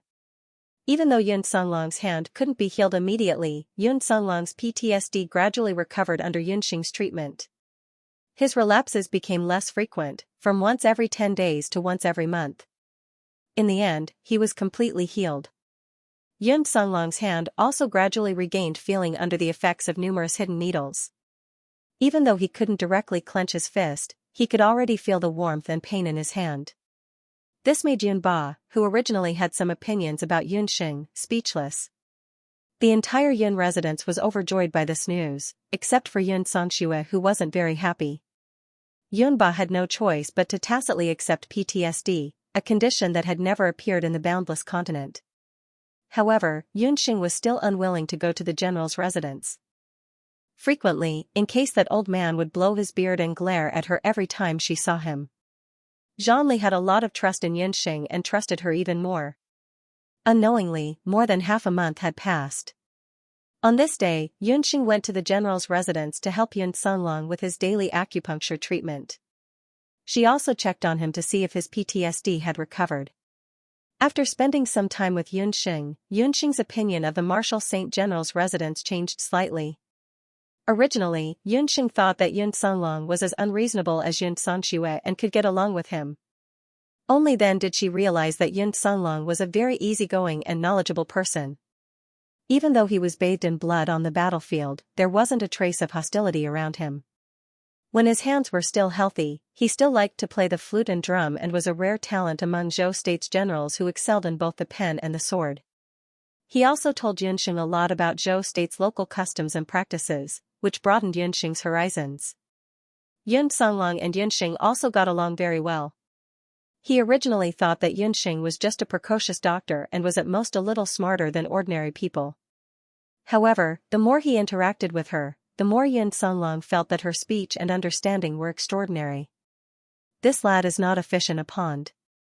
Big brother Jean has found a treasure this time. Yun Songlong secretly praised. Uncle Yun, your PTSD has been cured. Your left hand has also improved recently. Your atrophied muscles have also recovered quite a bit. In the future, you only need to pay attention to your diet and rest, and your body will gradually recover. Although you can't directly cultivate Do Qi, you can do some simple martial arts training. Yunxing put away the Four Seasons colored glass needles and discussed the illness with Yun Songlong. Because the veins in his left hand were blocked, Yun Songlong could not directly circulate his Do Qi. However, his body's foundation was very good. If he recovered properly, even if he could not return to his original condition, his body would be healthy and pain-free. Yun Songlong retracted his thoughts. He only thought that Yunxing was comforting him. With his half-crippled body, how could he return to his original peak condition? He thought for a while, then suddenly said, "Yan Lass, Uncle Yun wants to ask you for a favor." During this period of time, Yunxing and Yun Songlong had already become familiar with each other. Yun Songlong was a forthright person, and he did not call Yunxing Divine Dr. Yan. Instead, he directly called her Yan Lass. Yunxing was quite used to this intimate form of address. "Uncle, just say what you want. However, let me say this first, it's best that this matter has nothing to do with that stubborn father of yours." Yunxing curled her lips. Forgiving Yun Songlong was one thing, forgiving Yun Ba was another. Even now, every time Yun Ba saw Yunxing, he would always make a strange snorting sound. In return, Yunxing would always roll her eyes at him. When he heard Yunxing's angry tone, Yun Songlong had the urge to laugh. In reality, Yun Songlong did not reject the childish bickering between his father and Yunxing. Instead, he liked it. This gave Yun Songlong the illusion that his grandchildren were happy together. Compared to his incompetent nephew Tang Yu, who only knew how to cause trouble for the general's estate, Yun Songlong would rather Yunxing be his niece. "I want you to help me take a look at those brothers of the Yun family army." Yun Songlong and Yunxing left the general's estate together. Zhou State revered martial arts, and the general's estate of the martial Saint General was in great favor for a time. The previous emperor of Zhou State allowed the Yun family army to form their own personal army. The Yun family army that Yun Songlong mentioned was the Yun family's private army. The army only belonged to the Yun family, and they received their salaries directly from the Yun family's treasury. They were mainly responsible for patrolling and inspecting the Yun family's territory. After Yun Songlong was injured and returned to the estate, he had not gone to the Yun family army for many years. The matters of the army were all handed over to his third sister, Yun Xianxia, to manage. Bringing Yunxing to the Yun family army was because after Yun Songlong was defeated many years ago, a group of soldiers who were lucky enough to survive with him were all placed in the Yun family army. These brothers had accompanied Yun Songlong through fire and water, but because of their family background, they were unable to receive the same treatment as Yun Songlong. It was said that these brothers had not been living well these past few years. Yun Songlong had always wanted to visit his old comrades, but he was suffering from a strange illness and could not go out. Now that his body had recovered, he could not wait to see his old comrades.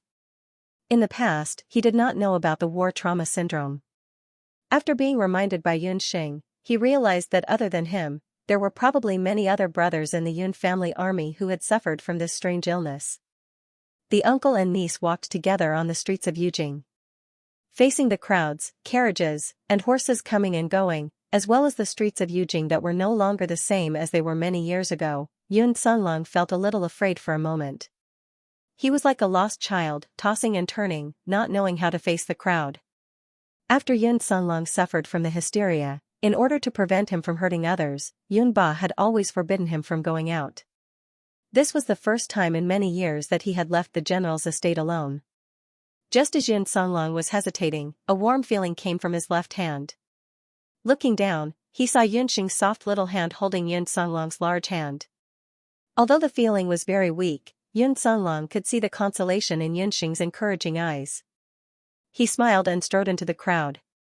After walking a few steps, Yun Sunlong felt a wave of hunger. Only then did he remember that he had been so focused on chatting with Yunxing in the morning that he had forgotten to eat. It was Uncle Yun who neglected it. It should be time for lunch. You are at the age where you are growing.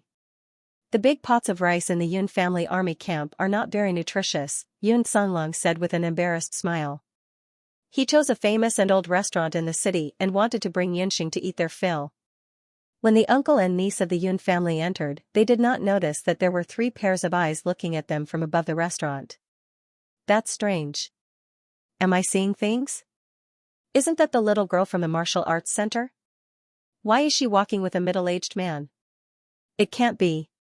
In a private room in the restaurant sat Yi Baiming, Qingbai, and Bu Jiuxiao. The 3 of them frequented this restaurant on a daily basis. They did not expect to meet Yunxing and Yun Sunlong here. Yunxing and Yun Sunlong walked in hand. This could easily cause misunderstandings. Yi Baiming's gaze darkened slightly as he looked at the smiling Yunxing. For some reason, he felt that the smile on Yunxing's face was very dazzling.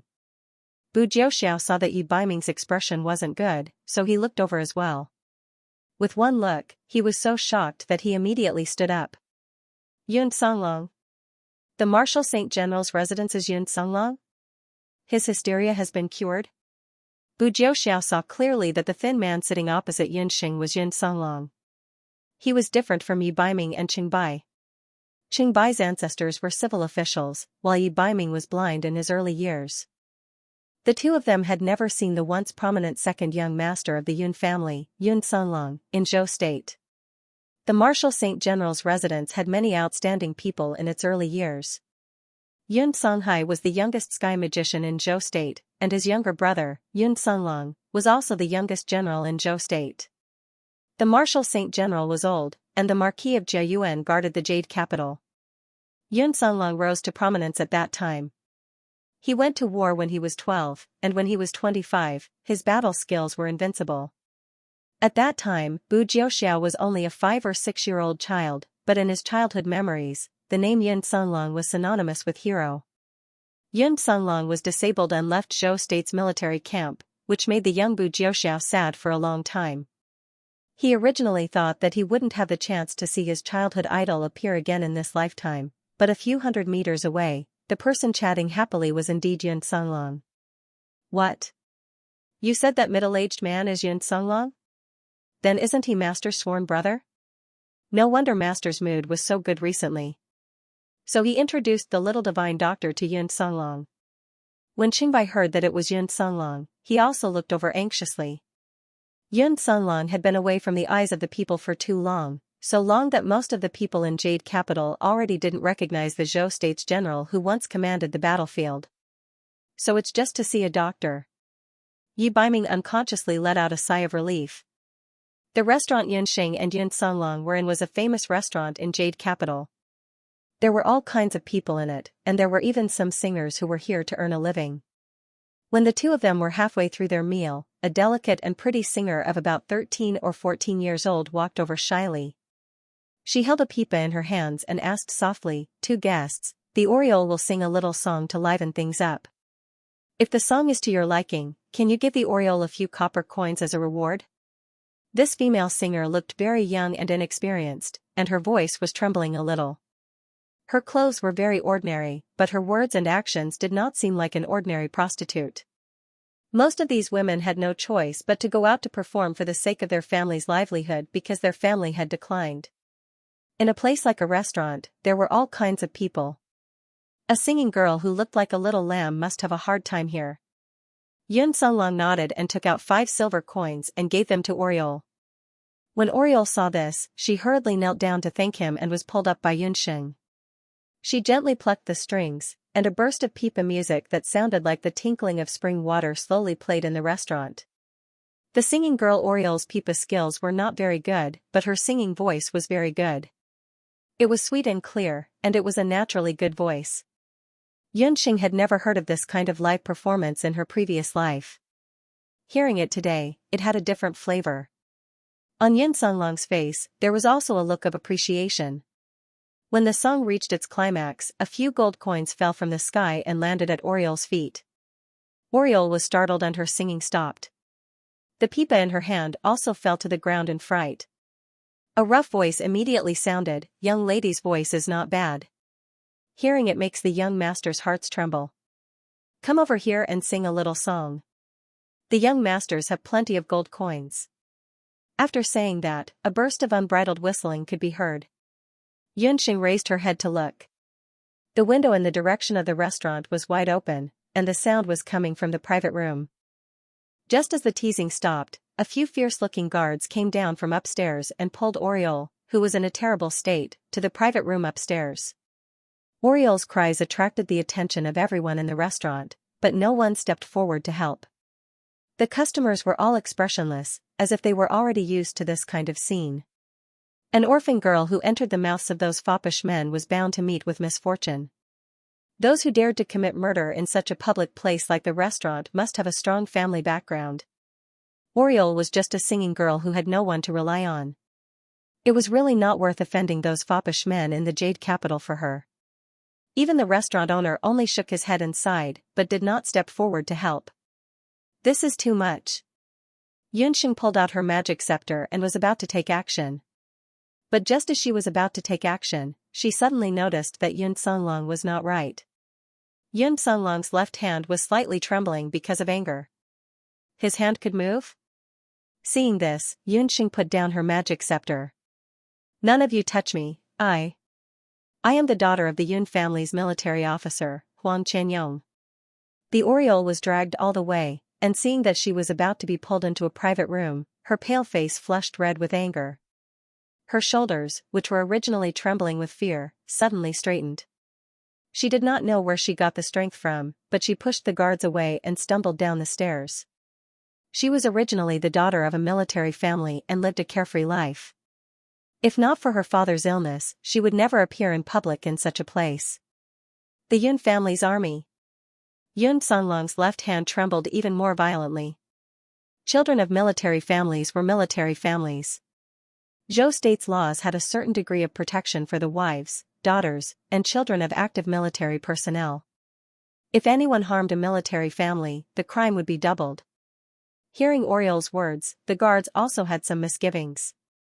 "What are you spacing out for? Grab her." Why would a military family member of the Yun family sing in a restaurant? In the private room, not only were the debauches not frightened, they became even more aggressive. If it was 10 years ago, the Yun family army would be considered a famous army in Zhou state. But now, it was different. The Yun family army had long since declined. When the guards heard this, they became even more unscrupulous. Like eagles pouncing on chicks, they grabbed Oriole's hair and dragged her upstairs. Tears streamed down Oriole's face. She already had the intention to die in her heart. She knew that her chastity had been insulted today, so she might as well die. She clenched her teeth and was about to bite her tongue to commit suicide. "Let her go." Xianxia was angry and he suddenly stood up.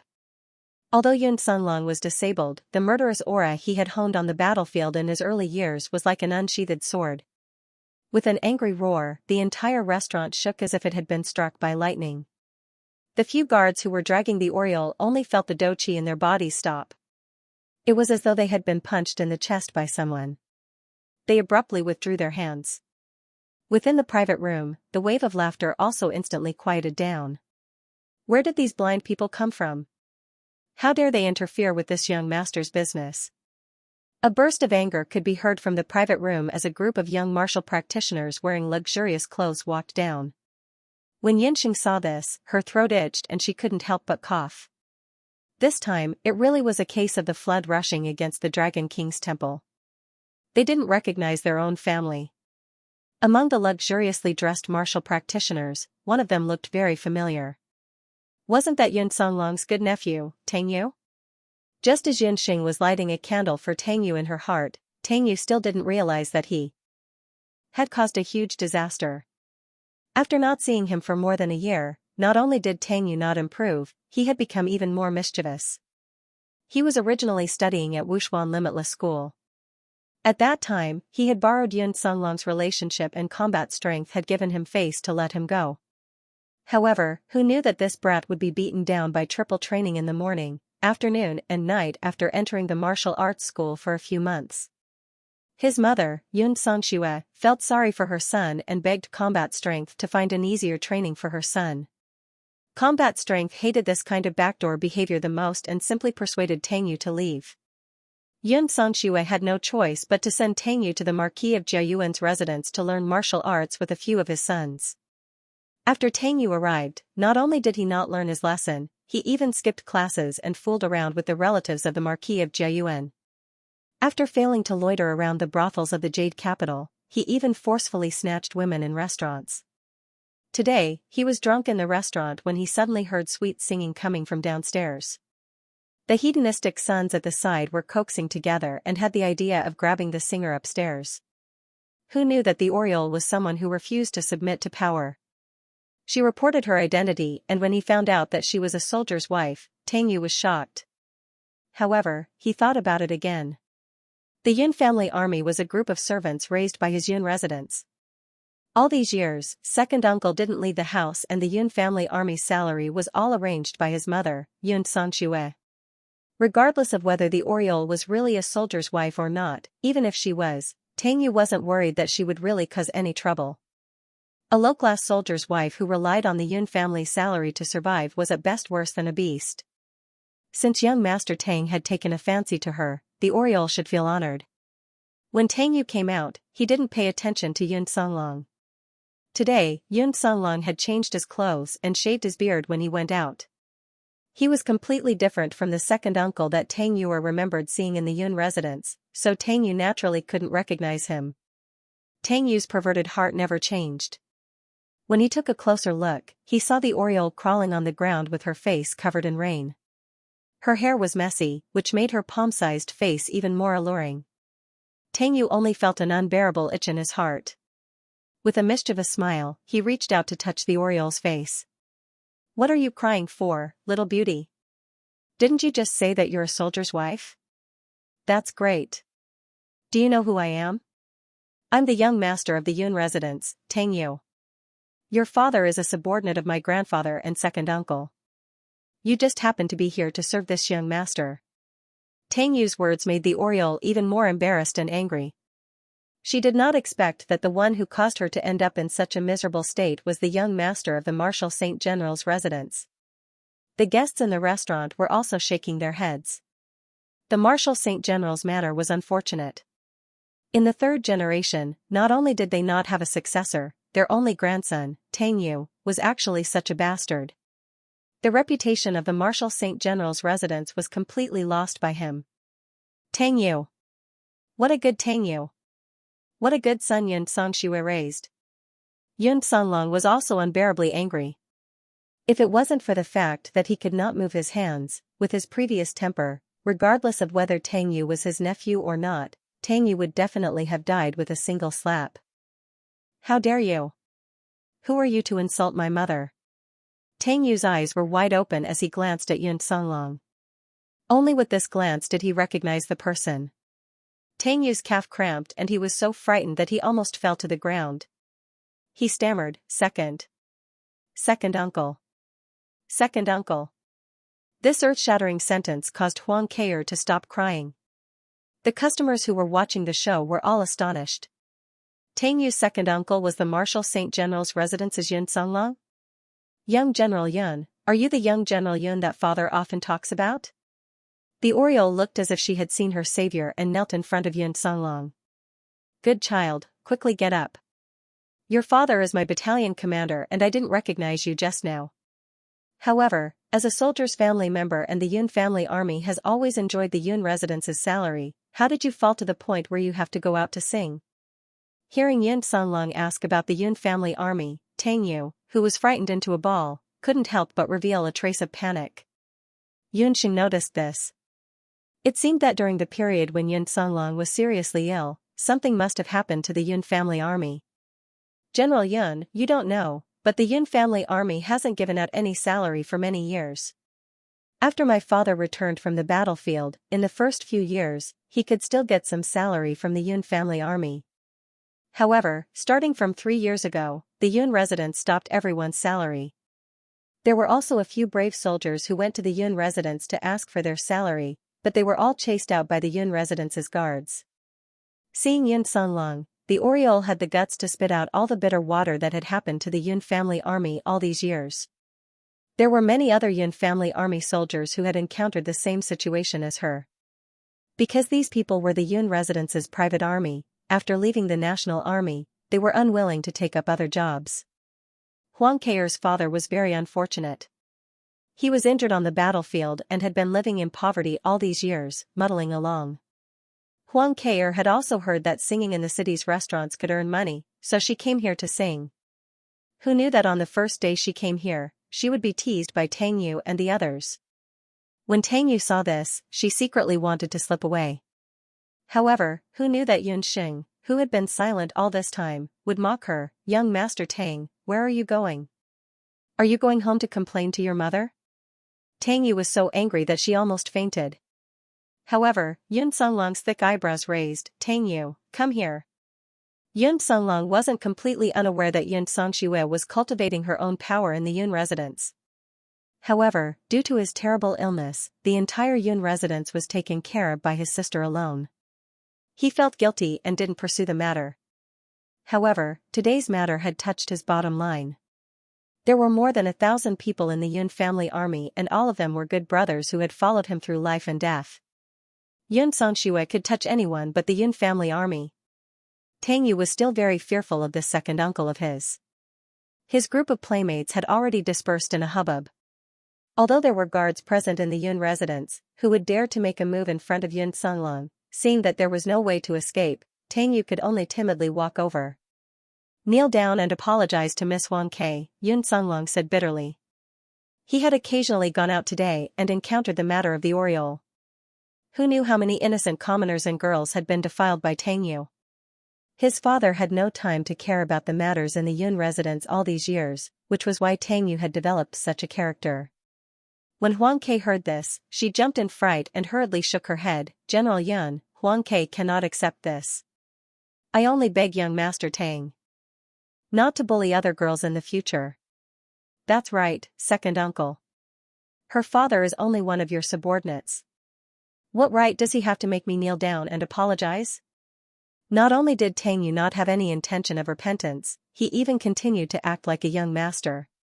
Seeing this, Yun Songlong's face darkened. "Tang Yu, come here." Tang Yu walked over without understanding. Just as he approached, he suddenly felt a sharp pain in his knees, as if someone had interrupted him. With a plop, he knelt on the ground. It was Yun Songlong who had abruptly kicked him. Although he had lost his do qi, his battle skills were still there.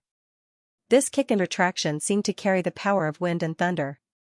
With one kick, Tang Yu's knees were actually forcefully dislocated, the sound of bones cracking clearly audible. User points, Destiny, Azure, Su, and Chuya's rewards have been up for more than a month. Fortunately, there are still people looking. As long as there are people looking, I will persevere. The sound of bones breaking entered the ears of everyone present. Even Yunxing felt her eyelids twitch. TSK, TSK, TSK. As expected of the former number 1 general of Zhou State, a ruthless character on the battlefield. His actions were both ruthless and fast. Yunxing secretly exclaimed, "Well done." The knees were one of the most important vital parts of the human body. Having the knees broken while they were still alive was like being bitten by thousands of ants. The pain was unimaginable. Tang Yu had completely sobered up by now.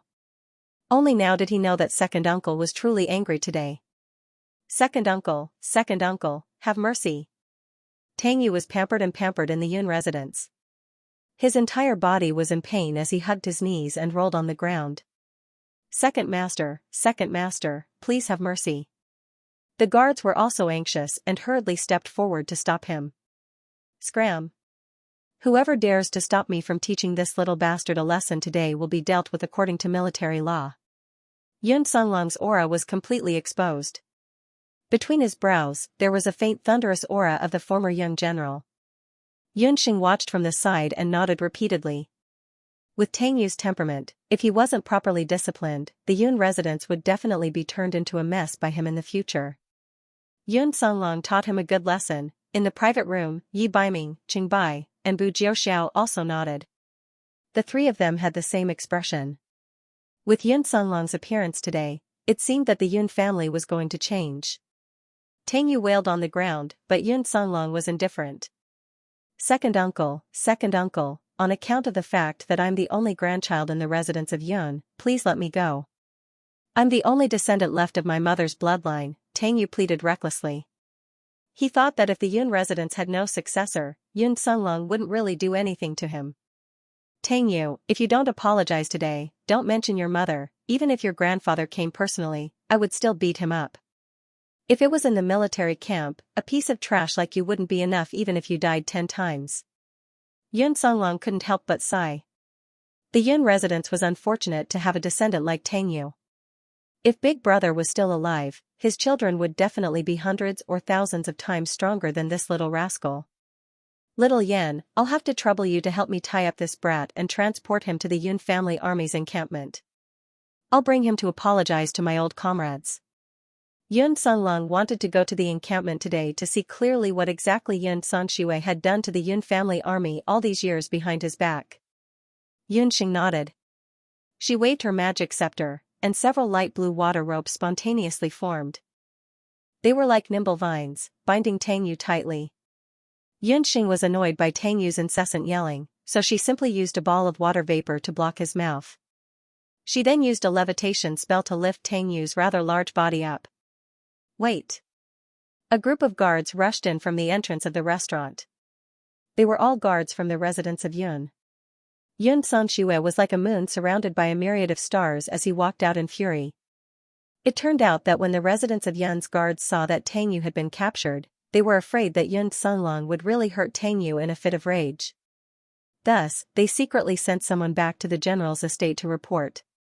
When Yun Sanxue heard that her beloved son was beaten by her brother in public because of a lowly singer, the rage in her heart soared. She immediately ordered a dozen guards to rush over. Mother's darling, what happened to you?" Yun Sanxue took a closer look. Tang Yu's legs were hanging weakly on the ground, and his face was deathly pale from the pain. Her heart ached, and she was extremely angry at her second brother for being so heavy-handed. She cried as she pounced forward and hugged Tang Yu. However, Tang Yu's mouth was covered with a ball of water vapor and he couldn't speak. Yun Sanxue was even more furious. "Who is it? How dare you treat my son like this?" "It's me." Yun Xing also didn't expect that Yun Sanxue would disregard the Yun resident's face and directly bring a group of guards here. No wonder Tang Yu had developed such a personality. It was directly related to Yun Sanxue, his mother. "It's you again, you little slut. See how I'll deal with you later." Yun Sanxue fiercely glared at Yun Xing, then glanced at the black-faced Yun Sunlong. "Second brother, is your nephew. He did something wrong, so you only need to bring him back to the residence. Sanxue will discipline him. However, if you directly break his knees, it will affect his future martial arts training. What will you do then?" Yun Sanxue knew that her second brother had a fiery temper. She didn't want today's matter to reach her father, Yun Ba. "Third sister, you don't need to say any more. I'll wait for Tang Yu to return to the Yun family's encampment. There will be military law as to how he should be punished." Yun Sunlong was unmoved. "Second brother, don't force me." Yun Sanxue was anxious to protect her son. Seeing that Yun Sunlong was still unmoved, she also pulled a long face and slowly stood up. With just a glance, the dozens of guards beside her immediately moved and surrounded Yun Sunlong and Yun Xing. All these years, Yun Sanxue had been in charge of the Yun family and she had nurtured a group of loyal soldiers. Although Yun Sunlong was the male heir of the Yun family, the guards all knew that his hands were crippled and his body was crippled. He didn't have the slightest bit of life left in his body. A person like this could never inherit the Yun family's business. On the other hand, third Miss Yun Xianxia had little young Master Tang Yu and would definitely inherit the Yun family in the future. Since that was the case, they naturally had to listen to Yun Xianxia's orders. Yun Xianxia had also been forced into a corner. She knew that her father and second brother were stubborn. She knew very well that in a place like the Yun family's encampment, Tang Yu had done so many shameful things over the years. If they really wanted to punish him according to military law, Tang Yu's little life would be lost. Yun Songlong's face also darkened slightly. He could see that Yun Xianxia was going to shed all pretense of cordiality today. Yun Xianxia was a fierce woman from a family of generals.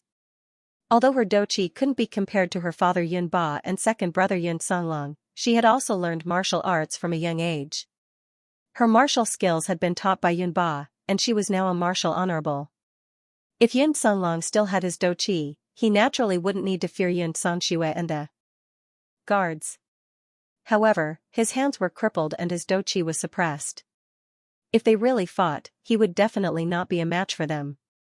Moreover, the restaurant was chaotic and he still had Yunxing and Oriole, two weak women, by his side. Yunxing was a sorcerer and Yun Songlong didn't know what her cultivation was like. However, if they really fought, she would definitely be at a disadvantage. Yun Songlong's misgivings were exactly what Yun Xianxia had noticed the moment they entered the restaurant. That damn sorceress. If it weren't for her, why would Yun Songlong have a conflict with her? And that seductive singer, what military wife? Wasn't she just a little fox? Yun Songlong glared at Yunxing with hatred. Men, tie up those two little hoofs first. At her command, the Yun residence's guards pounced on Yunxing and Oriole like hungry wolves. Yunxing frowned and secretly sighed. Yun Xianxia, there's a path to heaven but you don't want to take it. There's no door to hell but you insist on barging in. Since you've beaten up the little one, you can beat up the big one as well. The Yun siblings faced each other.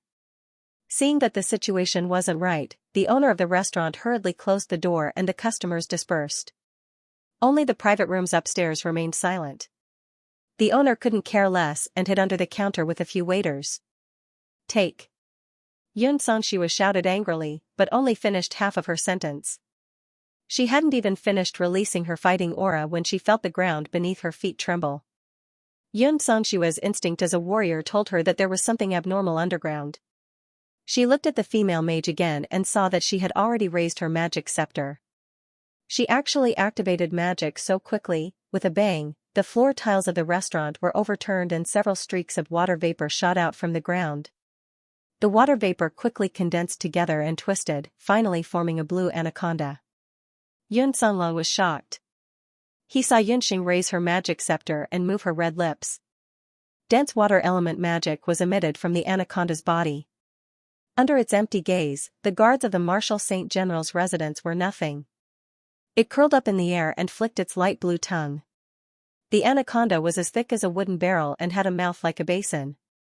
It roared and swept its tail, firmly entangling the guards of the Martial Saint General's residence. Mid-level magic, water-binding transformation, anaconda. The strength of the anaconda was at least 250 kilograms. The enormous water element magic instantly crushed the sternum of the guards. They were in so much pain that they wished they were dead and kept begging for mercy. Damn it, this female magician's strength is actually so strong. To be able to form a mimicry of mid-level water magic like the anaconda in the blink of an eye, her strength was at least that of an archmage. At this moment, Yun Xianxia already knew that things weren't going well. She leaped high and aimed at the Oriole not far away. As long as she caught the Oriole, she wouldn't be afraid that she wouldn't yield. Yun Xianxia had underestimated Yunxing. How could she not know Yun Xianxia's intention? She wanted to use the weakness of the Oriole to threaten her. That water python with its head held high suddenly moved. Its enormous body was like a water rainbow as it swiftly attacked the place where Yun Xianxia had landed. Under the circumstances, Yun Xianxia also revealed her solid foundation as a martial artist. She took a few steps in midair and actually changed her landing trajectory in midair. She abruptly changed her trajectory and landed in the empty space where the anaconda was attacking. The anaconda was extremely ferocious. With a loud bang, a large hole was drilled into the floor of the restaurant. The oriole, who was a few meters away from the anaconda, screamed. If it had been half a second later, the falling rocks would have definitely made the oriole bleed. In a moment of desperation, Yunxing's gaze fell between the water python and Yun Sanxue. Yun Sanxue turned back halfway. Although she was lucky enough to avoid the anaconda, she did not gain much of an advantage. She staggered and landed on the ground. The guards at the side wanted to go up and help her, but she stopped them with a fierce voice. Yunxing had to do two things in an instant. First, she had to urge the anaconda to attack Yun Sanxue. Second, she had to go and save Huang Keir. However, she was only one person. If she did two things at the same time, she would definitely reveal a gap. In this situation, if it were anyone else, they would definitely be flustered. However, at this moment, Yunxing revealed the strong will and sharp reflexes that she had honed on the operating table as a doctor in her previous life. She did not retreat, nor did she give way. The bone-bewitching scepter in her hand drew a dazzling arc in the air as she chanted softly. On her magic scepter, the two magic soul stones and the imprint of the wind fairy lit up at the same time. The anaconda that had burrowed into the ground let out a loud splash. A ripple appeared on its body that was as thick as a wooden bucket. That ripple split from its head and extended all the way to its tail. That scene looked very terrifying. Suddenly, the anaconda split into two. One anaconda attacked Yun Sanxue, while the other anaconda coiled around Huang Keir. The falling rocks were blocked by the thick water vapor from the anaconda, and did not hurt Huang Quebec. Yun Sanxue and the rest were also caught off guard by the attack. In the private room, Yi Baiming's silver eyes suddenly shrank. He praised in his heart, what a cool spell, a mere mimicry anaconda was not surprising. Yi Baiming could also see that the anaconda was not mature yet. It was obvious that the female magic caster had not comprehended a mid-level spell for long. However, it was precisely this kind of immature and even somewhat inexperienced magic that was able to make the astonishing transformation of splitting the snake into two under the critical situation. This was something that no one had expected. That female magic caster's control over her spell was very outstanding. The two anacondas were exactly the same size, and the magical waves were also almost the same. This also showed that the person who cast the spell had a very strict control over the magical elements. Yi Baiming finally understood the meaning of Qingbai's words earlier. This lass from the Royal Magic Academy indeed made people gain something every time they saw her. Sanxue, stop. When are you going to stop? In a rage, Yun Sanlang's body moved like a phantom, passing by the anaconda and the guards. He raised his left hand and slapped Yun Sanxue furiously. Yun Sanxue was stunned. The guards present were also dumbfounded. General Yun's hand, even Yun Sanlang himself, was stunned by this slap. He looked at his hand in disbelief. At this moment, the sound of horse hooves could be heard from outside the restaurant. The old general of the Martial Saint realm had arrived. There were many people in the restaurant, and the news of Yun Sanlang's appearance in the restaurant spread out in less than 15 minutes. Almost at the same time, a few spies secretly brought the news of Yun Sanlang to a few places in the Jade capital. In the Medicine Imperial Pavilion, Yao Rong also received the news. What? You said that you saw Yun Sanhai in the Jade House, and his hysteria was cured? Yun Sanlang's illness was a sore point for the Medicine Imperial Pavilion. His hysteria was not cured for many years, and the outside world said that the Medicine Imperial Pavilion was unable to cure him. But now, Yun Sanlang had recovered, and no one knew who had cured his illness. Send someone to inquire about it. You must find out exactly who has been entering and exiting the Martial Saint General's mansion during this period of time. Yao Rong was not a narrow-minded person. She only wanted to find the genius doctor who had cured Yun Sanlang. If that person could join the Medicine Imperial Pavilion, that would be the best. But if that divine doctor was not willing to join, then she could personally go and exchange pointers with the divine doctor. Just as Yao Rong sent someone to find out about the Martial Saint General's matter, a spy in the Marquis of Jiayuan's matter reported Yun Sanlang's appearance in the restaurant in the Jade capital to the Marquis of Jiayuan. When the Marquis of Jiayuan received this news, his expression was strange. He looked a little emotional, but also a little worried. After thinking for a moment, he ordered someone to send over a brush, ink, paper, and inkstone. He immediately wrote a letter and handed it over to his personal guard. Send someone to deliver this letter to that person. Tell him that Yun Songlong's illness has been cured.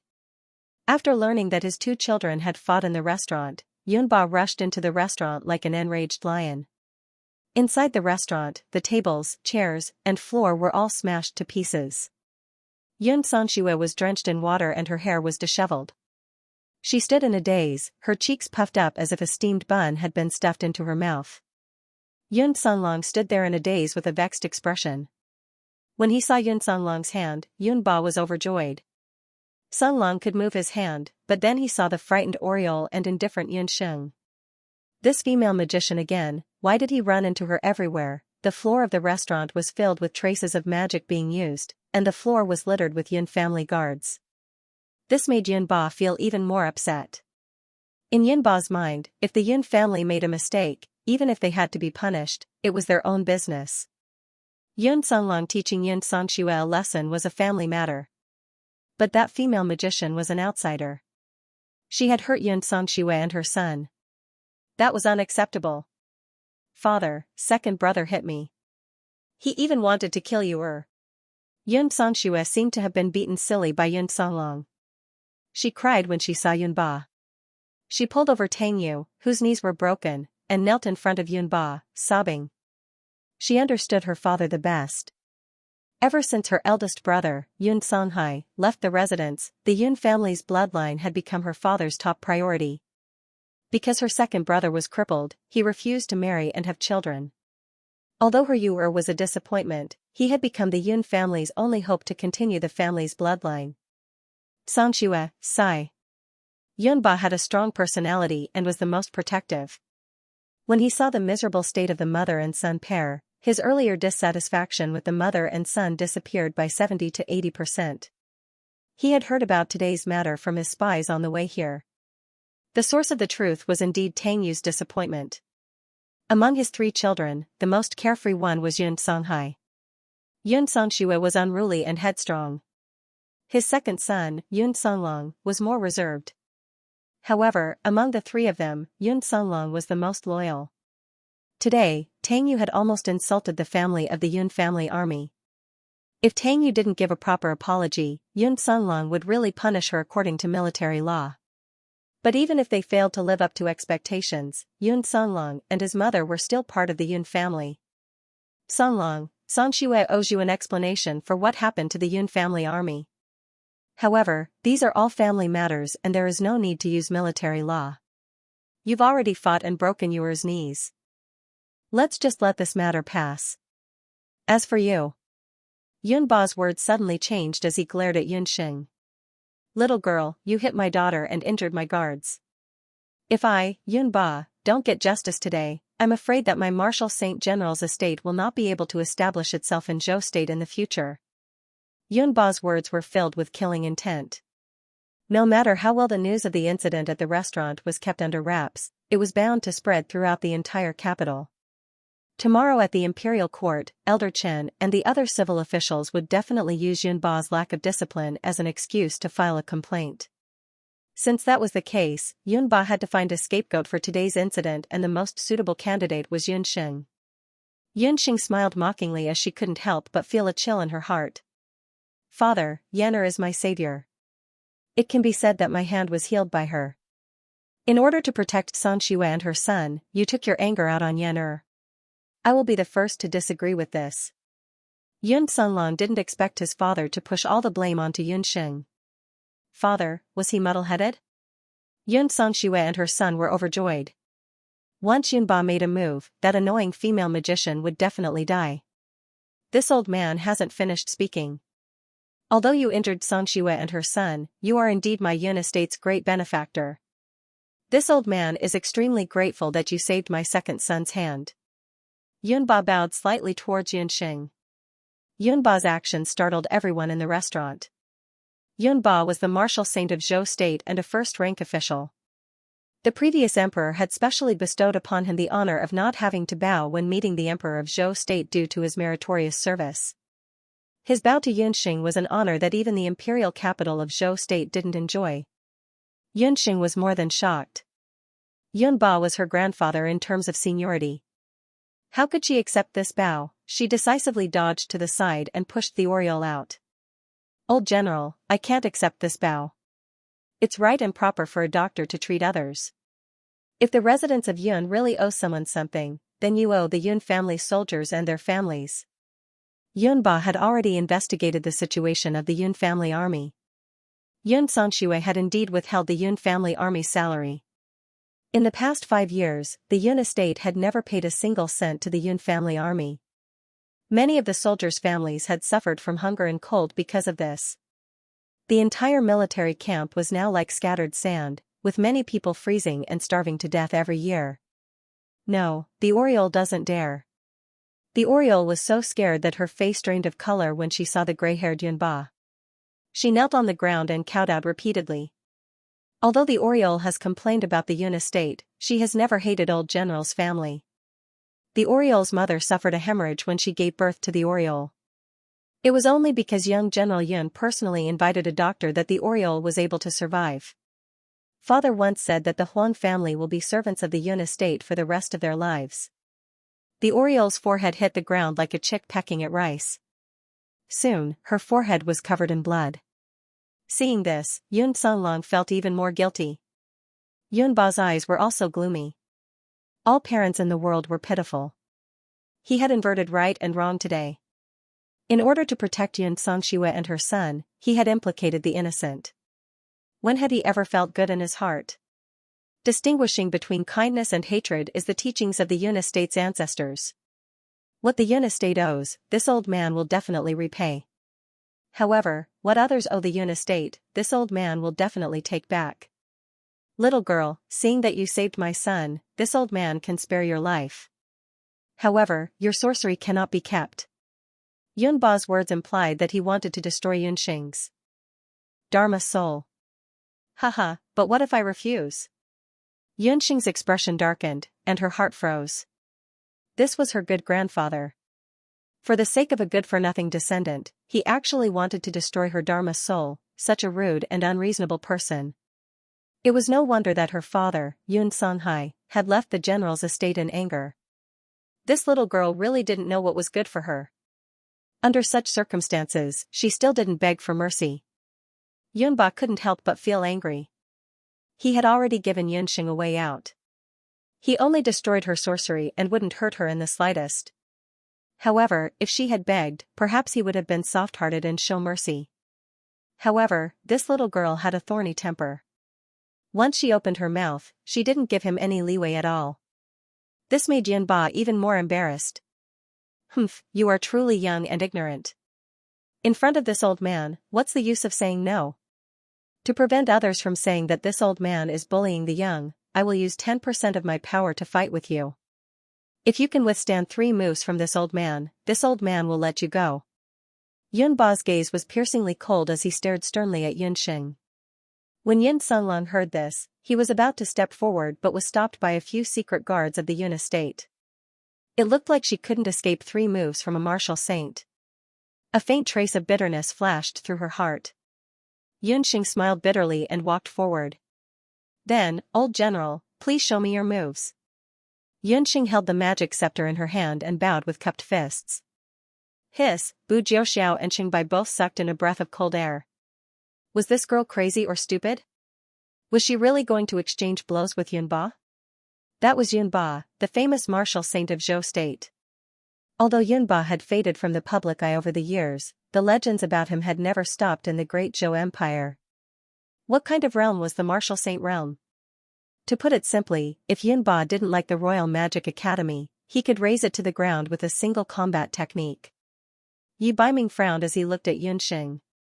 There was no trace of fear on her face. "You." Yunba's anger was stuck in his throat. It was as if he was seeing his eldest son, Yun Songhai, many years ago, using the same tone to break off relations with him. Why was it that none of them had any leeway to turn things around? "Alright, watch carefully for the first move. Yunba hadn't fought with anyone in a long time. He didn't expect that this time, he would be fighting with a silly girl. Red gold combat energy flowed on the surface of Yunba's body. After a series of crackling sounds like beans being fried, Yunba roared and a fierce burst of combat energy burst forth from his fist. The color of the combat energy was dazzling, just like the fireball that Yunxing had released.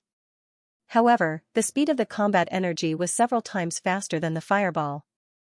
Yunxing had no time to dodge. Her body was thrown back with a bang and smashed into the wall. A 2 to 3 meter wide depression immediately appeared on the wall. Yunxing fell to the ground, a trace of blood at the corner of her mouth. In the private room, Yi Baiming felt a heavy blow to his chest. He felt a suffocating pain that instantly spread throughout his body. It was as if the one who had taken the blow wasn't Yunxing, but himself. Why did he feel this way? Yi Baiming couldn't help but feel suspicious. From the martial realm to the martial saint realm, battle techniques were usually only used at the very end. Yunba only needed to use the most basic moves, even if it was just a punch or a kick, to kill his opponent. His goal was very simple. He wanted to defeat Yunxing quickly. With the physique of an ordinary mage, a single hit like this would be enough to shatter all the bones in her body, shatter all her meridians, and leave her bedridden for half a year. It was King painful. The old man's speed and strength were indeed astonishing. Yunxing slowly stood up. She didn't even have the chance to recite a spell before she could do so. Little girl, you should just obediently let this old man cripple your Dharma soul. Yunba also sighed. From the Shen-Nong medical bracelet, a stream of divine power quickly flowed out, desperately repairing Yunxing's shattered bones. Of his entire body, only those 3 strange tendons were still intact. Yunxing staggered and finally stood up straight. She licked the blood on her lips and squeezed out a smile that was uglier than crying. The second move. Good. The second move. Yunba couldn't help but tremble. He hadn't been on the battlefield for many years. Who would have thought that today, he would be so excited by a junior whose cultivation was so much lower than his own? Yunxing was actually able to stand up after taking that move. This in itself was quite a big blow to Yunba. Yunba's body seemed to swell with fighting aura revolving around him. He suddenly stomped his foot. The strength of this stomp was like a magnitude 9 earthquake, and the entire floor of the restaurant exploded. This century-old restaurant had suffered a calamity today. The restaurant owner's eyes turned black, and he directly fainted. Yunba stomped his foot with a force of 10,000 kilograms. But the strange thing was, the floor of the restaurant didn't explode because of this stomp. The ground split into several pieces, and countless rocks rose from the ground. Each one was 3 meters long and 2 meters wide, and each one weighed over 200 kilograms. They were like countless earth spikes, like a stone prison, surrounding Yunxing tightly. Everyone couldn't help but break out in cold sweat for Yunxing. With her delicate body, how could she withstand several huge boulders that weighed 200 kilograms? Even if Yunxing used earth magic, it would be very difficult for her to break through these huge rocks. The older the ginger, the spicier it was. Yunba had experienced countless battles in his life, from the battlefield to personal combat. The reason he was able to reach the martial saint realm today was definitely not because of simple hard work. He was very good at analyzing his opponents. From an army with thousands of soldiers and horses to a cultivator of the same level as him, Yunba could analyze his opponent's weakness in the shortest amount of time. Yunxing was a fire and earth magic master, which meant that she could use earth and fire magic, and at least one of them was at the same level. But even if she used earth spikes, it would be impossible for her to shatter the huge rocks. Yunba couldn't help but feel a little proud. He laughed loudly and said, "Little girl, you'd better beg for mercy. Otherwise, you'll be trapped to death under these huge rocks." Just as Yunba was feeling proud, a dark shadow that was hard to see with the naked eye quickly climbed up the huge rocks. Yi Baiming suddenly stood up. He leaned forward and looked at the huge rocks in disbelief. He could feel the soul in his body becoming restless. This feeling, it wasn't unfamiliar. It was as if he had found something that he had lost for a long time. The huge rocks trembled. Suddenly, there was a loud bang. Earth spikes that looked like the fangs of wild beasts instantly shattered the huge rocks with incredible strength and speed. The moment the huge rocks shattered, several flame bursts smashed towards Yunba like meteors. Yunba's face was filled with shock and astonishment. It looked very comical. How was this possible? What kind of earth spikes did she practice? They could actually shatter huge rocks that weighed thousands of kilograms in an instant. This was heaven-defying. Yunba naturally didn't know that ordinary earth spikes were able to shatter huge rocks that weighed thousands of kilograms. These were mid-level darkness spikes that Yunxing had fused with the darkness thorns. With one stab, even the toughest ore could be pierced through instantly. When she pierced through the ore, she also instantly released several flame bursts. Courtesy was not reciprocated. It was definitely Yunxing. However, Yunxing had still underestimated Marshal Saint Yunba. Although the flame bursts were more than 10 times faster than fireballs, and their power was even more shocking, Yunba couldn't injure Yunba. However, how could Yunba be injured by a few mere flame explosions? A layer of pure gold battle chi floated on the surface of Yunba's body. His cheeks contracted as he forcefully inhaled a breath of air. Yunba inhaled and exhaled. The fighting aura in his chest was quickly compressed and spat out with a puff. That fighting aura was swift, fast, and sharp. In midair, it transformed into a fierce fighting aura tiger. Everyone said that magic was dazzling and battle techniques were simple. However, when one's fighting aura was trained to the extreme, it could also transform into a fierce beast like magic. The fierce tiger bent its 4 limbs on the ground. It looked like a fierce tiger descending from the mountain. The fighting aura tiger raised its head and roared. Facing the burning flame bursts, it was done in one move. Boom! The fighting aura tiger swallowed the flame bursts. Its eyes were filled with murderous intent. After swallowing the flame bursts, it pounced even more ferociously. Aiming at Yunxing, its claws slashed down like an axe. Thank you Shui Ren, Empty Lane of the City of Brisk, Yizi, and Yan Xiaoji for your tips.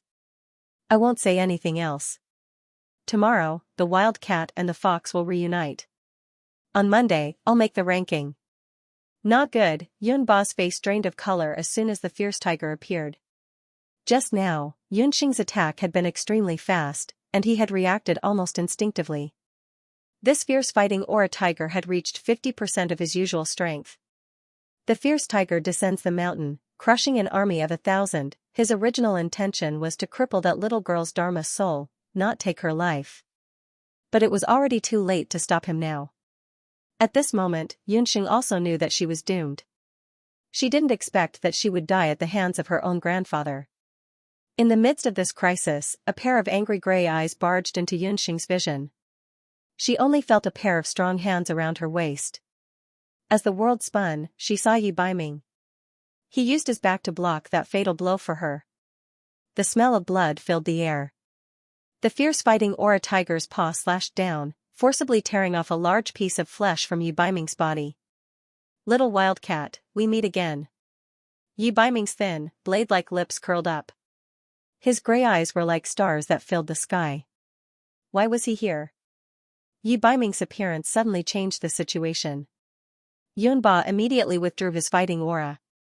He had come in a hurry and didn't expect that there would be someone else in the private room upstairs. Moreover, this person was Yi Baiming, the northern underworld king. Although Yi Baiming was the dethroned former crown prince, he was still a member of Zhou State's imperial family. Injuring him was a crime of disobedience. Even Yunba couldn't disregard this. Northern underworld king, how could you? This is a matter between this old subject and the little girl. Your Highness has broken the rules by intervening halfway. Yunba's face was full of vexation. 3 moves had passed, but Yunba still hadn't defeated the little girl. According to their previous agreement, he had to let Yunxing go. However, as the martial sage of Zhou State, it was already very impolite for him to teach a junior girl a lesson. If word got out that he couldn't defeat Yunxing in 3 moves, he would lose all his face. Yi Baiming didn't look too good. That attack just now had been extraordinarily powerful. Fortunately, it had landed on him. If it had landed on the person in his arms, he was afraid that there was no fear. From now on, as long as he was around, no one would be able to hurt the little wild cat. Seeing that Yun Ba was still pestering her endlessly, Yun Xing was also angered. Old General Yun, you keep saying that you want to get justice for Yun Xianxia and her son. Dare I ask, what is justice? Could it be that the so-called justice is because they are members of the Yun family? Yun Xing mocked.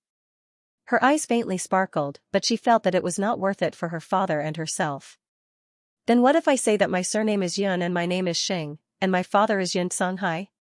Yun Ba's tall body shook violently as if he had been struck by lightning. Yun Songlong and Yun Songxue were also shocked. Yun Yu stammered, I remember now. You are that dirty girl. That's right, it's me. 2 years ago, when my father was seriously ill, he told me that I still had family in the Jade Capital. I was full of hope and brought him to the Jade Capital, but who knew that I would be refused entry to the Martial Sage General's estate? Today, the Martial Saint General's estate humiliated me once again. I, Yun Xing, swear that from today onwards, I will never take half a step into the General's estate. Yun Xing's words were filled with anger and accusation. Her eyes were about to spit fire. In Yi Baiming's arms, the body trembling from anger made Yi Baiming's heart ache. She had gone through so much in these 2 years. It was no wonder that he couldn't recognize her. In Banana Leaf Village, that crafty and clever little wild girl had become calm and sharp. At that moment, Yi Baiming felt a kind of loneliness from her. That kind of loneliness made his heart ache. At that moment, he wanted to hug her tightly and comfort her. Little wildcat, let's go home. Yi Baiming's heart ached, but at the same time, he rejoiced. If he hadn't felt the familiar fluctuation of the dark spiritual soul on Yunxing's body, he would have missed her. Home, where was her home? After Yunxing's anger, she felt physically and mentally exhausted. Luckily, Yi Baiming was supporting her. The two of them walked out of the restaurant, leaving behind the dumbfounded Qingbai, Bu Jiuxiao, and the rest of the Yun family. Haha, hello old General Yun, hello General Yun. Congratulations to young General Yun for recovering your left hand. Congratulations to old General Yun for reuniting with your grandchild. Qingbai and Bu Jiuxiao hurriedly followed after Yi Baiming. Under the glares of the people of the residence of Yun, Qingbai spouted a bunch of nonsense. In his heart, he was cursing Yi Baiming. So what if his legs are long? He can run faster than a rabbit. He's a classic example of someone who only cares about the opposite sex. Are the two of you from the Wushuan Everlasting School? Today's matter involves the Yun family. I hope the two of you won't leak it out. The only one who was still somewhat clear-headed was Yun Songlong. General Yun, don't worry. Today's matter, especially Divine Dr. Yan's background, we definitely won't leak it out. But we also have a presumptuous request. It's related to the Northern Nether King. Today, the Northern Nether King and we didn't appear in the restaurant. Bu Jiuxiao also politely returned the greeting. Yi Baiming was able to block Yun Ba's fatal attack. His strength, Yun Songlong immediately understood. He and Bu Jiuxiao nodded tacitly. Only then did Bu Jiuxiao pull away Qingbai, who was full of nonsense, and leave. Yun Songlong looked at his father with a pained expression. He should have realized it long ago. Little Yan was his eldest brother's daughter. Her temper, her appearance, her shocking talent for magic, and her special magic scepter all proved that she was his eldest brother's daughter. Finally, his eldest brother brought his daughter back, but they were rejected by his so-called family. Father, third sister, I'm too disappointed in the two of you. Father, before eldest brother left, he said that you were stubborn. For the sake of the family's glory, you didn't hesitate to invert right and wrong. I even tried to explain it for you, but now it seems that it's true. Third sister, second brother doesn't object to you inheriting the family business. But if there comes a day when you disgrace the Yun family for your own selfish desires, I'll be the first to not let you off. After today, the Yun family army and I will leave the general's residence and have nothing to do with each other. Yun Songlong finished speaking and walked out with Wang Kei'er. When Yunba regained his senses, the restaurant was already empty. My surname is Yun Songhai. My father is Yun Songhai. That's right, that child's temper was exactly the same as Songhai's when he was young. The way she used the magic scepter and the way she used magic was exactly the same as her father's. That was because she was his granddaughter. She also knew medicine and could cure a strange illness that even the great doctors of the Medicine Emperor's pavilion couldn't. The girl's eyes were filled with determination and disdain. She was Songhai's daughter, his own granddaughter. She had returned, but because of his ignorance and protectiveness, she was rejected at the door. In a day, Yunba experienced the reunion of his family, but also the abandonment of his loved ones. Just now, she said that Songhai was seriously ill. What happened to Songhai? What happened to his son, the one he was proud of and the one who gave him the most headaches? Could it be that I was wrong? Yunba was on the verge of collapse. He closed his eyes in pain. Yunxing supported Yi Baiming. Yunxing was petite while Yi Baiming was tall and handsome.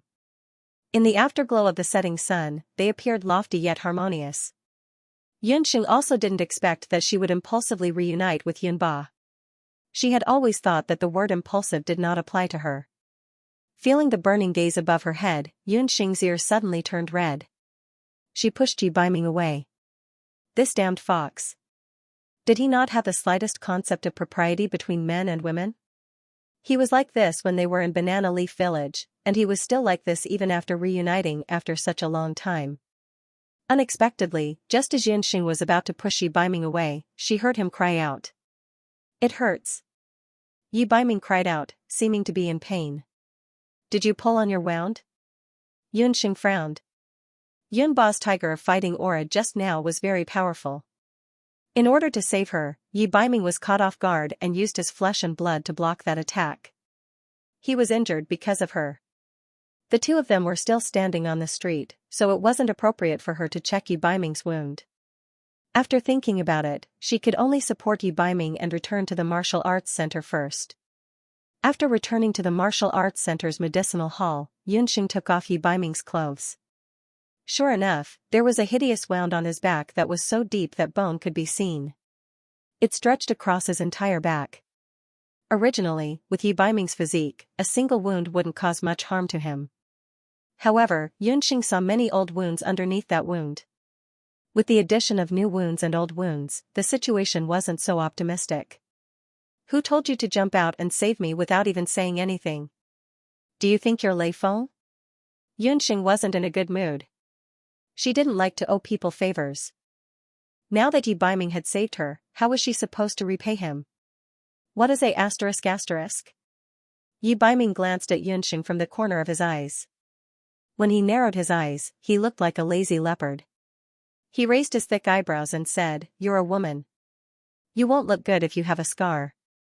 His voice was deep and magnetic. Yunxing's heart skipped a beat when she heard his words. It's my business whether I look good or not. Even if it's my business, it's only my business. In any case, I'll be the only one watching in the future. Yi Baiming's almost unreasonable words sounded very ambiguous when they came out of his mouth. Because of Yi Baiming's words, the temperature in the narrow pharmacy suddenly rose by a few degrees. It wasn't the first time that Yunxing had seen Yi Baiming take off his clothes. But compared to 2 years ago, Yi Baiming had completely grown into a man. His bronze skin had a metallic luster, his strong and firm muscles, and the new and old scars on his body all showed that he was no longer the reclusive youth from Jiaya village. What nonsense are you talking about? Turn around. I want to see your wounds. Yunxing only felt upset. Yi Baiming obediently turned around. Only Yunxing could make the dignified Lord Baiming as docile as a little lamb. Why won't you acknowledge me? When they were in the restaurant, even though Yunxing had only explained what had happened in the past 2 years in a few words, Yi Baiming could not help but feel heartache when he read between the lines.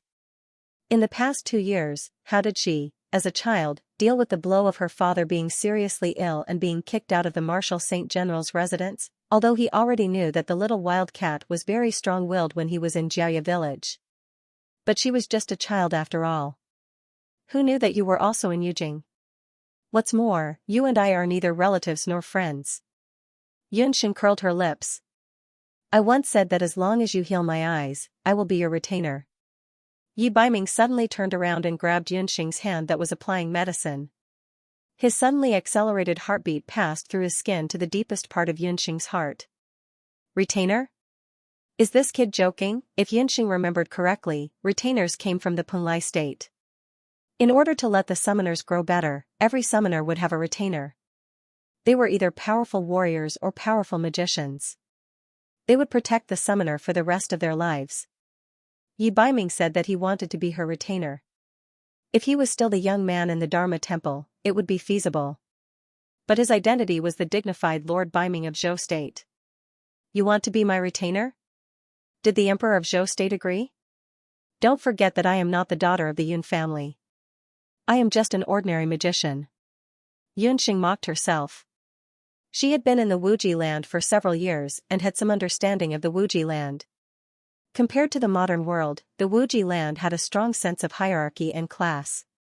When men and women married, they paid attention to matching social status, not to mention the royal family of Zhou State who had a noble bloodline. Today, she broke with Yun Ba, which meant that she had completely severed her relationship with the Yun family. Yi Baiming wanting to be her retainer was a joke in her eyes. It has nothing to do with the Emperor of Zhou State. Yi Baiming was very dissatisfied with Yunxing's reaction. He, the Lord Baiming, had been very popular in Zhou State ever since he regained his sight. He was willing to lower himself and be this woman's retainer. But her reaction just now was as disgusting as if she had eaten a fly. I don't agree. I have Xiao Hei and Bo Bo. I don't need anyone's protection. Besides, you've saved me once today, so we're even now. Yunxing was already a scepter summoner. She had already unlocked 3 mystic veins, and she even had the summoning demon hand. She could summon a domain-level ant king that could destroy an entire city at any time. She didn't need any retainer. Little wildcat, the more you want to distance yourself from this prince, the more you can't. I want to be your retainer. Besides fulfilling my promise, there is another reason. It is because we must be together. Yi Baiming saw Yunxing's disdainful expression. He was angry, but he couldn't help but want to tease her. What do you mean? Yunxing put some distance between Yi Baiming and her vigilance. She was too close to this guy. The strong masculine scent on his body made her feel that her breathing and heartbeat were abnormal. In her previous life, Lu Minglang had brought her too much pain. In this life, she didn't want to experience that pain again. As a prince, Yi Baiming would definitely be second only to one person. With his outstanding appearance and outstanding talent, he would definitely attract countless women. Yunxing wasn't willing. She didn't want to become one of his countless women. Because you stole my soul. And my heart. Yi Baiming curled his lips seductively, revealing a thought-provoking smile. He suddenly stretched out his long arm and pulled Yunxing into his embrace. She was different from the skinny little girl from before. The current Yunxing was different from before. Because of the jade marrow technique and the increase in her magic cultivation, her height and figure were completely different from before. Yi Baiming immediately fell in love with this feeling when he held her in his arms.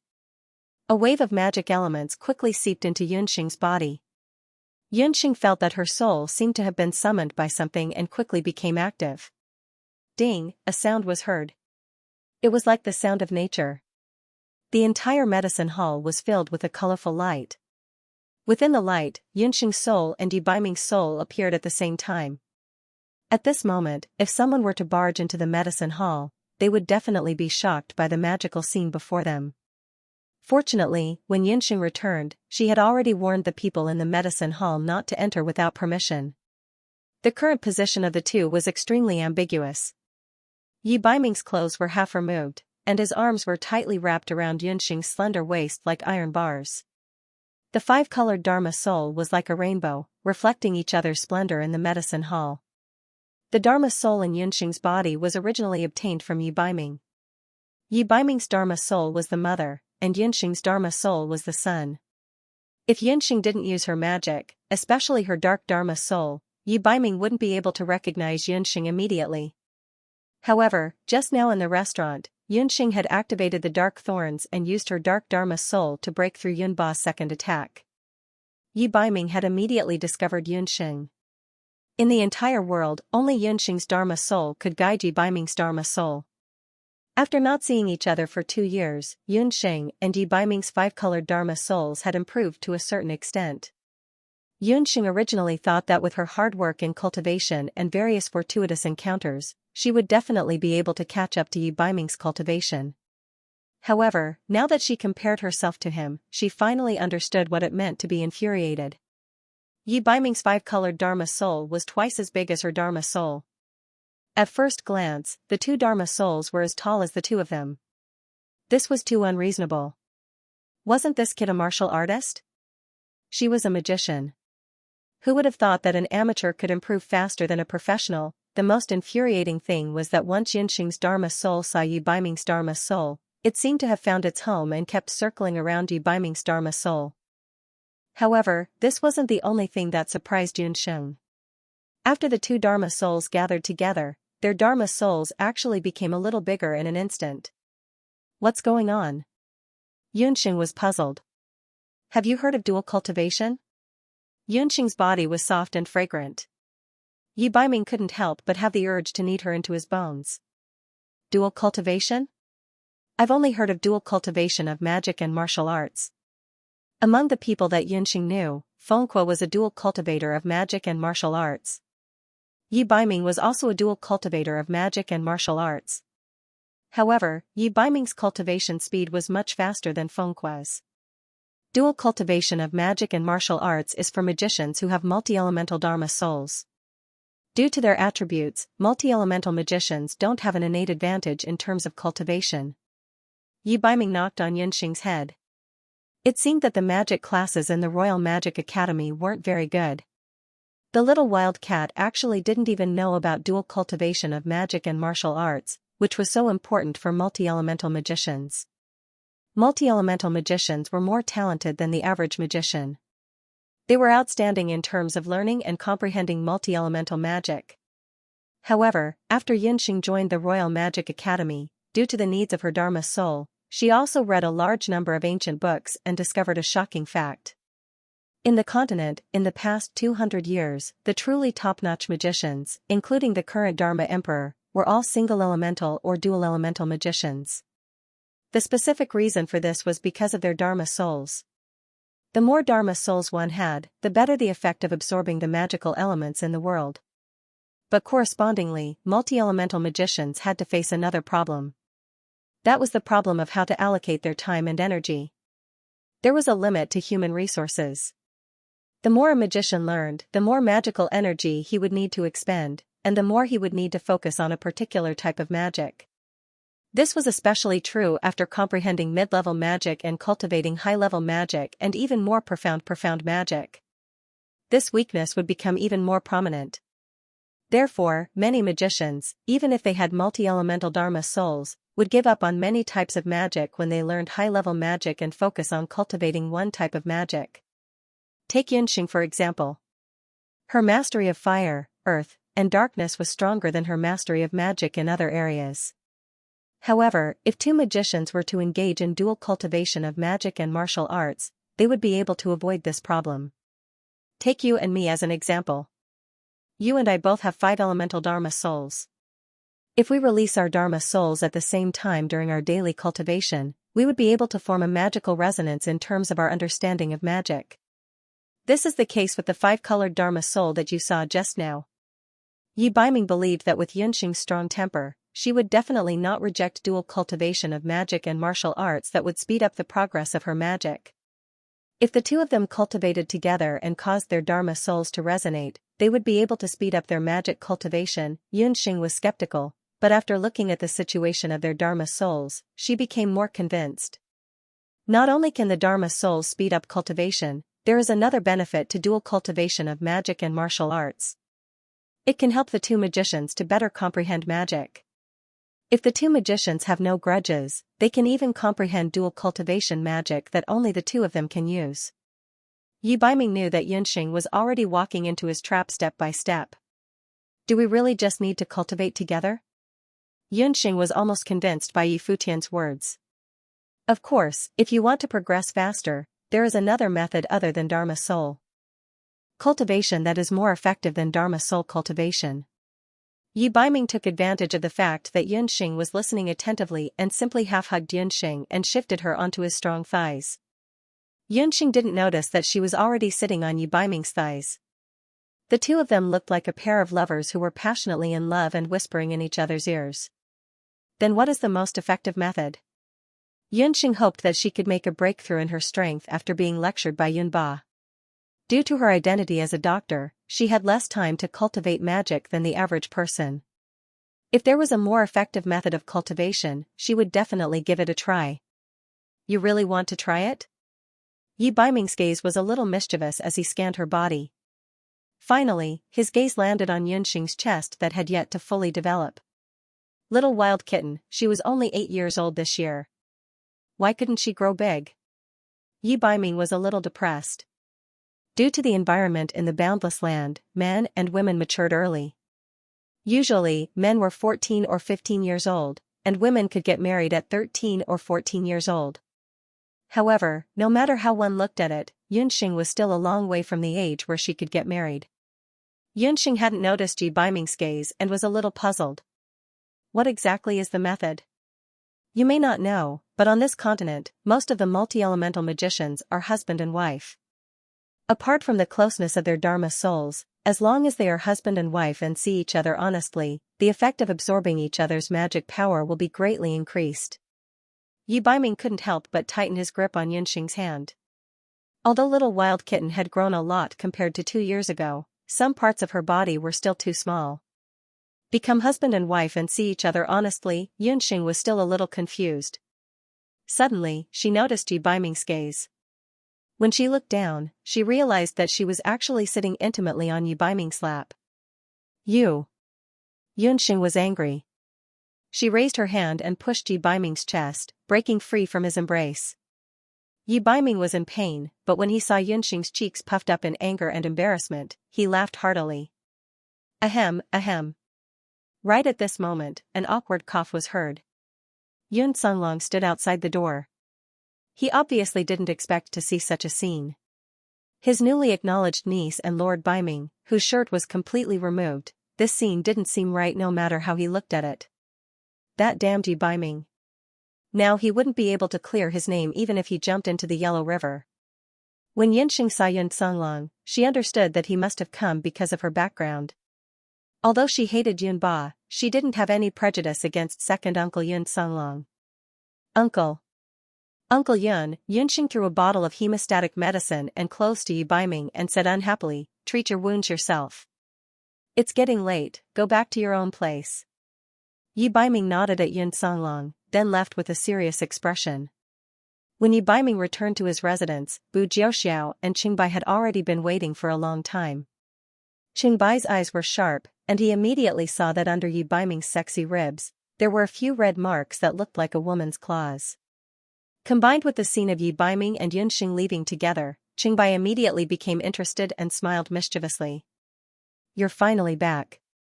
Hurry up and confess. How did you meet that little godly doctor? I say, you brat, aren't you a little too fast? You've only known each other for a few days, and you're already hugging and scratching her. The situation is very intense. Qingbai's words were very explicit, and even Yi Biming felt very awkward when he heard them. Bu Jiaoxiao appeared much calmer. Qingbai, don't make a fuss. Let Beiming explain. From the looks of it, it doesn't look like they just met. This was also the most strange thing about Bu Jiaoxiao. Last time, when Yi Biming saw Yunxing, he was still indifferent. But this time, especially when the Yun family's girl was almost injured, Yi Biming obviously couldn't sit still. He ignored the danger of exposing his true strength and forcibly took on Yunba's attack. The Yun family's girl was very important to him, Yi Biming had grown up with them.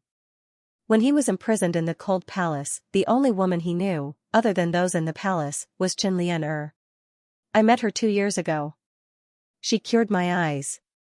Yi Biming recalled the scene when the two first met, as well as the short but very warm days they spent in Jiaya village. Yi Biming's voice could not help but soften, and his eyes were filled with a rare gentleness. Qingbai and the others had known Yi Biming for so many years, but this was the first time they had seen their good friend reveal such an expression. They immediately understood that Yu Baiming liked the girl from the Yun family. And from the looks of it, he seemed to like it very much. But her identity? If she returns to her family, maybe you can ask the Emperor of Zhou State to grant you a marriage. You two can be considered a match. But that girl is stubborn. You saw how she broke off relations with Yun Ba today. If she doesn't acknowledge Yun Ba, she will be a commoner. The imperial family cannot marry commoners. Qingbai was more concerned about the issue of matching social status.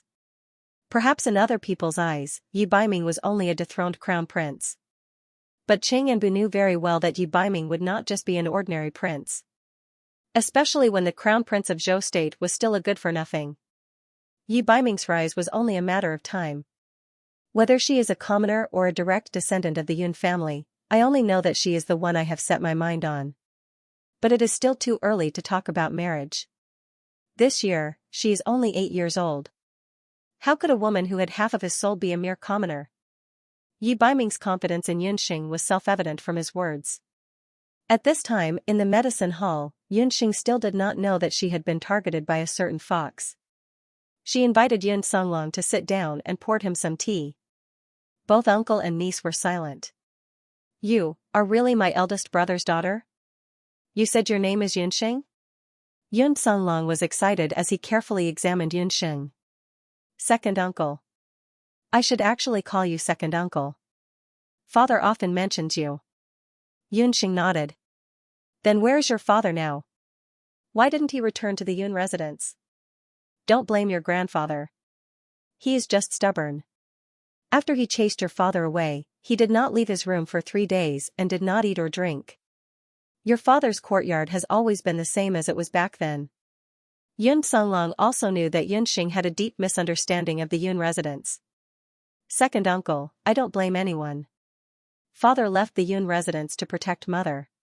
He never thought of returning to the Yun residence. It was because of me that he returned to the Jade capital. Father is currently unconscious. Yunxing's voice softened when she mentioned her father, Yun Songhai. She told Yun Songlong about the strange poison in Yun Songhai's body. Yun Songlong was extremely agitated when he found out that his beloved elder brother had become like this. What poison is it? Have you found someone to take a look at him? I know the great physician of the Medicine Emperor Pavilion. Why don't we bring him to take a look? After Yun Songlong spoke, he realized that he had said something wrong. He forgot that his niece was a godly doctor with medical skills. Furthermore, she was proficient in demonic medicine and ancient medical skills. She could even cure his PTSD. For a strange poison that even she was helpless against, even a great physician would not be able to cure it. This is something that Xing'er does not understand. When father was living in Banana Leaf Village, he was already poisoned. This proves that the poison was brought back from outside. Second uncle, do you know what kind of enemies father has? If we can find the person who poisoned him, it will be much easier to treat him. Yunxing did not want her father to remain unconscious. Your father is a forthright and righteous person. He doesn't have many enemies. On the other hand, your mother. Yunxing, don't blame me for smearing your mother's name. Although I don't know why your grandfather insisted on rejecting the marriage between your father and your mother, I vaguely know that your mother seems to have killed an important person from the Zhao state. When Yun Songhai and Yun Ba fell out, Yun Songlong was not in the Jade capital. When he found out that his elder brother had left home, he immediately rushed back without stopping. However, his elder brother had already left. He had asked Yun Songxue about it, but Yun Songxue was not willing to talk about it. Mother actually killed an important person from the Zhao state. What kind of important person was he? Could he be one of the top few people in the Zhao state? Yunxing did not know anything about her mother, Hu Jiuxing.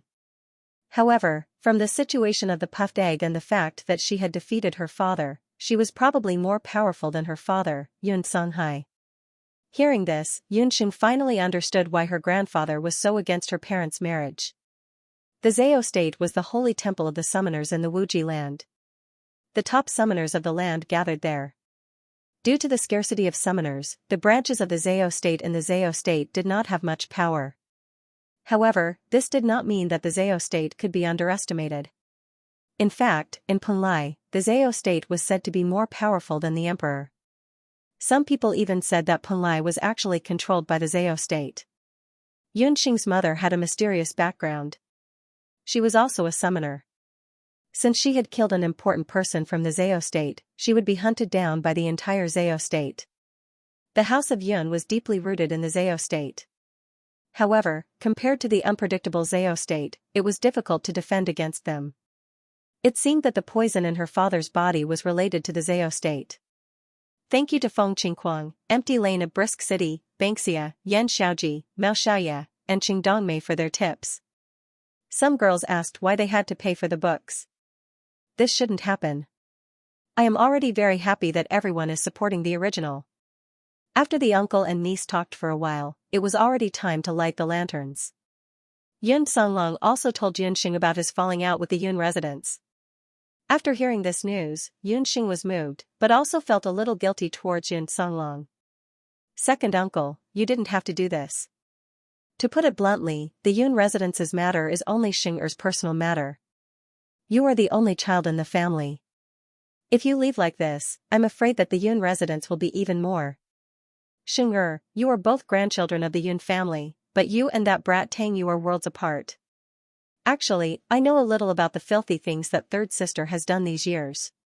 However, due to my serious illness, I was unable to interfere in these matters. Yun Songlong's face was gloomy. He also felt guilty towards Yun Songxue.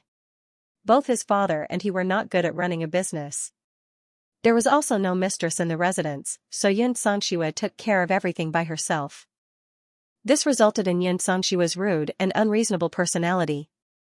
When Yun Songlong sent the Oriole back to the Yun army, he realized that the Yun army's situation was much worse than he had imagined. He came to find Yunxing not only to ask about his big brother's situation, but also to ask Yunxing to treat the after-effects of his old subordinates. He planned to reorganize the Yun army. Even if he left the Yun residence, he still had to plan for the livelihood and future of the thousands of people in the Yun army. Second uncle, don't worry. I will take care of the soldiers' physical and mental health. Tomorrow morning, I will go with you to the camp. Yunxing patted her chest and promised, however, the condition of your hand is a little special. I still need to examine it for a while. You have a good relationship with Deputy Curator Qi, so why don't you stay in the dojo first? Once your hand has fully recovered, you can move to the Yun army. Yun Songlong's hand injury was something that Yunxing couldn't understand. Earlier, when Yunxing examined his hand, she confirmed that his duqi was sealed by a special method. He needed to wait until Yunxing's soul-healing divine needle broke through to the 5th level before she could help him circulate his blood and circulate his qi to open up the blocked meridians. In the previous few treatments, Yunxing only helped him to regain some feeling in his hand. It was not to the point where he could raise his hand or even slap someone. However, in the restaurant, Yun Songlong's hand was suddenly able to move. She had obviously investigated Yunxing's medical knowledge, so she planned to keep Yun Songlong by her side to observe the specific condition of Yun Songlong's hand. Yun Songlong had already informed his good friend, Combat Strength, that he would be settling down in the dojo for a while. In the next few days, Yunxing went to the Yun army as per the agreement between her and Yun Songlong. The Yun army's situation was worse than she had imagined. Other than a portion of the soldiers suffering from battle trauma, the Yun family had not looked after the Yun army for many years, so the soldiers' morale was lax and there was no discipline to speak of. Yunxing also met Oriole's father, a middle-aged soldier around 40 years old. At this age, he should be in the prime of his life, but Oriole's father was also a typical soldier suffering from battle trauma. He also couldn't afford to hire a superb doctor like De Guichot, so he could only let his condition worsen. Fortunately, he still had his family and Oriole's careful care, so he wasn't tortured to death. But even so, when Yunxing saw Oriole Huang, his complexion was still fine. It was just that his figure was a bit thin and weak, and his pair of cloudy eyes were empty. This was already much better than what Yunxing had expected. When Yunxing arrived at Oriole's house, Oriole was feeding her father some thin porridge. "Godly Dr. Yun, you're here." Seeing Yunxing, Oriole hurriedly got up. She was a few years older than Yunxing. Due to her family's decline, she had to go out to make a living early on. This also trained her character, which was both gentle and strong. She was a very considerate big sister. Oriole had already found out from Xianxia that not only was Xianxia a magician, she was also a very powerful doctor. She was full of admiration for Xianxia. Hearing that Xianxia was here to treat her father for free, Oriole was even more grateful. Your father's battle trauma will be better after a few more visits. His body is very weak due to malnutrition all year round. Here is some magical beast meat, stew it and boil it into porridge. Other than giving it to your father, you should also eat some yourself. Xianxia saw that Oriole was thin and gave her some magical beast meat, as well as a few gold coins. Because the name War Trauma Syndrome was too complicated for the people of the Boundless Continent, Xianxia simply called it War Trauma Syndrome. Oriole refused for a while. But in the end, she refused the gold coins and kept the few pieces of magical beast meat. Young General Yun found a job for me in Wushuan Everlasting Hall to do laundry for people. I can earn 20 silver coins a month, which is enough to support my family. Oriole will definitely return the money for the magical beast meat to godly Dr. Yun in the future. Oriole felt that being able to meet Yun Songlong and Xianxia was already the greatest blessing in her life. Before meeting them, she really thought that she would have to guard her sick father and starve family for the rest of her life. Seeing Oriole's insistence, Xianxia also couldn't insist. On the hospital bed, Father Huang let out a series of indistinct cries. Godly Dr. Yun, you should rest for a while. It won't be too late to stay and eat before leaving. Father probably wants to hear me play the pipa again. Oriole nodded apologetically towards Xianxia and took out her pipa. Oriole's pipa skills were not bad, but it was a pity that she was interrupted by Tang Yu's group of hedonistic sons last time. Xianxia only heard about 70 to 80% of it. Now that she was fortunate to be able to listen to it again, Xianxia also became interested and sat down to listen. Oriole tuned the instrument and plucked the strings. This time, she didn't sing, but only played the pipa. When Xianxia heard it, she didn't play the soft little tune that she used to sing in the restaurant earlier. The strings moved, and the pipa's silver color was full and bright, sonorous and clanging. When the sound of the pipa rang out, Field Officer Huang's turbid eyes on the bed had an additional trace of light. And Xianxia also felt that the jade marrow technique in her body had become active, as if it had encountered a violent storm. Xianxia only felt that the jade marrow technique in her body had rapidly increased by a large amount. What was going on? Xianxia hurriedly circulated her qi to regulate her breathing. She had never encountered such a situation before. The pipa music was like raindrops, from dense to dispersed, and gradually calmed down. When Oriole finished plucking the last note, her slender fingers pressed the pipa music. As the music lingered in the air, Xianxia only felt that the restless jade marrow technique in her body had gradually calmed down. She felt that her jade marrow technique had improved a little. On the bed, Field Officer Huang had also fallen asleep peacefully. Xianxia finally understood why Commandant Huang could still have a breath of life after so many years despite his illness. The reason was because of Oriole's pipa playing. Oriole, what was the name of the tune you played just now? Xianxia stood up and asked. Oriole's pipa song was completely different from the song she sang in the restaurant. This song had a strong ancient flavor and was completely different from the folk songs. The feeling of the song was more like a war song. Even Xianxia, who didn't know much about music and could only dictate divine songs like Little Apple in the modern era, was filled with passion. According to the changes in her body's jade marrow art and magic soul, the reason why Yun Songlong's hand was able to take a turn for the better was because of Oriole's pipa song.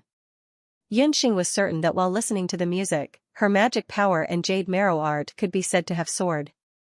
Her magic power was at least at the peak of the Grand Magus realm, and her jade marrow art could reach the level of breaking through her fourth strange tendon. Is godly Dr. Yun talking about the song I played just now? I call it the Nameless Song. Yellow Sparrow was very embarrassed after being praised so much. Although Oriole was the daughter of a military general, due to her family's circumstances, she lost the qualifications to study and practice martial arts early on. In her early years, she had helped some rich families with laundry and chores. One day, when she was washing clothes by the river, due to the unbearable cold and hunger, she fainted by the bone-chilling river. The winter was bitterly cold. Just as Oriol's body was frozen stiff and on the verge of death, she heard the sound of a zither. At that time, my hands and feet were frozen stiff. I could vaguely see someone playing a zither on the frozen river. That zither sound made one's blood boil, as if one had drunk a large mouthful of pepper. My hands and feet gradually regained feeling. Oriol recalled the past. After listening to the zither sound, Oriol felt that her entire body was filled with strength and she wasn't as cold anymore. By the time she wanted to see who was playing the zither, that person had already left. Oriol only had time to vaguely see a back view. Although it was only a back view, Oriol was certain that it was a woman. That was 4 or 5 years ago. The river where Oriol washed her clothes was called Moon Washing River. It was a river not far from the Yun army's encampment. Usually, there weren't many people here. Because the river water was clear and sweet, it was also the Yun army's main source of water. Oriol's perception was not bad. After listening to the zither song that time, she remembered most of it in her heart and copied it down when she returned home. Oriol's mother, who had passed away early, was a musician in a music workshop. When Oriol was young and her family was still well off, she had learned some basic musical skills from her mother. She composed her own music and played it. Over time, the pipa song came to be. Using the sound of the zither to soothe her father, Captain Huang's illness, was also a clever trick that Oriol had unintentionally discovered. She discovered that every time she played the pipa, her father's dispirited spirit would improve a lot. Therefore, the Oriol consciously played a song for his father from time to time. As for the song in the restaurant, some of the notes were taken from this song. Unfortunately, apart from that one time when he met that strange woman by the river, he had never met her again. This song was also incomplete. The Oriol couldn't hear the entire song, and the woman didn't finish playing it. Therefore, the Oriol named this song as a nameless song. Oriol, have you ever learned doji or magic? Yunxing already had a rough idea of the ins and outs of the matter. The woman that the Oriol met must be an otherworldly expert. To have such a fortuitous encounter was already a kind of blessing. Just like how money was easy to get, fortune was hard to find. Whether or not he could meet that woman again was still unknown. What Yunxing was thinking now was that if an ordinary person like the Oriol could play such an effect, then what would the effect be if she learned doji or magic, or if she played it herself? Father taught me some of the most basic fist techniques when I was young, but it has already been many years. I'm afraid that it has already been abandoned.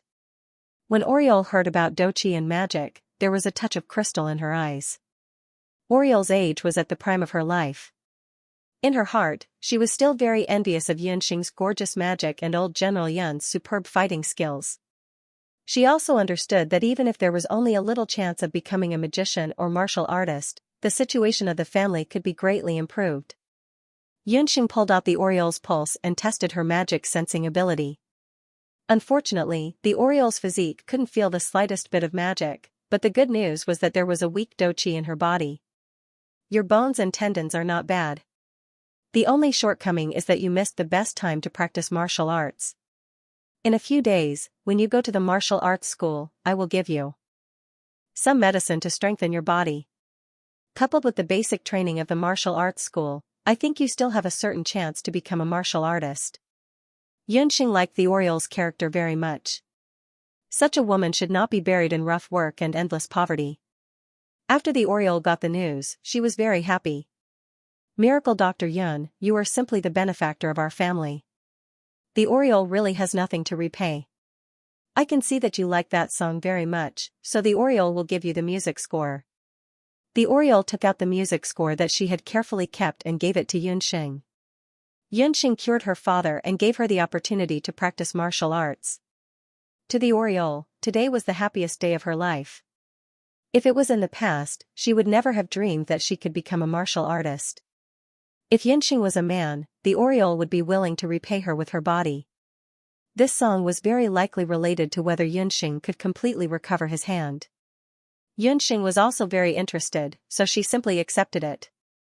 After Yunxing left the Huang family, she walked in the direction of the Moon Washing River that the Oriol had told her about. The Moon Washing River was located to the north of the Yun army's encampment. It was surrounded by fertile water grass. In this season, the water grass grew lush green and one could smell the fragrance of the grass from afar. Normally, the shape of the moon-washing river was like an eyebrow-shaped crescent moon. However, because it had rained a few days ago, the surface of the river was much wider. The crescent moon had become a full moon and the water was full. The water grass and Artemisia selingensis in the surroundings were also very lush. Xianxia walked along the river for a while, but she did not find anything suspicious or noteworthy. When she turned over the river bank and was about to walk back, Xianxia saw a lonely figure standing on the slope beside the river. That person's back was tall and his right arm was empty. He stood from afar, exuding the unique majesty of a soldier. He stood alone on the slope and looked at the gurgling moon-washing river. He was in a daze and did not even react when Xianxia approached him. Even though it was just his back, Xianxia recognized him at a glance. Second uncle? Xianxia did not expect to see Yun Songlong here. Hearing the movement behind him, Yun Songlong turned around. He obviously didn't expect to bump into his niece, Xianxia, here. The moon-scouring river was secluded and there weren't many people around. In the early years, only the Yun family army would come here to get water. After Yun Songlong went to the Yun family army's encampment for inspection today, he recalled some old things from the past and unknowingly came here. He didn't expect that Xianxia would also come here because she heard the zither music. Yun Songlong's ears turned red like a guilty youth who had been caught red-handed doing something wrong. Xianxia, why are you here? Yun Songlong's complexion was much better recently. He had already gone to see his elder brother, Yun Songhai, earlier. Seeing that although Yun Songhai was unconscious, everything was normal, he was relieved. Second uncle, you used to come here often. Have you met a mysterious woman here? Xianxia pretended to be indifferent and carefully observed Yun Songlong's reaction. Sure enough, when Xianxia asked about the mysterious woman, Yun Songlong's face showed a hint of astonishment. However, he quickly concealed this obvious astonishment and said indifferently, "This is the Yun family army's encampment. It's an important military area. How could there be a woman here?" He was still stubborn. An old man in his 30s staring blankly at the river. If he wasn't thinking about love, could it be that he wanted to jump into the river like Chu Yuan? Xianxia snorted in her heart. She had heard that Yun Songlong had always been unwilling to marry. On the surface, he said it was because of his hand disease and he didn't want to implicate others. However, who knew if there were other hidden reasons? It's fine if you don't know her. I just went to Yan Kei's house to see Officer Huang's illness. Yan Kei also gave me a zither piece. Second uncle, I remember that you are very proficient in music. Why don't you take a look at it for me? Xianxia had a good memory. She only took a glance at the piece and remembered it all. When Yun Songlong heard that it was a piece of music, he was somewhat interested and took a look. This is... Xianxia, Yan Kei gave you this piece of music. Where did she get it from? A crack appeared on Yun Songlong's calm face. This was completely different from his usual good manners. He gripped the paper tightly with his left hand. The song was written down by the Oriole herself. A few years ago, when she was washing clothes by the river, she chanced upon an unfamiliar woman playing music here, so she wrote it down. After listening to this song, I discovered that this song is extraordinary. It can stir up the doqi and magic elements in a person's body. When Xianxia saw Yun Songhai's appearance, she knew that he must know the mysterious woman. She, actually still remembers that promise. Yun Songlong's eyes began to heat up. It's said that men don't cry easily, but it's only when they are sad. This piece of music that Xianxia inadvertently got touched a regret that Yun Songlong had buried in his heart for many years. Second uncle, what are you regretting? Do you know this song? Xianxia struck while the iron was hot and asked Yun Songlong. This song is called the Dihong song. It's the sacred song of the Dihong city and Xianyuan clan. It's a divine song that can only be learned by the direct bloodline of the Dihong clan. It's very beneficial to a person's cultivation. Legend has it that this battle song is divided into 9 chapters, and it has an extraordinary and shocking effect. Yun Songlong seemed to have made a huge decision before he decided to tell Xianxia. Could that mysterious woman by the river be the successor of the Dihong city? Xianxia had never seen the name Dihong in any ancient books. However, looking at Yun Songlong's expression, it wasn't hard to guess that it must be a hidden place. The boundless continent was vast and boundless. The 5 major countries and the eastern capital were only a small part of the forces that surfaced. There were many powerful ancient tribes that were hidden from the eyes of the world. However, it was also these hidden tribes or clans that secretly controlled the movements of the powerful countries in the continent for thousands of years. The Dihong clan was one of these tribes. They vaguely lived in a place called the Dihong city, and the Dihong and Xianyuan clans were connected to the Dihong clan for generations. The people of the Dihong city didn't often interact with the outside world. However, it was known that the Dihong city would send some direct descendants to travel the continent every few years. According to historical records, these people of the Dihong city were either powerful magicians or warriors with astonishing strength. Yun Songlong only said this about the Dihong city. As for how he got to know the people of the Dihong city and the identity of that mysterious woman, Yun Songlong wasn't willing to say anything more. Yun Songlong only said that he was lucky enough to gain the favor of a person of the Dihong city. That person passed on 3 chapters of the Dihong song to him without telling the people of the Dihong clan. The Dihong song was originally a battle song. When played by an ordinary person, it had the effect of promoting blood circulation and replenishing energy. However, if played with a combination of battle energy or mana, the effect would be even better. It was rumored that the ancestor of the Dihong clan had once used the Dihong song to expel an army of tens of thousands of magical beasts by himself and his zither. Of course, that was only a legend.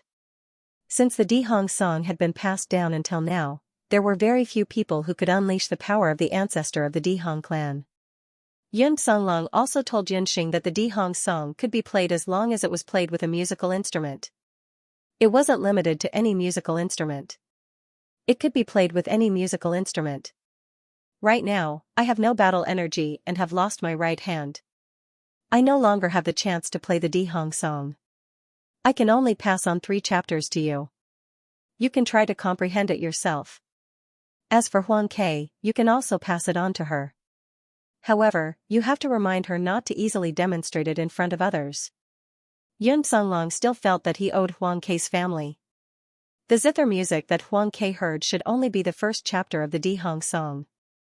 That child had only listened to it once and was able to use the weak battle energy in her body to play with such momentum.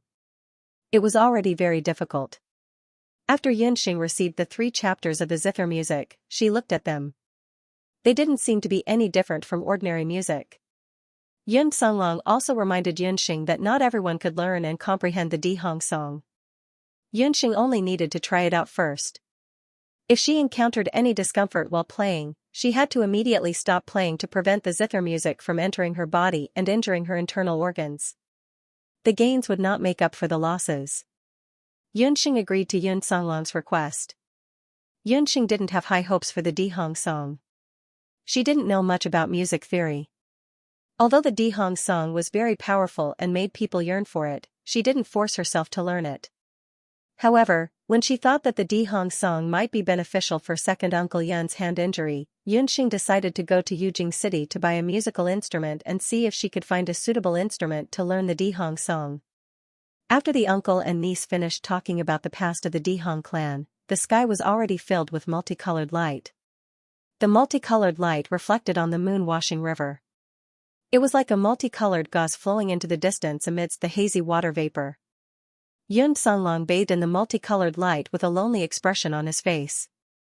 It was only after Yunxing urged him a few times that he reluctantly left the moon-washing river. The uncle and niece walked past the moon-washing river. Their surroundings were already bathed in the night. From the moon-washing river to the Jade capital, there was still a long way to go. During this time, they also had to pass through a desolate graveyard. At night, the entire graveyard looked eerie. After Yunxing and Yun Songlong walked a few steps, they stopped at almost the same time. One of them had fought on the battlefield all year round, while the other had the Shinong pupil, so his 5 senses were extraordinary. Second uncle, there's something in the graveyard. The thing Yunxing was talking about was naturally not something dirty. She could clearly hear 5 or 6 suppressed breathing sounds. There was an ambush in the graveyard. I'm afraid it's a bunch of thieves who rob passers-by. They don't have a strong killing intent on them. Just teach them a lesson. Yun Songlong sighed. His bright eyes landed on a few suspicious shadows in front of him. Although Zhou State hadn't been in a state of war these past few years, because of the appearance of blood cloud beasts and some demonic beasts, some areas weren't stable. The displaced commoners couldn't find a way to survive, so they could only become bandits. Watch me. Yunxing didn't bat an eyelid as she quickly chanted. In the graveyard, a few bandits were crawling on the ground. They were preparing to rob the two passers-by in the middle of the night. The bandits weren't very old. They ranged from 15 to 20 years old.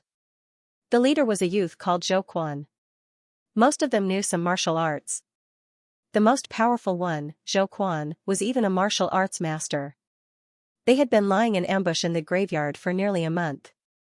When they were lucky, they would even encounter a few passers-by. Suddenly, a burning smell came from behind his ear. He was suspicious. "Big brother Zhou, behind you." His companion beside him let out a terrifying cry. Zhou Quan turned around to take a look. What he saw almost scared him to death. A fireball was eerily floating behind his head. When he moved slightly, the fireball moved with him. When he took a few steps, the fireball followed suit. What the hell? Boom, 5 or 6 fireballs suddenly floated above the graveyard. Every fireball seemed to have eyes as they crazily chased after the bandits. Ghost. There's a ghost. The bandits didn't care that they were in a graveyard. They scrambled and rushed forward. Rushing to the intersection ahead, he suddenly saw 2 people, one tall and one short. The man, who had lost an arm, was glaring at them with a murderous glare. The short girl looked at them with a smile. Under the firelight, the young girl's face was incomparably exquisite, and the dimples at the corner of her mouth were extremely sweet. She was holding a magic scepter in her hand. With a wave of her magic scepter, the 5 or 6 fireballs disappeared. You. So it was you guys who did this. Don't think that I'm afraid of you just because you're a magician. Xianxia, come out and announce the slogan. Only then did Zhou Quan realize that he had been fooled.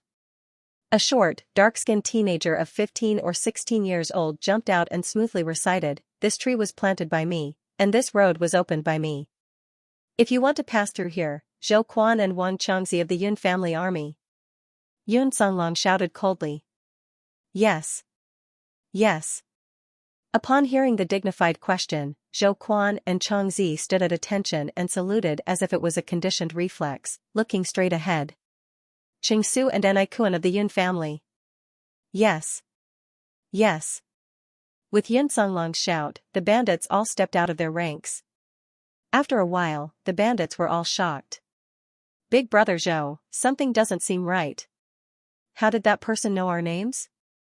It was dark just now, so we didn't see what the man looked like. Why don't you go up and take a look? The bandits were frightened out of their wits by Yun Songlong's powerful shout. They pushed and shoved, and in the end, Zhou Quan was pushed to the front. If it wasn't dark, Yunxing would definitely see that Yun Songlong's face was as black as the bottom of a pot. He was a member of the Yun family army, yet he was actually committing a robbery on the side of the road, and it was in front of his own niece. Zhou Quan dawdled and walked in front of Yun Songlong. This guy was still afraid of death. He actually lit a match and moved closer to Yun Songlong to take a look. That face, that expression, Zhou Quan's mind was suddenly struck by lightning. His legs went soft, and the match almost burned his eyebrows. "General, it's young General Yun." 4 to 5 uncouth men, all of whom were no less than 1.75 meters tall, uniformly knelt on the ground. Their knees went soft, and with 5 thuds, they all knelt on the ground. "All of you don't have to play dead. Speak, who gave you permission to rob here? How many robberies did you make? How much money did you rob? Tell me everything. If there is even the slightest lie, you will be punished according to military law." The news of Yun Songlong's return to the Yun family army was only spread among a small group of soldiers and generals. Tonight, the people who robbed Yunxing and the others were from different squads belonging to the Yun family army. The few of them did not expect that the robbery would actually involve their own general. "General, we didn't have any other choice. These soldiers' faces were red as they reported all the robberies in the past month. Ever since Xianxia cut off the Yun family army salaries, they were all so poor that they couldn't afford to eat. Yun Songlong also didn't appear. These people were all Yun Songlong's former subordinates. They weren't willing to betray the Yun family army, nor were they willing to change jobs. However, every soldier had parents, wives, children, and children. Helpless, they could only become unorthodox. Nonsense, you've violated the imperial law. After Yun Songlong learned the truth, his face became gloomy. He led the army strictly, and what he disliked the most was the soldiers' misdeeds. His subordinates knowingly broke the law and their crimes were unforgivable. The soldiers didn't dare to make a sound. Yun Songlong hadn't appeared for many years, but his prestige still remained. No soldier dared to make a sound in front of him. Second uncle, although these soldiers were in the wrong, they also said that they only robbed some money and never harmed anyone's life. Please don't blame them. Yunxing was touched by the soldiers' persistence. Sheng'er, you don't know how to manage an army. Knowingly breaking the law is a serious crime. If their actions are reported to the imperial court, only death awaits them. Yun Songlong was dissatisfied with his niece's soft-heartedness. Second uncle, civilians have no choice but to break the law because they're starving. Only death awaits them. Is it not illegal for the military to sit idly by and wait for the families of these soldiers to starve to death? Yunxing didn't agree with Yun Songlong's pedantic way of doing things. She walked in front of the soldiers.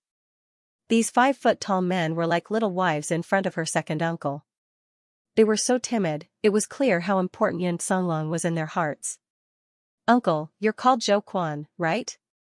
Let me ask you, did you go to the Yun residence to ask for your salary when you didn't receive it? We did, but we were chased out. Zhou Quan sighed. Then did you go to the military to seek help? According to Zhou state's laws, soldiers in the military could go to the military to seek help if they were hungry. The Marquis of Jiayuan said that we are the Yun family's private army and are not under the jurisdiction of the military.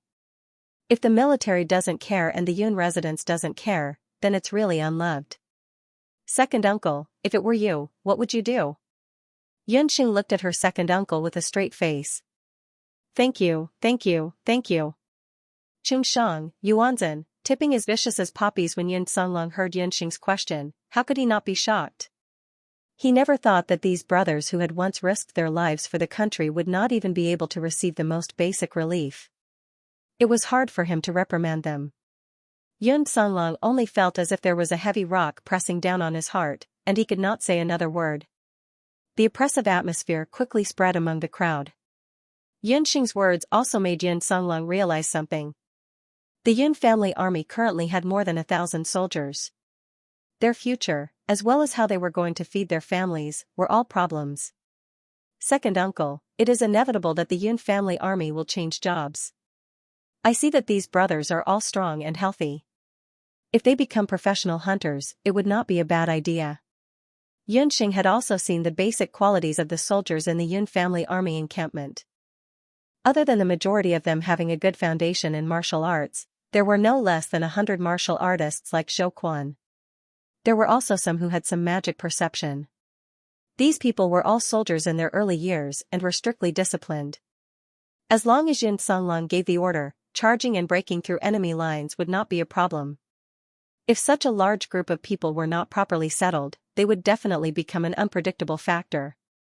They would even be used against the Yun family by other people within Zhou state. It would be a good idea to turn them into hunters and form a hunting corps. Hunters? Yun Songlong could not help but frown. Changing a regular army into a hunting regiment, this idea was simply ridiculous. As long as we can eat, we don't have to go against our conscience, and we can continue to follow General Yun, not to mention being hunters, we are even willing to be beggars. Zhou Quan and the others felt their minds clear up after being reminded by Yunxing. They had really been blinded by lard. If they did not want to be bandits, they could be hunters. A hunter's income would also be stable and enough to feed their families. Regarding this matter, I will discuss it with the generals in the encampment tomorrow and come to a conclusion. The few of you will receive your punishment yourselves. Each of you will receive 50 strokes of the cane. Yun Sunlong was still thinking about Yunxing's words. Although Yunxing was still a child, Yun Sunlong also realized that his niece was not simple. Perhaps she was right. Yunxing returned to the medicine hall. As soon as she entered the door, she saw Qi waiting there. What a rare guest. Why did you come to see me? Since she let Abandon taste the medicine, Abandon hadn't come to see Yunxing again. Abandon was still wearing a green cloak. Under the dim yellow light, one could see that his emerald green eyes were emitting a faint glow. Could it be that you've thought it through and agreed to let me treat your poison? Yunxing poured herself a glass of water and drank it. When Yunxing saw that Qiamo was silent, she knew that this twisted kid had finally figured it out. The poison in Qi's body was getting worse by the day. Although he didn't know where it came from, if he didn't treat it, it would definitely cause great damage to his body. If you can guarantee that you won't cripple my poison skills, I can let you treat me. Qiamo glanced at Yunxing. Under the light, Yunxing was slim and elegant. She was completely different from the little girl he first met 2 years ago. Qiamo felt his heart skip a beat. Thinking of Yi Baiming that day, that man who was like the king of the night, Qiamo's decision in his heart became even firmer. I can't guarantee it. Tell me first. What's the deal with the poison and magic in your body? Yunxing had long realized that the Dharma soul in Qiamo's body was different from any Dharma soul she knew. There were a few common Dharma souls in the boundless land: earth, wind, water, fire, light, darkness, and many other secondary Dharma souls. Qiamo's Dharma soul was obviously different from any of them. Even Teacher Mary couldn't tell what the magic attribute of Qiamo's Dharma soul was. The magic that Qiamo cultivated didn't belong to any element of magic. His magic was more of his own creation. The most powerful thing about it was the various poisons. I don't have a Dharma soul. The reason why I can use magic is because of little Qing. Qiamo found it difficult to tell his secret. As he spoke, a green snake slithered out from the bottom of his wide magic cloak. That was Qiamo's magic scepter, a living snake. Maybe you've realized that my magic cultivation speed is especially fast. Actually, it's not because my magic cultivation speed is fast, but because of the poison that little Qing swallowed. Yunxing only found out from Qiamo's mouth that Qiamo actually had such a unique way of cultivating magic. That was to use the toxicity of poison to improve his magic cultivation. Qiamo was an abandoned baby from the moment he was born. When he still had memories, he was already living with this green snake called Little Qing. I accidentally discovered that Little Qing was a magical beast, and I could use its Dharma soul to cultivate. Little Qing's method of cultivation was to use poison. From the initial poisonous grass to the poisonous magical beast, and then to the refined poison. It was also because of Little Qing's special cultivation method that Qiamo came to the Royal Magic Academy. Other people came to the Royal Magic Academy to cultivate magic, but Qiamo's only purpose in coming to the Royal Magic Academy was to find various kinds of highly toxic poisons. And in the Magic Academy, he met Teacher Mary, who was also an oddball from the potions department. Teacher Mary was the first person to know about my special situation. She was very kind. Not only did she accept me as her student, she also provided me with some herbs that could cure the poison. Like you, she also advised me to give up on cultivating poison, but I had to maintain my magic power. Qiamo gently stroked Little Qing, who was coiled up on his arm and spitting out its tongue comfortably. Because Little Qing was a magical beast, it had been hunted down by a few summoners with ulterior motives. Qiamo also almost lost his life at the hands of those summoners. In order to protect Little Qing, his poison cultivation became the only way for him to protect Little Qing and himself. I see. Let me take a look. How's the spread of the poison? Yunxing only understood Qiamo's difficulties after hearing this. A magical beast that could increase its magic power by consuming poison was definitely very rare on the continent. It would easily attract the covetous of some summoners with ill intentions. No wonder Qiamo had insisted on rejecting her request the last time. But why did he change his mind after a few months? Yunxing was puzzled. Yunxing naturally didn't know that Qiamo's current actions were because he had developed feelings for her. And Yi Baiming's appearance gave Qiamo a pressure that he had never felt before. She carefully checked Qiamo's pulse and took some of Qiamo's blood samples, deciding to do a thorough examination. Yunxing and Qiamo didn't notice that when Qiamo was explaining his situation, a strange expression flashed across the green jade-like eyes of the little green snake coiled around his arm. I still need to do a thorough examination of your blood. You go back first. I'll inform you when I think of a solution. After Yunxing sent Qiamo off, the deputy curator coincidentally walked in with a smile. As Chi-Chi was leaving, he coincidentally bumped into Battle Force. Even though he was the deputy curator, Chi-Chi did not even greet him. He looked straight ahead and left. In reality, other than his companions in Group 13 and his mentor, Mei Li, Chi-Chi had never looked at anyone. This could be related to the fact that he was an orphan since young and was not very close to others. That kid is your companion? I remember that he is also from the Royal Magic Academy. He looks quite evil. Battle Force took a few more glances at Chi-Chi. Even if he met this youth, he would feel a chill run down his spine. That feeling was as if he was being stared at by an extremely powerful demonic beast. There were very few people who could make Battle Force, a Wu Zone, feel this way, so Battle Force had some impression of Chi-Chi. He is my companion, Deputy Curator Chi. It is not a good habit to speak ill of others behind their backs. Yunxing did not like to hear other people criticize her friends. Pretend I didn't say anything. Miracle Dr. Yun, the inventory of the medicine hall has been completed. Here are some ledgers, please check them first. Battle Force knew Yunxing's temper. He had already found out from Yun Songhai that Yunxing was Yun Songhai's daughter. It had to be said that this girl's temper was typical of the Yun family. Once she set her mind on someone or something, even 10 carriages would not be able to pull her back. Also, here are 2 sect tokens. One is to thank you for becoming an elder of the medicine hall, and the other is to thank you for curing Songlong's illness. Battle Force was a man who kept his promises. He had promised Yunxing that he would give her a sect token, but the second one was an extra gift. I will accept the first sect token, but I cannot accept the second one. Second uncle is my family, it is my duty to treat him. Yunxing rejected Battle Force's good intentions. Second Uncle Yun was Battle Force's good friend, but also her own family. If her father knew that she had to accept a reward for treating her second uncle, he would be so angry that he would crawl out of bed. Zhongli couldn't help but smile. The longer he knew Yunxing, the more he liked her. Sometimes she was calculative and wouldn't even let go of a small advantage, but sometimes she was very generous. However, this was also Yunxing's greatest charm. Such a person could easily attract a group of close friends. Yunxing ponders for a while. But if Deputy Director Zhang wants to repay me, why don't you do me a favor? I may not be able to stay in the pharmacy for a while. You must have heard about what happened to the Yun family army. I'm also a hunter myself, so I'm thinking of helping second uncle reorganize the Yun family army after I'm done with the medicinal hall. Part of the reason why Combat Strength came today was because of the Yun family army. Combat Strength knew about the Yun family army. It was just that he had estimated Yun Songlong's illness, so he had not revealed his combat strength.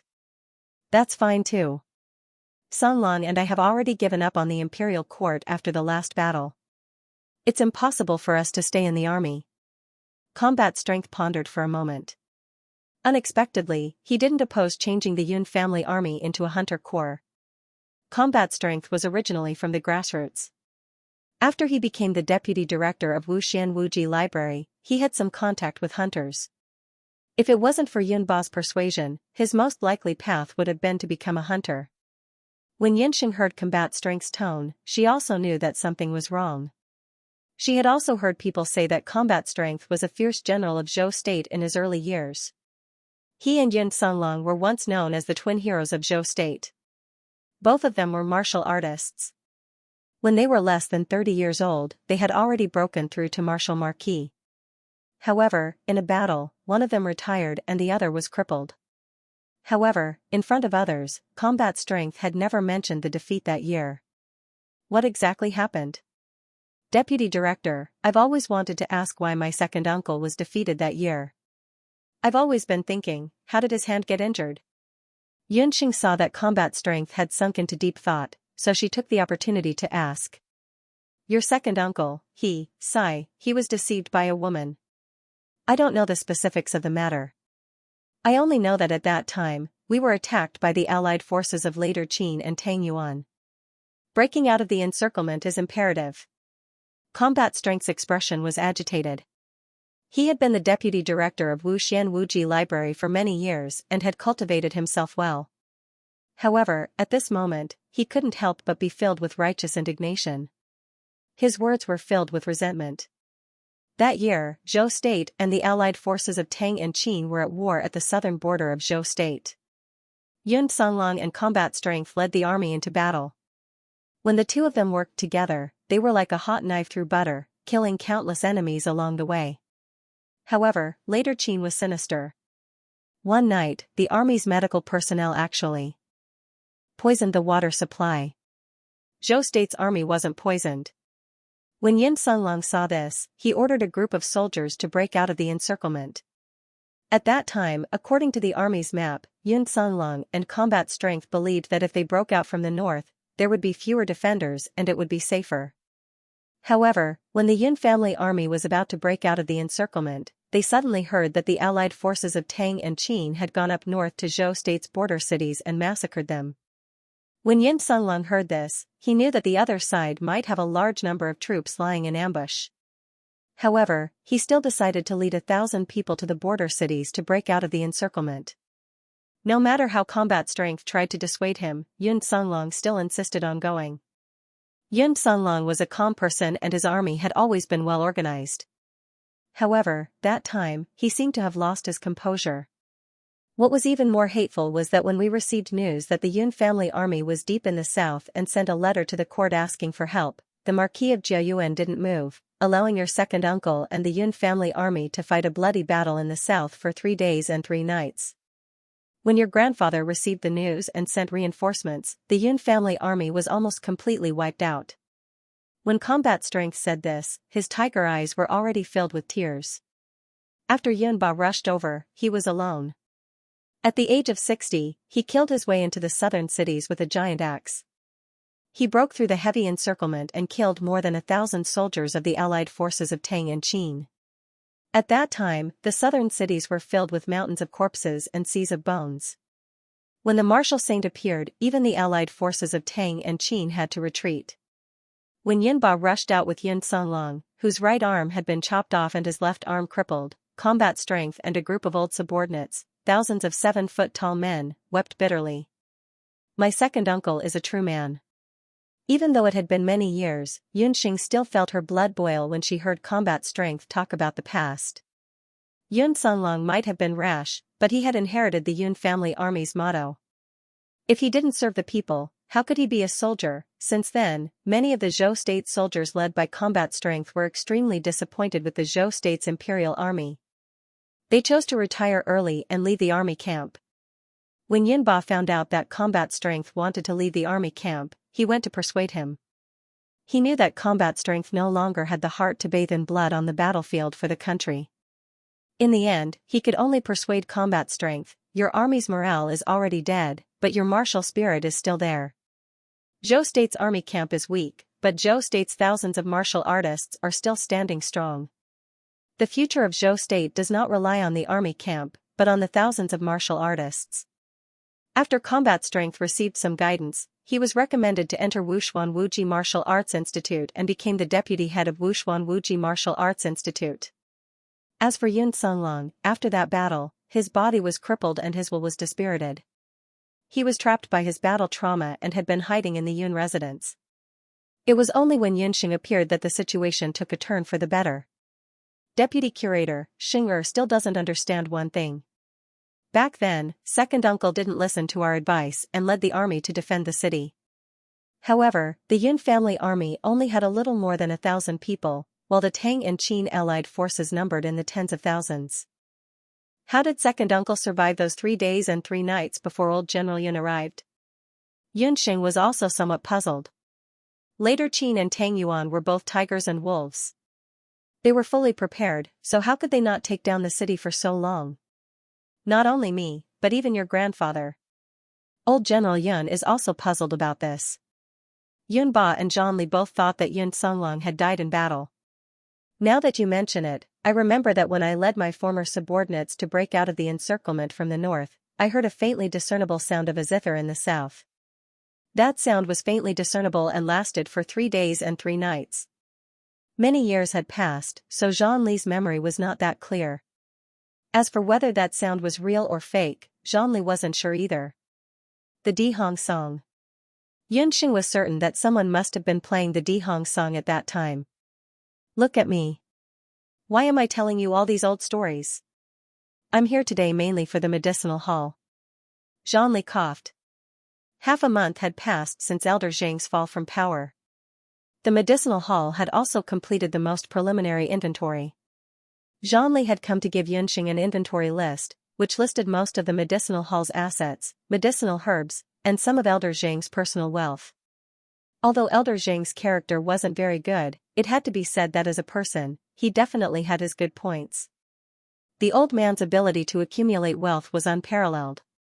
When he fled that day, he was in a hurry and left the huge amount of wealth that he had accumulated over the years in the medicinal hall's secret chamber.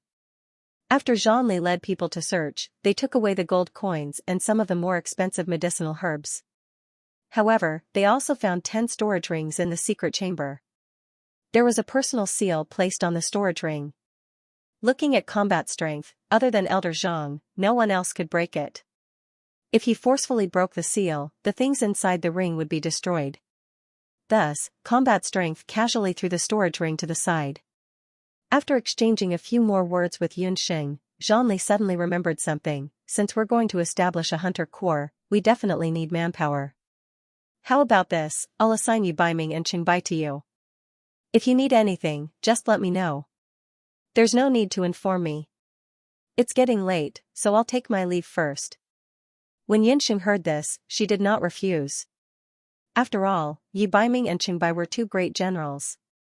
She had to make good use of them. Seeing that Zhang Li had left, Yunxing immediately took back the few storage rings that he had casually thrown away. To other people, the seals on the storage rings could not be broken. However, this was not the case for Yunxing. She had the puffed egg in her hands. The puffed egg could break all magical seals and restrictions. Yunxing summoned the puffed egg and very smoothly broke the seals on the 10 storage rings. She then looted a lot of things from the rings. Looking at the pair of items, Yunxing instantly felt a sense of ecstasy, as if she had become rich overnight. Among the 10 storage rings, there were 10 anonymous limitless gold cards. Each card had 50,000 limitless gold coins. These were all obtained by Elder Zhang when he accepted bribes from the students or embezzled money from the medicinal herb suppliers. In addition, there were 2 limitless purple gold cards. There were 200,000 limitless purple gold cards each. If converted to the continent's gold coins, that would be 2 million gold coins. However, the gold coins were not the most important thing. Yunxing also found a large amount of precious medicinal herbs. Among them, there were even saint-grade medicinal herbs. It could be seen that Elder Zhang had put in a lot of effort to get these things. Yunxing was not polite. She stuffed all the limitless gold cards and medicinal herbs into her beast language ring. After the establishment of the Xianxia, they needed to purchase a large number of medicinal herbs. As a result, the wealth in the 10 storage rings was particularly precious. After carefully examining the 10 storage rings, Yunxing found a prescription in the last storage ring. That prescription was placed together with the limitless purple gold card.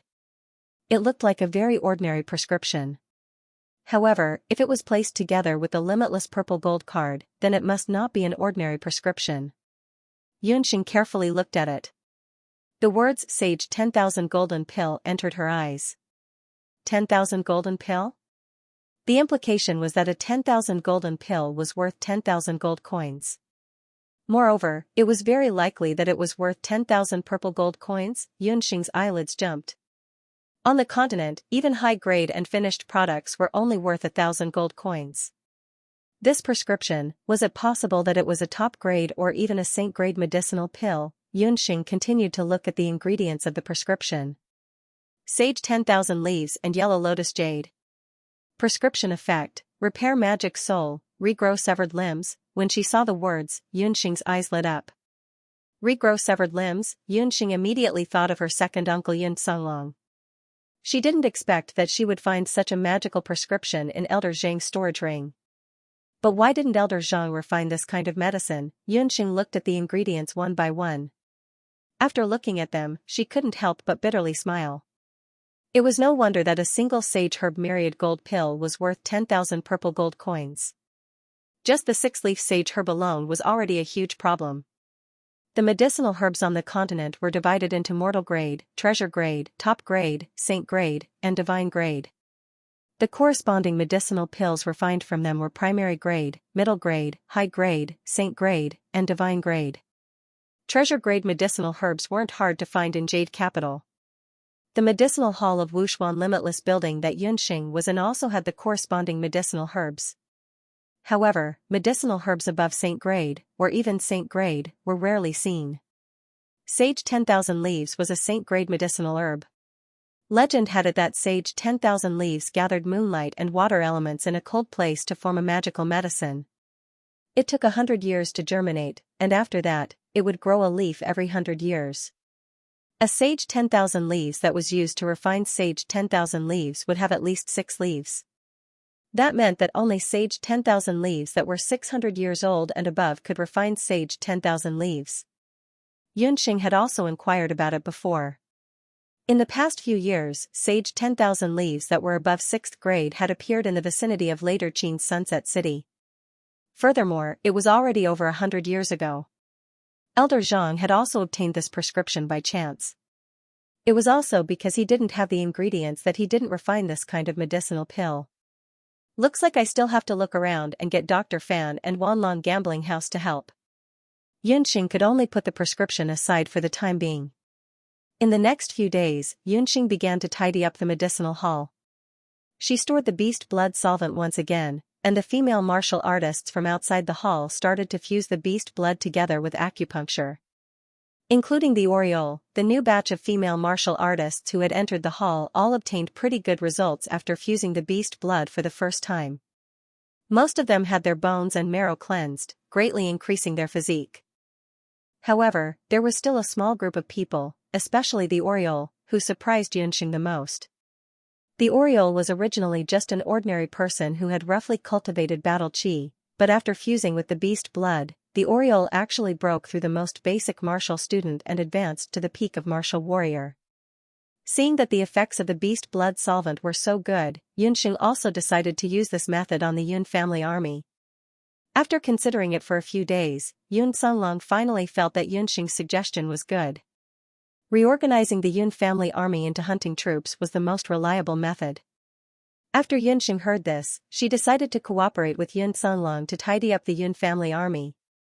After knowing that Yunxing was going to start reorganizing the Yun army, Oriole also volunteered to head to the Yun army. Hearing that young General Yun had returned, the soldiers of the Yun army were all excited. They all swarmed to the entrance of the encampment. "Everyone, long time no see. I'm back." Yun Songlong looked at the faces of his old subordinates, his heart filled with emotion. "General Yun, it's good that you're back. As long as you're still here, we will follow you to death." Everyone spoke one after another, looking very excited. Yunxing carefully sized them up and quickly saw the basic structure of the Yun family army. Most of these people had followed Yun Songlong in the past, so most of them were in their 30s or 40s. There were also some who had just joined the army and were in their 20s. In the entire camp, there were about 200 to 300 soldiers in their 20s, 400 to 500 soldiers in their 30s or 40s, and the rest were veterans in their 40s who were about the same age as Oriole's father. Because they had not been paid for many years, other than people like Zhou Quan who knew how to be flexible, the rest were all thin and looked very frail. "Everyone, quiet down. I'm here today to announce a piece of news. I'm sure you all know that I've left the Yun residence. For everyone's future livelihood, I've thought about it and decided to disband the Yun army." Yun Songlong's voice fell. The group of soldiers who were originally cheering were instantly dumbfounded. From the initial joy, it turned into fury. "We don't want to disband. How can the Yun residents disband us?" There were even more furious soldiers who wanted to step forward and question Yun Songlong. It was no wonder that the soldiers were so agitated. Most of them had been soldiers for 3 generations and were all part of the Yun army. Back then, when they were defeated, many of their brothers and fathers had died on the battlefield. The reason why they never abandoned the Yun family army was because of the concept that had been formed over the years. They were born as members of the Yun family army, and they would die as ghosts of the Yun family army. These people came wave after wave, making it impossible for Yun Songlong to finish his words. When Xianxia saw this, she waved the magic scepter in her hand. In an instant, a fiery explosion smashed into the camp like thunder from the 9th heaven. Everyone was silent. Only then did they notice that there were 2 girls who came with General Yun. One of them looked unfamiliar, while the other was Huang Xiaowei's daughter, Oriole. Oriole, why are you with them? And what's the matter with that female magician? The soldiers were shocked by Yunxing. But what surprised them even more was the Oriole. Most of the children who grew up in the military camp were very familiar with it. It could be said that many people here had watched the Oriole grow up. Previously, she was a sallow and emaciated girl from a poor family who had to go out to sing.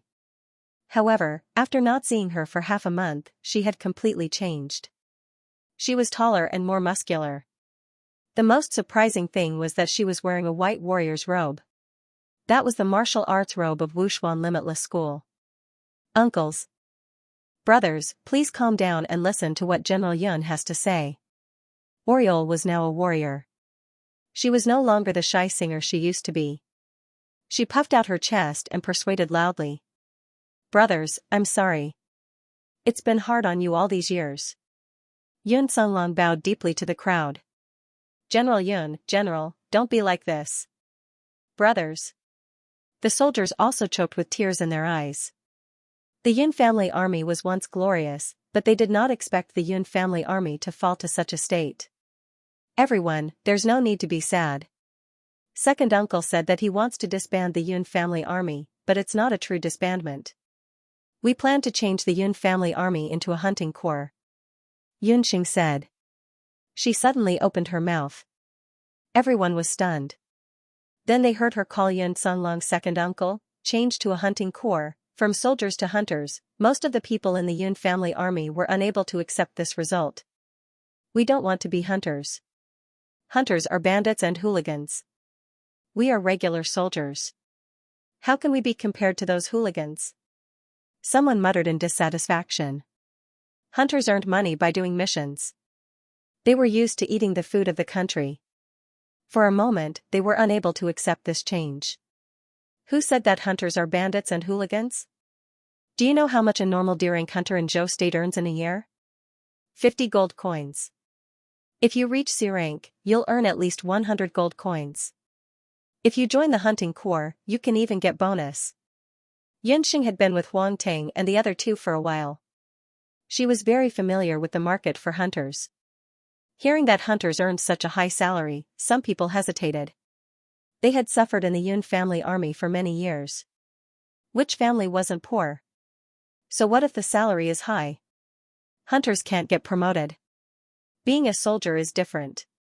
It's something that brings honor to the family. Some people still disagreed.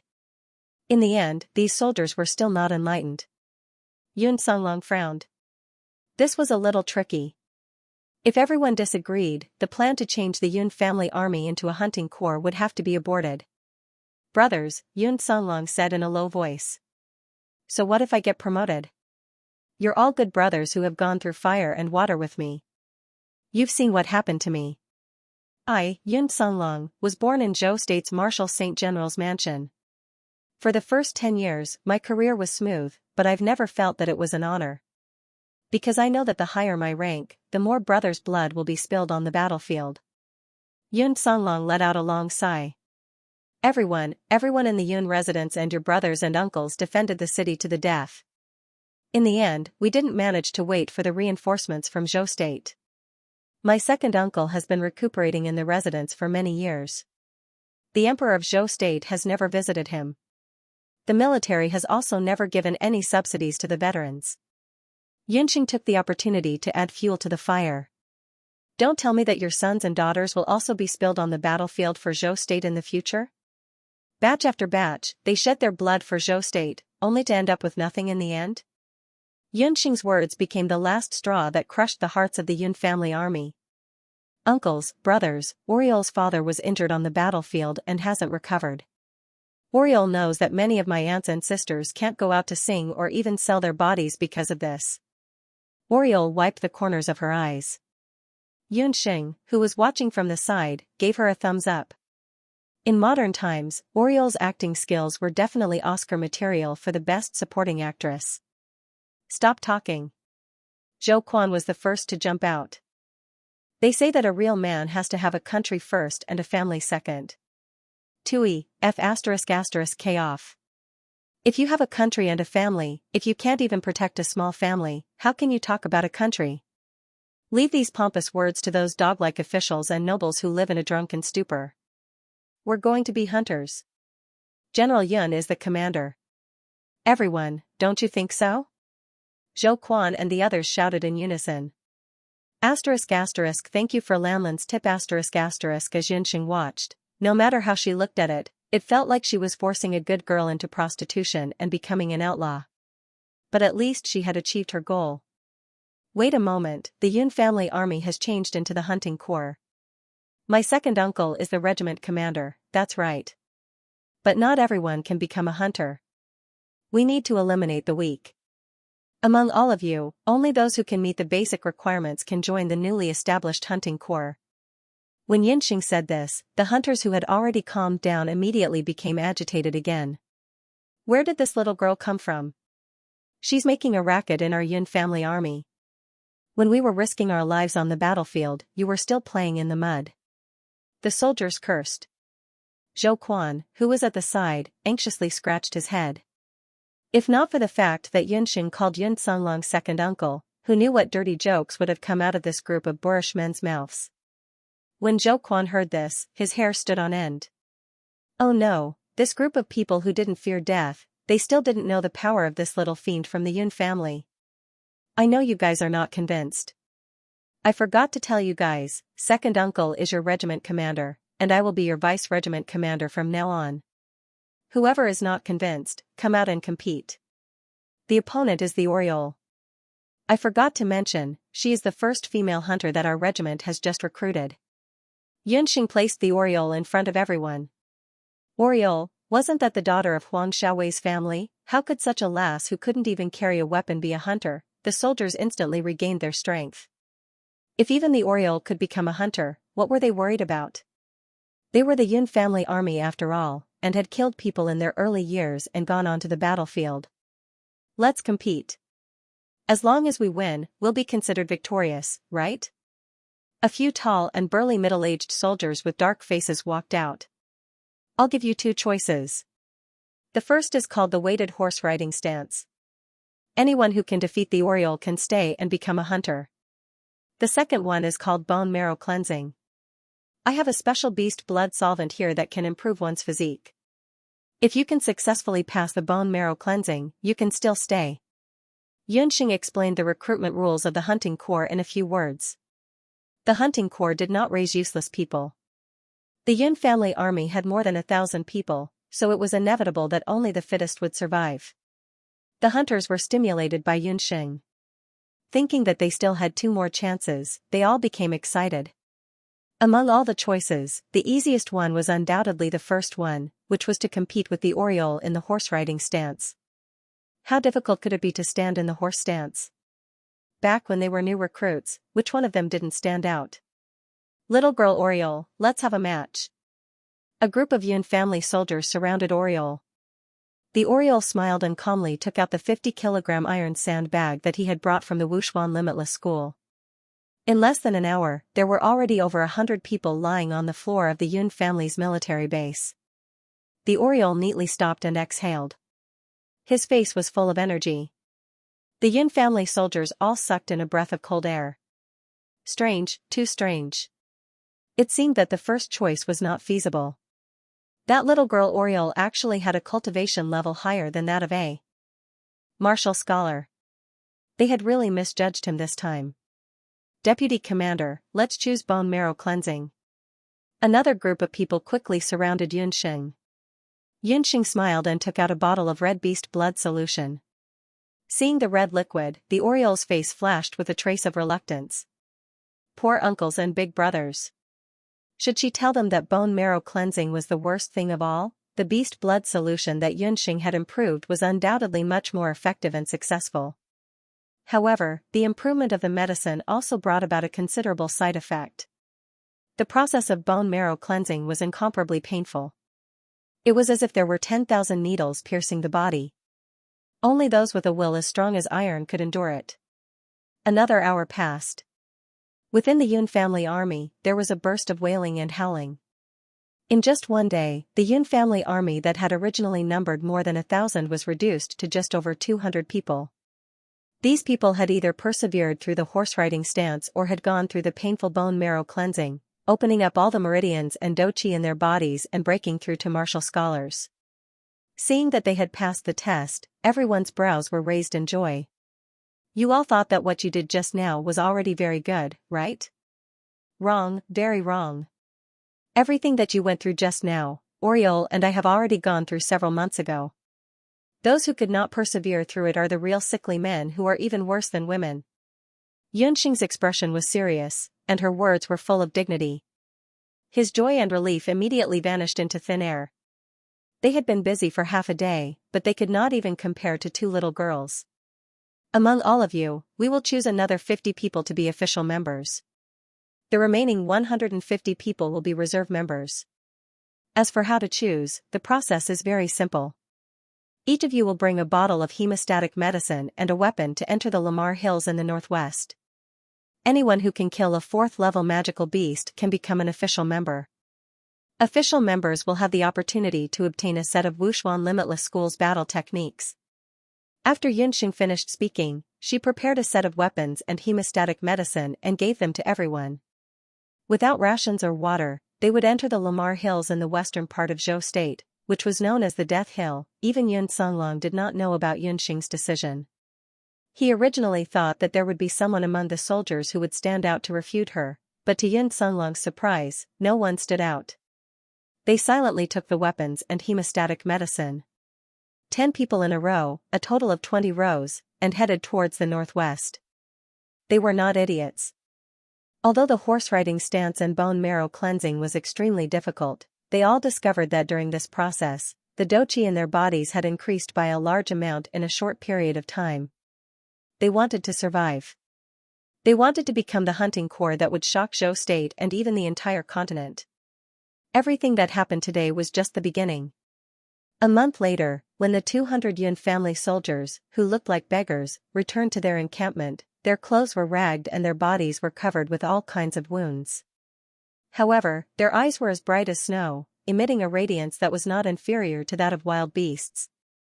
The soldiers who were still guarding the encampment almost could not recognize them. In an orderly manner, the 200 people, without exception, brought the 4th-level magical beasts they brought back to Yunxing and Yun Songlong. None of the 200 people died. All of them completed their mission. They knelt down in unison, their movements were orderly and uniform. Their voices pierced through the sea of clouds. General Yun. Young Master Yun, we are back. In an instant, the Yun family encampment was filled with thunderous cheers from top to bottom. After 8 years, the Yun family army that had been silent for a long time was disbanded. A new hunting corps named Sky Attack was quietly registered and established in Zhou State's hunting corps. Not long after the Sky Expedition Hunting Corps was established, Yun Songlong changed the way everyone addressed him in order to avoid suspicion. Everyone called him Regiment Leader Yun. Yunxing also had another nickname in the hunting corps. It wasn't some vice regiment leader. Behind their backs, all the hunters called Yunxing Young Master Yun. Yunxing's previous training made the entire hunting corps fearful of her. The regiment leader was the lord, so the vice-regiment leader was naturally Young Master Yun. If the regiment leader was angry, they would be punished according to military law. But if Young Master Yun was angry, the consequences would be severe. Not long after the hunting corps was established, everyone couldn't wait to register their names in the Hunters Guild to accept missions. But after a long time, the Sky Expedition Hunting Corps still hadn't received a single mission. This made the hunters who originally thought that they would be able to start work very quickly feel a little depressed. Yunxing was used to it. Huang Ting and the other two were on a mission in another country. But when Wenren Xiu found out that Yunxing wanted to establish a hunting corps, she had already reminded Yunxing. Before a hunting corps became famous, it would take about 1 to 2 years. This was because the hunting corps also had a process of accumulating fame. Yunxing mentally prepared herself and secretly gave some money to second uncle. She had already prepared herself to endure for the next 1 to 2 years. Who knew that not long after, there would be an unexpected piece of news? The Sky Expedition Hunting Corps had received a mission, and it was a team mission. After Yunxing heard this news from the Oriole, she immediately rushed back to the encampment. At the encampment, she even met someone unexpected. "Why are the two of you here?" Yunxing discovered Yi Baiming and Qingbai in the encampment. "Hey, young Master Yun, these two brothers said that they are your men and are here to support us in completing this mission." Zhou Quan and the rest of the brothers heard Yunxing's voice, and all of them excitedly came out. Zhou Quan's face was filled with excitement. He was the one who had discovered the first mission of the Sky Hunting Corps. If he hadn't been quick enough, such a good mission would have been snatched away by someone else. "We're here to help. Don't you know who issued the mission your hunters just accepted?" Yi Baiming smiled. Combat Strength said that she could send Yi Baiming and Qingbai to serve Yunxing, but Yunxing admitted that she couldn't move these two big shots, so she didn't invite them over. Who knew that the two of them were also well informed? They had rushed over the moment the hunting squad received their first mission. "Zhou Quan, tell me, what's going on with this mission?" Yunxing also felt that something was amiss. "This is an international mission, and the reward is 500 gold coins. The client is a girl, a delicate girl." Zhou Quan chuckled. As usual, he went to the Hunters Guild to see if there were any suitable missions for the hunting squad. Coincidentally, he met a delicate girl who was accompanied by a maid. From her dressing, he could tell that she was a young miss from a wealthy family. That young miss obviously didn't frequent places like the Hunters Guild. She paced back and forth at the entrance for a while, but didn't enter. Zhou Quan went forward to ask and found out that the young miss was planning to go to later Qin to collect a type of medicinal herb. She needed some hunters to escort her. Did the young miss say what type of herb it was? Yunxing felt that something was amiss. If it was just a normal herb, why would she need to go to later Qin to collect it? Zhou Quan was most likely tricked by someone. "What's it called again?" "Something leaf something ginseng. I heard that it's a type of herb that grows beside Luoxia City in later Qin." Zhou Quan was a boor and didn't know many words. He remembered that the young miss took out a picture. "Isn't the herb on the picture purple in color? Does it have many leaves and look similar to ginseng?" Yunxing's heart thumped as she felt that something was wrong. "Yes, young Master Yun, you're really amazing. It's as if you saw it with your own eyes. It's purple like ginseng." Zhou Quan laughed foolishly. Multi-leafed sage ginseng, this idiot. He actually agreed to help someone find a holy herb. "Don't tell me that you took the initiative to accept the mission?" Yunxing rubbed her eyebrows. She shouldn't have chosen Zhou Quan to be the liaison for the hunting squad. "That young miss gave me 100 gold coins as a deposit and asked me to choose 20 hunters to set off with them. 3 days later, we will meet at the East City Gate. After collecting the herb, I will pay the remaining 400 gold coins." Zhou Quan saw that the other party was straightforward and thought about the 20 hunters. After deducting the 100 gold coins, there would still be 400 gold coins left. 20 gold coins per person was quite worth it. After all, Zhou State and Latter Qin were neighbors. That young miss also agreed to cover all the expenses along the way. In Zhou Quan's eyes, this kind of mission was a good deal that fell from the sky. Yunxing was depressed when she heard this. Only newcomers like the Heaven Expedition hunting squad wouldn't know what a 6-leafed sage ginseng was. Moreover, 6-leafed sage ginseng might not even appear in Luoxia City. How could a holy herb be collected just because they wanted to? This time, Brother Zhou is going to make a big mistake. 20 hunters are far from enough. Do you know the true identity of that young miss? And this time, who exactly is the client behind the scenes? Yi Baiming's face was full of emotions when he heard the whole story. "It's that idiot crown prince, Yi Bailian. As for the person who gave the mission, it's Qin Lianer." Qingbai interrupted. "What? It was actually that arrogant and idiotic crown prince who gave the mission. After Yunxing heard about the person who gave the mission, she understood that they couldn't escape from this mission. Moreover, Zhou Quan had already accepted the other party's deposit. According to the Hunters Guild's rules, new hunting squads weren't allowed to break the contract after receiving the deposit. If they broke the contract, all the members of the hunting squad would be added to the Hunters Guild's blacklist. In the next 12 months, they wouldn't be allowed to accept any missions. However, while Yunxing was vexed, she immediately came up with an idea. If the news about the six-leafed sage ginseng was really released by Yi Balian and Chen Lianer, then the news about the purple ginseng in Latter Qin's Luoxia city might be true. Previously, she didn't have any news about the six-leafed sage ginseng. If they could really find the six-leafed sage ginseng, then there might be hope for the sage ginseng 10,000 kilogram pill that could cure second uncle's arm. Night Fox, what exactly is going on? If the crown prince wanted to find the herb, why didn't he directly send the army to search for it? Instead, why did he hide it and hire a civilian hunting squad? Yunxing was very suspicious. We have to start from the blood cloud beast to explain the ins and outs of the matter. We also accidentally found out that the crown prince was injured and urgently needed the holy herb sage ginseng that had 6-leafed and above to treat his injury. Yi Baiming finally told Yunxing the news that he had heard earlier. It all started with the blood cloud beast's soul stone from a few months ago. After Crown Prince Yi Balian obtained the blood cloud beast's soul stone, he kept it carefully. He spent the next 2 months trying to become a master sorcerer. Finally, he reached the bottleneck of the master sorcerer level a few days ago. Yi Balian couldn't wait to find the soul stone as he prepared to advance to the time rank. He was going to use it for fusion. The blood cloud beast was extremely rare on the mainland. It was comparable to a level 7 or 8 magic beast. Yi Balian had heard people say that once the soul stone of the blood cloud beast was fused into the magic scepter, it would definitely have a mysterious effect. Moreover, the blood cloud beast's soul stone might also contain the long-lost 8 desolation spell. Fusing with the soul stone immediately after the breakthrough was undoubtedly the best result. This time, the blood cloud beast's soul stone came at the right time. When he thought of how he asked Yi Baiming to hand over the soul stone in front of everyone from Wushuan Everlasting House, Yi Balian felt a sense of pride. Yi Baiming, so what if you're brave and warlike? Father thinks that you're an ominous person. You'll be like that damned mother of yours. Once you've lost your value, you can go to hell. Yi Balian was 1 year older than Yi Baiming. He had seen Yi Baiming's mother before. She was also the most beautiful woman in Zhou State, Empress Li. He still remembered that the first time he saw Empress Li was in the palace.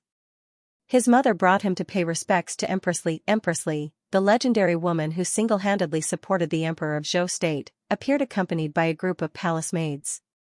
When Yi Balian saw her, he felt dizzy. He only felt that in front of Empress Li, his mother became insignificant. Her skin was as white as snow, her lips were full, and her eyes were captivating. Her long hair was tied up high like a pile of dark clouds. In front of Empress Li, all the women in the harem were just decorations.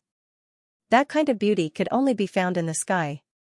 It was just that Yi Balian didn't understand why his imperial father didn't like the beautiful Empress Li and instead doted on his seemingly weak mother, Empress Qi. It was only when Yi Balian grew older that he found out about this from some of the old palace servants. The Emperor of Zhou State did not like Empress Li because she was too perfect. The current Empress of Zhou State was Yi Balian's mother. She was the daughter of the Emperor of Zhou State's mentor. The Emperor of Zhou State and Yi Baiming's mother could be considered as childhood sweethearts. They grew up together. When the Emperor of Zhou State was still a prince, he married the eldest daughter of the richest merchant in Zhou State, Madame Li. She later became Yi Baiming's mother. Relying on the money and aid from Yi Baiming's mother's family, the Emperor of Zhou State finally ascended to the throne of Crown Prince. However, half a year after he was made the Crown Prince and married the Crown Princess, he used the excuse that the Crown Princess had no children to invite the secondary consort Qi to his home. At that time, Madame Qi was already pregnant with the current Crown Prince, Yi Balian, who was 6 months old. Outsiders felt that it was unfair for Empress Li. As the daughter of the richest merchant in Zhou State, Empress Li wasn't just famous for her beauty. She was proficient in the 4 arts, poetry, and even the art of war and magic. She even relied on her wealth and ability to establish a frightening secret force in the Great Zhou Empire. From assassination to support, she had trusted Empress Li's subordinates, including the hunters and the Temple of Dharma. The Emperor of Zhou State was able to rise above the other princes because of Empress Li. Logically speaking, after the Emperor of Zhou State ascended the throne, he would definitely dote on Empress Li. However, outsiders always said that the Emperor of Zhou State relied on a woman to ascend the throne. For the Emperor of Zhou State, who cared a lot about his reputation, he naturally couldn't allow his woman to be more outstanding than him. He was even more worried that with Empress Li's ability, she would one day surpass him. However, Yi Balian's mother, Madame Qi, was the exact opposite. She had always been weak and gentle, accompanying the Emperor of Zhou State. When she saw Empress Li, she was also respectful and swallowed her anger. In the end, Empress Li died and Madame Qi took over. Yi Balian couldn't help but feel proud.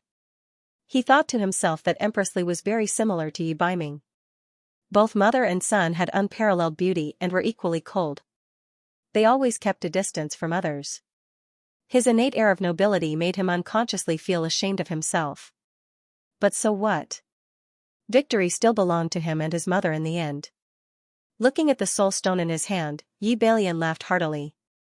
Yi Balian didn't expect that he would make such a huge mistake because of this soul stone this time. Yi Balian's ability was far from enough to fuse with that soul stone.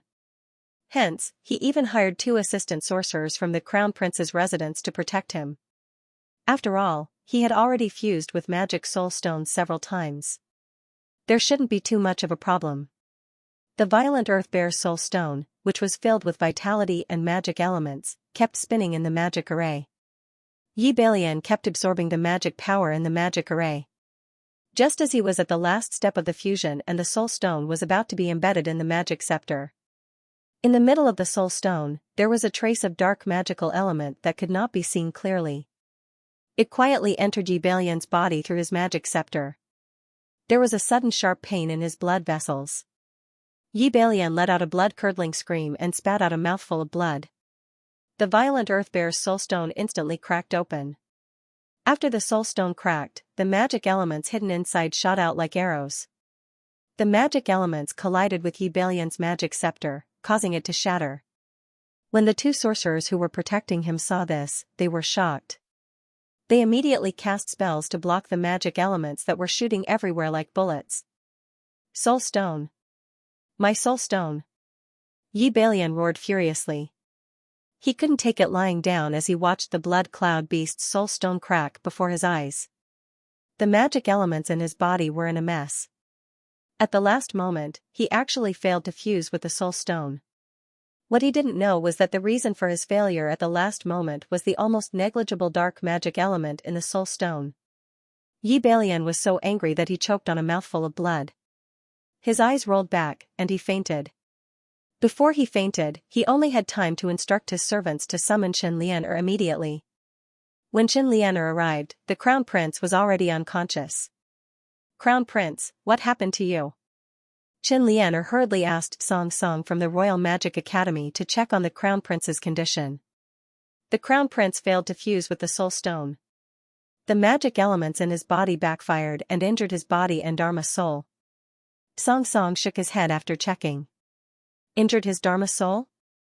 Is there a way to heal the Crown Prince? Qin Lianer was also very worried. If anything happened to the Crown Prince, she wouldn't be able to keep her position as the Crown Princess.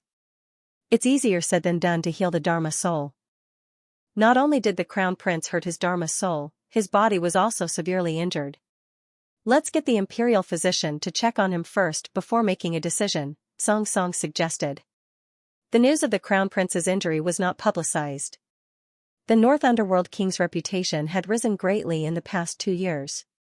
At this time, if news of the Crown Prince's soul being destroyed and that he was unconscious were to spread, it would definitely shock the entire court.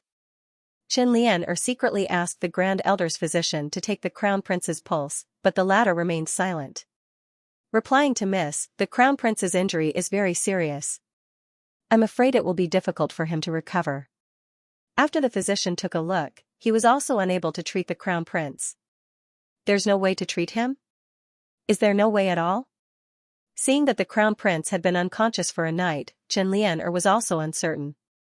She was afraid that when Empress Qi found out, she would be held responsible for not reporting the matter. Perhaps we can find the Grand Elder of the Medicine Emperor Pavilion to treat him. Perhaps there is still some hope. That physician was originally from the Medicine Emperor Pavilion. Helpless, he could only go to the Medicine Emperor Pavilion to seek help. The Grand Elder of the Medicine Emperor Pavilion had been in seclusion for many years. Who would have thought that de Guichot would reject his invitation? Old man. I gave him face, but he didn't want it. See if I don't get the Crown Prince to close down the Medicine Emperor Pavilion. Xianxia flew into a rage out of humiliation. Young miss, please calm down. Although the great national hand did not come, he sent one of his own medicine men to bring it over. That medicine man called Qi Fengfei is currently waiting outside the palace to pass on the message, the doctor hurriedly reported. The Crown Prince was narrow-minded. Everyone in the palace knew that. If they offended him, they might not be able to leave alive tomorrow. Qi Fengfei was brought in. She looked at the Crown Prince's pale face from afar and ignored Xianxia, who was standing at the side. Seeing this, Xianxia's eyes flashed with dissatisfaction. But thinking of the Crown Prince's condition, she suppressed the anger in her heart. You are the medicine man? The Grand Elder's #1 medicine man? Yes, I am. The Grand Elder is currently refining a new batch of pills and is unable to meet guests. But he heard about the Crown Prince's injury and ordered me to bring the pills over. Qi Fengfei was neither servile nor overbearing.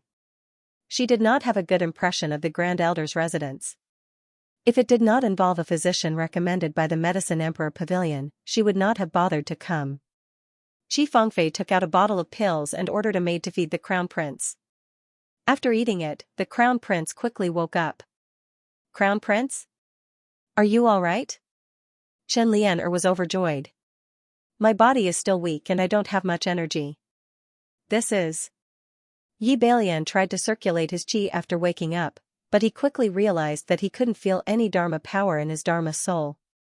Crown Prince, there's no need to try. Your body hasn't recovered yet. It's just that I've used the great nation hand to refine a pill to temporarily protect your heart. There's only one way to treat the Crown Prince's injuries, and that's to find the sacred herb, 6-leaf sage herb. Even in front of the Empress and the Crown Prince, Qi Fengfei neither bowed nor paid her respects. After she brought the message, she was too lazy to explain and went back to the great national hand to report. 6-leaf sage, the Crown Prince and Xianxia, who didn't know much about medicine, immediately asked the doctors and the Fu. After asking, they learned that the 6-leaf purple ginseng was an extremely valuable sacred medicine herb. Saint-grade medicinal herbs were not ordinary medicinal herbs. They could only be found by chance and were rarely seen in 100 years. Especially the 6-leaf sage ginseng, its rarity was one of the best among the saint-grade herbs. Sage ginseng only had a single purple leaf every 100 years. To grow 6 leaves, it would take a total of 600 years. Zhou State didn't have a medicinal herb like the 6-leaf sage herb. Legend had it that in later Qin, this sacred herb had once appeared. Later Qin? Why did it have to be later Qin? If it was any other country, they could secretly send envoys to other countries to borrow the herb. But it just had to be later Qin. The relationship between Zhou State and later Qin was very complicated. The two countries' borders were connected to the north and south, and they were both countries that ruled by martial arts. A few years ago, they had been constantly fighting. Later, under the agreement of the martial saint experts of the two countries, they signed a ceasefire agreement. On the surface, there hadn't been any real conflicts, but in reality, there had been small skirmishes at the border. No matter what, this Crown Prince's soul cannot be destroyed. No matter what method we use, we must find the 6-leaf sage herb. The Crown Prince had obtained a bottle of medicinal pills from the great national hand of the Medicine Emperor's Pavilion that could temporarily stop his injuries. Then let's report this to the Emperor and ask him to send an army to later Qin to ask for the 6-leaf sage herb, Xianxia suggested. No, we can't let Zhou State do it, and we can't let Father know about this. When I asked for the soul stone, I patted my chest and promised that this time, my cultivation would definitely break through to become a master sorcerer. Now, not only did I fail to advance, I almost became a cripple. Yi Balian couldn't hold back his anger. Then what should we do? If we don't use an army, how are we going to travel such a long distance to later Qin? Crossing the country's borders requires a pass. Chen Lianer was also a little angry, complaining that the crown prince was being unreasonable. The pass isn't only available to the army. The hunters that roam around the country all year round, especially the hunting squad, also have a pass. Immediately go to the Hunters Guild in Yujing and issue a normal mission to find medicinal herbs. Find a hunting squad of about 20 people, and we will set off for later Qin today. This time, Yi Balian made his decision very quickly. After hearing this, Chen Lianer thought about it. It seemed that the crown prince's words were feasible. Since the Medicine Emperor Pavilion's disciple said so, then the 6-leaf purple ginseng would definitely be able to cure the crown prince's injury. Chen Lianer reported this matter to Chen Gu. Chen Gu used some methods and finally found out that the 6-leaf purple ginseng had appeared in the Luoxia wetlands. In order to hide it from others, they secretly entered later Qin.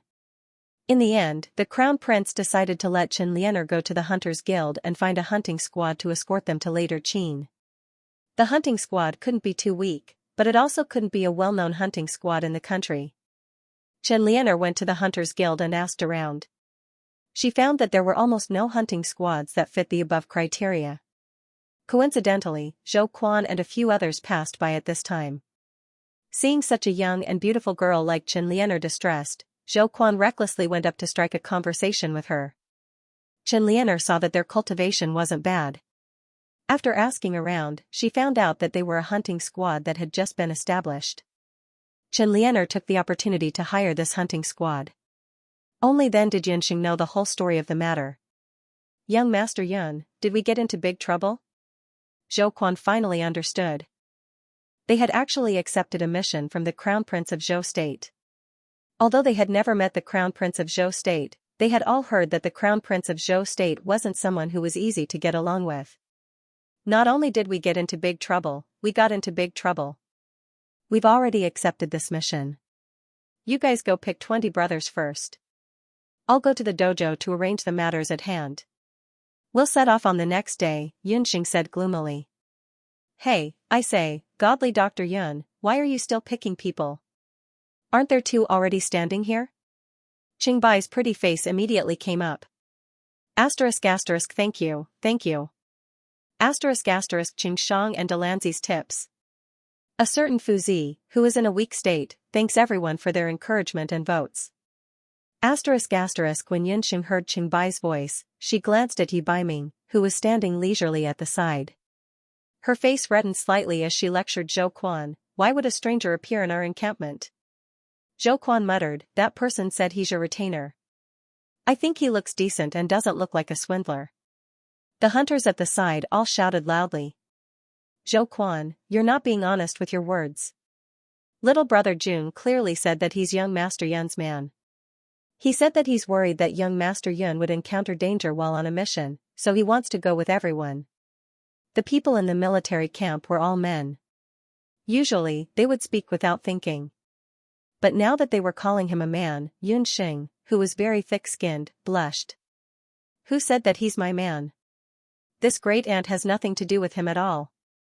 Yunxing didn't know what kind of messy thoughts Night Fox had instilled in this group of men while she wasn't around. Hey, come on, young Master Yun. You women just love to do this. My wife said that you women, the more you say no, the more you say no, the more you say yes. The men roared with laughter. Yunxing almost choked on her breath. She glared at Yi Baiming and pulled him to the side. What are you doing here? Yunxing said irritably. Naturally, I'm here to help you. I'm your retainer. If you're in danger, I naturally have to be your human shield. Yi Baiming smiled flirtatiously. His words all fell into the ears of the hunters who were eavesdropping at the side. Everyone jeered together, young Master Yun, just give in. Such a good man, there won't be anyone like him after this village. Do you know who he is?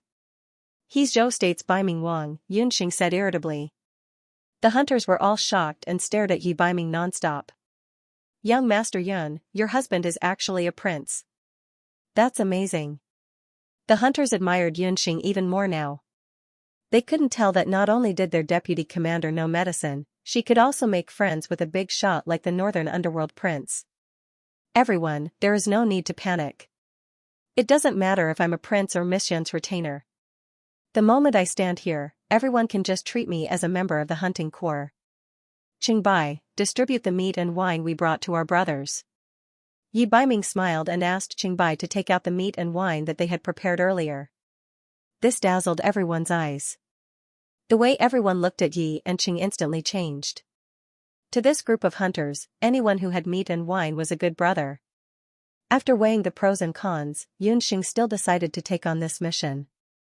Personal grudges aside, the six-leaf sage herb was very important to her. In order to prevent Yun Songlong from objecting, Yunxing ordered everyone not to tell Yun Songlong about going to later Qin. As for Qingbai and Yi Baiming, Yunxing only chose Yi Baiming to accompany her. As for Qingbai, she decided to leave him in the hunting corps in case the hunting corps received other missions when she wasn't around. In addition, Yunxing also chose many hunters with Zhou Quan as their leader. Considering that the places where sage herbs had appeared in Luoxia City were mostly wetlands and swamps, this kind of terrain had a lot of miasma. Yunxing didn't know much about poisons, so she brought Qi with her. For this trip to later Qin, the Sky Expedition Hunting Corps was well prepared. However, on the day of departure, Yunxing encountered something that made her very unhappy. Where is everyone? We agreed to wait at the East City Gate at noon, but there isn't even a shadow. After waiting for more than an hour, they saw a few palanquins stop in front of the East City Gate. After seeing those palanquins, Yunxing and Yi Baiming raised their eyebrows. In Zhou State, only Crown Prince Yi Balian dared to use a golden palanquin.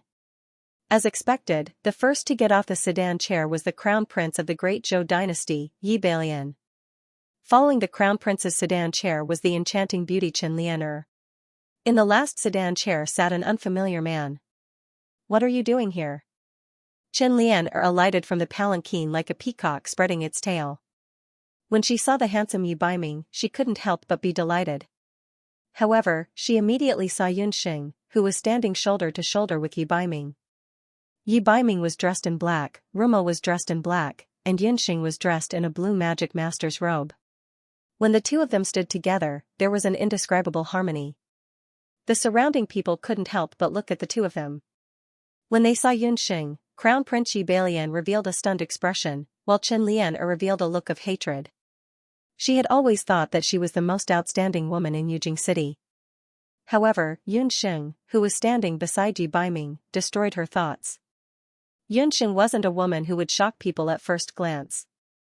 However, the moonlight radiating from her body, as well as her indifferent expression no matter who or what she faced, unconsciously attracted people's attention.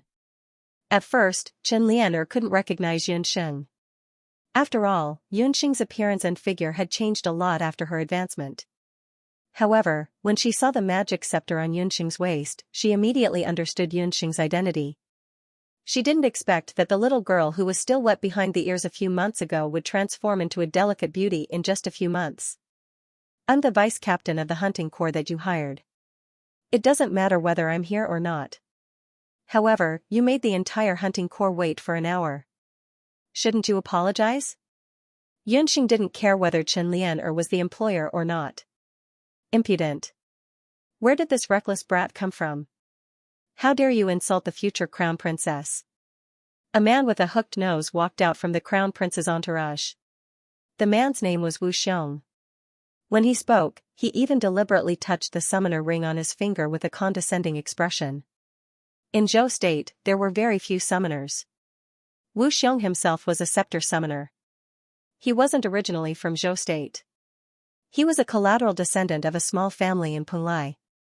In Punlai, where summoners gathered, he was only a third-rate person. Because of this, he wasn't valued in his family and was depressed. Therefore, he came to Zhou State. Coincidentally, the Crown Prince's mansion was recruiting aides. As a summoner, Wu Xiong was treated very well. It turned out that although Wu Xiong came to the Crown Prince's mansion, he didn't have a chance to show his talent. When he accidentally learned that the Crown Prince was going to go to later Qin incognito, he volunteered and claimed that he had been to Luoxia City. He wanted to use this opportunity to show his talent in front of the Crown Prince. Yi Bellion's trip was a secret operation. He didn't dare to bring too many people. Except for a few secret guards, he only brought 2 magicians and the summoner Wu Xiong. As soon as Wu Xiong finished speaking, he was slapped in the face and his whole body flew out. Everyone only felt a gust of cold wind on their faces. A black shadow flashed by. In the next moment, Wu Xiong disappeared with a whoosh. Who? How dare you hit me? Wu Xiong didn't see clearly who did it. In fact, except for Yun Xing, no one saw clearly who did it. It was me who hit you. Why? Do you want to hit me back? The cold voice instantly made the surrounding temperature drop to 0. End of chapter 237. Don't forget to subscribe, like, and share the video to support the channel.